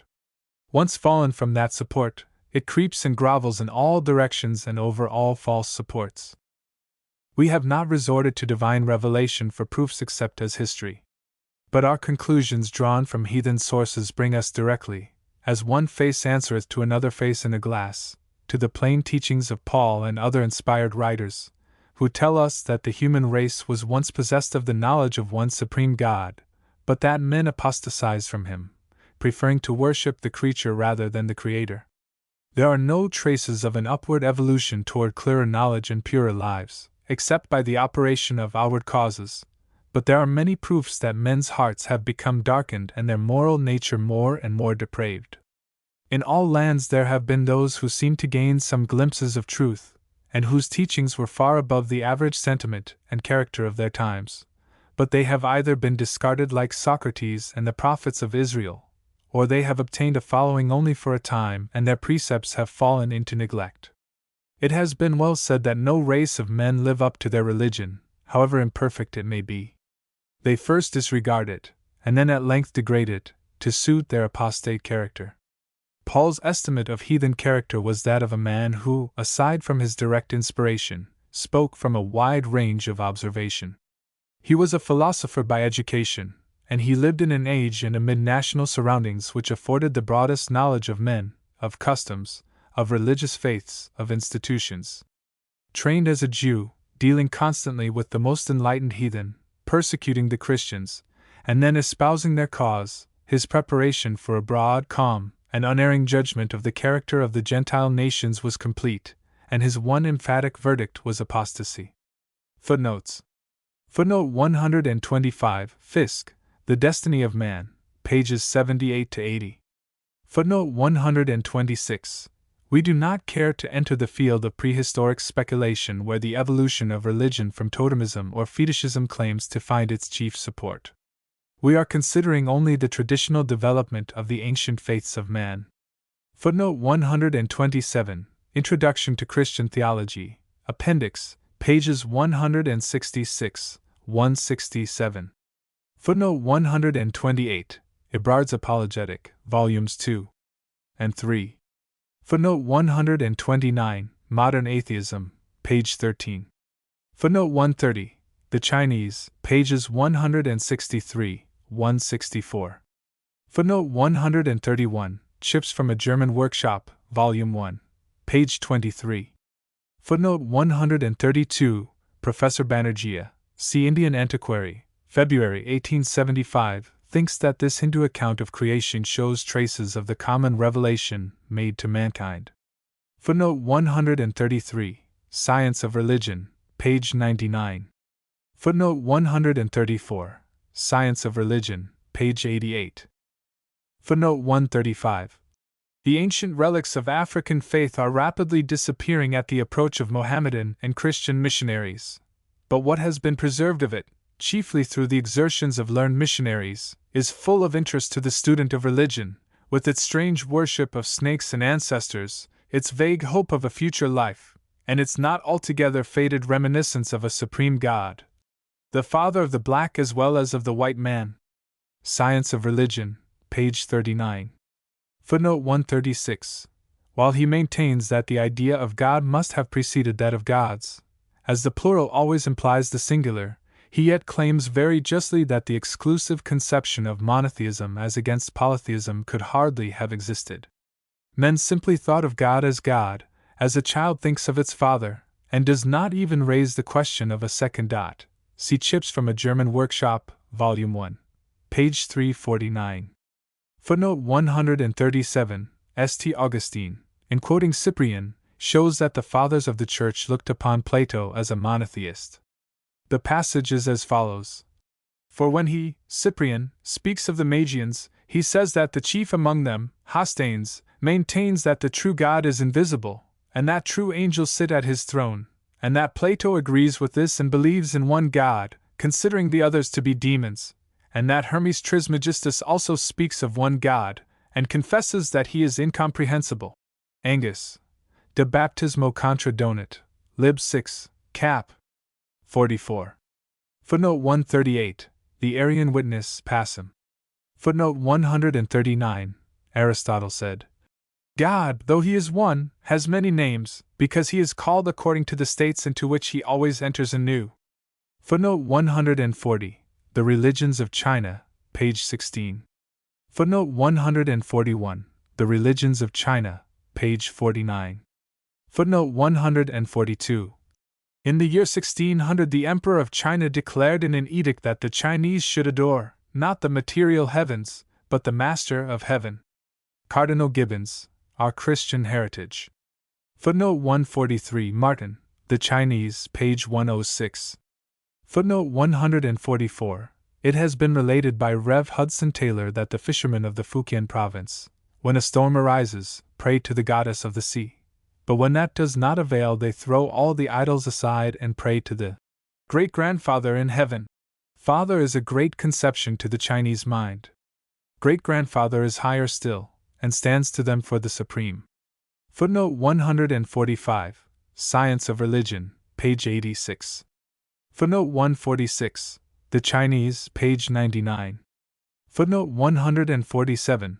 Other writers contend that he was probably contemporaneous with Abraham. Still others think Zoroaster a general name for great prophets. Darmstädter inclines to this view. Footnote 148. Chips from a German Workshop. Footnote 149. Archbishop Vaughan, of Sydney, emphatically declares that the Aborigines of Australia believe in a supreme being.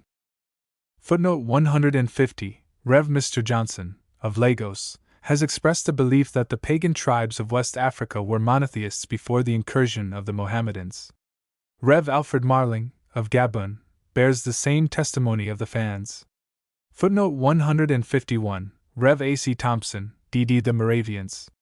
One of the early converts from among the Ojibways said to the missionary, Rev. S.G. Wright, "A great deal of your preaching I readily understand, especially what you say about our real characters. We Indians all know that it is wrong to lie, to steal, to be dishonest, to slander, to be covetous, and we always know that the Great Spirit hates all these things. All this we knew before we ever saw the white man. I knew these things when I was a little boy. We did not, however, know the way of pardon for these sins. In our religion there is nothing said by the wise men about pardon. We knew nothing of the Lord Jesus Christ as a Savior."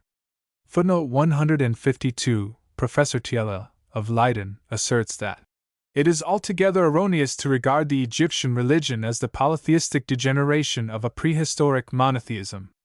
It was polytheistic from the beginning, but on one of the oldest of Egyptian monuments is found this hymn, which is quoted by Cardinal Gibbons in Our Christian Inheritance. "Hail to thee, say all creatures, the gods adore thy majesty, the spirits thou hast made exalt thee, rejoicing before the feet of their begetter. They cry out welcome to thee, Father of the fathers of all the gods, who raises the heavens, who fixes the earth. We worship thy Spirit who alone hast made us, We whom thou hast made thank thee that thou hast given us birth, we give to thee praises for thy mercy toward us.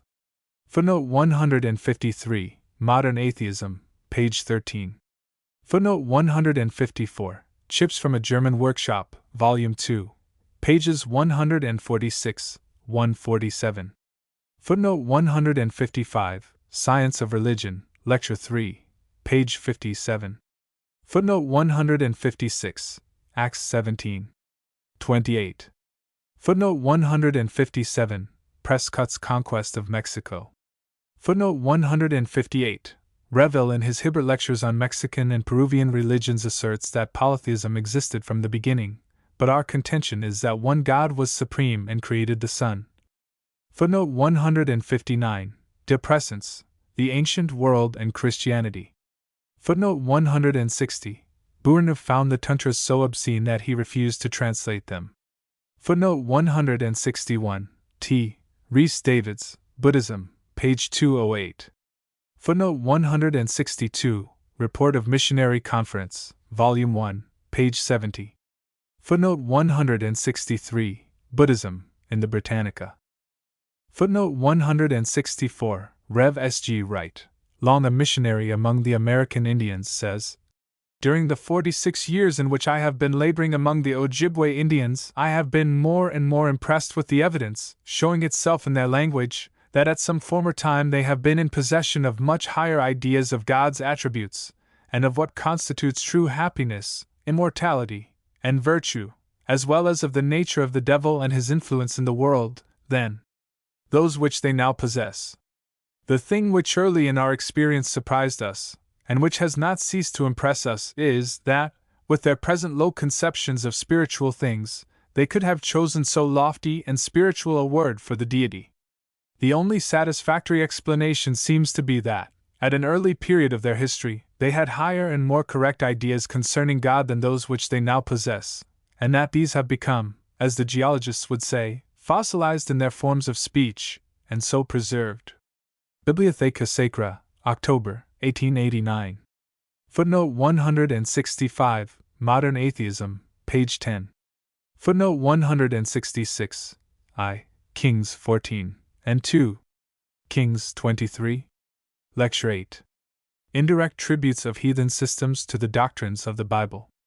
I am to speak of certain indirect tributes borne by the non-Christian religions to the doctrines of Christianity. One such tribute of great value we have already considered in the prevalence of early monotheism, so far corroborating the scriptural account of man's first estate, and affording many proofs which corroborate the scriptural doctrine of human apostasy. Others of the same general bearing will now be considered.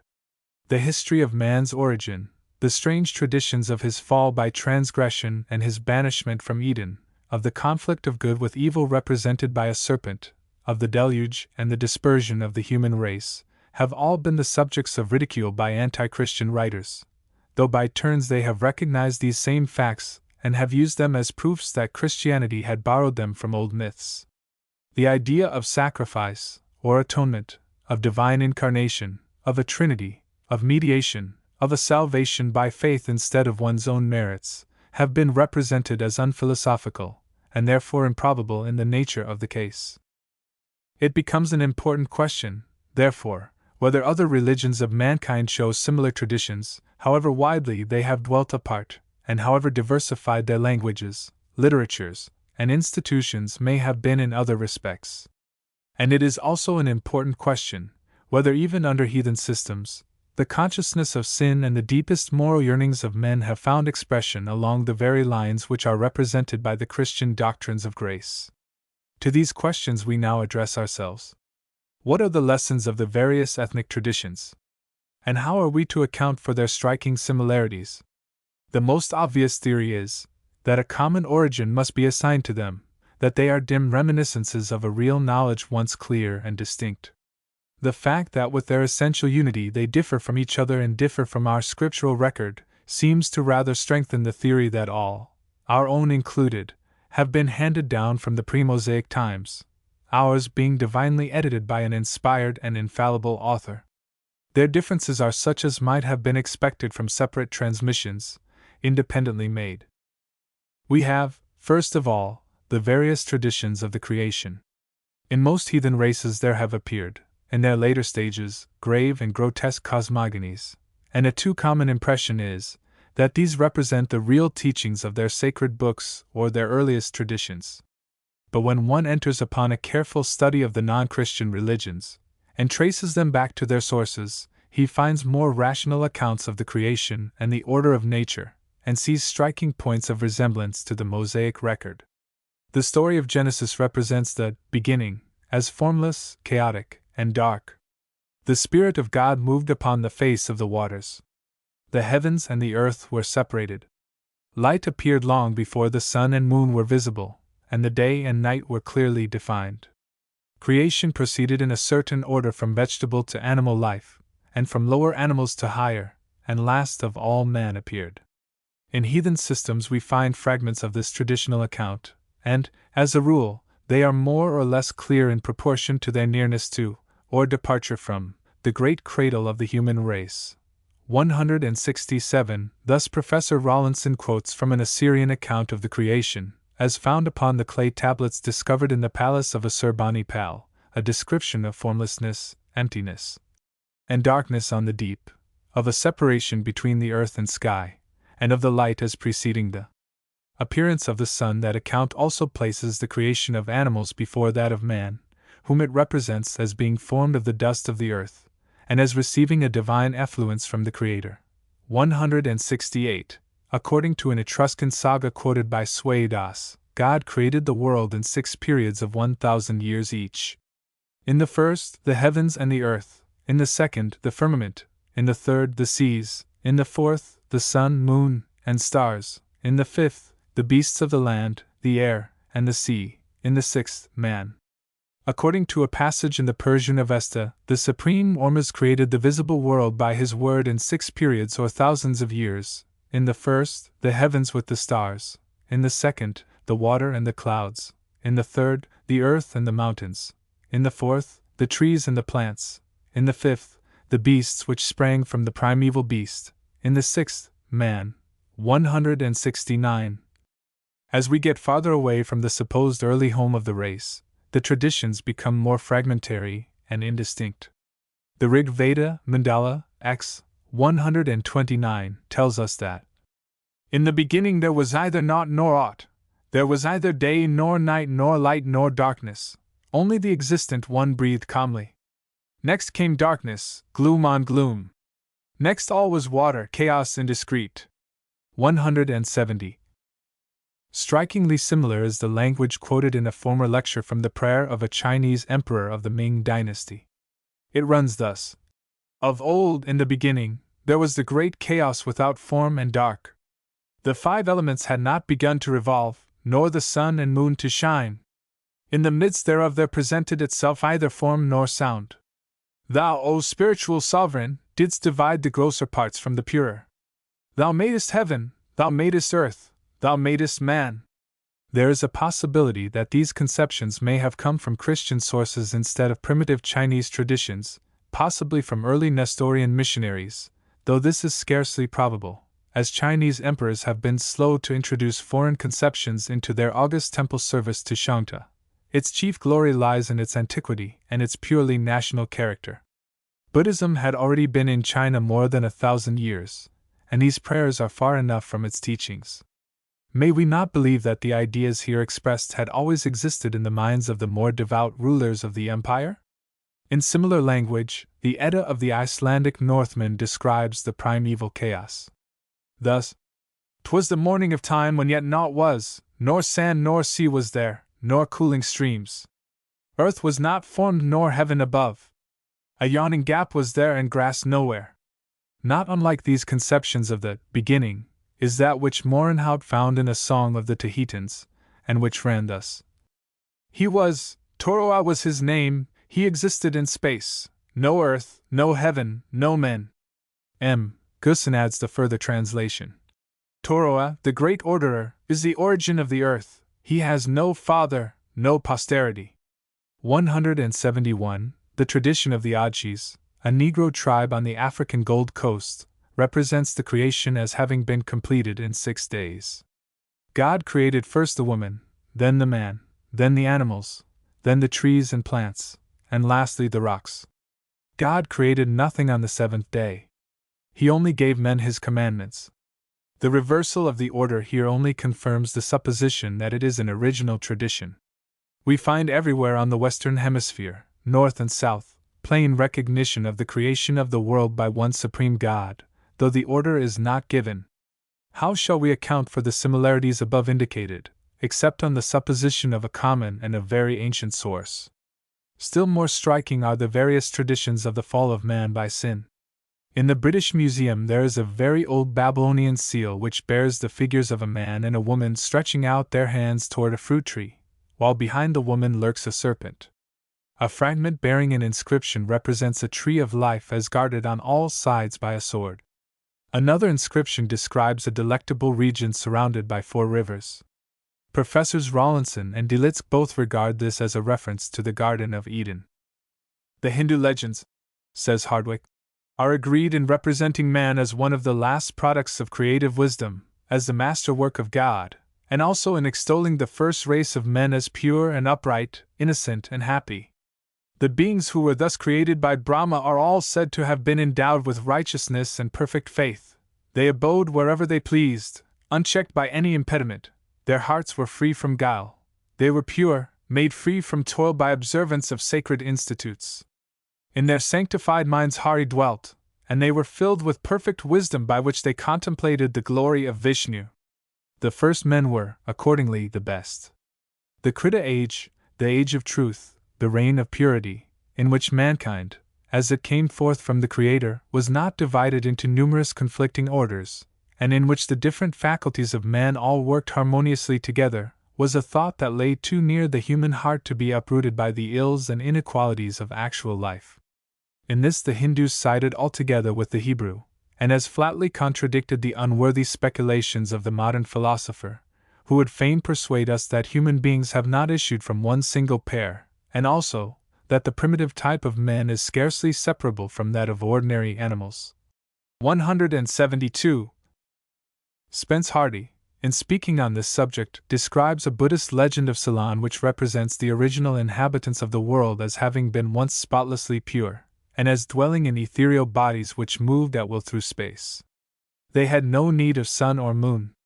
They lived in perfect happiness and peace till, at last, one of their number tasted of a strange substance which he found lying on the surface of the earth. He induced others to eat also, whereupon all knew good and evil, and their high estate was lost. They now had perpetual need of food, which only made them more gross and earthly. Wickedness abounded, and they were in darkness. Assembling together, they fashioned for themselves a sun, but after a few hours it fell below the horizon, and they were compelled to create a moon. 173. An old Mongolian legend represents the first man as having transgressed by eating a pistake nut. As a punishment, he and all his posterity came under the power of sin and death, and were subjected to toil and suffering. 174. A tradition of the African Ajis, already named, relates that formerly God was very near to men. But a woman, who had been pounding banana fruit in a mortar, inadvertently entering his presence with a pestle in her hands, aroused his anger, and he withdrew into the high heavens and listened to men no more.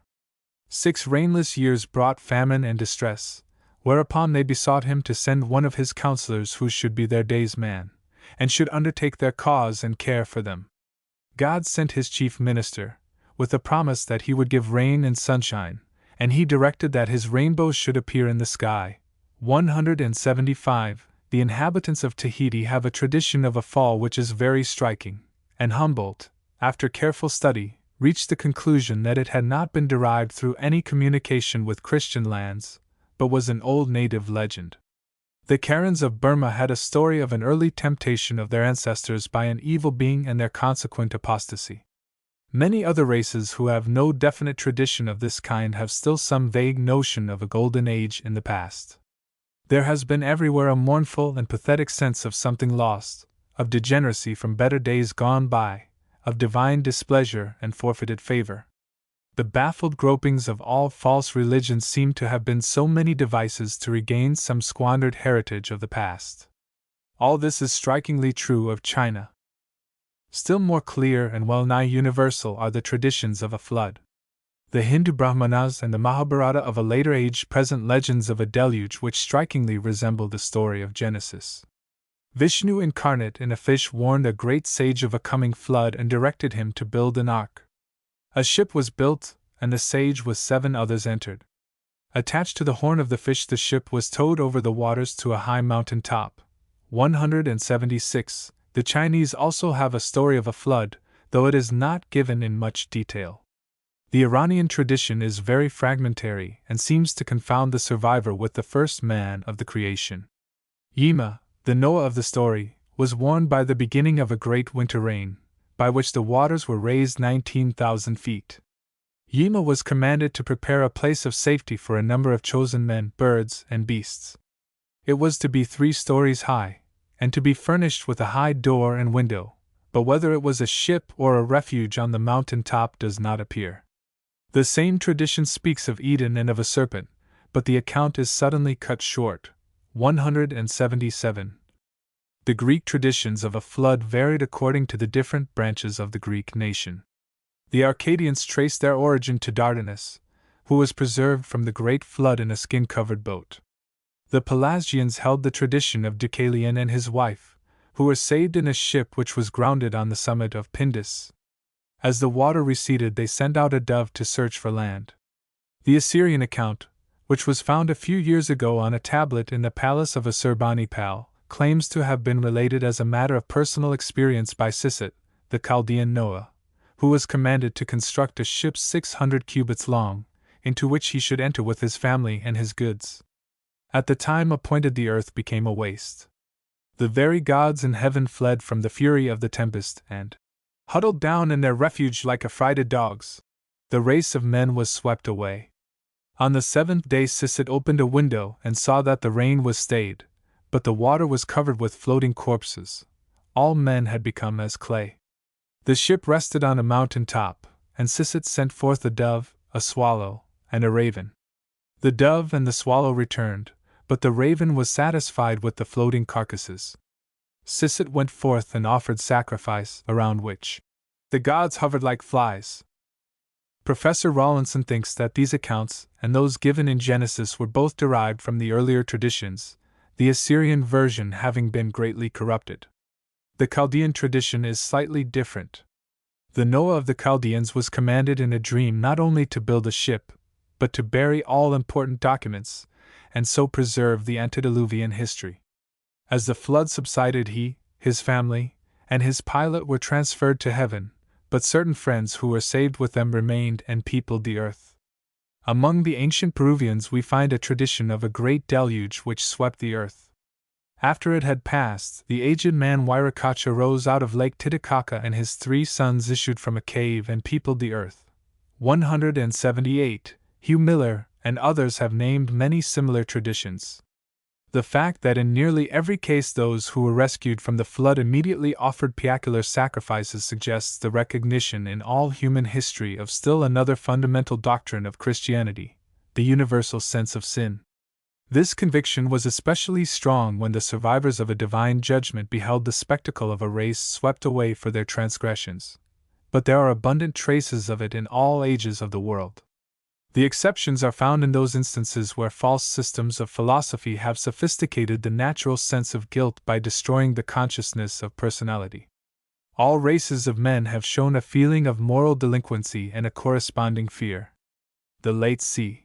Loring Brace, in his work entitled The Unknown God, quotes some striking penitential psalms or prayers offered by the Akkadians of northern Assyria 4,000 years ago. The deep-seated conviction of guilt which is indicated by the old religion of the Egyptians is well set forth by Dr. John Werabet, of Beirut, in a pamphlet entitled The Temples and Tombs of Thebes. He says, "The immortality of the soul, its rewards and punishments in the next world, and its final salvation and return into the essence of the divinity were among the most cherished articles of the Egyptian creed. Here, in the tombs, as on the papyri which contain the ritual of the dead, are represented the passage of the soul through the nether world and its introduction into the judgment hall, where Osiris, the god of benevolence, sits on a throne, and with the assistance of 42 assessors proceeds to examine the deceased. His actions are weighed in a balance against truth in the presence of Thoth, the ibis-headed god of wisdom, and if found wanting he is hounded out in the shape of an unclean animal by Anubis, the jackal-headed god of the infernal regions. The soul then proceeds in a series of transmigrations into the bodies of animals and human beings and thus passes through a purgatorial process which entitles it to appear again before the judgment seat of Osiris. If found pure it is conveyed to Elu, the Elysian fields, or the pools of peace. After 3,000 years of sowing and reaping by cool waters it returns to its old body, the preserved mummy, suffers another period of probation, and is ultimately absorbed into the Godhead. One of the most impressive scenes in the whole series is that where the soul, in the form of a mummified body, stands before Osiris and the 42 judges to be examined on the 42 commandments of the Egyptian religion. Bearing on its face the signs of solemnity and fear, and carrying in its hand a feather, the symbol of veracity, it says among other things, "I have not blasphemed the gods, I have defrauded no man, I have not changed the measures of Egypt, I have not prevaricated at the courts of justice, I have not lied, I have not stolen, I have not committed adultery, I have done no murder, I have not been idle, I have not been drunk, I have not been cruel, I have not famished my family, I have not been a hypocrite, I have not defiled my conscience for the sake of my superiors, I have not smitten privily, I have lived on truth, I have made it my delight to do what men command and the gods approve, I have given bread to the hungry and drink to the thirsty and clothes to the naked, my mouth and hands are pure." Now what strikes one with great force in this remarkable passage from the walls of the old sand-covered tombs is the wonderful scope and fullness with which the laws of right and wrong were stamped upon the Egyptian conscience. There is here a recognition, not only of the great evils which man shall not commit, but also of many of those positive duties which his moral nature requires. It matters not that these words are wholly exculpatory, they nevertheless recognize sin. But perhaps no one has depicted man's sense of guilt and fear more eloquently than Dean Stanley when speaking of the Egyptian Sphinx. Proceeding upon the theory that that time-worn and mysterious relic is a couchant lion whose projecting paws were long since buried in the desert sands, and following the tradition that an altar once stood before that mighty embodiment of power, he graphically pictures the transient generations of men, in all the sin and weakness of their frail humanity, coming up with their offerings and their prayers between the paws of deity. It is a grim spectacle, but it emphasizes the sense of human guilt. Only the revealed Word of God affords a complete and satisfactory explanation of the remarkable fact that the human race universally stands self-convicted of sin. There is also a tribute to the truth of Christianity in certain traces of a conception of divine sacrifice for sin found in some of the early religious faiths of men. All are familiar with the difference between the offerings of Abel and those of Cain, the former disclosing a faith in a higher expiation. In like manner there appear mysterious references to a divine and vicarious sacrifice in the early Vedas of India. In the Purusha Sukta of the Rig Veda occurs this passage. From him called Purusha was born Viraj, and from Viraj was Purusha produced, whom gods made their oblation. With Purusha as a victim they performed a sacrifice. Manu says that Purusha, the first man, was called Brahma, and was produced by emanation from the self-existent spirit. Brahma thus emanating was the first male, or as elsewhere called, the born Lord. By him the world was made. The idea is brought out still more strikingly in one of the Brahmanas where the sacrifice is represented as voluntary and all-availing. Surely, says Sir Munir Williams, in these mysterious allusions to the sacrifice of a representative man we may perceive traces of the original institution of sacrifice as a divinely appointed ordinance, typical of the one great offering of the Son of God for the sins of the world. The late Professor Banerjee of Calcutta, reaching the same conclusion, says, "It is not easy to account for the genesis of these ideas in the Veda, of one born in the beginning Lord of creatures, offering himself a sacrifice for the benefit of deified mortals, except on the assumption that it is based upon the tradition of the lamb slain from the foundation of the world." No doubt modern skepticism might be slow to acknowledge any such inference as this, but as Professor Banerjee was a high-caste Hindu of great learning, and was well acquainted with the subtleties of Hindu thought, his opinion should have great weight. And when we remember how easily scientific skepticism is satisfied with the faintest traces of whatever strengthens its theories, how thin are some of the generalizations of Herbert Spencer, how very slight and fanciful are the resemblances of words which philologists often accept as indisputable proofs, how far-fetched are the inferences sometimes drawn from the appearance of half-decayed fossils as proofs and even demonstrations of the law of evolution, we need not be over-modest in setting forth these traces of an original divine element in the institution of typical sacrifices among men. It is never safe to assume positively this or that meaning for a mysterious passage found in the sacred books of non-Christian systems, but there are many things which seem at least to illustrate important precepts of the Christian faith. Thus the slain Osiris of the Egyptians was said to enter into the sufferings of mortals, having suffered the great wound, so the record runs. He was wounded in every other wound, and we read in the Book of the Dead that, when the Lord of Truth cleanses away defilement, evil is joined to the deity that the truth may expel the evil. 179. This seems to denote an idea of vicarious righteousness. The Onondaga Indians had a tradition that the celestial Hiawatha descended from heaven and dwelt among their ancestors, and that upon the establishment of the League of the Iroquois he was called by the Great Spirit to sanctify that league by self-sacrifice.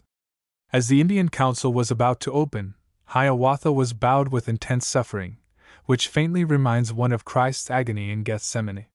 He foresaw that his innocent and only child would be taken from him.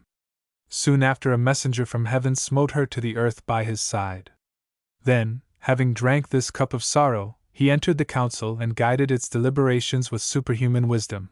180. In citing this incident, nothing more is intended than to call attention to some of the mysterious conceptions which seem to float dimly through the minds of the most savage races, and which show at the very least that the idea of vicarious sacrifice is not strange to mankind, but is often mysteriously connected with their greatest blessings. The legend of Prometheus bound, as we find it in the tragedies of Aeschylus, is so graphic in its picture of vicarious suffering for the good of men that infidel writers have charged the story of the cross with plagiarism, and have applied to Prometheus some of the expressions used in the 53rd chapter of the prophecy of Isaiah. We are often told that there is injustice in the very idea of vicarious suffering, as involved in the Christian doctrine of salvation, or that the best instincts of a reasonable humanity revolt against it. But such criticisms are sufficiently met by these analogies which we find among all nations. Let me next call attention to some of the predicted deliverers for whom the nations have been looking. Nothing found in the study of the religious history of mankind is more striking than the universality of a vague expectation of coming messiahs. According to the teachings of Hinduism, there have been 9 incarnations of Vishnu, of whom Buddha was admitted to be one. But there is to be a 10th avatar who shall yet come at a time of great and universal wickedness, and shall establish a kingdom of righteousness on the earth. Some years ago the Rev. Dr. John Newton, of Lahore, took advantage of this prediction and wrote a tract showing that the true deliverer and king of righteousness had already come in the person of Jesus Christ. So striking seemed the fulfillment viewed from the Hindu standpoint, that some hundreds in the city of Rampur were led to a faith in Christ as an avatar of Vishnu. A remarkable illustration of a felt want of something brighter and more hopeful is seen in the legends and predictions of the Teutonic and Norse religions. The faiths of all the Teutonic races were of the sternest character, and it was such a cultus that made them the terror of Europe. They worshipped their grim deities in the congenial darkness of deep forest shades. There was no joy, no sense of divine pity, no peace. They were conscious of deep and unutterable wants which were never met. They yearned for a golden age and the coming of a deliverer. Balder, one of the sons of Woden, had passed away, but prophecy promised that he should return to deliver mankind from sorrow and from death. When the twilight of the gods should have passed away, then amid prodigies and the crash and decay of a wicked world, in glory and joy he should return, and a glorious kingdom should be renewed. Or, in the words of one of their own poets, then unsown the swath shall flourish and back come Balder. With him Hotter shall dwell in Hropter's palace, shrines of gods the great and holy. There the just shall joy forever, and in pleasure pass the ages. The well-known prediction of the Sibyl of Cumae bears testimony to the same expectation of mankind. The genuine Sibylline oracles were in existence anterior to the birth of Christ. Virgil died 40 years before that event, and the well-known eclogue Pollio is stated by him to be a transcript of the prophetic Carmen of the Sibyl of Cumae. But for the fact that it has a Roman instead of a Jewish coloring, it might almost seem messianic. The oracle speaks thus: "The last era, the subject of the Sibyl Song of Cumae, has now arrived. The great series of ages begins anew. The Virgin returns the reign of Saturn. The progeny from heaven now descends. Be thou propitious to the infant boy by whom first the Iron Age shall expire, and the Golden Age over the whole world shall commence. Whilst thou, O Pollio, art consul, this glory of our age shall be made manifest, and the celestial months begin their revolutions. Under thy auspices whatever vestiges of our guilt remain, shall, by being atoned for, redeem the earth from fear forever. He shall partake of the life of the gods. He shall reign over a world in peace with his father's virtues. The earth, sweet boy, as her first fruits, shall pour thee forth spontaneous flowers. The serpent shall die, the poisonous and deceptive tree shall die. All things, heavens and earth and the regions of the sea, rejoice at the advent of this age. The time is now at hand." 181. 40 years later the Christ appeared. Whether Virgil had been influenced by Hebrew prophecy it is impossible to say. It may be that the so-called Sibyl had caught something of the same hope which led the Magi of the East to the cradle of the infant Messiah, but in any case the eclogue voiced a vague expectation which prevailed throughout the Roman Empire. In modern as well as in ancient times nations and races have looked for deliverers or for some brighter hope. Missionaries found the Hawaiians dissatisfied and hopeless. Their idols had been thrown away. The Karens were waiting for the arrival of the messengers of the truth. The Mexicans, at the time of the Spanish conquest, were looking for a celestial benefactor. The very last instance of an anxious looking for a deliverer is that which quite recently has so sadly misled our Sioux Indians. Mankind have longed not only for deliverers, but also for mediators. The central truth of the Christian faith is its divine sympathy and help brought down into our human nature. In other words, mediation, God with man. The faith of the Hindus, lacking this element, was cold and remorseless. Shiva, the god of destruction, and his hideous and bloodthirsty wives, had become chief objects of worship, only because destruction and death led to life again. But there was no divine help. The gods were plied with sharp bargains in sacrifice and merit. They were appeased, they were cajoled, but there was no love. But the time came when the felt want of men for something nearer and more sympathetic led to the doctrine of Vishnu's incarnations, first grotesque deliverers in animal shapes, but at length the genial and sympathetic Krishna. He was not the highest model of character, but he was human. He had associated with the rustics and frolicked around their campfires. He became Arjuna's charioteer and rendered him counsel and help in that low disguise. He was a sharer of burdens, a counselor and friend. And he became the most popular of all Hindu deities. The important point in all this is that this old system, so self-sufficient and self-satisfied, should have groped its way toward a divine sympathizer in human form, a living and helpful God among men. Hinduism had not been wanting in anthropomorphisms. It had imagined the presence of God in 1,000 visible objects which rude men could appreciate. Trees, apes, cattle, crocodiles, and serpents had been invested with an indwelling spirit, but it had found no mediator. Men had been trying by all manner of devices to sublimate their souls, and climb Godward by their own self-mortification, but they had realized no divine help. To meet this want they developed a veritable doctrine of faith. They had learned from Buddhism the great influence and power of one who could instruct and counsel and encourage. Some Oriental scholars think that they had also learned many things from Christian sources. 182. However that may be, from whatever source they had gained this suggestion, they found it to accord with the deepest wants of the human heart. And the splendid tribute which that peculiar development bears to the great fundamental principles of the Christian faith is all the more striking for the fact that it grew up in spite of the adamantine conservatism of a system, all of whose teachings had been in a precisely opposite direction. It was old Hinduism coming out of its entrenchments to pay honor to the true way of eternal life. Probably the doctrine first sprang from a felt want, but was subsequently reinforced by Christian influences. The late Professor Banerjee, in his Aryan Witness, gives what must be regarded as at least a very plausible account of the last development of the so-called Krishna cult, and of this doctrine of faith. He thinks that it borrowed very much from Western monotheists. He quotes a passage from the Narada Pancharada, which represents a pious Brahmin of the 8th century AD, as having been sent to the far northwest, where white-faced monotheists would teach him a pure faith in the supreme Vishnu or Krishna. He quotes also, from another and later authority, a dialogue in which this same Brahmin reproved Vyasa for not having celebrated the praises of Krishna as supreme. This Professor Banerjee regarded as proof that previously to the 8th century Krishna has been worshipped only as a demigod. But the whole drift of the old Brahmanical doctrines had been towards sacrifice as a debt and credit system, and that plan had failed.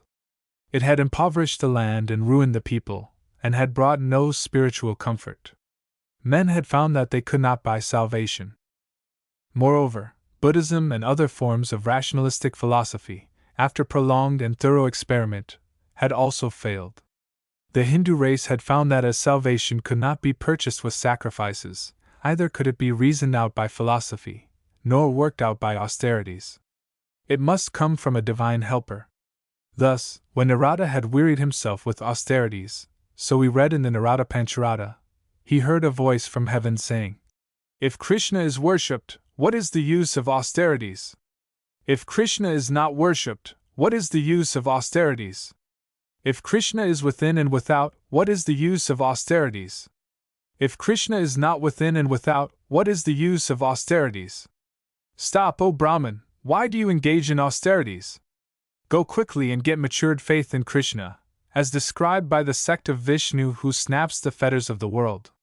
We are thus led, says Professor Banerjee, to the very genesis of the doctrine of faith in connection with Hinduism.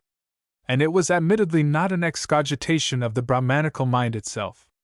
Narada had brought it from the land of the whites, where he got an insight into Vishnu as the savior which was not attainable elsewhere, and he then persuaded the author of one of the Puranas to recount the Lord's acts, in other words, the history of Krishna, with the enforcement of faith in his divinity. Change the name, says Banerjee, and it is almost Christian doctrine. 183. It is an interesting fact that Buddhism, in its progress through the centuries, has also wrought out a doctrine of faith by a similar process. It began as a form of atheistic rationalism. Its most salient feature was staunch and avowed independence of all help from gods or men. It emphasized in every way the self-sufficiency of one's own mind and will to work out emancipation. But when Buddha died, no enlightened counselor was left, and another Buddha could not be expected for 4,000 years.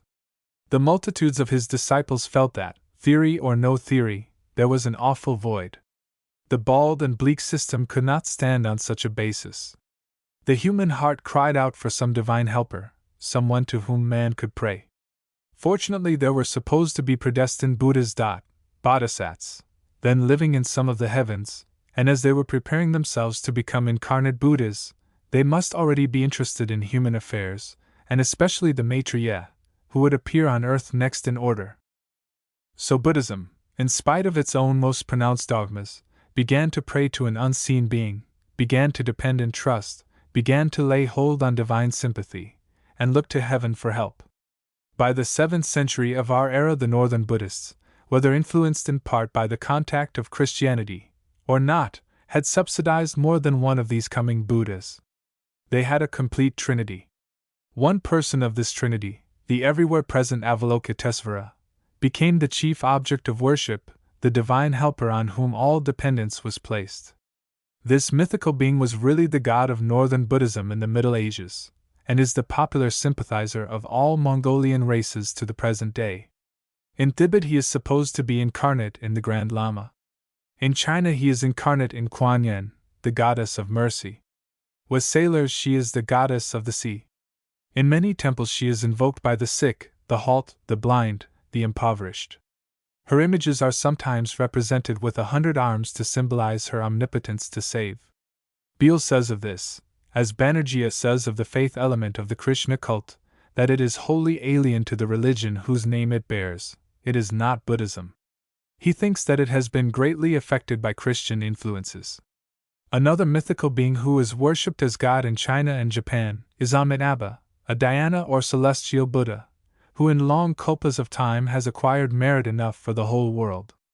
2 of the 12 Buddhist sects of Japan have abandoned every principle taught by Gautama, except his ethics, and have cast themselves upon the free grace of Amitabha. They have exchanged the old atheism for theism. They have given up all dependence on merit-making and self-help. They now rely wholly on the infinite merit of another. Their religious duties are performed out of gratitude for a free salvation wrought out for them, and no longer as the means of gaining heaven. They live by a faith which works by love. They expect at death an immediate transfer to a permanent heaven, instead of a series of transmigrations. Their Buddha is not dead, but he ever liveth to receive into his heavenly realm all who accept his grace, and to admit them to his divine fellowship forever. By a direct and complete imputation they are made sharers in his righteousness, and become joint heirs in his heavenly inheritance. Whatever the genesis of these strange cults which now prevail as the chief religious beliefs among the Mongolian races, they are marvelously significant. They have come almost to the very threshold of Christianity. What they need is the true Savior and not a myth, a living faith and not an empty delusion. Nevertheless, they prove that faith in a divine salvation is the only religion that can meet the wants of the human soul. There is something very encouraging in these approaches toward the great doctrines of salvation. I do not believe that these sects have come so near to the true Messiah without the influence of the Spirit of God, and without more or less light from Christian sources. But partly they have been moved by those wants which Hinduism and Buddhism could not satisfy. The principle of their faith is worthy of recognition, and the missionary should say as Paul said, "Whom ye ignorantly worship, him declare I unto you." It is a very significant fact that most of the Brahmo Somajas of India have adopted Jesus Christ as the greatest of the world's prophets. Chanderson sometimes spoke of him as a devout Christian would speak. The Arya Somaj would not own his name, but it has graced its Hindu creed with many of his essential doctrines. Quite recently, a new organ of the Brahmo Somaj, published at Hyderabad, has announced as its leading object to harmonize pure Hinduism and pure Christianity, with Christ as the chief cornerstone. In the exact words of this paper, called The Harmony, its aim is to preach Christ as the eternal Son of God, as the Logos in all prophets and saints before and after the Incarnation, as the incarnate, perfect righteousness by whose obedience man is made righteous. Christ is the reconciliation of man with man, and of all men with God, the harmony of humanity with humanity, and of all humanity with divinity. This prospectus condemns the average Christianity of foreigners in India, the overeating, beef-eating, beer-drinking, Anglo-Saxon type, which despises the Hindu scriptures and yet belies its own. But it exalts the spotless and exalted Christ and builds all the hopes of humanity upon him. How will the mere philosopher explain this wonderful power of personality over men of all races, if it be not divine? But perhaps the most remarkable tribute to the transcendent character of Christ is seen in the fact that all sects of religionists, the most fanatical and irrational, seem to claim him as in some sense their own. Mormonism, even when plunging into the lowest depths of degradation, has always claimed to rest on the redemption of Jesus Christ. Mohammedanism, even the Quran itself, has always acknowledged Christ as the only sinless prophet.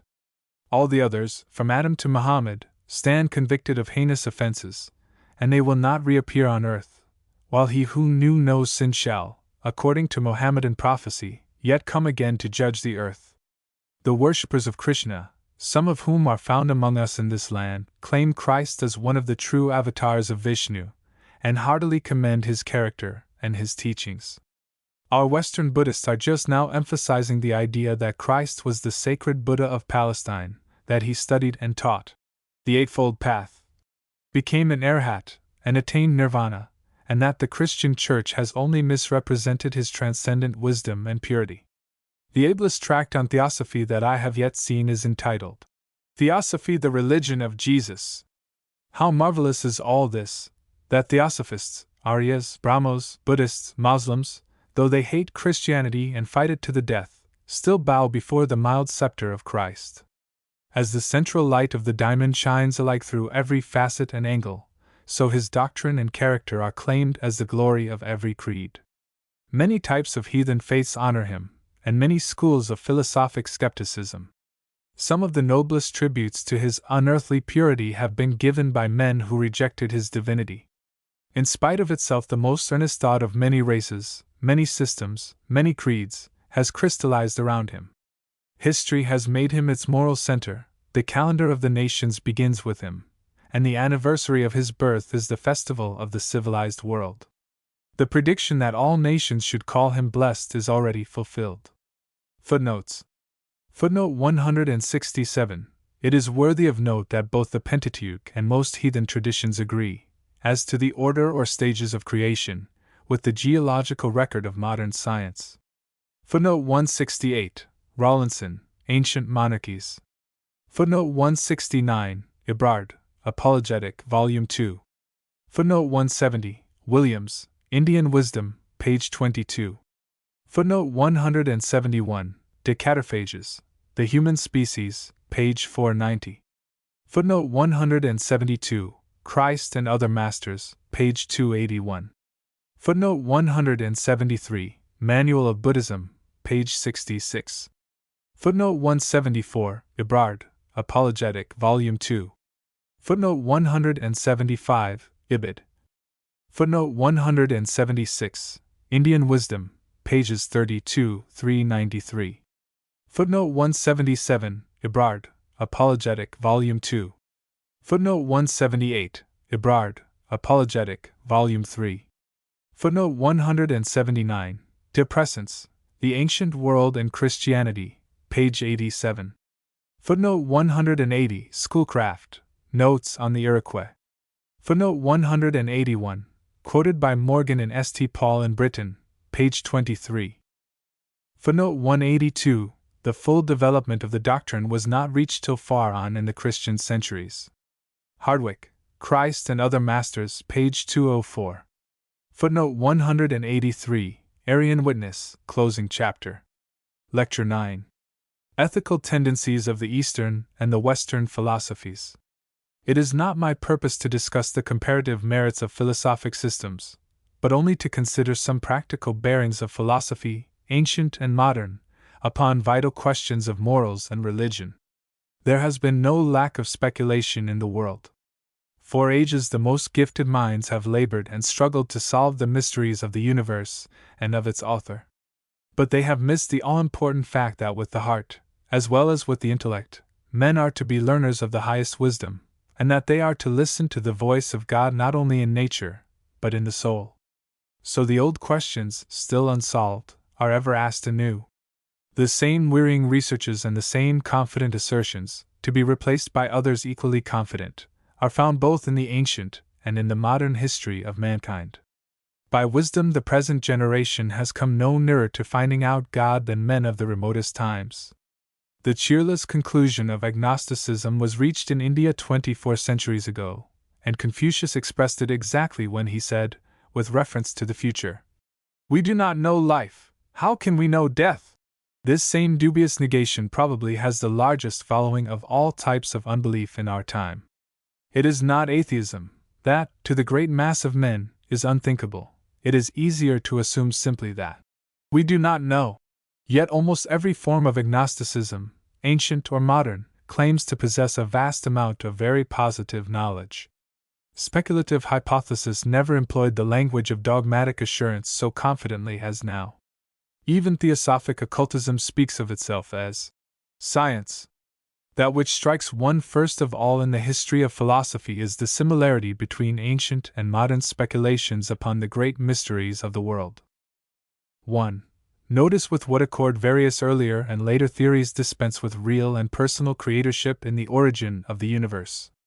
The atomic theory of creation is by no means a modern invention, and so far as evolution is connected with that hypothesis, evolution is very old. Mr. Herbert Spencer states his theory thus. First in the order of evolution is the formation of simple mechanical aggregates of atoms, example, molecules, spheres, systems, then the evolution of more complex aggregations or organisms, then the evolution of the highest product of organization, thought, and lastly, the evolution of the complex relations which exist between thinking organisms, or society with its regulative laws, both civil and moral. Between these stages, he tells us, there is no fixed line of demarcation. The passage from one to the other is continuous, the transition from organization to thought being mediated by the nerve system, in the molecular changes of which are to be found the mechanical correlates and equivalents of all conscious processes. It will be seen that this comprehensive statement is designed to cover, if not the creation, at least the creative processes of all things in the universe of matter and in the universe of thought. Mr. Spencer does not allude here to the question of a first cause back of the molecules and their movements, though he is generally understood to admit that such a cause may exist. He does not in express terms deny that at some stage in this development there may have been introduced a divine spark of immortal life direct from the Creator's hand. He even maintains that the conscious soul is not the product of a collocation of material particles, but is in the deepest sense a divine effluence. 184. Yet he seems to get on without any very necessary reliance upon such an intervention, since the development from the atom to the civilized man is a continuous process, and throughout the whole course from molecule to thought and moral and social law, there are no lines of demarcation. He leaves it for the believer in theistic evolution to show when and where and how the divine effluence is introduced. Similar to this was the theory which the Hindu Kannada propounded more than 2,000 years ago. As translated and interpreted by Colebrook, Kannada taught that two earthly atoms concurring by an unseen and peculiar virtue called adrishta, or by the will of God, or by time, or by competent cause, constitute a double atom of earth, and by concourse of three binary atoms a tertiary atom is produced, and by concourse of four triple atoms a quaternary, and so on. 185. Thus the great earth is produced. The system of Lucretius was much the same, though either Lucretius nor Spencer has recognized any such force as adrishta. 186. What seems to distinguish Mr. Spencer's theory is the extension of this evolutionary process to mind and spirit in the development of thought and feeling. He does not say that mind resides in the molecules, but that their movements attend, if they do not originate and control, the operation of the mind. Professor Leconte seems to go farther when he says that in animals brain changes are in all cases the cause of psychical phenomena. In man alone, and only in his higher activities, psychic changes precede and determine brain changes. 187. We shall see farther on that Mr. Spencer, in his theory of intuition, admits this same principle by logical inference, and traces even man's highest faculties to brain or nerve changes in our ancestors. Kannada also held that mind, instead of being a purely spiritual power, is atomic or molecular, and by logical deduction the mental activities must depend on the condition of the molecules. Ramchandra Bose, in expounding Kannada's theory, says, the general idea of mind is that which is subordinate to substance, being also found in intimate relations in an atom, and it is itself material. The early Buddhist philosophers also taught that physical elements are among the five skandhas, which constitute the phenomenal soul. Democritus and Lucretius regarded the mind as atomic, and the primal monad of Leibniz was the living germ, smallest of things, which enters into all visible and invisible creations, and which is itself all potential. It is a living microcosm, it is an immortal soul. These various theories are not parallels, but they have striking similarities. And I believe that Professor Tyndall, in his famous Belfast address, virtually acknowledges Lucretius as the father of the modern atomic theories. Whether Lucretius borrowed them from India, we shall not stop to inquire, but we may safely assert that modern philosophers, German, French, or English, have borrowed them from one or both. It is not my purpose to discuss the truth or falsity of the atomic theory, or the relation of mind to the movements of molecules in the brain. I simply point out the fact that this is virtually an old hypothesis, and I leave each one to judge how great a degree of light it has shed upon the path of human life in the ages of the past, how far it availed to check the decline of Greece and Rome. and how much of real moral or intellectual force it has imparted to the Hindu race. The credulous masses of men should not be left to suppose that these are new speculations, nor to imagine that that which has been so barren in the past can become a gospel of hope in the present and the future. The constant tendency with young students of philosophy is to conclude that the hypotheses which they espouse with so much enthusiasm are new revelations in metaphysics and ethics as well as in physical science, compared with which the Christian cultus of 18 centuries is now effete and doomed. It is well, therefore, to know that so far from these speculations having risen upon the ruins of Christianity, Christianity rose upon the ruins of these speculations as, in modified forms, they had been profoundly elaborated in the philosophies of Greece and Rome. Lucretius was born a century before the Christian era, and Democritus, whose disciple he became, lived earlier still. Canada, the Ottomanist philosopher of India, lived 3 centuries before Democritus. The early Christian fathers were perfectly familiar with the theories of Lucretius. We are indebted to Jerome for many of the facts which we possess concerning him.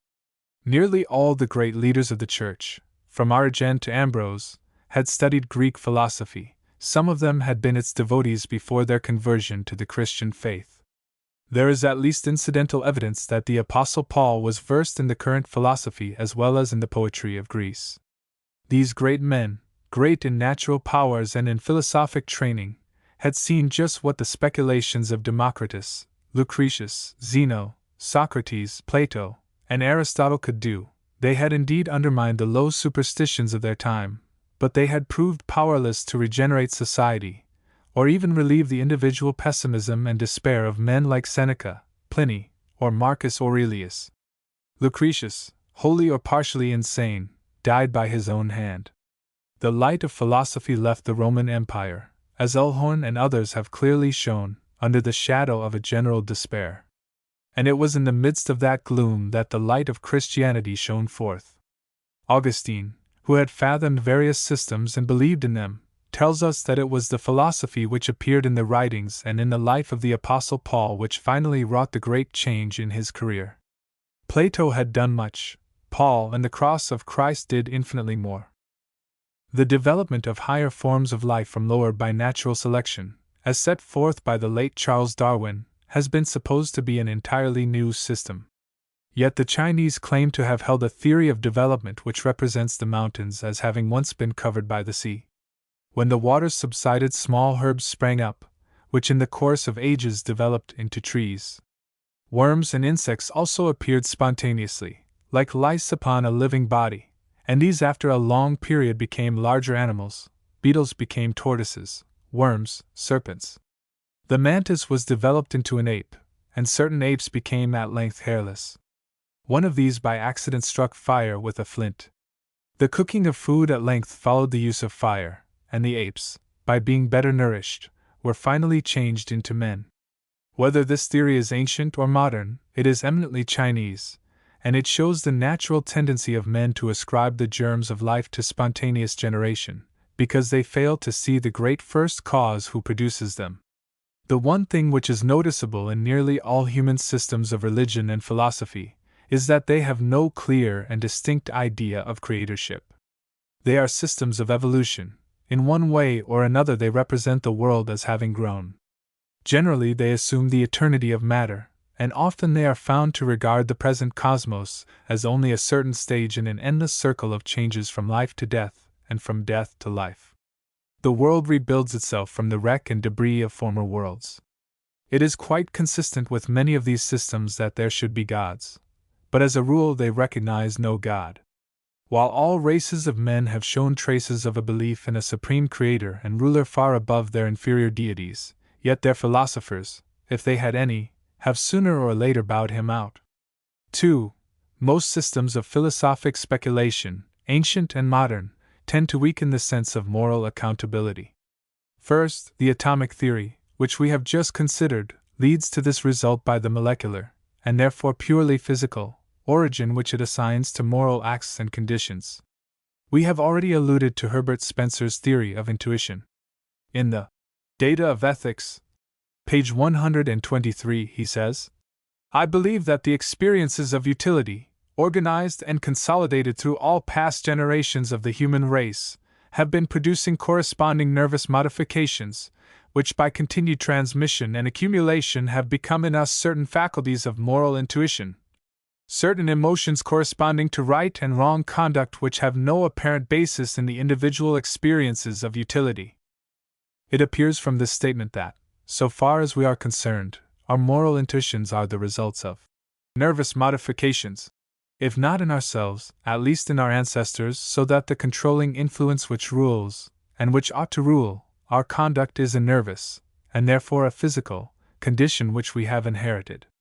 It follows, therefore, that every man's conscience or inherited moral sense is bound by a necessity of his physical constitution. And if this be so, why is there not a wide door here open for theories of moral insanity, which might come at length to cast their shield over all forms and grades of crime?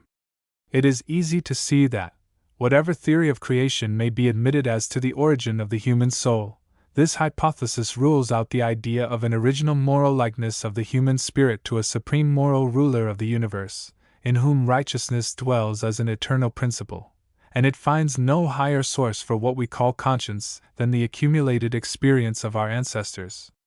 The materialistic view recently presented by Dr. Henry Maudsley, in an article entitled, "The Physical Basis of Mind," an article which seems to follow Mr. Spencer very closely, would break down all moral responsibility. His theory that true character depends upon what he calls the reflex action of the nerve cells, that acts of reason or conscience which have been put forth so many times that, in a sense, they perform themselves without any exercise of consciousness, are the best, that a man is an instinctive thief or liar, or a born poet, because the proper nervous structure has been fixed in his constitution by his ancestors. That any moral act, so long as it is conscious, is not ingrained in character, and the more conscious it is, the more dubious it is, and that virtue itself is not safely lodged until it has become a habit. In other words, till it has become an automatic and unconscious operation of the nerve cells. Such a doctrine, in its extreme logical results, destroys all voluntary and conscious loyalty to principle, and renders man a mere automatic machine. On the other hand, Mr. A. R. Wallace, in combating the theory that the moral sense in man is based on the utility experienced by our ancestors, relates the following incident. A number of prisoners taken during the Santo insurrection were allowed to go free on parole, to work at a certain spot for wages. After some time cholera attacked them and they were obliged to leave, but every one of them returned and gave up his earnings to the guard. 200 savages with money in their girdles walked 30 miles back to prison rather than break their word. My own experience with savages has furnished me with similar, although less severely tested, instances, and we cannot avoid asking how it is that, in these few cases, experience of utility have left such an overpowering impression, while in others they have left none. The intuitional theory which I am now advocating explains this by the supposition that there is a feeling, a sense of right and wrong, in our nature antecedent to, and independent of, experiences of utility. 188. 3. Theories which confound the origin of man with that of brutes, whether in the old doctrine of transmigration or in at least some of the theories of evolution, involve a contradiction in man's ethical history. The confusion shown in the Buddhist Jatakas, wherein Buddha, in the previous existences which prepared him for his great and holy mission, was sometimes a saint and sometimes a gambler and a thief, is scarcely greater, from an ethical point of view, than that which evolution encounters in bridging the chasm between brute instinct and the lofty ethics of the perfected man. The lower grades of animal life know no other law than the instinct which prompts them to devour the types which are lower still. This destruction of the weaker by the stronger pervades the whole brute creation. It is a life of violence throughout.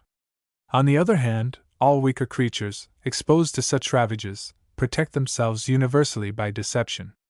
The grouse shields her young from hawks or other carnivora by running in the opposite direction, with the assumed appearance of a broken wing. The flatfish, to escape its mortal enemies, lies upon the bottom of the stream, scarcely distinguishable in color or appearance from the sand which constitutes its bed. Nature seems to aid and abet its falsehood by the very form which has been assigned to it. And so also the gift of transparency helps the chameleon in seeming to be a part of the green plant, or the brown bark, upon which it lies. And Professor Drummond, in his interesting account of his African travels, describes certain insects which render themselves indistinguishable either in color or in form from the branchings and exfoliation of certain grasses upon which they feed. Deception therefore becomes a chief resource of the weak, while violence is that of the strong. And those which are in the middle of the scale practice both. There are still other animals which are invested with attributes of all that is meanest and most contemptible in character. The sly and insinuating snake gliding noiselessly toward the victim of its envenomed sting, the spider which spreads forth its beautiful and alluring net, sparkling with morning dew, while it lurks in a secret corner, ready to fall upon its luckless prey, the sneaking and repulsive hyena, too cowardly to attack the strong and vigorous, but waiting for the crippled, the helpless, the sick, and dying. If all these are in the school of preparation for that noble stage of manhood when truth and righteousness shall be its crown of glory, then, where is the turning point? Where do violence, meanness, and deception gradually beam forth into benevolence and truth? The spider kills the fly. The wiser sphinx stings the poor spider in the center nerve, which paralyzes only, lays her eggs, and buries with them with a loving care the spider, powerless but still alive, to warm them unto life, and afterward to serve as food among the little ones. This is the lesson nature has to teach: woe to the conquered, victory to the strong. And so through all the ages, step by step, the stronger and the craftier replaced the weaker, and increased and multiplied. And in the end the outcome of the strife was man, who had dominion over all, and preyed on all things, and the stronger man trampled his weaker brother underfoot. Mr. John Fiske maintains that mankind, during the previous bestial period, were compelled like all other animals to maraud and destroy, as a part of the plan of natural selection in securing the survival of the fittest. The victories of the strong over the weak were the steps and stages of the animal creation in its general advancement. And he further states that, even after man had entered upon the heritage of his manhood, it was still for a time the true end of his being to maraud as before and to despoil all men whose weakness placed them in his power. It was only thus that the steady improvement of the race could be secured, and in that view it was man's duty to consult the dictates of selfishness and cruelty rather than those of kindness. To use Mr. Fiske's own words, if we could put a moral interpretation upon events which antedated morality as we understand it, we should say it was their duty to fight, and the reverence accorded to the chieftain who murdered most successfully in behalf of his clansmen was well deserved. 189. Much to the same effect writes Professor Leconte. In organic evolution the weak, the sick, the helpless, the unfit in any way, perish, and ought to perish, because this is the most efficient way of strengthening the blood or physical nature of the species, and thus of carrying forward evolution. In human evolution, which occurs at an advanced stage, the weak, the helpless, the sick, the old, the unfit in any way, are sustained, and ought to be sustained, because sympathy, love, pity, strengthen the spirit and moral nature of the race. 190. There is this difference, however, between this statement and that of Mr. Fiske, that it does not indicate at what point human evolution begins. It does not expressly declare that the subject of evolution, even after he has become a man, is still for a time in duty bound to fight in the interest of selfishness and natural selection. Still he reverses the ought as he advances from organic to human evolution. According to both authors, when, in view of new environments and new social requirements, it became more advantageous to each individual man that he should cease to maraud, should learn to regard the rights of others, should respect the family relation, and subordinate his selfish interest to the general good, then altruism dawned upon the world, moral principle appeared, and the angel of benevolence and love became enshrined in the human breast. Step by step this favored being, the ideal of natural selection in all her plans, advanced to a stage in which it became incumbent to even subordinate self to the good of others, not only to spare the weak but to tenderly care for them, and even to love those who have treated him with unkindness and abuse. While in the early stages the law of life and progress had been the sacrifice of others for selfish good, now the crowning glory consists in self-sacrifice for the good of all but self. The logical result of this reasoning cannot escape the notice of any who carefully consider it. If, for any reason, any community of human beings should decline in moral and intellectual character until they should finally reach the original state of savagery, it would again become their duty to lay aside all high ethical claims as no longer suited to their condition. The extraneous complications which had grown out of mere social order having passed away, rectitude also would pass away. Benevolence, philanthropy, humanity, would be wholly out of place, and however lovely Christian charity might appear from a sentimental point of view, it would be ill adapted to that condition of society.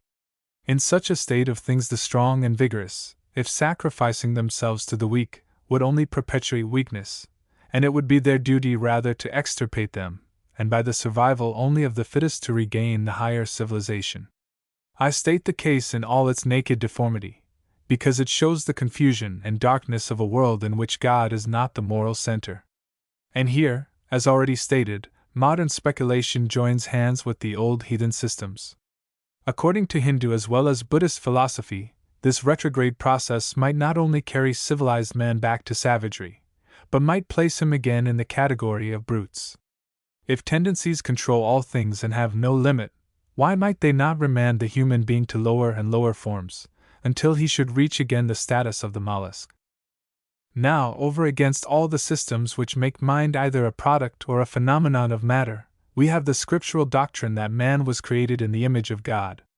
This fact explains the differences which distinguish him from the beasts of the field, for even in his lowest estate he is amenable to the principle of right and wrong.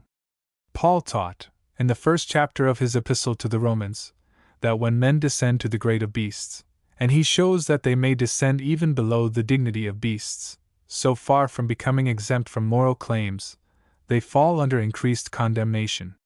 The old Hindu systems taught that there can be no release from the consequences of evil acts. They trace them from one rebirth to another in karma, as modern speculation traces them physically in heredity. The one saw no relief except in the changes of endless transmigrations, the other finds it only in the gradual readjustment of the nerve cells. But we know by observation and experience that the spiritual power of the Holy Ghost can transform character at once. No fact in the history of Christianity is more firmly or more widely established than this. The nerve tissues to the contrary notwithstanding, the human soul may be born again. The persecuting Saul may become at once a chief apostle. The blasphemer, the sot, the debauchee, the murderer, may be transformed to a meek and sincere Christian. Millions of the heathen, with thousands of years of savage and bestial heredity behind them, have become pure and loyal disciples of the spotless Redeemer. The fierce heathen Afrikaner, as well as the dissolute Jerry Macaulay, have illustrated this transforming power. Professor Huxley and others, in our time, are trying to elaborate some basis of ethics independently of religion. But as a matter of fact, these very men are living on conventional moral promptings and restraints derived from the Bible. The best basis of morals yet known is that of Christianity, and it is from its high and ennobling cultus that even the enemies of the truth are deriving their highest inspiration. Mr. Goldwin Smith, in an able article published in the Forum of April, 1891, on the question, "Will morality survive faith?"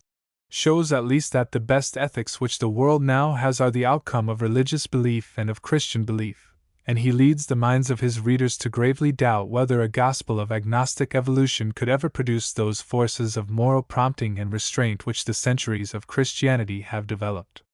He does not hesitate to assert that those who hold and advocate the modern antitheistic speculations are themselves living upon the influence of a Christian cultus which has survived their faith. A true test of their principles could only be made when a generation should appear upon which no influence of Christian parents still remained, and in a society in which Christian sentiment no longer survived. 191. It may be said that the truth must be received without regard to the results which may follow. This is admitted, but the same cannot be said of theories. If there is perfect harmony between all truths in the physical and the moral world, then all these should have their influence in reaching final conclusions. 4. The philosophies, ancient and modern, have agreed in lowering the common estimate of man as man. They have exerted and influenced the opposite of that in which the New Testament pleads for a common and an exalted brotherhood of the race. Hinduism raised the Brahman almost to the dignity of the gods, and debased the Sudra to a grade but a little higher than the brute. Buddha declared that his teachings were for the wise, and not for the simple. The philosophers of Greece and Rome, even the best of them, regarded the helot and the slave as of an inferior grade of beings, even though occasionally a slave by his superior force rose to a high degree. In like manner, the whole tendency of modern evolution is to degrade the dignity and sacredness of humanity. It is searching for missing links. It measures the skulls of degraded races for proofs of its theories. It has travelers and adventurers on the lookout for tribes who have no conception of God and no religious rites. It searches caves and dredges lakes for historical traces of man when he had but recently learned to stand upright upon his hind legs. The lower the types that can be found, the more valuable are they for the purposes required. All this tends to the dishonoring of the inferior types of men. Wherever Christianity had changed the old estimates of the philosophers, and had led to the nobler sentiment that God had made of one blood all nations and races, and had stamped his own image on them all, and even redeemed them all by the sacrifice of his Son, the speculations of skeptical biology have in a measure counteracted its benign influence. They have fostered the contempt of various classes for a dark skin or an inferior civilization. They indirectly encourage those who, with little merit of their own, speak contemptuously of the buck Indian, the nigger, the heathen Chinny.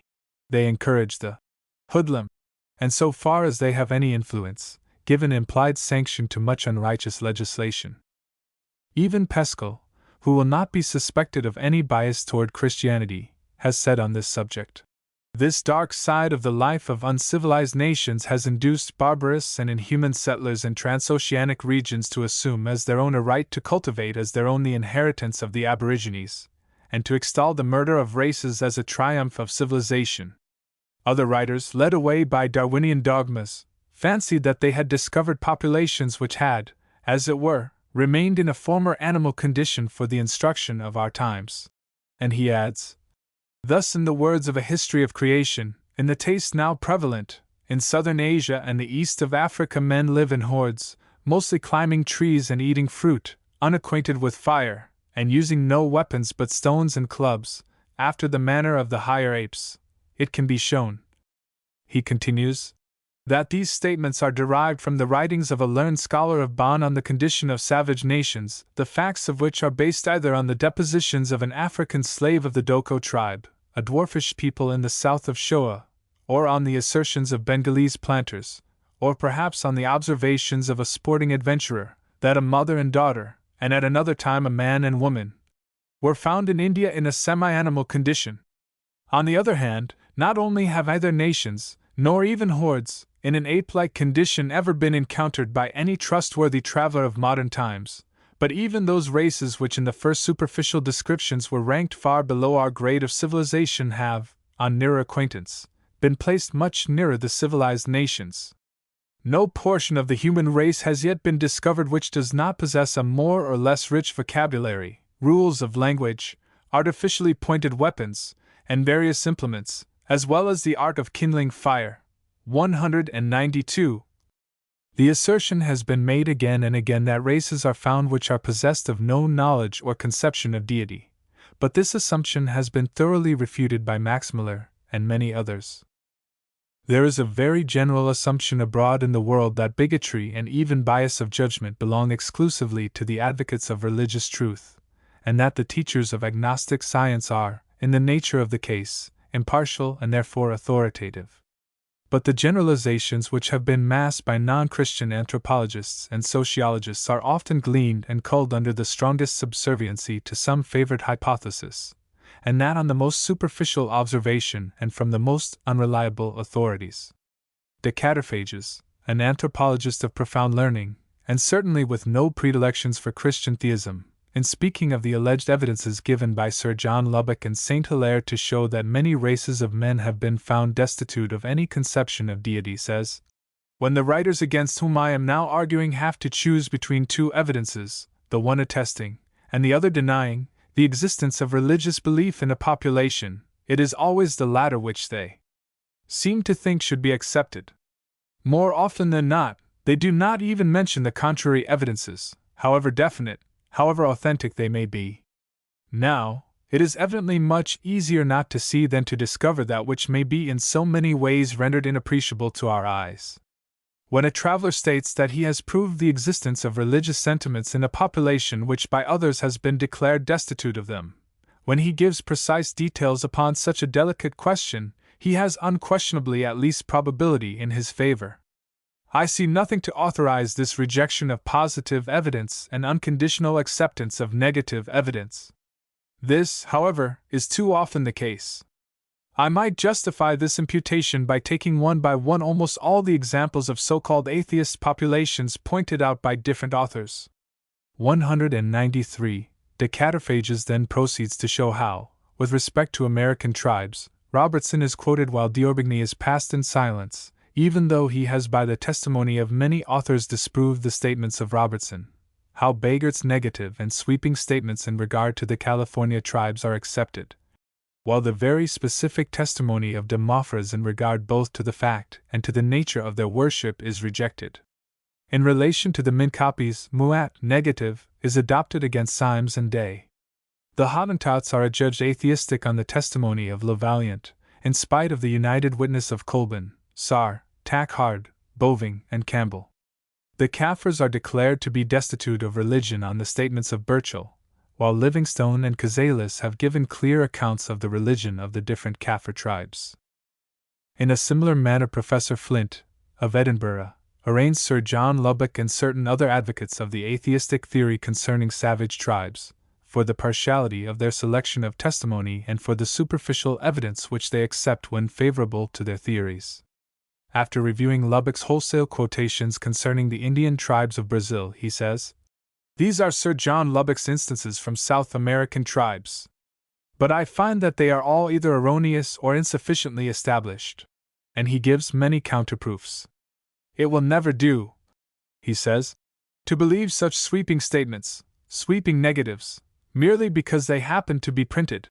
Farther on he adds, "But I think that he, Lubbock, might have told us that Humboldt, whose travels in South America were so extensive, whose explorations were so varied, scientific, and successful, and who certainly was uninfluenced by traditional theological beliefs, found no tribes and peoples without a religion, and that Prince Max von Neuve tells us that in all his many and wide wanderings in Brazil he had found no tribes the members of which did not give manifest signs of religious feelings." In the appendix of the book from which these extracts are made, Professor Flint says, "No one, I think, who has not a theory to maintain can consider the circumstances in which most of the Brazilian Indian tribes are placed without coming to the conclusion that they must have sunk from a higher intellectual and religious level. I have dwelt at length upon these arraignments of the careless and biased utterances of supposed scientists, because it is so much the fashion of our times to support certain theories of anthropology by massing the supposed evidences of man's degradation found, even now, in the environments of savage life.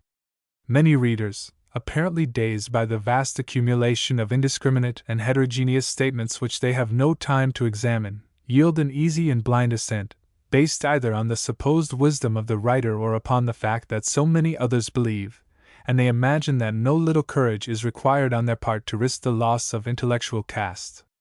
A vast amount of the thinking of our age, although it claims to be scientific, is really a matter of simple faith in the opinions and dicta of distinguished leaders. And under such circumstances, is it not our privilege and our duty as Christian men to at least challenge and cross-question those theories which depress and dishonor our common humanity before we yield them our assent? The majority of scientists now so confidently assume the certain derivation of man from lower orders of life, that, as Max Muller has expressed it, their intolerance greets with a perfect howl of derision a man like Virchow, who dares to declare that proof of man's derivation from animals is still wanting. Nevertheless Virchow, himself an evolutionist, maintains his ground, as the following passage quoted some months since from the London Tablet will show. Some sensation has been caused at the recent Anthropological Congress in Vienna by the speech of the great Berlin biologist, Professor Virchow. About a year ago Virchow, on a similar occasion, made a severe attack on the Darwinian position, and this year he is similarly outspoken. We make the following extracts from his long address to the Congress. 20 years ago, when we met at Innsbruck, it was precisely the moment when the Darwinian theory had made its first victorious mark throughout the world. My friend Voigt at once rushed into the ranks of the champions of this doctrine. We have since sought in vain for the intermediate stages which were supposed to connect man with the apes. The proto-man, the proanthropos, is not yet discovered. For anthropological science, the proanthropos is not even a subject of discussion. The anthropologist may, perhaps, see him in a dream, but as soon as he awakes he cannot say that he has made any approach toward him. At that time in Innsbruck the prospect was, apparently, that the course of descent from ape to man would be reconstructed all at once, but now we cannot even prove the descent of the separate races from one another. 194. At this moment we are able to say that among the peoples of antiquity no single one was any nearer to the apes than we are. At this moment I can affirm that there is not upon earth any absolutely unknown race of men. The least known of all are the peoples of the central mountainous districts of the Malay Peninsula, but otherwise we know the people of Terra del Fuego quite as well as the Eskimo, Bashkirs, Polynesians, and Lapps. Nay, we know more of many of these races than we do of certain European tribes. I need only mention the Albanians. Every living race is still human. No single one has yet been found that we can designate as simian or quasi-simian. Even when in certain ones phenomena appear which are characteristic of the apes, example, the peculiar ape-like projections of the skull in certain races, still we cannot on that account alone say that these men are ape-like. As regards the lake dwellings, I have been able to submit to comparative examination nearly every single skull that has been found. The result has been that we have certainly met with opposite characteristics among various races, but of all these there is not one that lies outside of the boundaries of our present population. It can thus be positively demonstrated that in the course of 5,000 years no change of type worthy of mention has taken place. If you asked me whether the first man were white or black, I can only say I don't know. Professor Firko thus summed up the question as to what anthropological science during the last 40 years has gained, and whether, as many contend, it has gone forward or backward. 20 years ago the leaders of our science asserted that they knew many things which, as a matter of fact, they did not know. Nowadays we know what we know. I can only reckon up our account in so far as to say that we have made no debts. That is, we have made no loan from hypotheses.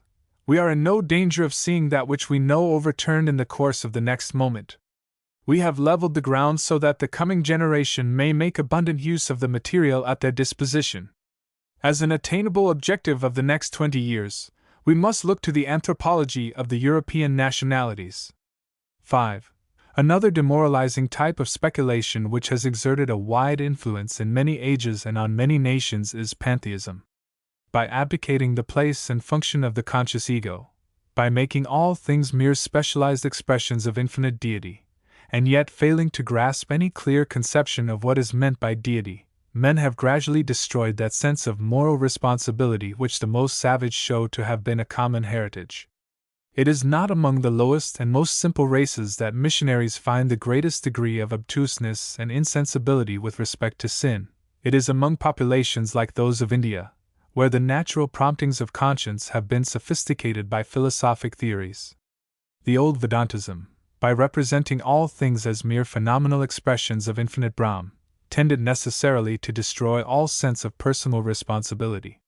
The abdication of the personal ego is an easy way of shifting the burden of guilt. The late Narayan Sheshadri declared that one thing which led him to renounce Hinduism was the fact that, when he came to trace its underlying principles to their last logical result, he saw no ground of moral responsibility left. It plunged him into an abyss of intellectual and moral darkness without chart or compass. It paralyzed conscience and moral sensibility. It is equally impossible to reason ourselves into any consciousness of merit or demerit if we are moved only by some vague law of nature whose behest, as described by Mr. Buckle, we cannot resist, whose operations within us we cannot discern, and whose drift or tendency we cannot foresee. It makes little difference whether we build our faith upon the God of pantheism or upon the unknowable but impersonal force which is supposed to move the world, which operates in the same ways upon all grades of existence from the archangel to the mote in the sunbeam. which moves the molecules of the human brain only as it stirs the globules of sap in the tree or plant.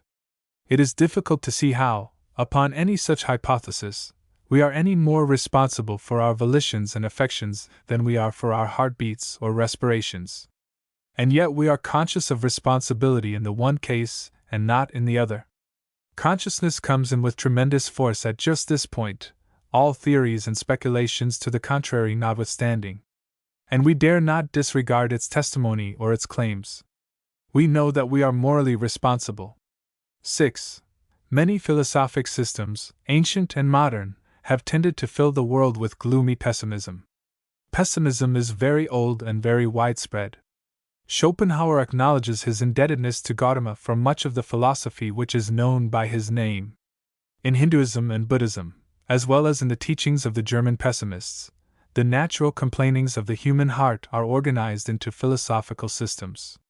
There is in all human nature quite enough of querulousness against the unequal allotments of Providence, but all these systems inculcate and foster that discontent by the sanctions of philosophy.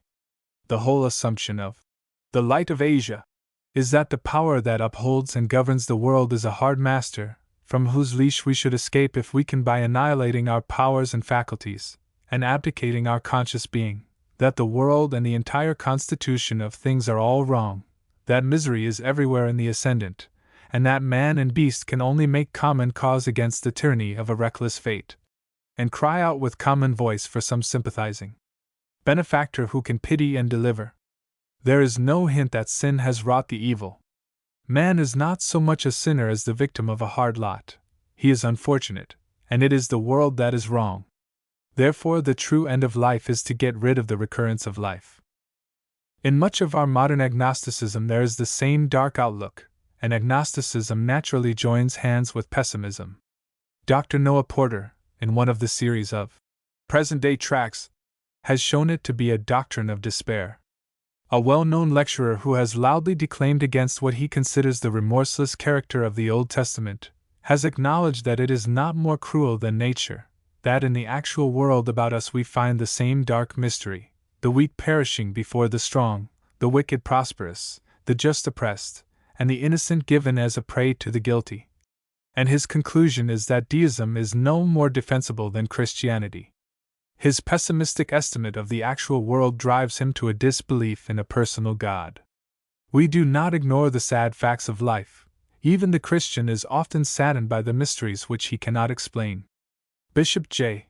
Boyd Carpenter, in speaking of the sad and cheerless spirit of Buddhism, has said, "There are moments in which we are all Buddhists, when life has disappointed us, when weariness is upon us, when the keen anguish born of the sight of human suffering appalls and benumbs us, when we are frozen to terror, and our manhood flies at the sight of the Medusa-like head of the world's unappeased and unappeasable agony, then we too are torn by the paroxysm of anguish.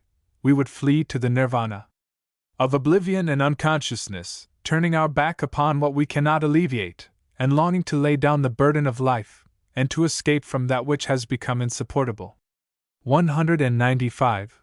But these are only the dark and seemingly forsaken hours in which men sit in despair beneath the juniper tree and imagine that all the world has gone wrong.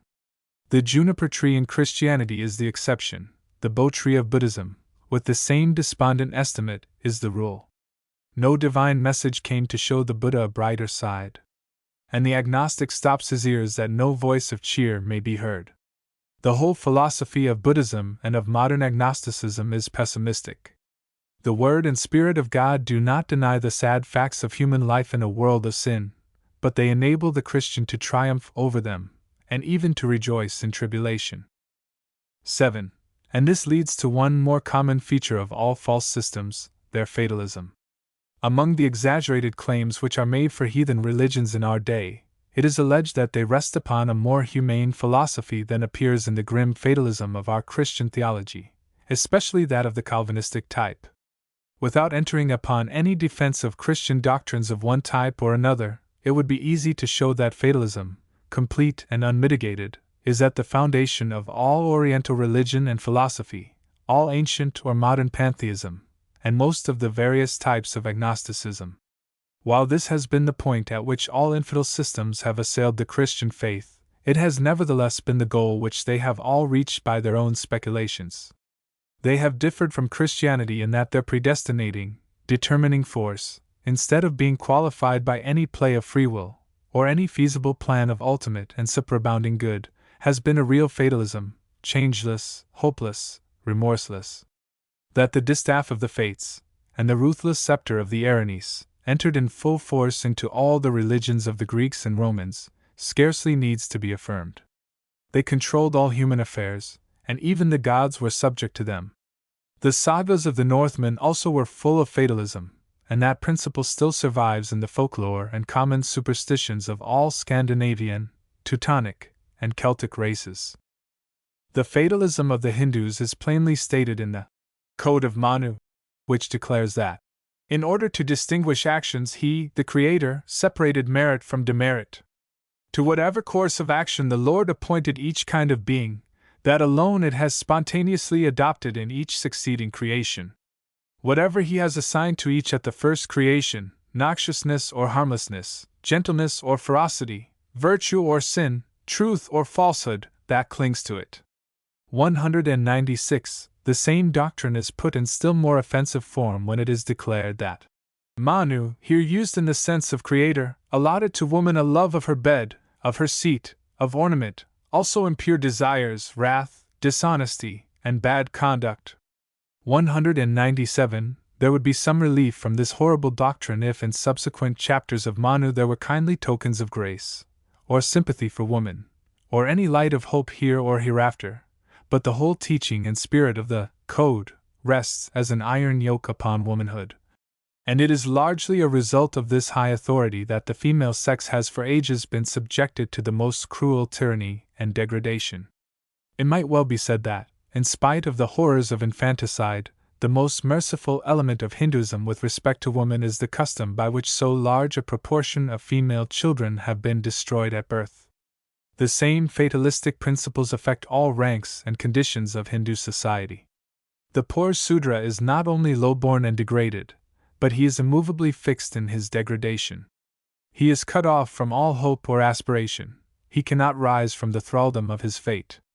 In the Bhagavad Gita, Krishna declares to Arjuna that it is better to do the duty of one's caste though bad or ill-performed, and fraught with evil, than undertake the business of another, however good it be. Thus even the laws of right and wrong are subordinate to the fatality of caste, and all aspiration is paralyzed.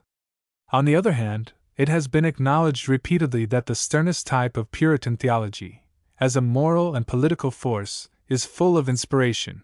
It does not deaden the soul, it stimulates the action of free will. Its moral earnestness has been a great power in molding national destinies. Mr. Bancroft has not hesitated to declare that the great charters of human liberty are largely due to its strong conception of a divine and all-controlling purpose. Even Matthew Arnold admitted that its stern, Hebraic culture, as he called it, had wrought some of the grandest achievements of history. But Hindu fatalists, noble Aryans as they were at first, have been conquered by every race of invaders that has chosen to assail them. And no better result could have been expected from a philosophy whose summum bonum is the renunciation of life as not worth living, and the loss of all personality by absorption into the one supreme existence. Buddhism does not present the same fatalistic theory of creation as Brahmanism, but it introduces even a more aggravated fatalism into human life. Both alike load down the newly born with burdens of guilt and consequent suffering transmitted from previous existences.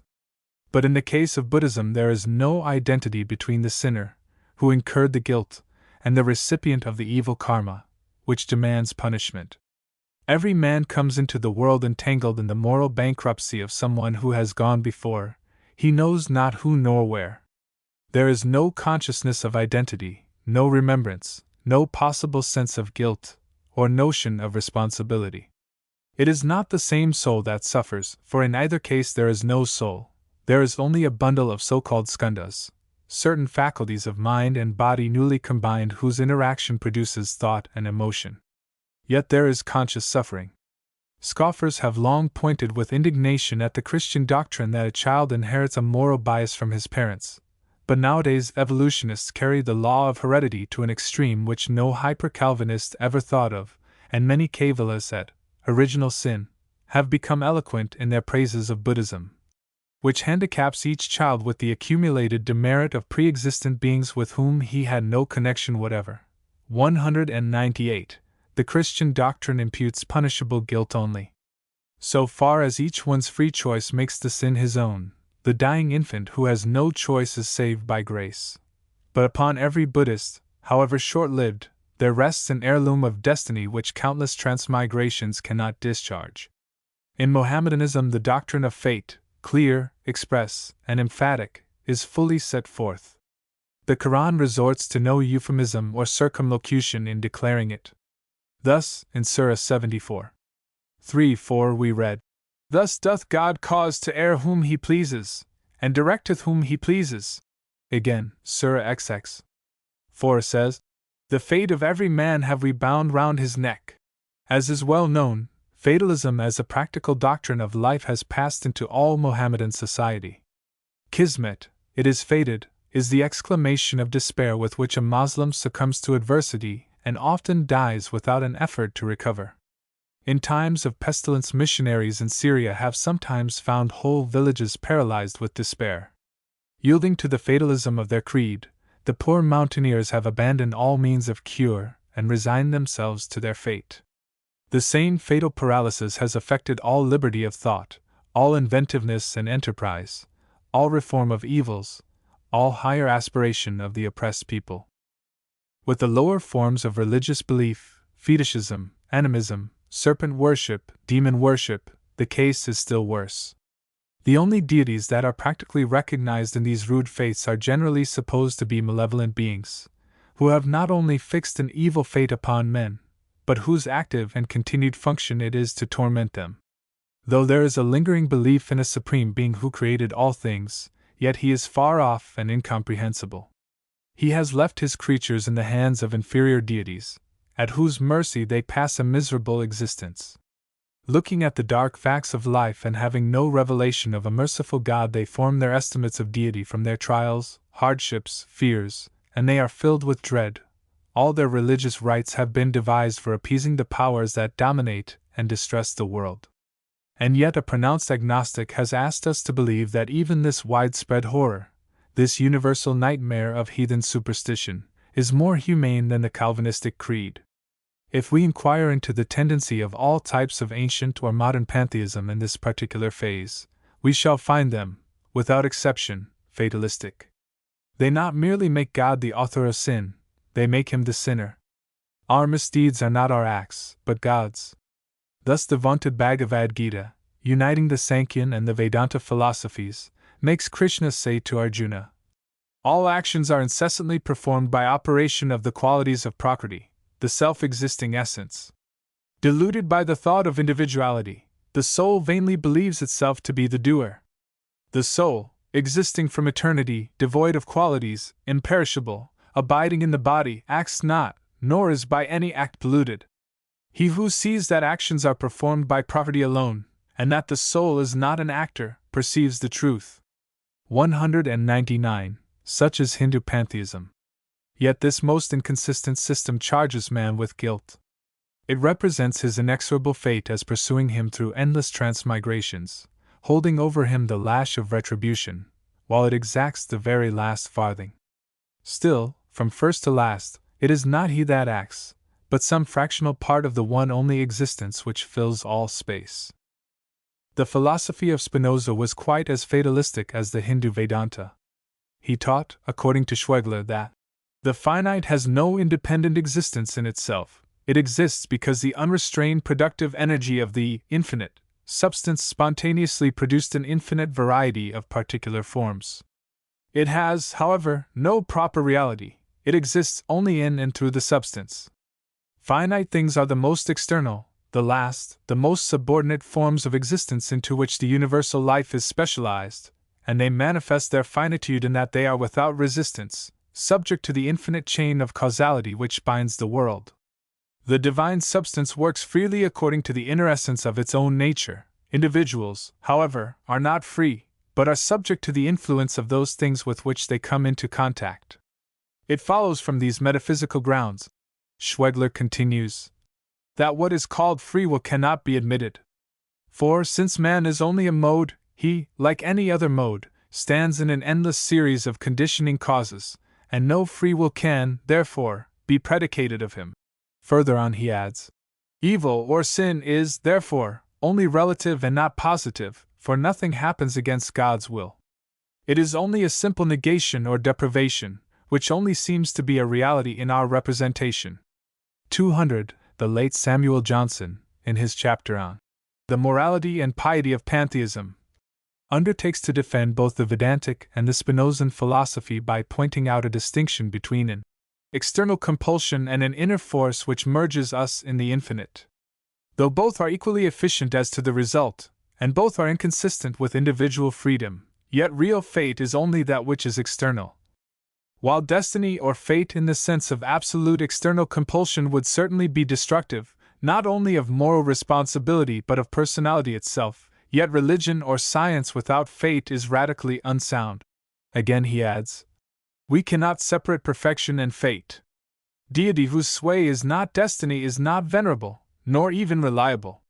It would be a purpose that did not round the universe, a love that could not preserve it. Theism without fate is a kind of atheism, and a self-dominated atheism. But holding justice to be the true necessity or fate is properly theism, though it refuses the name. 201. The reasoning here reminds one of the conclusions of a still more recent writer, who, while condemning what he considers the fatalism of Calvinistic theology, still asserts that its logic leaves no alternative but the denial of a personal God. And an early Buddhist philosopher has left a fragment which gives the very same reason for agnosticism. Thus he says, if the world was made by God, Isvara, there should be no such thing as sorrow or calamity, nor doing wrong, nor doing right, for all, both pure and impure, deeds must come from Isvara. If he makes without a purpose, he is like a suckling child, or with a purpose, he is not complete. Sorrow and joy spring up in all that lives. These, at least, are not alike the works of Isvara, for if he causes love and joy, he must himself have love and hate. But if he loves and hates, he is not rightly called self-existent. 'Twere equal, then, the doing right or doing wrong. There should be no reward of works, the works themselves being his, then all things are the same to him, the maker. This was a Buddhist answer to the Hindu pantheism, and there follows a reply also to the Oriental dualism which attempted to solve the difficulty by assigning two great first causes, one good and the other evil. Nay, says this Buddhist philosopher, if you say there is another cause beside this Isvara, then he is not the end or sum of all, and therefore all that lives may, after all, be uncreated, and so you see the thought of Isvara is overthrown. 202. Thus the same problems of existence have taxed human speculation in all lands and all ages. The same perplexities have arisen, and the same cavils and complaints. There is an important sense in which all forms of materialism are fatalistic in their relation to moral responsibility. James Buckner assures us that what is called man's soul or mind is now almost universally conceded as equivalent to a function of the substance of the brain. Walter Bagehot, like Maudsley, suggests that the newly born child has his destiny inscribed on his nervous tissues. 203. Mr. Buckle assures us that certain underlying but indefinable laws of society, as indicated by statistics, control human action irrespective of choice or moral responsibility. Even accidents, the averages of forgetfulness or neglect, are the subjects of computation. To support his position, he cites the averages of suicides, or the number of letters deposited yearly in a given post office, the superscription of which has been forgotten. Thus, underlying all human activity there is an unknown force, a vague something, call it deity, or call it fate, which controls human affairs irresistibly. It would be amusing, if it were not sad, to see what devices and what names have been resorted to in order to get rid of a personal God. The Hindu Sankhya's ascribed all things to the eternally existing essence. The Greek atomists called it an inconceivable necessity. Anaxagoras, the world-forming intelligence. Hegel, absolute idea. Spinoza, absolute substance. Schopenhauer, unconscious will. Spencer finds only The unknowable. Darwin's virtual creator is natural selection. Matthew Arnold recognize a stream of tendency not our own which makes for righteousness. Nothing can be more melancholy than this dreary waste of human speculation, this weary and bootless search after the secret of the universe. At the same time, a deaf ear is turned to those voices of nature and revelation which speak of a benevolent Creator. But the point to which I call particular attention in this connection is that these vague terms, whatever else they may mean, imply in each case some law of necessity which molds the world. They are only the names of the fates whom all philosophies have set over us. If we have been correct in tracing an element of fatalism through all the heathen faiths, and all ancient and modern philosophies, how is it that the whole army of unbelief concentrate their assailments against divine sovereignty in the Word of God, and yet are ready to laud and approve these systems which exhibit the same things in greater degree and without mitigation? That which differentiates Christianity is the fact that, while it does represent God as the originator and controller of all things, it yet respects the freedom of the human will, which Mohammedanism does not, which Hinduism does not, which ancient or modern Buddhism does not, which materialism does not. Not only the Word of God but our own reason tells us that the Creator of this world must have proceeded upon a definite and all-embracing plan, and yet at the same time, not only the Word of God, but our own consciousness, tells us that we are free to act according to our own will. How these things are to be reconciled we know not, simply because we are finite and God is infinite. I once stood before the great snowy range of the Himalayas, whose lofty peaks rose 25,000 feet above the sea. None could see how those gigantic masses stood related to each other, simply because no mortal ever has explored, or ever can explore, their awful and unapproachable recesses. So with many great truths concerning the being, attributes, and works of God. One may say that God predetermined and then foresaw what He had ordained, another that He foresaw and then resolved to effect what He had foreseen. Neither is correct, or at least neither can know that He is correct. God is not subject to our conditions of time and space. It is impossible that He, whose knowledge and will encompass all things, should be affected by our notions of order and sequence. There is with Him no before and after. The whole universe, with all its farthest extended history, stood before Him from all eternity as one conception and as one purpose, and the conception and the purpose were one. The too frequent mistake of human formulas is that they undertake to reason out infinite mysteries on our low anthropomorphic lines, one in one extreme and another in another. We cannot fit the ways of God to the measure of our logic or our metaphysics. What we have to do with many things is simply to believe and trust and wait. 204. On the other hand, there are many things of a practical nature which God has made very plain. He has brought them down to us. The whole scheme of grace is an adaptation of the mysteries of the Godhead to our knowledge, faith, obedience, and love. And this leads directly to the chief differential which Christianity presents in contrast with the fatalisms of false systems, viz., that while sin and death abound, as all must see, the gospel alone reveals a superabounding grace. It is enough for us that the whole scheme is one of redemption, that the Lamb was slain from the foundation of the world, nay, that He made the world, and made it for an infinitely benevolent purpose.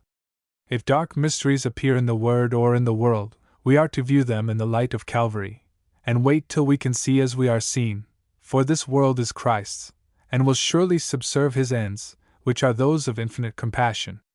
Our position, therefore, as before the abettors of heathen or agnostic philosophy, is impregnable. The fatalism is all theirs, the union of sovereign power with infinite love is ours. We have reason as well as they.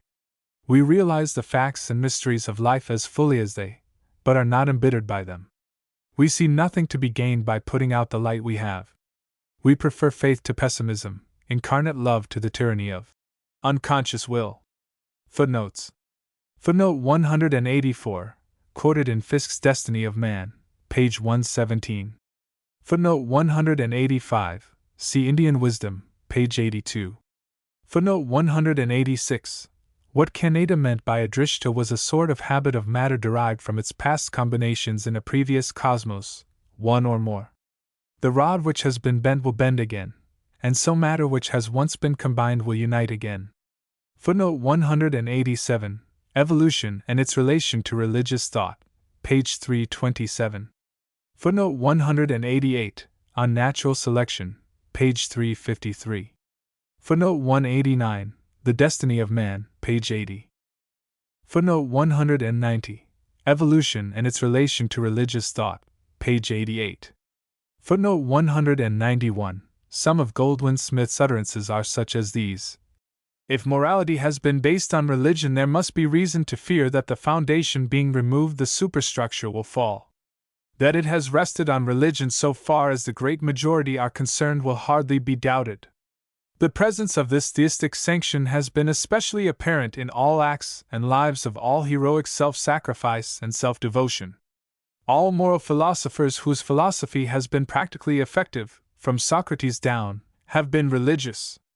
Many have tried to find an independent basis but have not been successful, at least have not arrived at any agreement. Thucydides ascribed the fall of Greece to the fall of religion. Machiavellianism followed the fall of the Catholic faith. Into the void left by religion came spiritual charlatanry and physical superstition, such as the arts of the Hierophant of Isis, the soothsayer, the astrologer, significant precursors of our modern mediums. Conscience as a mere evolution of tribal experience may have importance, but it can have no authority, and nature is an unmeaning word without an author of nature, or rather it is a philosophic name for God. Evolution is not moral, nor can morality be adduced from it. It proclaims as its law the survival of the fittest, and the only proof of fitness is survival. We must remember that whatever may be our philosophic school, we are still living under the influence of theism, and most of us under Christianity. There is no saying how much of Christianity still lingers in the theories of agnostics. The generation after the next may perhaps see agnosticism, moral as well as religious, tried on a clear field. These utterances are weighty, though detached. We only raise a doubt whether the generation after the next will see agnosticism tried on a clear field. On the contrary, it will be surrounded as now, and more, by Christian influences, and will still depend on those influences to save it from the sad results of its own teachings. Footnote 192, The Races of Man, pages 137, 138. Footnote 193, The Human Species, page 478. Footnote 194, Mr. John Fiske declares that man is descended from the catarrhine apes. Destiny of Man, page 19. Professor Leconte maintains that no existing animal could ever be developed into man. He traces all existing species up from a common stock, of which man is the head. The common line of ancestors are all extinct. Evolution in relation to religious thought, page 90. Footnote 195, The Permanent Elements in Religion, page 154. Footnote 196, Book 2, 13. Footnote 197, Book 9, 17. Footnote 198, Development by Heredity, and the Buddhist doctrine of transmigration, though both fatalistic, reach that result in different ways. They are, in fact, contradictory. Character, according to Buddhism, is inherited not from parents, it follows the line of affinity. Footnote 199, Indian Wisdom, page 152. Footnote 200, History of Philosophy, pages 220, 221. Footnote 201, Oriental Religions, India. Part 2, page 44. Footnote 202, Beale, Buddhism in China, page 180. Footnote 203, Physics and Politics. Footnote 204. Probably no more significant change awaits the theology of the future than the recognition of this province of the unknown, and the cessation of controversy as to matters that come within it, and therefore admit of no dogmatic settlement. Tulloch's Religious Thought in Britain, page 24. Lecture X. The Divine Supremacy of the Christian Faith. We have in previous lectures instituted brief and partial comparisons between Christianity and particular faiths of the East, but I now propose a general comparative survey. Never before has the Christian faith been so boldly challenged to show cause for its supreme and exclusive claims as in our time. The early Christians encountered something of the same kind. It seemed very preposterous to the proud Roman that an obscure sect, coming out of despised Nazareth, should refuse to place a statue of its deified founder within the pantheon, in the goodly company of renowned gods from every part of the Roman Empire. But it did so refuse and gave its reasons, and it ultimately carried its point. It gained the pantheon and Rome itself for Christ alone. He was proclaimed as the one Redeemer of the world, and this claim has been maintained from that day to this. "There can be no diversity," said his followers, "for there is no other name given under heaven among men whereby we must be saved." The very genius of Christianity means supremacy and monopoly, for the reason that it is divine and God cannot be divided against himself. But in our time the whole world is brought very closely together. The religions of men, like their social customs and political institutions, are placed in contact and comparison. The enemies of the Christian faith here, in Western lands, naturally make the most of any possible alliances with other systems supposed to antagonize Christianity, while a multitude of others, having no particular interest in any religion, and rather priding themselves upon a broad charity which is but a courteous name for indifference, are demanding with a superior air that fair play shall be shown to all religions alike.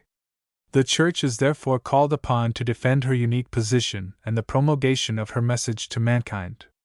Why does she refuse to admit the validity of other religions, and why send her missionaries over the earth to turn the non-Christian races from those faiths which are their heritage by birth, and in which they honestly put their trust? Why not respect everywhere that noblest of all man's instincts which prompts him to inquire after God, who hath made of one blood all nations that dwell upon the earth? If the old Hindu pantheism of the Bhagavad Gita taught that the worshippers of other gods were only worshipping the one supreme Vishnu unawares, if Buddhism forbids its followers to assert that theirs is the only religion, or even that it is the best religion, wink with a frown. 205, is it not time that Christians should emulate this noble charity? This plausible plea is urged with such force and volume, it is so backed by the current literature and the secular newspaper press that it cannot be ignored. The time has come when the Church must not only be able to give a reason for the faith she professes, but must assign reasons why her faith should supplant every other. I am aware that many are insisting that her true course is to be found in an intensive zeal in the promulgation of her own doctrines without regard to any other. "Preach the gospel," it is said, "whether men will hear or whether they forbear." But it must be borne in mind that Paul's more intelligent method was to strive as one who would win, and not as they who beat the air. The Salvation Army will reach a certain class with their mere unlettered zeal. The men who purposely read only one book, but read that on their knees, doubtless have an important work to do, but the Church as a whole cannot go back to the time when devout zealots sneered at the idea of an educated ministry. The conflict of truth and error must be waged intelligently. There are sufficient reasons for claiming a divine supremacy for the gospel over all heathen faiths, and the sooner we thoroughly understand the difference, the more wisely and successfully shall we accomplish our work. Wherein, then, consists the unique supremacy of the Christian faith? 1. It alone offers a real salvation. We are not speaking of ethics, or conceptions of God, or methods of race culture, but of that one element which heals the wounds of acknowledged sin and reconciles men to God. And this is found in Christianity alone. There is no divine help in any other. Systems of speculation, theories of the universe, and of our relation to the infinite are found in all sacred books of the East. There are lofty ethical teachings gathered from the lips of many masters, and records of patient research, cheerful endurance of ascetic rigors, and the voluntary encounter of martyrs' deaths. And one cannot but be impressed by this spectacle of earnest struggles in men of every land and every age to find some way of peace. But in none of the ethnic religions has there been revealed a divine and heaven-wrought salvation. They have all begun and ended with human merit and human effort. Broken cisterns have everywhere taken the place of the one fountain of eternal life. Though all these systems recognize the sin and misery of the world, and carry their estimate of them to the length of downright pessimism, they have discovered no eye that could pity, and no arm that could bring salvation. In the silence and gloom of the world's history only one voice has said, "Lo, I come! In the volume of the book it is written of me." And although men have in all ages striven to rid themselves of sin by self-mortification, and even mutilation, yet the ever-recurring question, "Who shall deliver me from the body of this death?" was never answered till Paul answered it in his rapturous acknowledgment of victory through the righteousness of Christ. Muhammad never claimed to be a savior or even an intercessor. He was the sword of God against idolaters, and the ambassador of God to believers, but beyond the promise of a sensuous heaven, he offered no salvation. He had no remedy for sin, except that in his own case he claimed a special revelation of clemency and indulgence. Many a wholesome truth derived from the Old Testament scriptures was promulgated to the faithful, but self-righteousness, and especially valor in Mohammedan conquest, was offered as the key to paradise. 206. Doubtless we should view the false systems with discrimination. Like the sublime philosophy of Plato, Mohammedanism does teach an exalted idea of God, and there is, accordingly, a dignity and reverence in its forms of worship. I once witnessed a very imposing spectacle in the great mosque at Delhi, on the Moslem Sabbath. Several hundred Indian Mohammedans were repeating their prayers in concert. They were in their best attire, and fresh from their ablutions, and their concerted genuflections, the subdued murmur of their many voices, and the general solemnity of their demeanor, rendered the whole service most impressive. It contrasted strongly with the spectacle which I witnessed a little later in the temple of Shiva, in Benares. The unspeakable worship of the linga, the scattering of rice and flowers and the pouring of libations before this symbol, the hanging of garlands on the horns of sacred bulls, and that by women, the rushing to and fro, tracking the filth of the sacred stables into the trodden ooze of rice and flowers which covered the temple pavements, the drawing and sipping of water from the adjacent cesspool, known as the sacred well, the shouting and striking of bells, and the general frenzy of the people. All this could be considered as nothing short of wild and depraved orgies. If we must choose, give us Islam, whether in contrast with the Shiva worship of India or with the tyranny of the witch doctors of interior Africa. Yet, I repeat, Islam has no salvation, no scheme of grace, no great physician. In visiting any Mohammedan country one is impressed with this one defect, the want of a mediator. I once stood in the central hall of an imposing mansion in Damascus, around the frieze of which were described, in Arabic letters of gold, the 100 names of Allah. They were interpreted to me by a friend as setting forth the lofty attributes of God, for example, the infinite, the eternal, the creator, the all-seeing, the merciful, the just. No one could help being impressed by these inspiring names.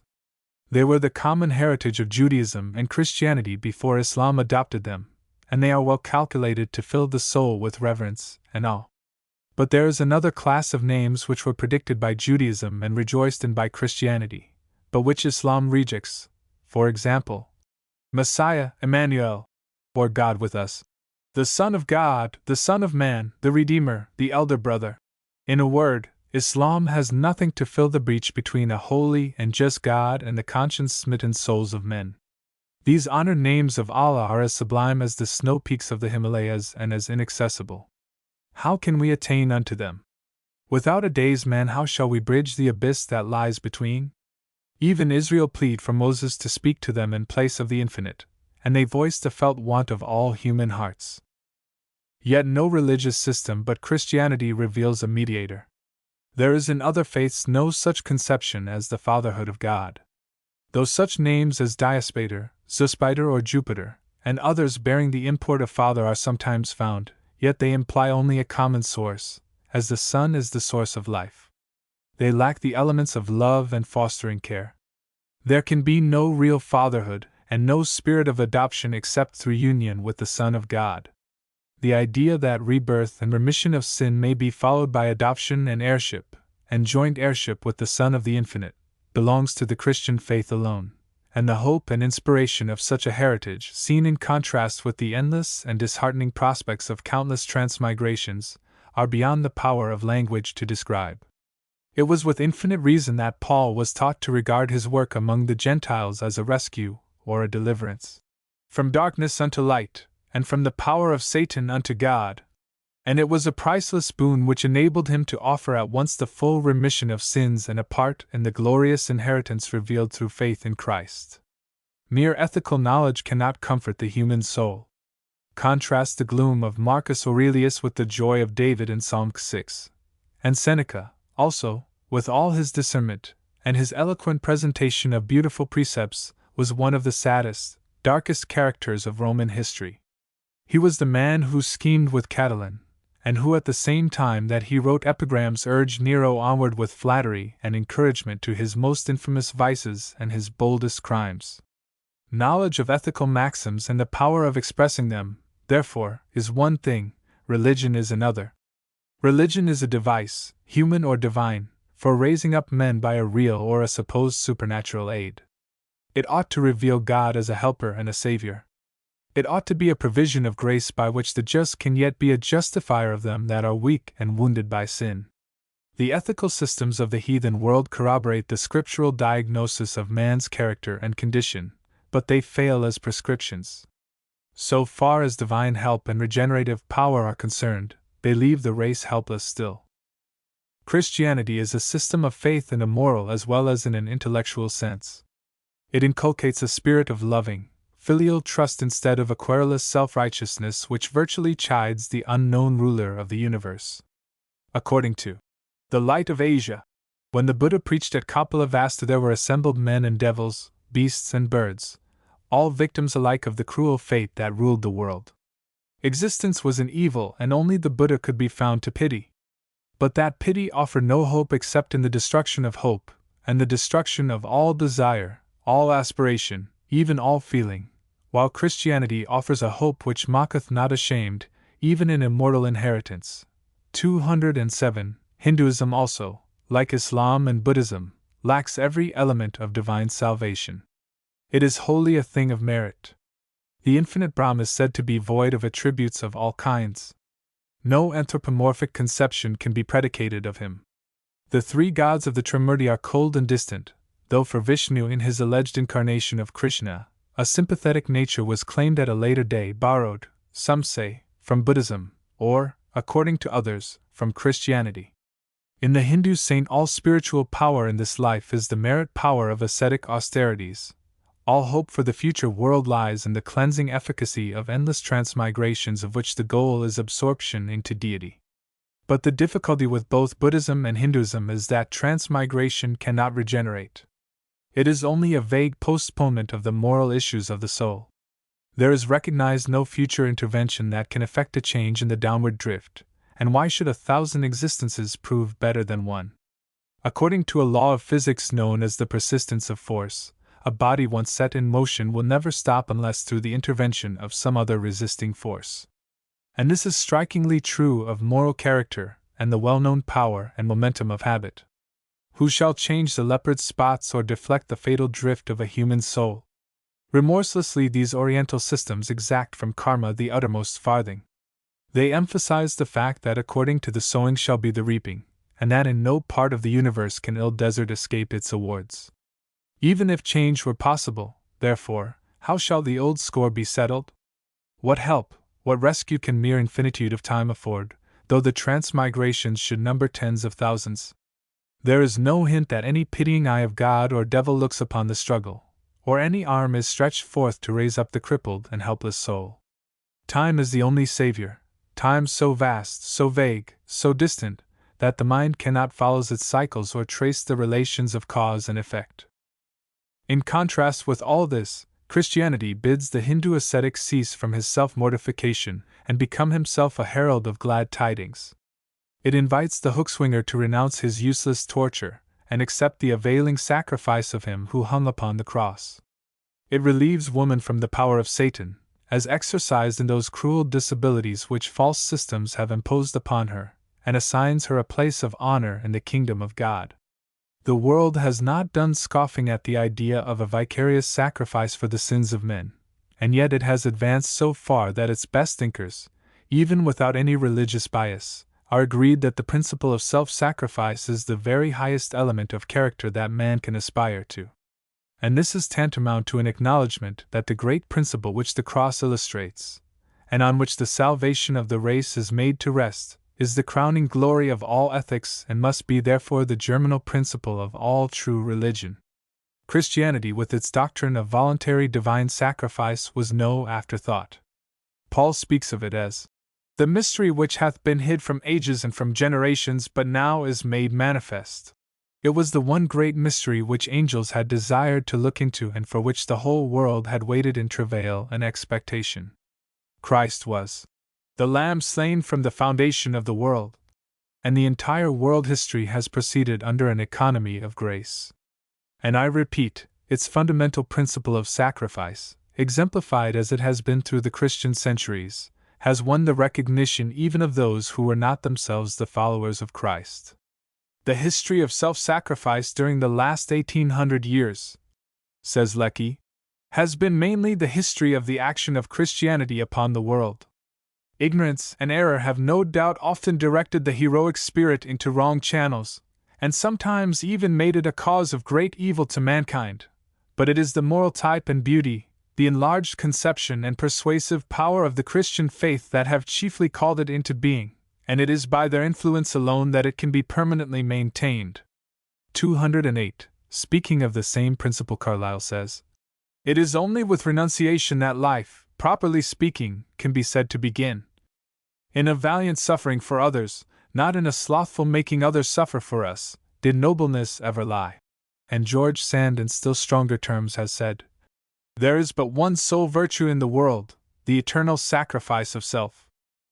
While we ponder these testimonies coming from such witnesses, we remember how the great apostle traces this wonder-working principle back to its divine source, and from that source down into all the commonest walks of life when he says, "Let this mind be in you which was also in Christ, who, being in the form of God, thought it not robbery to be equal with God, but made himself of no reputation, and took on him the form of a servant, and was made in the likeness of men, and being found in fashion as a man, he humbled himself, and became obedient unto death, even the death of the cross."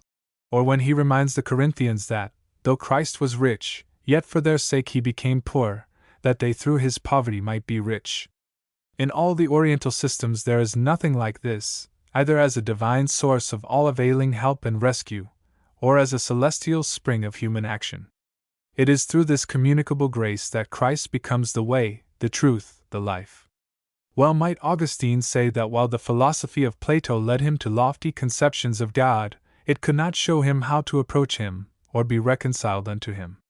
"For it is one thing," he says, "from the mountain's shaggy top to see the land of peace and to find no way thither, and in vain to essay through ways impossible, opposed and beset by fugitives and deserters, under their captain the lion and the dragon, and another to keep on the way that leads thither guarded by the host of the heavenly general, where they spoil not that have deserted the heavenly army, for they avoid it as very torment. These things did wonderfully sink into my bowels when I read that least of thy apostles, and had meditated upon thy works and trembled exceedingly." While Christianity is wholly unique in providing an objective salvation instead of attempting to work out perfection from beggarly elements within the soul itself, as all heathen systems do, and as all our modern schemes of mere ethical culture do, it at the same time implants in the heart the most fruitful germs of subjective spiritual life. Its superior transformation of human character, as compared with all other cults, is not only a matter of doctrine but also a matter of history. It is acknowledged that Christianity has wrought most powerfully of all faiths in taming savage races as well as individual men, in molding higher civilizations and inspiring sentiments of humanity and brotherly love. "Christ," says one of the Bampton lecturers, "is the light that broods over all history. All that there is upon earth of beauty, truth, and goodness, all that distinguishes the civilized man from the savage is this gift. And if it be asked how the leaven of Christ's influence has pervaded all society, the answer is that the work is presided over by a divine and omnipotent Spirit who represents Christ, who carries out what he began, who by a direct and transforming power renews and enlightens and prompts the soul." Christianity, then, is not a record, a history of what was said and done 18 centuries ago. It is not a body of doctrines and precepts, it is the living power of God in the soul of man.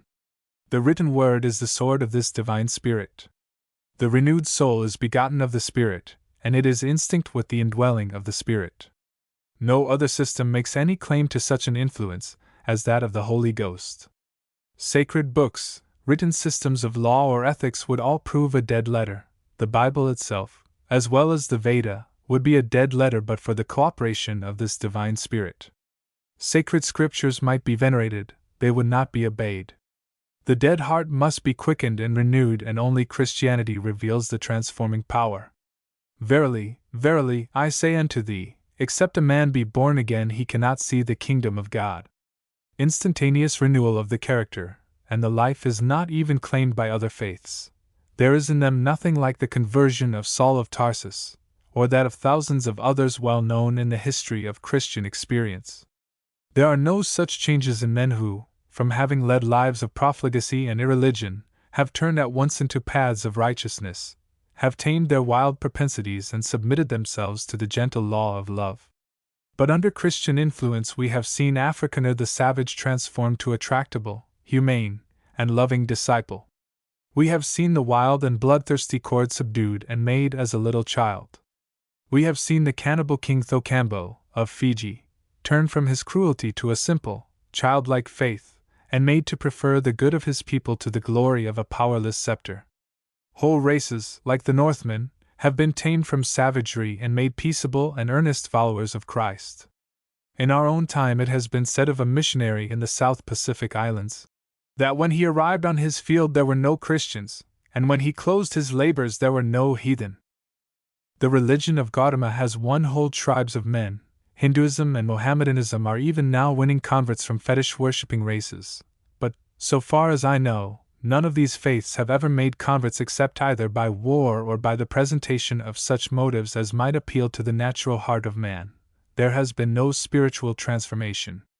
If it be said that the Buddhist nirvana and the Hindu doctrine of final absorption cannot attract the natural heart, the ready answer is that nirvana and absorption are not the real inspiration of their respective systems.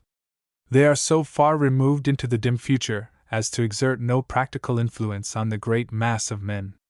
The future estate that is really expected and desired is a happy ideal transmigration, and perhaps many of them, and the chief felicity of the Hindu is that no particular estate is prescribed. While the Christian is promised a heaven to which the natural heart does not aspire, the Hindu may imagine and prefigure his own heaven. His next life may be as carnal as the celestial hunting ground of the Indian or the promised paradise of the Moslem. It may be only the air castle of a daydreamer. There is no moral transformation. There is no expulsive power of a new and higher aspiration. Old things have not passed away, nothing has become new. But the grace of God in Christ claims to work an entire change in the desires and aspirations of the heart by the power of the Holy Ghost. Paul found the men of Ephesus highly civilized in a sense, but dead in trespasses and sins, walking according to the course of this world, and having their conversation in the lusts of the flesh. But God by His Spirit so quickened them that they were able to understand and appreciate one of the most spiritual of all His epistles. He addressed them as new creatures, as God's workmanship, created in Christ Jesus unto good works. As has already been noticed, all theories of moral transformation found in heathen systems require time. The process is carried on by intensive and long-continued thought, or by gradual accumulations of merit. Only the Buddha was enlightened per Psalm 209, so to speak. And quite in accord with this view are those modern forms of materialism which maintain that mental and moral habits consist in gradual impressions made in the molecules of the nerve tissues, that these impressions come at length to determine our acts without the necessity of either purpose or conscious recognition, and that only when right action becomes thus involuntary can character strictly be said to exist. 210. But such theories certainly do not harmonize with the known facts of Christian conversion already alluded to.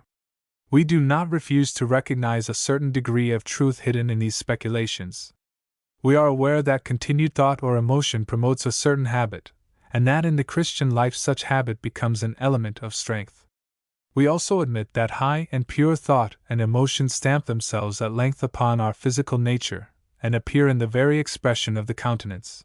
But when we look for the transforming impulse that can begin and sustain such habitual exercises in spite of the natural sinfulness and corruption which all systems emit, we find it only in the Christian doctrine of the new birth by the power of the Holy Ghost. On these two doctrines of a divine vicarious sacrifice and of the transforming power of a divine Spirit we might rest our case.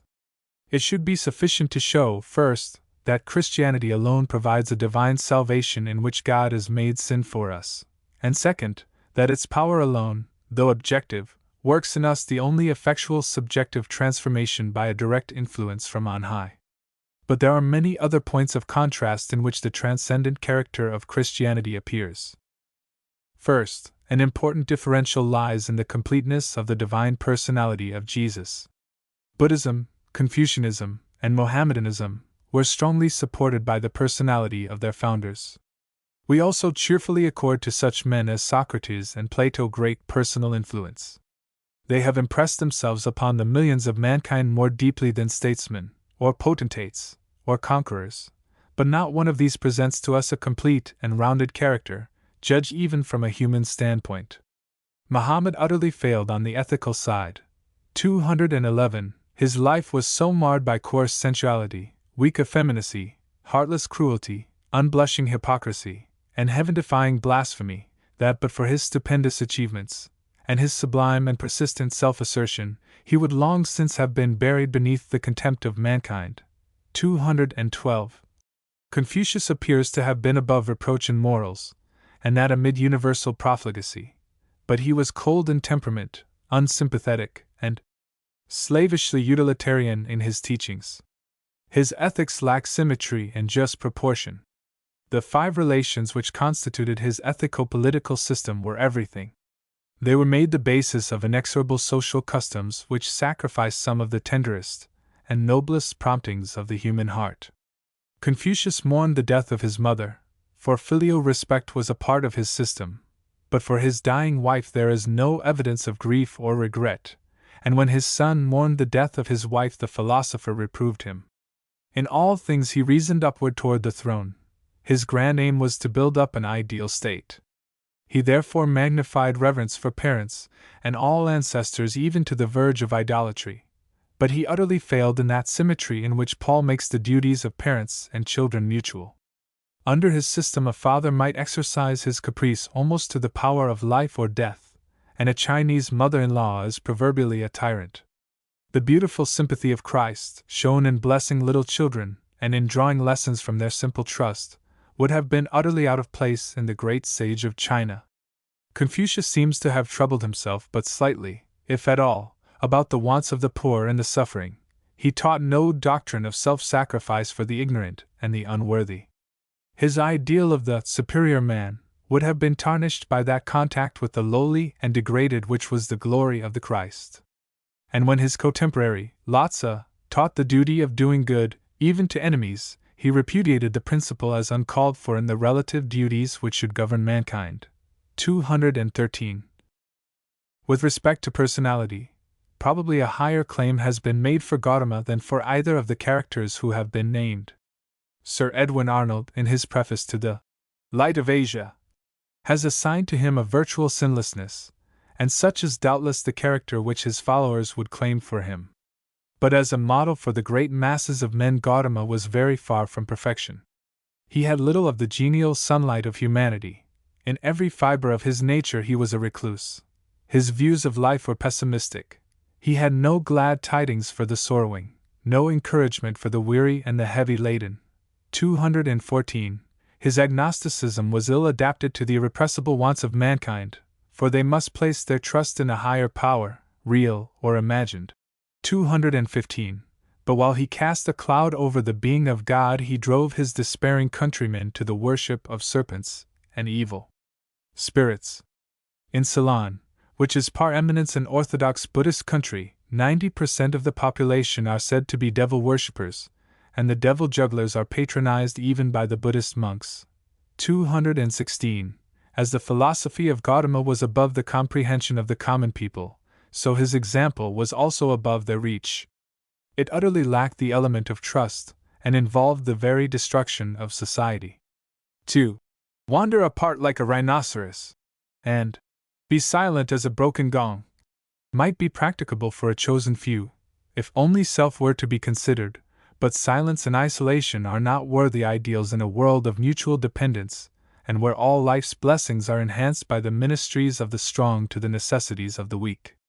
Infinitely higher was the example of him who said, "My Father worketh hitherto, and I work," and who accordingly exhorted his disciples to work while the day lasts. Christ prayed not that they should be taken out of the world, but that they should be kept from the evil. Again, the Buddha's life furnished but a poor example in the domestic duties. His abandonment of his wife and child cannot be justified upon any sound theory of life. Whatever may be said of the merits of celibacy in those who are under no marriage vows, the abandonment of sacred relations once formed must be considered a crime against all society. As Muhammad's example of impurity has cast a blight over all Moslem lands, so Gautama's withdrawal from his home has borne, and is still bearing, its evil fruit. In Burma it is common for a Buddhist who desires a change of wives to abandon his family for the sacred life of a monastery, where, if he remains but a single month, he sunders the old relation and is at liberty to form a new one. Good men are disgusted, but there is the example of the Blessed One. It will be admitted that in comparison with Hinduism the Buddhist ethics advance women to a higher social condition, but when modern apologists compare Gautama with Christ there are many contrasts which cannot be disguised. In some respects Socrates stands highest among great philosophers. Muhammad's career cost him nothing but gained for him everything that man's earthly nature could desire. Gautama made only a temporary sacrifice. He changed lower indulgences for honor and renown, and died at a ripe old age surrounded by loving friends. But Socrates resolutely and calmly suffered martyrdom for his principles. The sublime dignity and self-control of his dying hours will never cease to win the admiration of mankind, yet Socrates was by no means a complete character. He died unto himself merely. He left no gospel of peace to humanity. His influence, however pure, could not, and in fact did not, become a diffusive and transforming leaven, either in his own or in any subsequent generation. The late Matthew Arnold has said, "The radical difference between Jesus and Socrates is that such a conception as Paul's conception of faith would, if applied to Socrates, be out of place and ineffective. Socrates inspired boundless friendship and esteem, but the inspiration of reason and conscience is the one inspiration which comes from him, and which impels us to live righteously as he did. A penetrating enthusiasm of love, sympathy, pity, adoration, reinforcing the inspiration of reason and duty does not belong to Socrates. With Jesus it is different. On this point it is needless to argue, history has proved. In the midst of errors the most prosaic, the most immoral, the most unscriptural, concerning God, Christ, and righteousness, the immense emotion of love and sympathy inspired by the person and character of Jesus has had to work almost by itself alone for righteousness, but it has worked wonders." 217. This tribute to the completeness and power of Christ's personality is calculated to remind one of a memorable chapter in the well-known work of the late Dr. Horace Bushnell, entitled Nature and the Supernatural. With a wonderful power it portrays Christ as rising above the plane of merely human characters, as belonging to no age or race or stage of civilization, as transcendent not in some of the virtues, but in them all, as never subject to prejudice, or the impulse of passion, never losing that perfect poise which it has been impossible for the greatest of men to achieve, as possessed of a mysterious magnetism which carried conviction to his hearers even when claiming to be one with the infinite, as inspiring thousands with a love which has led them to give their lives for his cause. 218. I have often thought that one of the most striking evidences of the divine reality of the Christian faith is found in the reflection of Christ's personality in the character and life of the Apostle Paul. 219. No one can doubt that Paul was a real historic personage, that from having been a strict and influential Jew he became a follower of Jesus and gave himself to his service with a sublime devotion, that he sealed the sincerity of his belief by a life of marvelous self-denial. He had no motive for acting a false part at such cost. On the contrary, an unmistakable genuineness is stamped upon his whole career. How shall we explain that career? Where else in the world's history have we seen a gifted and experienced man, full of strong and repellent prejudices, so stamped and penetrated by the personality of another? On what theory can we account for such a change in such a life, except that his own story of his conversion was strictly true, that he had felt in his inmost soul a power so overwhelming as to sweep away his prejudices, humble his pride, arm him against the derision of his former friends, and prepare him for inevitable persecution and for the martyr death of which he was forewarned? So vivid were his impressions of this divine personality that it seemed almost to absorb his own. Christ, though he had ascended, was still with him as a living presence. All his inspiration, all his strength came from him. His plans and purposes centered in his divine Master, and his only ambition was to be found well-pleasing in his sight. He saw all types and prophecies fulfilled in him as the Son of God, the fullness of his glory, and the express image of his person. Paul never indulged in any similes by which to express the glory of heaven. It was enough that we should be like Christ and be with him where he is. The writings of all the apostles differ from the books of other religions in the fact that their doctrines, precepts, and exhortations are so centered in their divine teacher and Savior. Buddha's disciples continued to quote their master, but Buddha was dead. Theoretically, not even his immortal soul survived. He had declared that when his bodily life should cease, there would be nothing left of which it could be said, "I am." But to the vivid and realizing faith of Christ's followers, he is still their living head, their intercessor, their guide.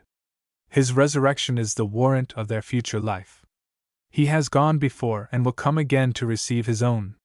Christianity is Christ. All believers are members of his mystic body. The Church is his bride. He is the Alpha and the Omega of the world's history. In the contemplation of his personality, as the chief among 10,000, his people are changed into his image as from glory to glory.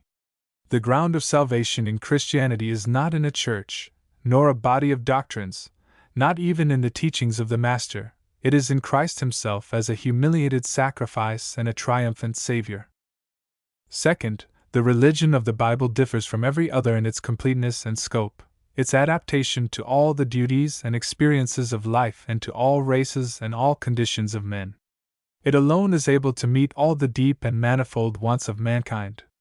Hardwick has very aptly pointed out a contrast in this respect between the faith of Abraham and that of the early Indo-Aryan chiefs as portrayed in the Rig Veda. The pressing wants of humanity necessitate a faith that is of the nature of a heartfelt trust. No other can be regarded as strictly religious. Now Abraham's faith was something more than a speculation or a creed. It was an all-embracing confidence in God. He had an abiding sense of his presence, and he confided in him as his constant guide, defender, and friend. His family, his flocks, his relations to the hostile tribes who surrounded him, the promised possession of the land to which he journeyed, all these were matters which he left in the hands of an unseen but ever faithful friend. His was a practical faith, a real and complete venture, and it involved gratitude and loyalty and love. Abraham's childhood had been spent in the home of an idolatrous father, for Shemite as well as Aryan had departed from the worship of the true God. In Chaldea, as in India, men had come to worship the sun and moon and the forces of nature. But while the Hindu wandered ever farther away from Jehovah, Abraham restored the faith which his ancestors had lost. He had no recourse to Indra or Varuna, he sought no help from devas or departed spirits. He looked to God alone, for he had heard a voice saying, "I am the Almighty God, walk before me and be thou perfect." 220. Under the inspiration of such a summons, Abraham became the father of the faithful. He was the representative and exemplar of real and practical faith, not only to the Hebrew race but to all mankind. He staked his all upon a promise which he regarded as divine and therefore sure. He believed in the Lord and he counted it to him for righteousness. He left home and country and ventured among hostile tribes in an assured confidence that he should gain a possession, though empty-handed, and a countless posterity, though yet childless, and that all this would be granted him not for his own glory, but that all nations might be blessed in him. And this subordination of self and this uplifting of his soul to a sublime hope rendered him patient when fulfillment seemed postponed, and strong against temptation when spoils and emoluments were offered him. For in some sense, vague perhaps, he foresaw a Messiah and a kingdom of righteousness, and he was girded with confidence to the last, though he died without the sight. We look in vain for anything to be compared with this in the Vedic literature, still less in that of the period of Brahmanical sacerdotalism, or in the still later speculations of the philosophic schools. Real Hinduism is wanting in the element of trust.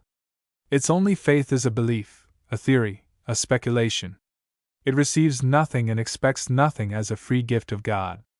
Sacrificial rites survived in the early Vedic period, but they had lost all prophetic significance. They terminated in themselves and rested upon their own value. There was no remembered promise, and no expectation of any specific fulfillment. The Hindu gained simply what he bought with his merit or his offerings, and he had no greater sense of gratitude to deity than to the tradesman of whom he made a purchase in the bazaar. There are, indeed, traces in some of the earliest Vedic hymns of a feeling of dependence upon superior powers, yet the Brahmanical priesthood taught men that he who was rich enough to offer a sacrifice of 100 horses might bankrupt heaven, and by his simple right of purchase even rob Indra of his throne. 221. As stated in a previous lecture, so far was this system from the faith which works by love, that even demons, by costly sacrifices, might dispute the supremacy of the universe. There is an equally significant contrast between the legislation of Moses and that of Manu. The life and experience of the former are interwoven with his statutes.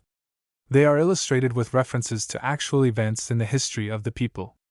The blessings, the trials, the punishments, the victories, the defeats of Israel enter into the texture of the whole Mosaic record. It is full of sympathetic feeling. It takes hold on the actual life of men and therefore is able to reform and elevate them. It brings not only Moses, but Jehovah himself into personal sympathy with the people. But Manu presents statutes only. Many of these are wholesome as laws, but they are destitute of tenderness or compassion. No indication is given of the author's own experience, and we are left in doubt whether there were not many authors to whom the general name of Manu was applied. There is no inculcation of gratitude and love to God, or any hint of his love to men. No prayer, no song, no confession of dependence, no tribute of praise, no record of trembling, yet trustful, experience. It is all cold, lifeless precept and prohibition, with threats of punishment here and hereafter. Religious exaction is most strict, but there are few religious privileges except for Brahmins, and these they possess by divine birthright. No particular favor is asked from any being in heaven or on earth. With respect to this same element of personal trust, and real, heartfelt experience, contrast David also with any author whose name is given in Hindu literature. He was full of humanity, large-hearted, loving, grateful, and though stained by sin, yet he was so penitent and humble and tender that he was said to be a man after God's own heart. He was a successful warrior and a great king, but he held all his honor and his power as a divine gift and for the divine glory. Compare the 119th Psalm with the Upanishads, or with any of the 6 schools of philosophy. The one deals with moral precepts and spiritual aspirations, all the others with subtle theories of creation or problems of the universe. The one is the outflowing of joyous experience found in obedience to God's moral law, and only out of the heart could such a psalm have been written. The law of God had become not a barrier or a hamper, but a delight. Evidently David had found a religion which filled every avenue and met every want of his whole being. Again, only the religion of Christ brings man into his proper relation of penitence and humility before God. It is necessary to the very conception of reconciliation to a higher and purer being that wrongdoing shall be confessed. All the leading faiths of the world have traditions of the fall of man from a higher and holier estate, and most of them, notably Hinduism, Buddhism, ancient Druidism, and the Druze religion of Mount Lebanon, declare that the fall was the result of pride and rebellion of spirit. And of necessity the wrong, if it cannot be undone, must at least be confessed. Self-justification is perpetuation. The offender must lay aside his false estimate of self and admit the justice whose claims he has violated. Even in the ordinary intercourse of men this principle is universally recognized. There can be no reconciliation without either actual reparation or at least a frank acknowledgement. Governmental pardon always implies repentance and promised reform, and between individuals a due concession to violated principle is deemed the dictate of the truest honor. How can there be reconciliation to God, then, without repentance and humiliation? Of what value can heathen asceticism and merit-making be while the heart is still barred and buttressed with self-righteousness? The longer a man approaches the holiness of deity with the offerings of his own self-consequence, the greater does the enormity of his offense become, and the wider the breach which he attempts to close. Even if he could render a perfect obedience and service for the future, he could never overtake the old unsettled score. The prodigal cannot recover the squandered estate or wipe out the record of folly and sin, and if there be no resource of free remission on the one hand, and no deep and genuine repentance on the other, there can be no possible adjustment. The universal judgment and conscience of men so decide. Philosophers may present this method and that of moral culture and assimilation to the character of the infinite, but practically all men will approve the philosophy taught in Christ's touching parable of the prodigal son. The beauty, the force, the propriety of its principles strike the human understanding, whether of the sage or of the savage, like a flash of sunlight, and no human heart can fail to be touched by its lessons. Yet where in all the wide waste of heathen faiths or philosophies is there anything which even remotely resembles the story of the prodigal? Where is the system in which such an incident and such a lesson would not be wholly out of place? In that ancient book of the Egyptian religion known as the Book of the Dead, the souls of the departed when arraigned before the throne of Osiris are represented as all joining in one refrain of self-exculpation, uttering such pleas as these: I have not offended or caused others to offend. I have not snared ducks illegally on the Nile. I have not used false weights or measures. I have not defrauded my neighbor by unjustly opening the sluices upon my own land. Any sense of the inward character of sin or any conception of wrong attitudes of mind or heart toward God is utterly wanting. It is simply the plea of not guilty, which even the most hardened culprit may make in court. In one of the Vedic hymns to Varuna there is something which looks like confession of sin, but it really ends in palliation. It was not our doing, O Varuna, it was necessity, an intoxicating draught, passion, dice, thoughtlessness. The old is there to mislead the young. Even sleep brings unrighteousness. And the remission sought for is not one involving a change of character, but only release from an external bond. Absolve us from the sins of our fathers and from those which we committed with our own bodies. Release Vasishtha, O king, like a thief who has feasted on stolen oxen. Release him like a calf from the rope. 222. In the penitential psalms of the ancient Akkadians, who inhabited northern Assyria in the times of Abraham, and who may have retained something of that true faith from which Abraham's father had declined, we find a nearer approach to true penitence, but that also lacks the inner sense of sin and seeks merely an exemption from punishments. Only in the Old and New Testaments is sin recognized as of the nature of personal guilt. Accordingly, Christianity alone recognizes the fact that right thoughts and motives and a worthy character are the gifts of God. Cicero has truly remarked, 223, that men justly thank God for external blessings, but never for virtue, or talent, or character. All that is regarded as their own. And such is the conceit of human self-righteousness in all man-made religions, whether Hindu or Greek, ancient or modern. Philosophy is in its very nature haughty and aristocratic. Even Plato betrays this element. It is only the Christian apostle that is heard to say, with heartfelt emotion, "By the grace of God I am what I am." The Buddha declared that he recognized no being in any world to whom he owed any special reverence, and especially in his later years, when his disciples had come to look upon him as in a sense divine, he regarded himself as the highest of all intelligences on the earth or in the various heavens. Such assumptions in both Buddha and Confucius will explain the fact that for ages both have been virtually worshipped. At 15, said Confucius, I had my mind bent on learning. At 30 I stood firm. At 40 I had no doubt. At 50 I knew the decrees of heaven. At 60 my ear was an obedient organ for the reception of truth. At 70 I could follow what my heart desired without transgressing what was right. 224. Yet neither of these great teachers claimed to be a divine savior. They were simply exemplars, their self-righteousness was supposed to be attainable by all. I cannot do better in this connection than point out a striking contrast in the recorded experiences of two well-known historic characters. Islam honors David, king of Israel, and accords him a place among its accredited prophets. Both David and Muhammad were guilty of adultery under circumstances of peculiar aggravation. Muhammad covered his offense by a blasphemous pretense of special revelations from God, justifying his crime and chiding him for such qualms of conscience as he had. David lay in dust and ashes while he bemoaned not only the consequences of his sin and the breach of justice toward his neighbor, but also the deep spiritual offense of his act. Against thee, and thee only, O God, have I sinned, and done this evil in thy sight.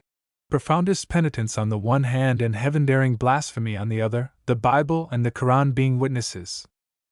Another marked distinction is seen in the moral purity of the Christian scriptures as contrasted with the so-called sacred books of all other religions. That which is simply human will naturally be expected to show the moral taint of lapsed humanity. The waters cannot rise higher than the fountainhead, nor can one gather figs from thistles. In our social intercourse with men we sooner or later find out their true moral level. And so in what is written, the exact grade of the author will surely appear. And it is by this very test that we can with tolerable accuracy distinguish the human from the divine in religious records. It is not difficult to determine what is from heaven and what is of the earth.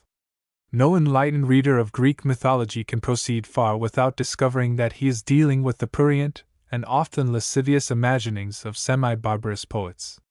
He finds the poetry and the art of Greece both reflecting the character of a passionate people, bred under a southern sun and in an extremely sensuous age. If he ventures into the lowest depths of the popular religious literature of Greece or Rome, or ancient Egypt or Phoenicia, he finds unspeakable vice enshrined among the mysteries of religion, and corruptions which an age of refinement refuses to translate or depict abound on every hand. Or apply the same test to the literature of Hinduism, even in its earliest and purest stages. The sacred Vedas, which are supposed to have been breathed into the souls of ancient rishis by direct divine effluence, are tainted here and there by debasing human elements, and that not incidentally but as the very soul of the Hindu system. For example, when the Vedic hymns promise as future rewards the lowest sensual indulgences, 225, none can doubt the earthly source of their inspiration. As for the Upanishads, which are regarded as Sruti or inspired, Professor Max Muller, in his introduction to the first volume of The Sacred Books of the East, virtually admits the impropriety of translating them for English readers without expurgation. Mr. Ram Chandra Bose, of Lucknow, declares himself unable, for the same reason, to give a full and unabridged account of the ancient Hindu sacrifices. 226. The later literatures of the Puranas and the Tantras are lower still. Anti-Christian Orientalists have so generally conveyed the popular impression that their culled and expurgated translations were fair representations of Hindu literature that Wilson finally felt called upon in the interest of truth and honesty to lift the veil from some of the later revelations of the Puranas. And it is sufficient to say that the Greek mythology is fairly outdone by the alleged and repeated escapades of the chief Hindu deities. The traditions of all ancient religions found on either hemisphere, and the usages observed among savage tribes of today all conform to the same low moral gauge. All are as deplorably human as the degraded peoples who devised them. In Mexico and Peru, as well as in Egypt and in Babylonia, base human passion was mingled with the highest teachings of religion. 227.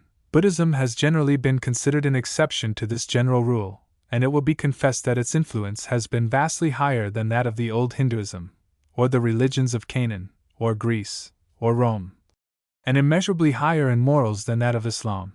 Yet even Buddhism has been colored by its European advocates with far too roseate a hue. Sir Edwin Arnold was not the first biographer of Gautama to glorify incidentally the seductive influences of his Indian harem, and to leave on too many minds the impression that, after all, the luxurious palace of Siddhartha was more attractive than the beggar's bowl of the enlightened Tathagata. The Bishop of Colombo, in an able article on Buddhism, arraigns the apologetic translators of Buddhistic literature for having given to the world an altogether erroneous impression of the moral purity of the sacred books of Ceylon. 228.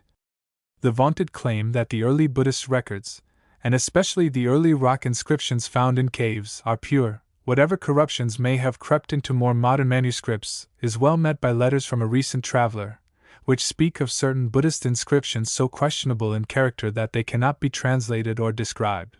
229.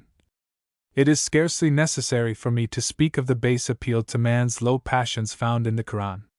It is only necessary to trace its unmistakable influence in the moral degeneracy of Mohammedan populations in all lands and all ages, destroying the sacredness of the home, degrading woman, engendering unnatural vices, and poisoning all society from generation to generation. It is indeed a hard task for its apologists, by any kind of literary veneering, to cover the moral deformity and the blasphemous wickedness which, side by side with acknowledged excellences, mar the pages of the Quran. The soiled finger marks of the sensual Arab everywhere defile them. Like the blood of Banquo, they defy all ocean's waters to wash them out. It was easy enough for Muhammad to copy many exalted truths from Judaism and Christianity, and no candid mind will deny that there are many noble precepts in the Quran, but after all has been said, its ruling spirit is base. Even its promised heaven is demoralizing. It is characteristically a human book, and very low in the ethical scale at that. Let us now turn to the Bible. Let us remember that the Old Testament represents those early centuries when the people of Israel were surrounded by the corruptions of Baal worship, which transcended the groveling wickedness of all other heathen systems, ancient or modern. Let us bear in mind the kind of training which the nation had received amid the corruptions of Egypt, all rendered more effective for evil by their degrading bondage. And with all these disadvantages in view, let us search everywhere, from Genesis to Malachi, and see if there be one prurient utterance, one sanction for, or even connivance at, impurity in all those records, written by men in different lands and ages. Men representing all social grades, all vocations in life, and chosen from among all varieties of association. Who will deny that these men appear to have been raised by some unaccountable power to a common level of moral purity which was above their age, their social standards, their natural impulses, or any of the highest human influences which could have been exerted upon them? They were often called to deal plainly with moral evils. They record instances of grievous dereliction. In some cases the writers were themselves the offenders. But there is always reproof. The story always has a salutary moral. Sin is always shown to be a losing game, a sowing to the wind and a reaping of the whirlwind. It is either followed by severe judgments, or it is repented of with a contrition which bows even a great monarch in dust and ashes. The books of the New Testament were also written in an age of great moral corruption. Judaism was virtually dead. The current religion in the Holy City was a sad perversion of the truth. Hypocrisy sat in high places when John Baptist came with his protest and his rebukes.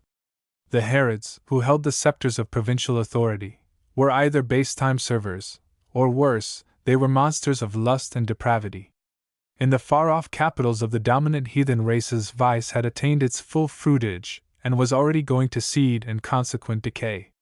Athens, Corinth, Ephesus, and Antioch were steeped in iniquity, while the emperors who wielded the scepter of the Roman Empire were hastening the ruin of the existing civilization. It was in such an age and amid such surroundings that the Gospels and the Epistles came forth as the lotus springs, pure and radiant from the foul and fetid quagmire. What could have produced them? The widely accepted rule that religions are the products of their environments is surely at fault here. Neither in the natural impulses of a dozen Judean fishermen and peasants, nor in the bigoted breast of Saul of Tarsus, could these unique and sublime conceptions have found their genesis. They are manifestly divine. How exalted is the portraiture of the Christ!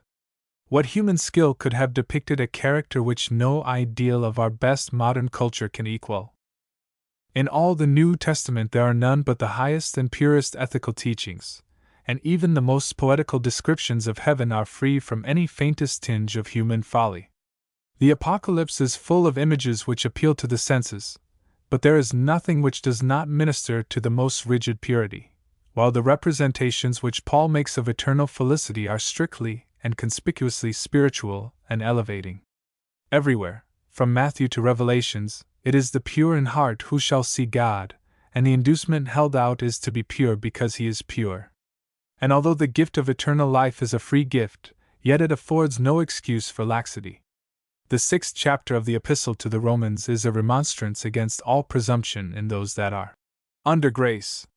Reckon ye yourselves to be dead indeed unto sin, but alive unto God through our Lord Jesus Christ. Let not sin therefore rule in your mortal body that ye should obey it in the lusts thereof.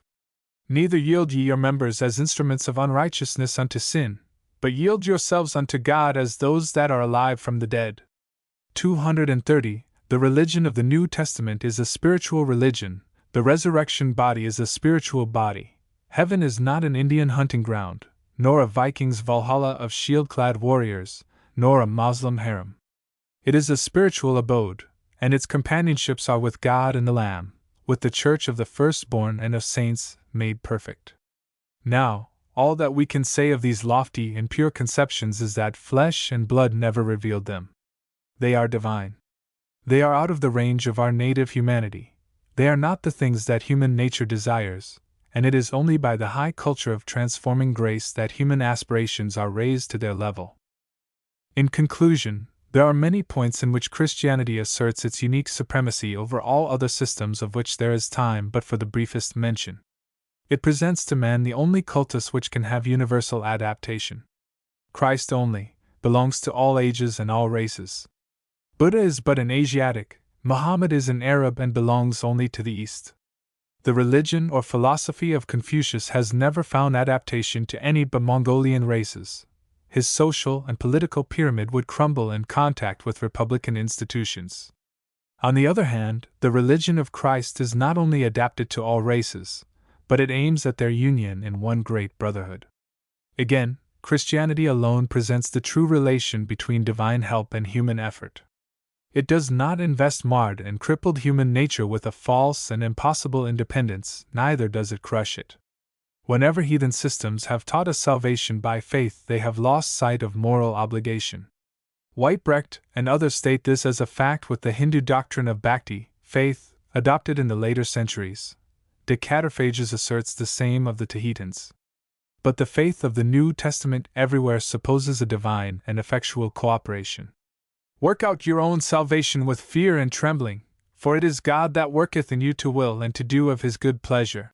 It bids men serve not as hirelings, but as sons and heirs. It stimulates hope without engendering pride. It administers discipline, but with a father's love. It teaches that trials are not judgments, but wholesome lessons.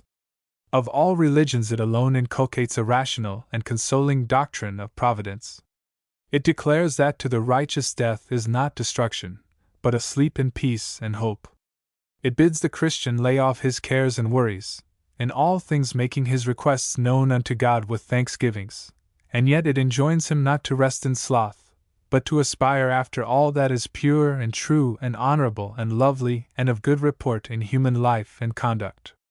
It saves him from sin not by the stifling and atrophy of any God-given power, but by the expulsive influence of new affections. It bids him be pure even as God is pure. There is in the brief epistle of Paul to Titus a passage which in a single sentence sets forth the way of salvation in its fullness. It traces redemption to the grace of God, and it makes it a free provision for all men, yet it insists upon carefulness and sobriety. Salvation is shown to begin now in the laying aside of all sin and the living of a godly life. Meanwhile, it cheers the soul with expectation that Christ shall dwell with the redeemed in triumph, as he once came in humiliation, and it keeps ever in mind the great truth that his mission is not merely to secure for man future exemptions and possessions, but to build up character that shall continue to rise and expand forever. For the grace of God that bringeth salvation hath appeared to all men, teaching us that, denying ungodliness and worldly lusts, we should live soberly, righteously, and godly in this present world, looking for that blessed hope, and the glorious appearing of the great God and our Savior Jesus Christ, who gave himself for us that he might redeem us from all iniquity, and purify unto himself a peculiar people zealous of good works. Footnotes. Footnote 205, Holy Bible and Sacred Books of the East, page 12. Footnote 206, Muhammad was once asked whether he trusted in his own merit, or in the mercy of God, and he answered, "The mercy of God." But the whole drift of his teaching belied this one pious utterance. Footnote 207. Of the terrible darkness and bewilderment into which benighted races are often found, Schoolcraft furnishes this graphic and painful picture in the condition of the Iroquois. Their notions of a deity, founded apparently on some dreamy tradition of original truth, are so subtle and divisible, and establish so heterogeneous a connection between spirit and matter of all imaginable forms, that popular belief seems to have wholly confounded the possible with the impossible, the natural with the supernatural. Action, so far as respects cause and effect, takes the widest and wildest range, through the agency of good or evil influences, which are put in motion alike for noble or ignoble ends, alike by men, beasts, devils, or gods. Seeing something mysterious and wonderful, he believes all things mysterious and wonderful, and he is afloat without shore or compass, on the wildest sea of superstition and necromancy. He sees a god in every phenomenon, and fears a sorcerer in every enemy. Life, under such a system of polytheism and wild belief, is a constant scene of fears and alarms. Fear is the predominating passion, and he is ready, wherever he goes, to sacrifice at any altar, be the supposed deity ever so grotesque. He relates just what he believes, and unluckily he believes everything that can possibly be told. A beast, or a bird, or a man, or a god, or a devil, a stone, a serpent, or a wizard, a wind, or a sound, or a ray of light, these are so many causes of action, which the meanest and lowest of the series may put in motion, but which shall in his theology and philosophy vibrate along the mysterious chain through the uppermost, and life or death may at any moment be the reward or the penalty. Notes on the Iroquois, page 263. Footnote 208. History of Rationalism. Footnote 209. And even the Buddha had spent 6 years in self-mortification and in the diligent search for what he regarded as the true wisdom. Footnote 210. Henry Maudsley, in the Arena of April, 1891. Footnote 211. Barren Mohammedanism has been in all the higher and more tender virtues, because its noble morality and its pure theism have been united with no living example. Lecky, History of Morals, Volume 2, page 10. Footnote 212. The most intelligent Mohammedans, as we have shown in a former lecture, admit the moral blemishes of his character as compared with the purity of Jesus, and only revere him as the instrument of a great divine purpose. His only element of greatness was success. Even the Quran convicts him of what the world must regard as heinous sin, and presents Jesus as the only sinless prophet.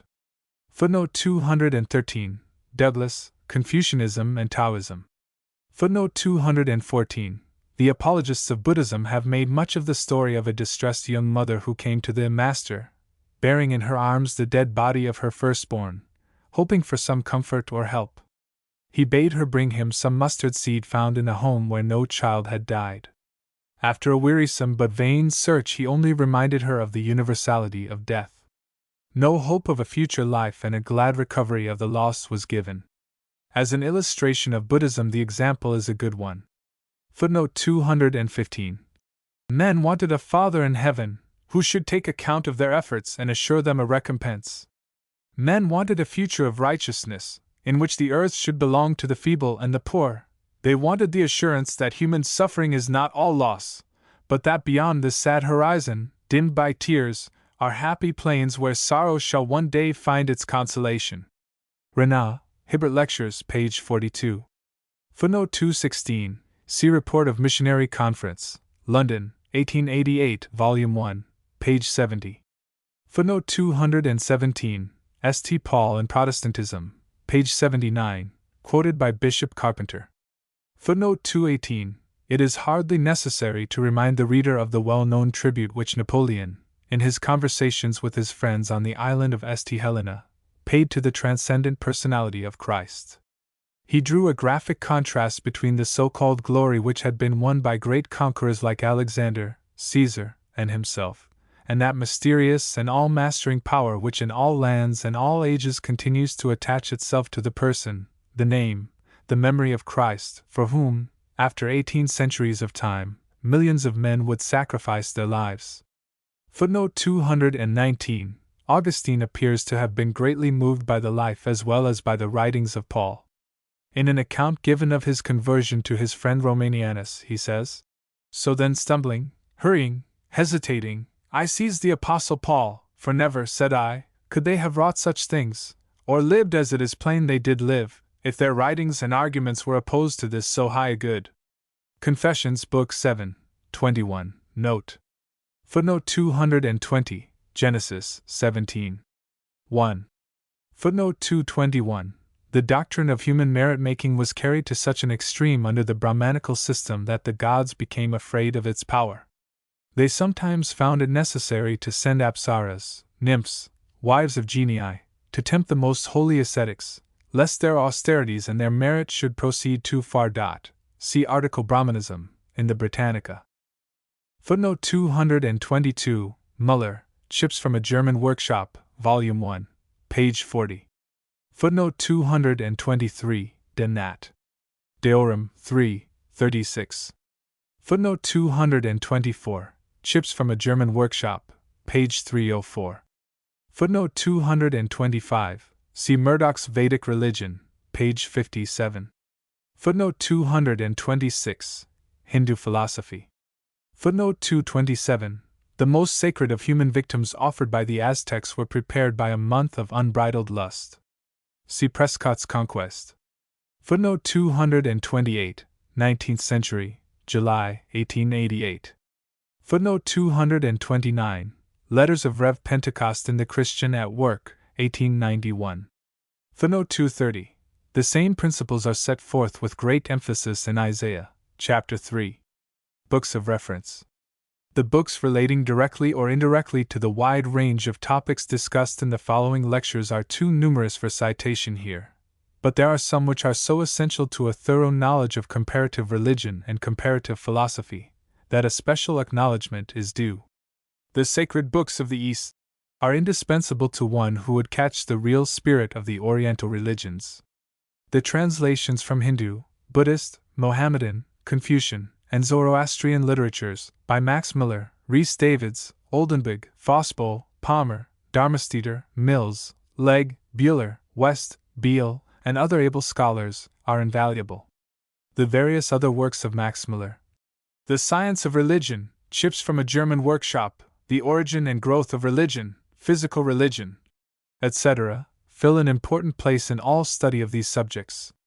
Indian Wisdom, by Sir Munir Williams, is the most comprehensive, and in many ways the best, of all compends of Hindu religion and philosophy.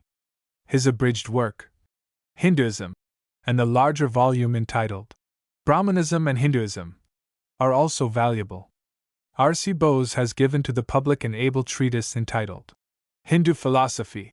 Other books on Hinduism to which more or less reference is made are The Vedic Religion, by MacDonald, India and the Indians, by Duff, The Life and Letters of Karl Brooke, The Bhagavad Gita, as translated by Chatterjee, The Vishnu Puranas, by Wilson, The Ramayana, by Griffiths, Brahmoism, by Bose, The Oriental Christ, by Mozumdar, Christianity and Hindu Philosophy, by Ballantyne. Among the ablest books on Buddhism are Buddhism, The Growth of Religion as Illustrated by Buddhism, and the able article on the same subject in the Britannica, all by Rhys Davids.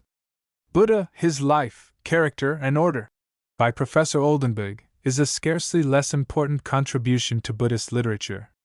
The Light of Asia, by Sir Edwin Arnold, has done more than any other work to interest Western nations in the legends of Gautama. Perhaps no other Oriental character has been more successfully popularized. Of the many efforts to correct the misleading impressions given by this fanciful but really poetic story, The Light of Asia and the Light of the World, by Dr. S. H. Kellogg, is probably the ablest. Dr. Edkins in Chinese Buddhism and Professor Beale in Buddhism in China have very successfully shown the characteristics of the Chinese types of the system. Spence Hardy, in his Manual of Buddhism, has rendered a similar service in relation to the Buddhism of Ceylon, while Bigondet has set forth that of Burma, and Alabaster that of Siam. Sir Munir Williams, in his more recent work, Buddhism, has done much to counteract the fashionable tendency of most Orientalists to idealize the Buddhist system. Other works relating to Buddhism are Muhammad, Buddha, and Christ, by Dodds, Buddhism Modern, by Subhadra, and Esoteric Buddhism, by Sinnott. Maurice, Bishop Carpenter Brace, the Bishop of Colombo, Martin, and many others have ably discussed the subject. Of all works on Mohammedanism, Sale's translation of the Quran, with a preliminary discourse, is the most comprehensive and important. Sprenger's Life of Muhammad from Original Sources is perhaps next in rank. Islam and Muhammad, by Samuel Johnson. Muhammad and Mohammedanism, by E. Bosworth Smith. Christianity, Islam, and the Negro Race, by E. W. Blyden, and Leaves from an Egyptian Notebook, by Canon Isaac Taylor, are among the principal apologies for Islam. Gibbon's fifth volume of The Decline and Fall of the Roman Empire has at least done ample justice to the glory of the Mohammedan conquest. Of those who have ably controverted the claims of Islam, the late Dr. Fander, of northern India, will perhaps hold the first rank. Of the three Mulvis who were selected to meet him in public discussion, two are said to have been converted to Christianity by his arguments. The concessions of the Quran to the truths of the Old and New Testaments have been ably pointed out by Sir William Muir in The Quran, and Dr. Yemweri in his commentary has established the striking fact that of all the prophets named in the Quran, including Muhammad, Jesus alone is represented as sinless. The modern apologists of Muhammad and his system have been well answered by Knox in current numbers of the Church Missionary Intelligencer. Other works upon the subject are Islam, by Stobart, Islam as a Missionary Religion, by Haynes, Essays on Eastern Questions, by Palgrave. Sir William Muir's History of the Caliphate is an important and recent work. Confucianism and Taoism may be fairly understood, even by those who have not the time for a careful study of Legg's translations of the Chinese classics, by reference to the following works: China and the Chinese, by Medhurst; The Religions of China, by Legg; The Chinese, by Martin; Confucianism and Taoism, by Douglas; Religion in China, by Edkins. The late Samuel Johnson, in his Oriental Religions, has devoted a large volume to the religions of China, principally to the ethics and political economy of the Confucian system, and James Freeman Clarke has given considerable attention to Confucianism as one of the 10 great religions. Zoroastrianism is ably treated by Dharmasteter in the introduction to his translation of the Zendavesta. Instructive lectures on the religion and literature of Persia may be found in the first volume of Max Miller's Chips from a German Workshop, also in The Religion of the Iranians, found in Ebrard's Apologetic, Volume 2. West's and Dharmasteter's translations of Pahlavi texts in the Sacred Books of the East are also suggestive. In the following discussions, relating broadly to the ancient as well as the modern religions and philosophies of the world, and their contrasts to Christian truth, reference is made directly or indirectly to the following works: Christ and Other Masters, by Hardwick; The Ancient World and Christianity, by Edward de Presence; The Religions of the World, by Maurice; The Aryan Witness, by Banerjee; The Unknown God, by Brace; The Permanent Elements in Religion, by Boyd Carpenter; Oriental and Linguistic Studies, by A.D. Whitney; The Doomed Religions, by Reed; The Idea of God, by Fiske; The Destiny of Man, by Fiske; The Races of Man, by Peskel; Introduction to the Philosophy of Religion, by Caird; National Religions and Universal Religions, by Quenin; Some Elements of Religion, by Liddon; Outlines of the History of Ancient Religions, by Thiele; The Philosophy of Religion, by Fleiderer; Our Christian Heritage, by Cardinal Gibbons; Hulsian Lectures, 1845-6, by Trench; Hibbert Lectures, 1880, by Renan. Origins of English History, by Elton. St. Paul and Britain. Druidism by Morgan. Fossil Men and Their Modern Representatives, by Dawson. Modern Ideas of Evolution, by Dawson. Marcus Aurelius, by Renan. Epictetus, Bond's Library. Confessions, by St. Augustine. History of the Egyptian Religion, by Thiele. Lucretius, Bond's Library. Lives of the Fathers, by Farrar. The Vikings of Western Christendom, by Curie. Principles of Sociology, by Spencer. The Descent of Man, by Darwin. Evolution and its Relation to Christian Thought, by Leconte. History of European Morals, by Lecky. The Kojiki, Sacred Books of Shinto, Chamberlain's translation. The Witness of History to Christ, by Farrar. Antitheistic Theories, by Flint. The Human Species, by Decatophages.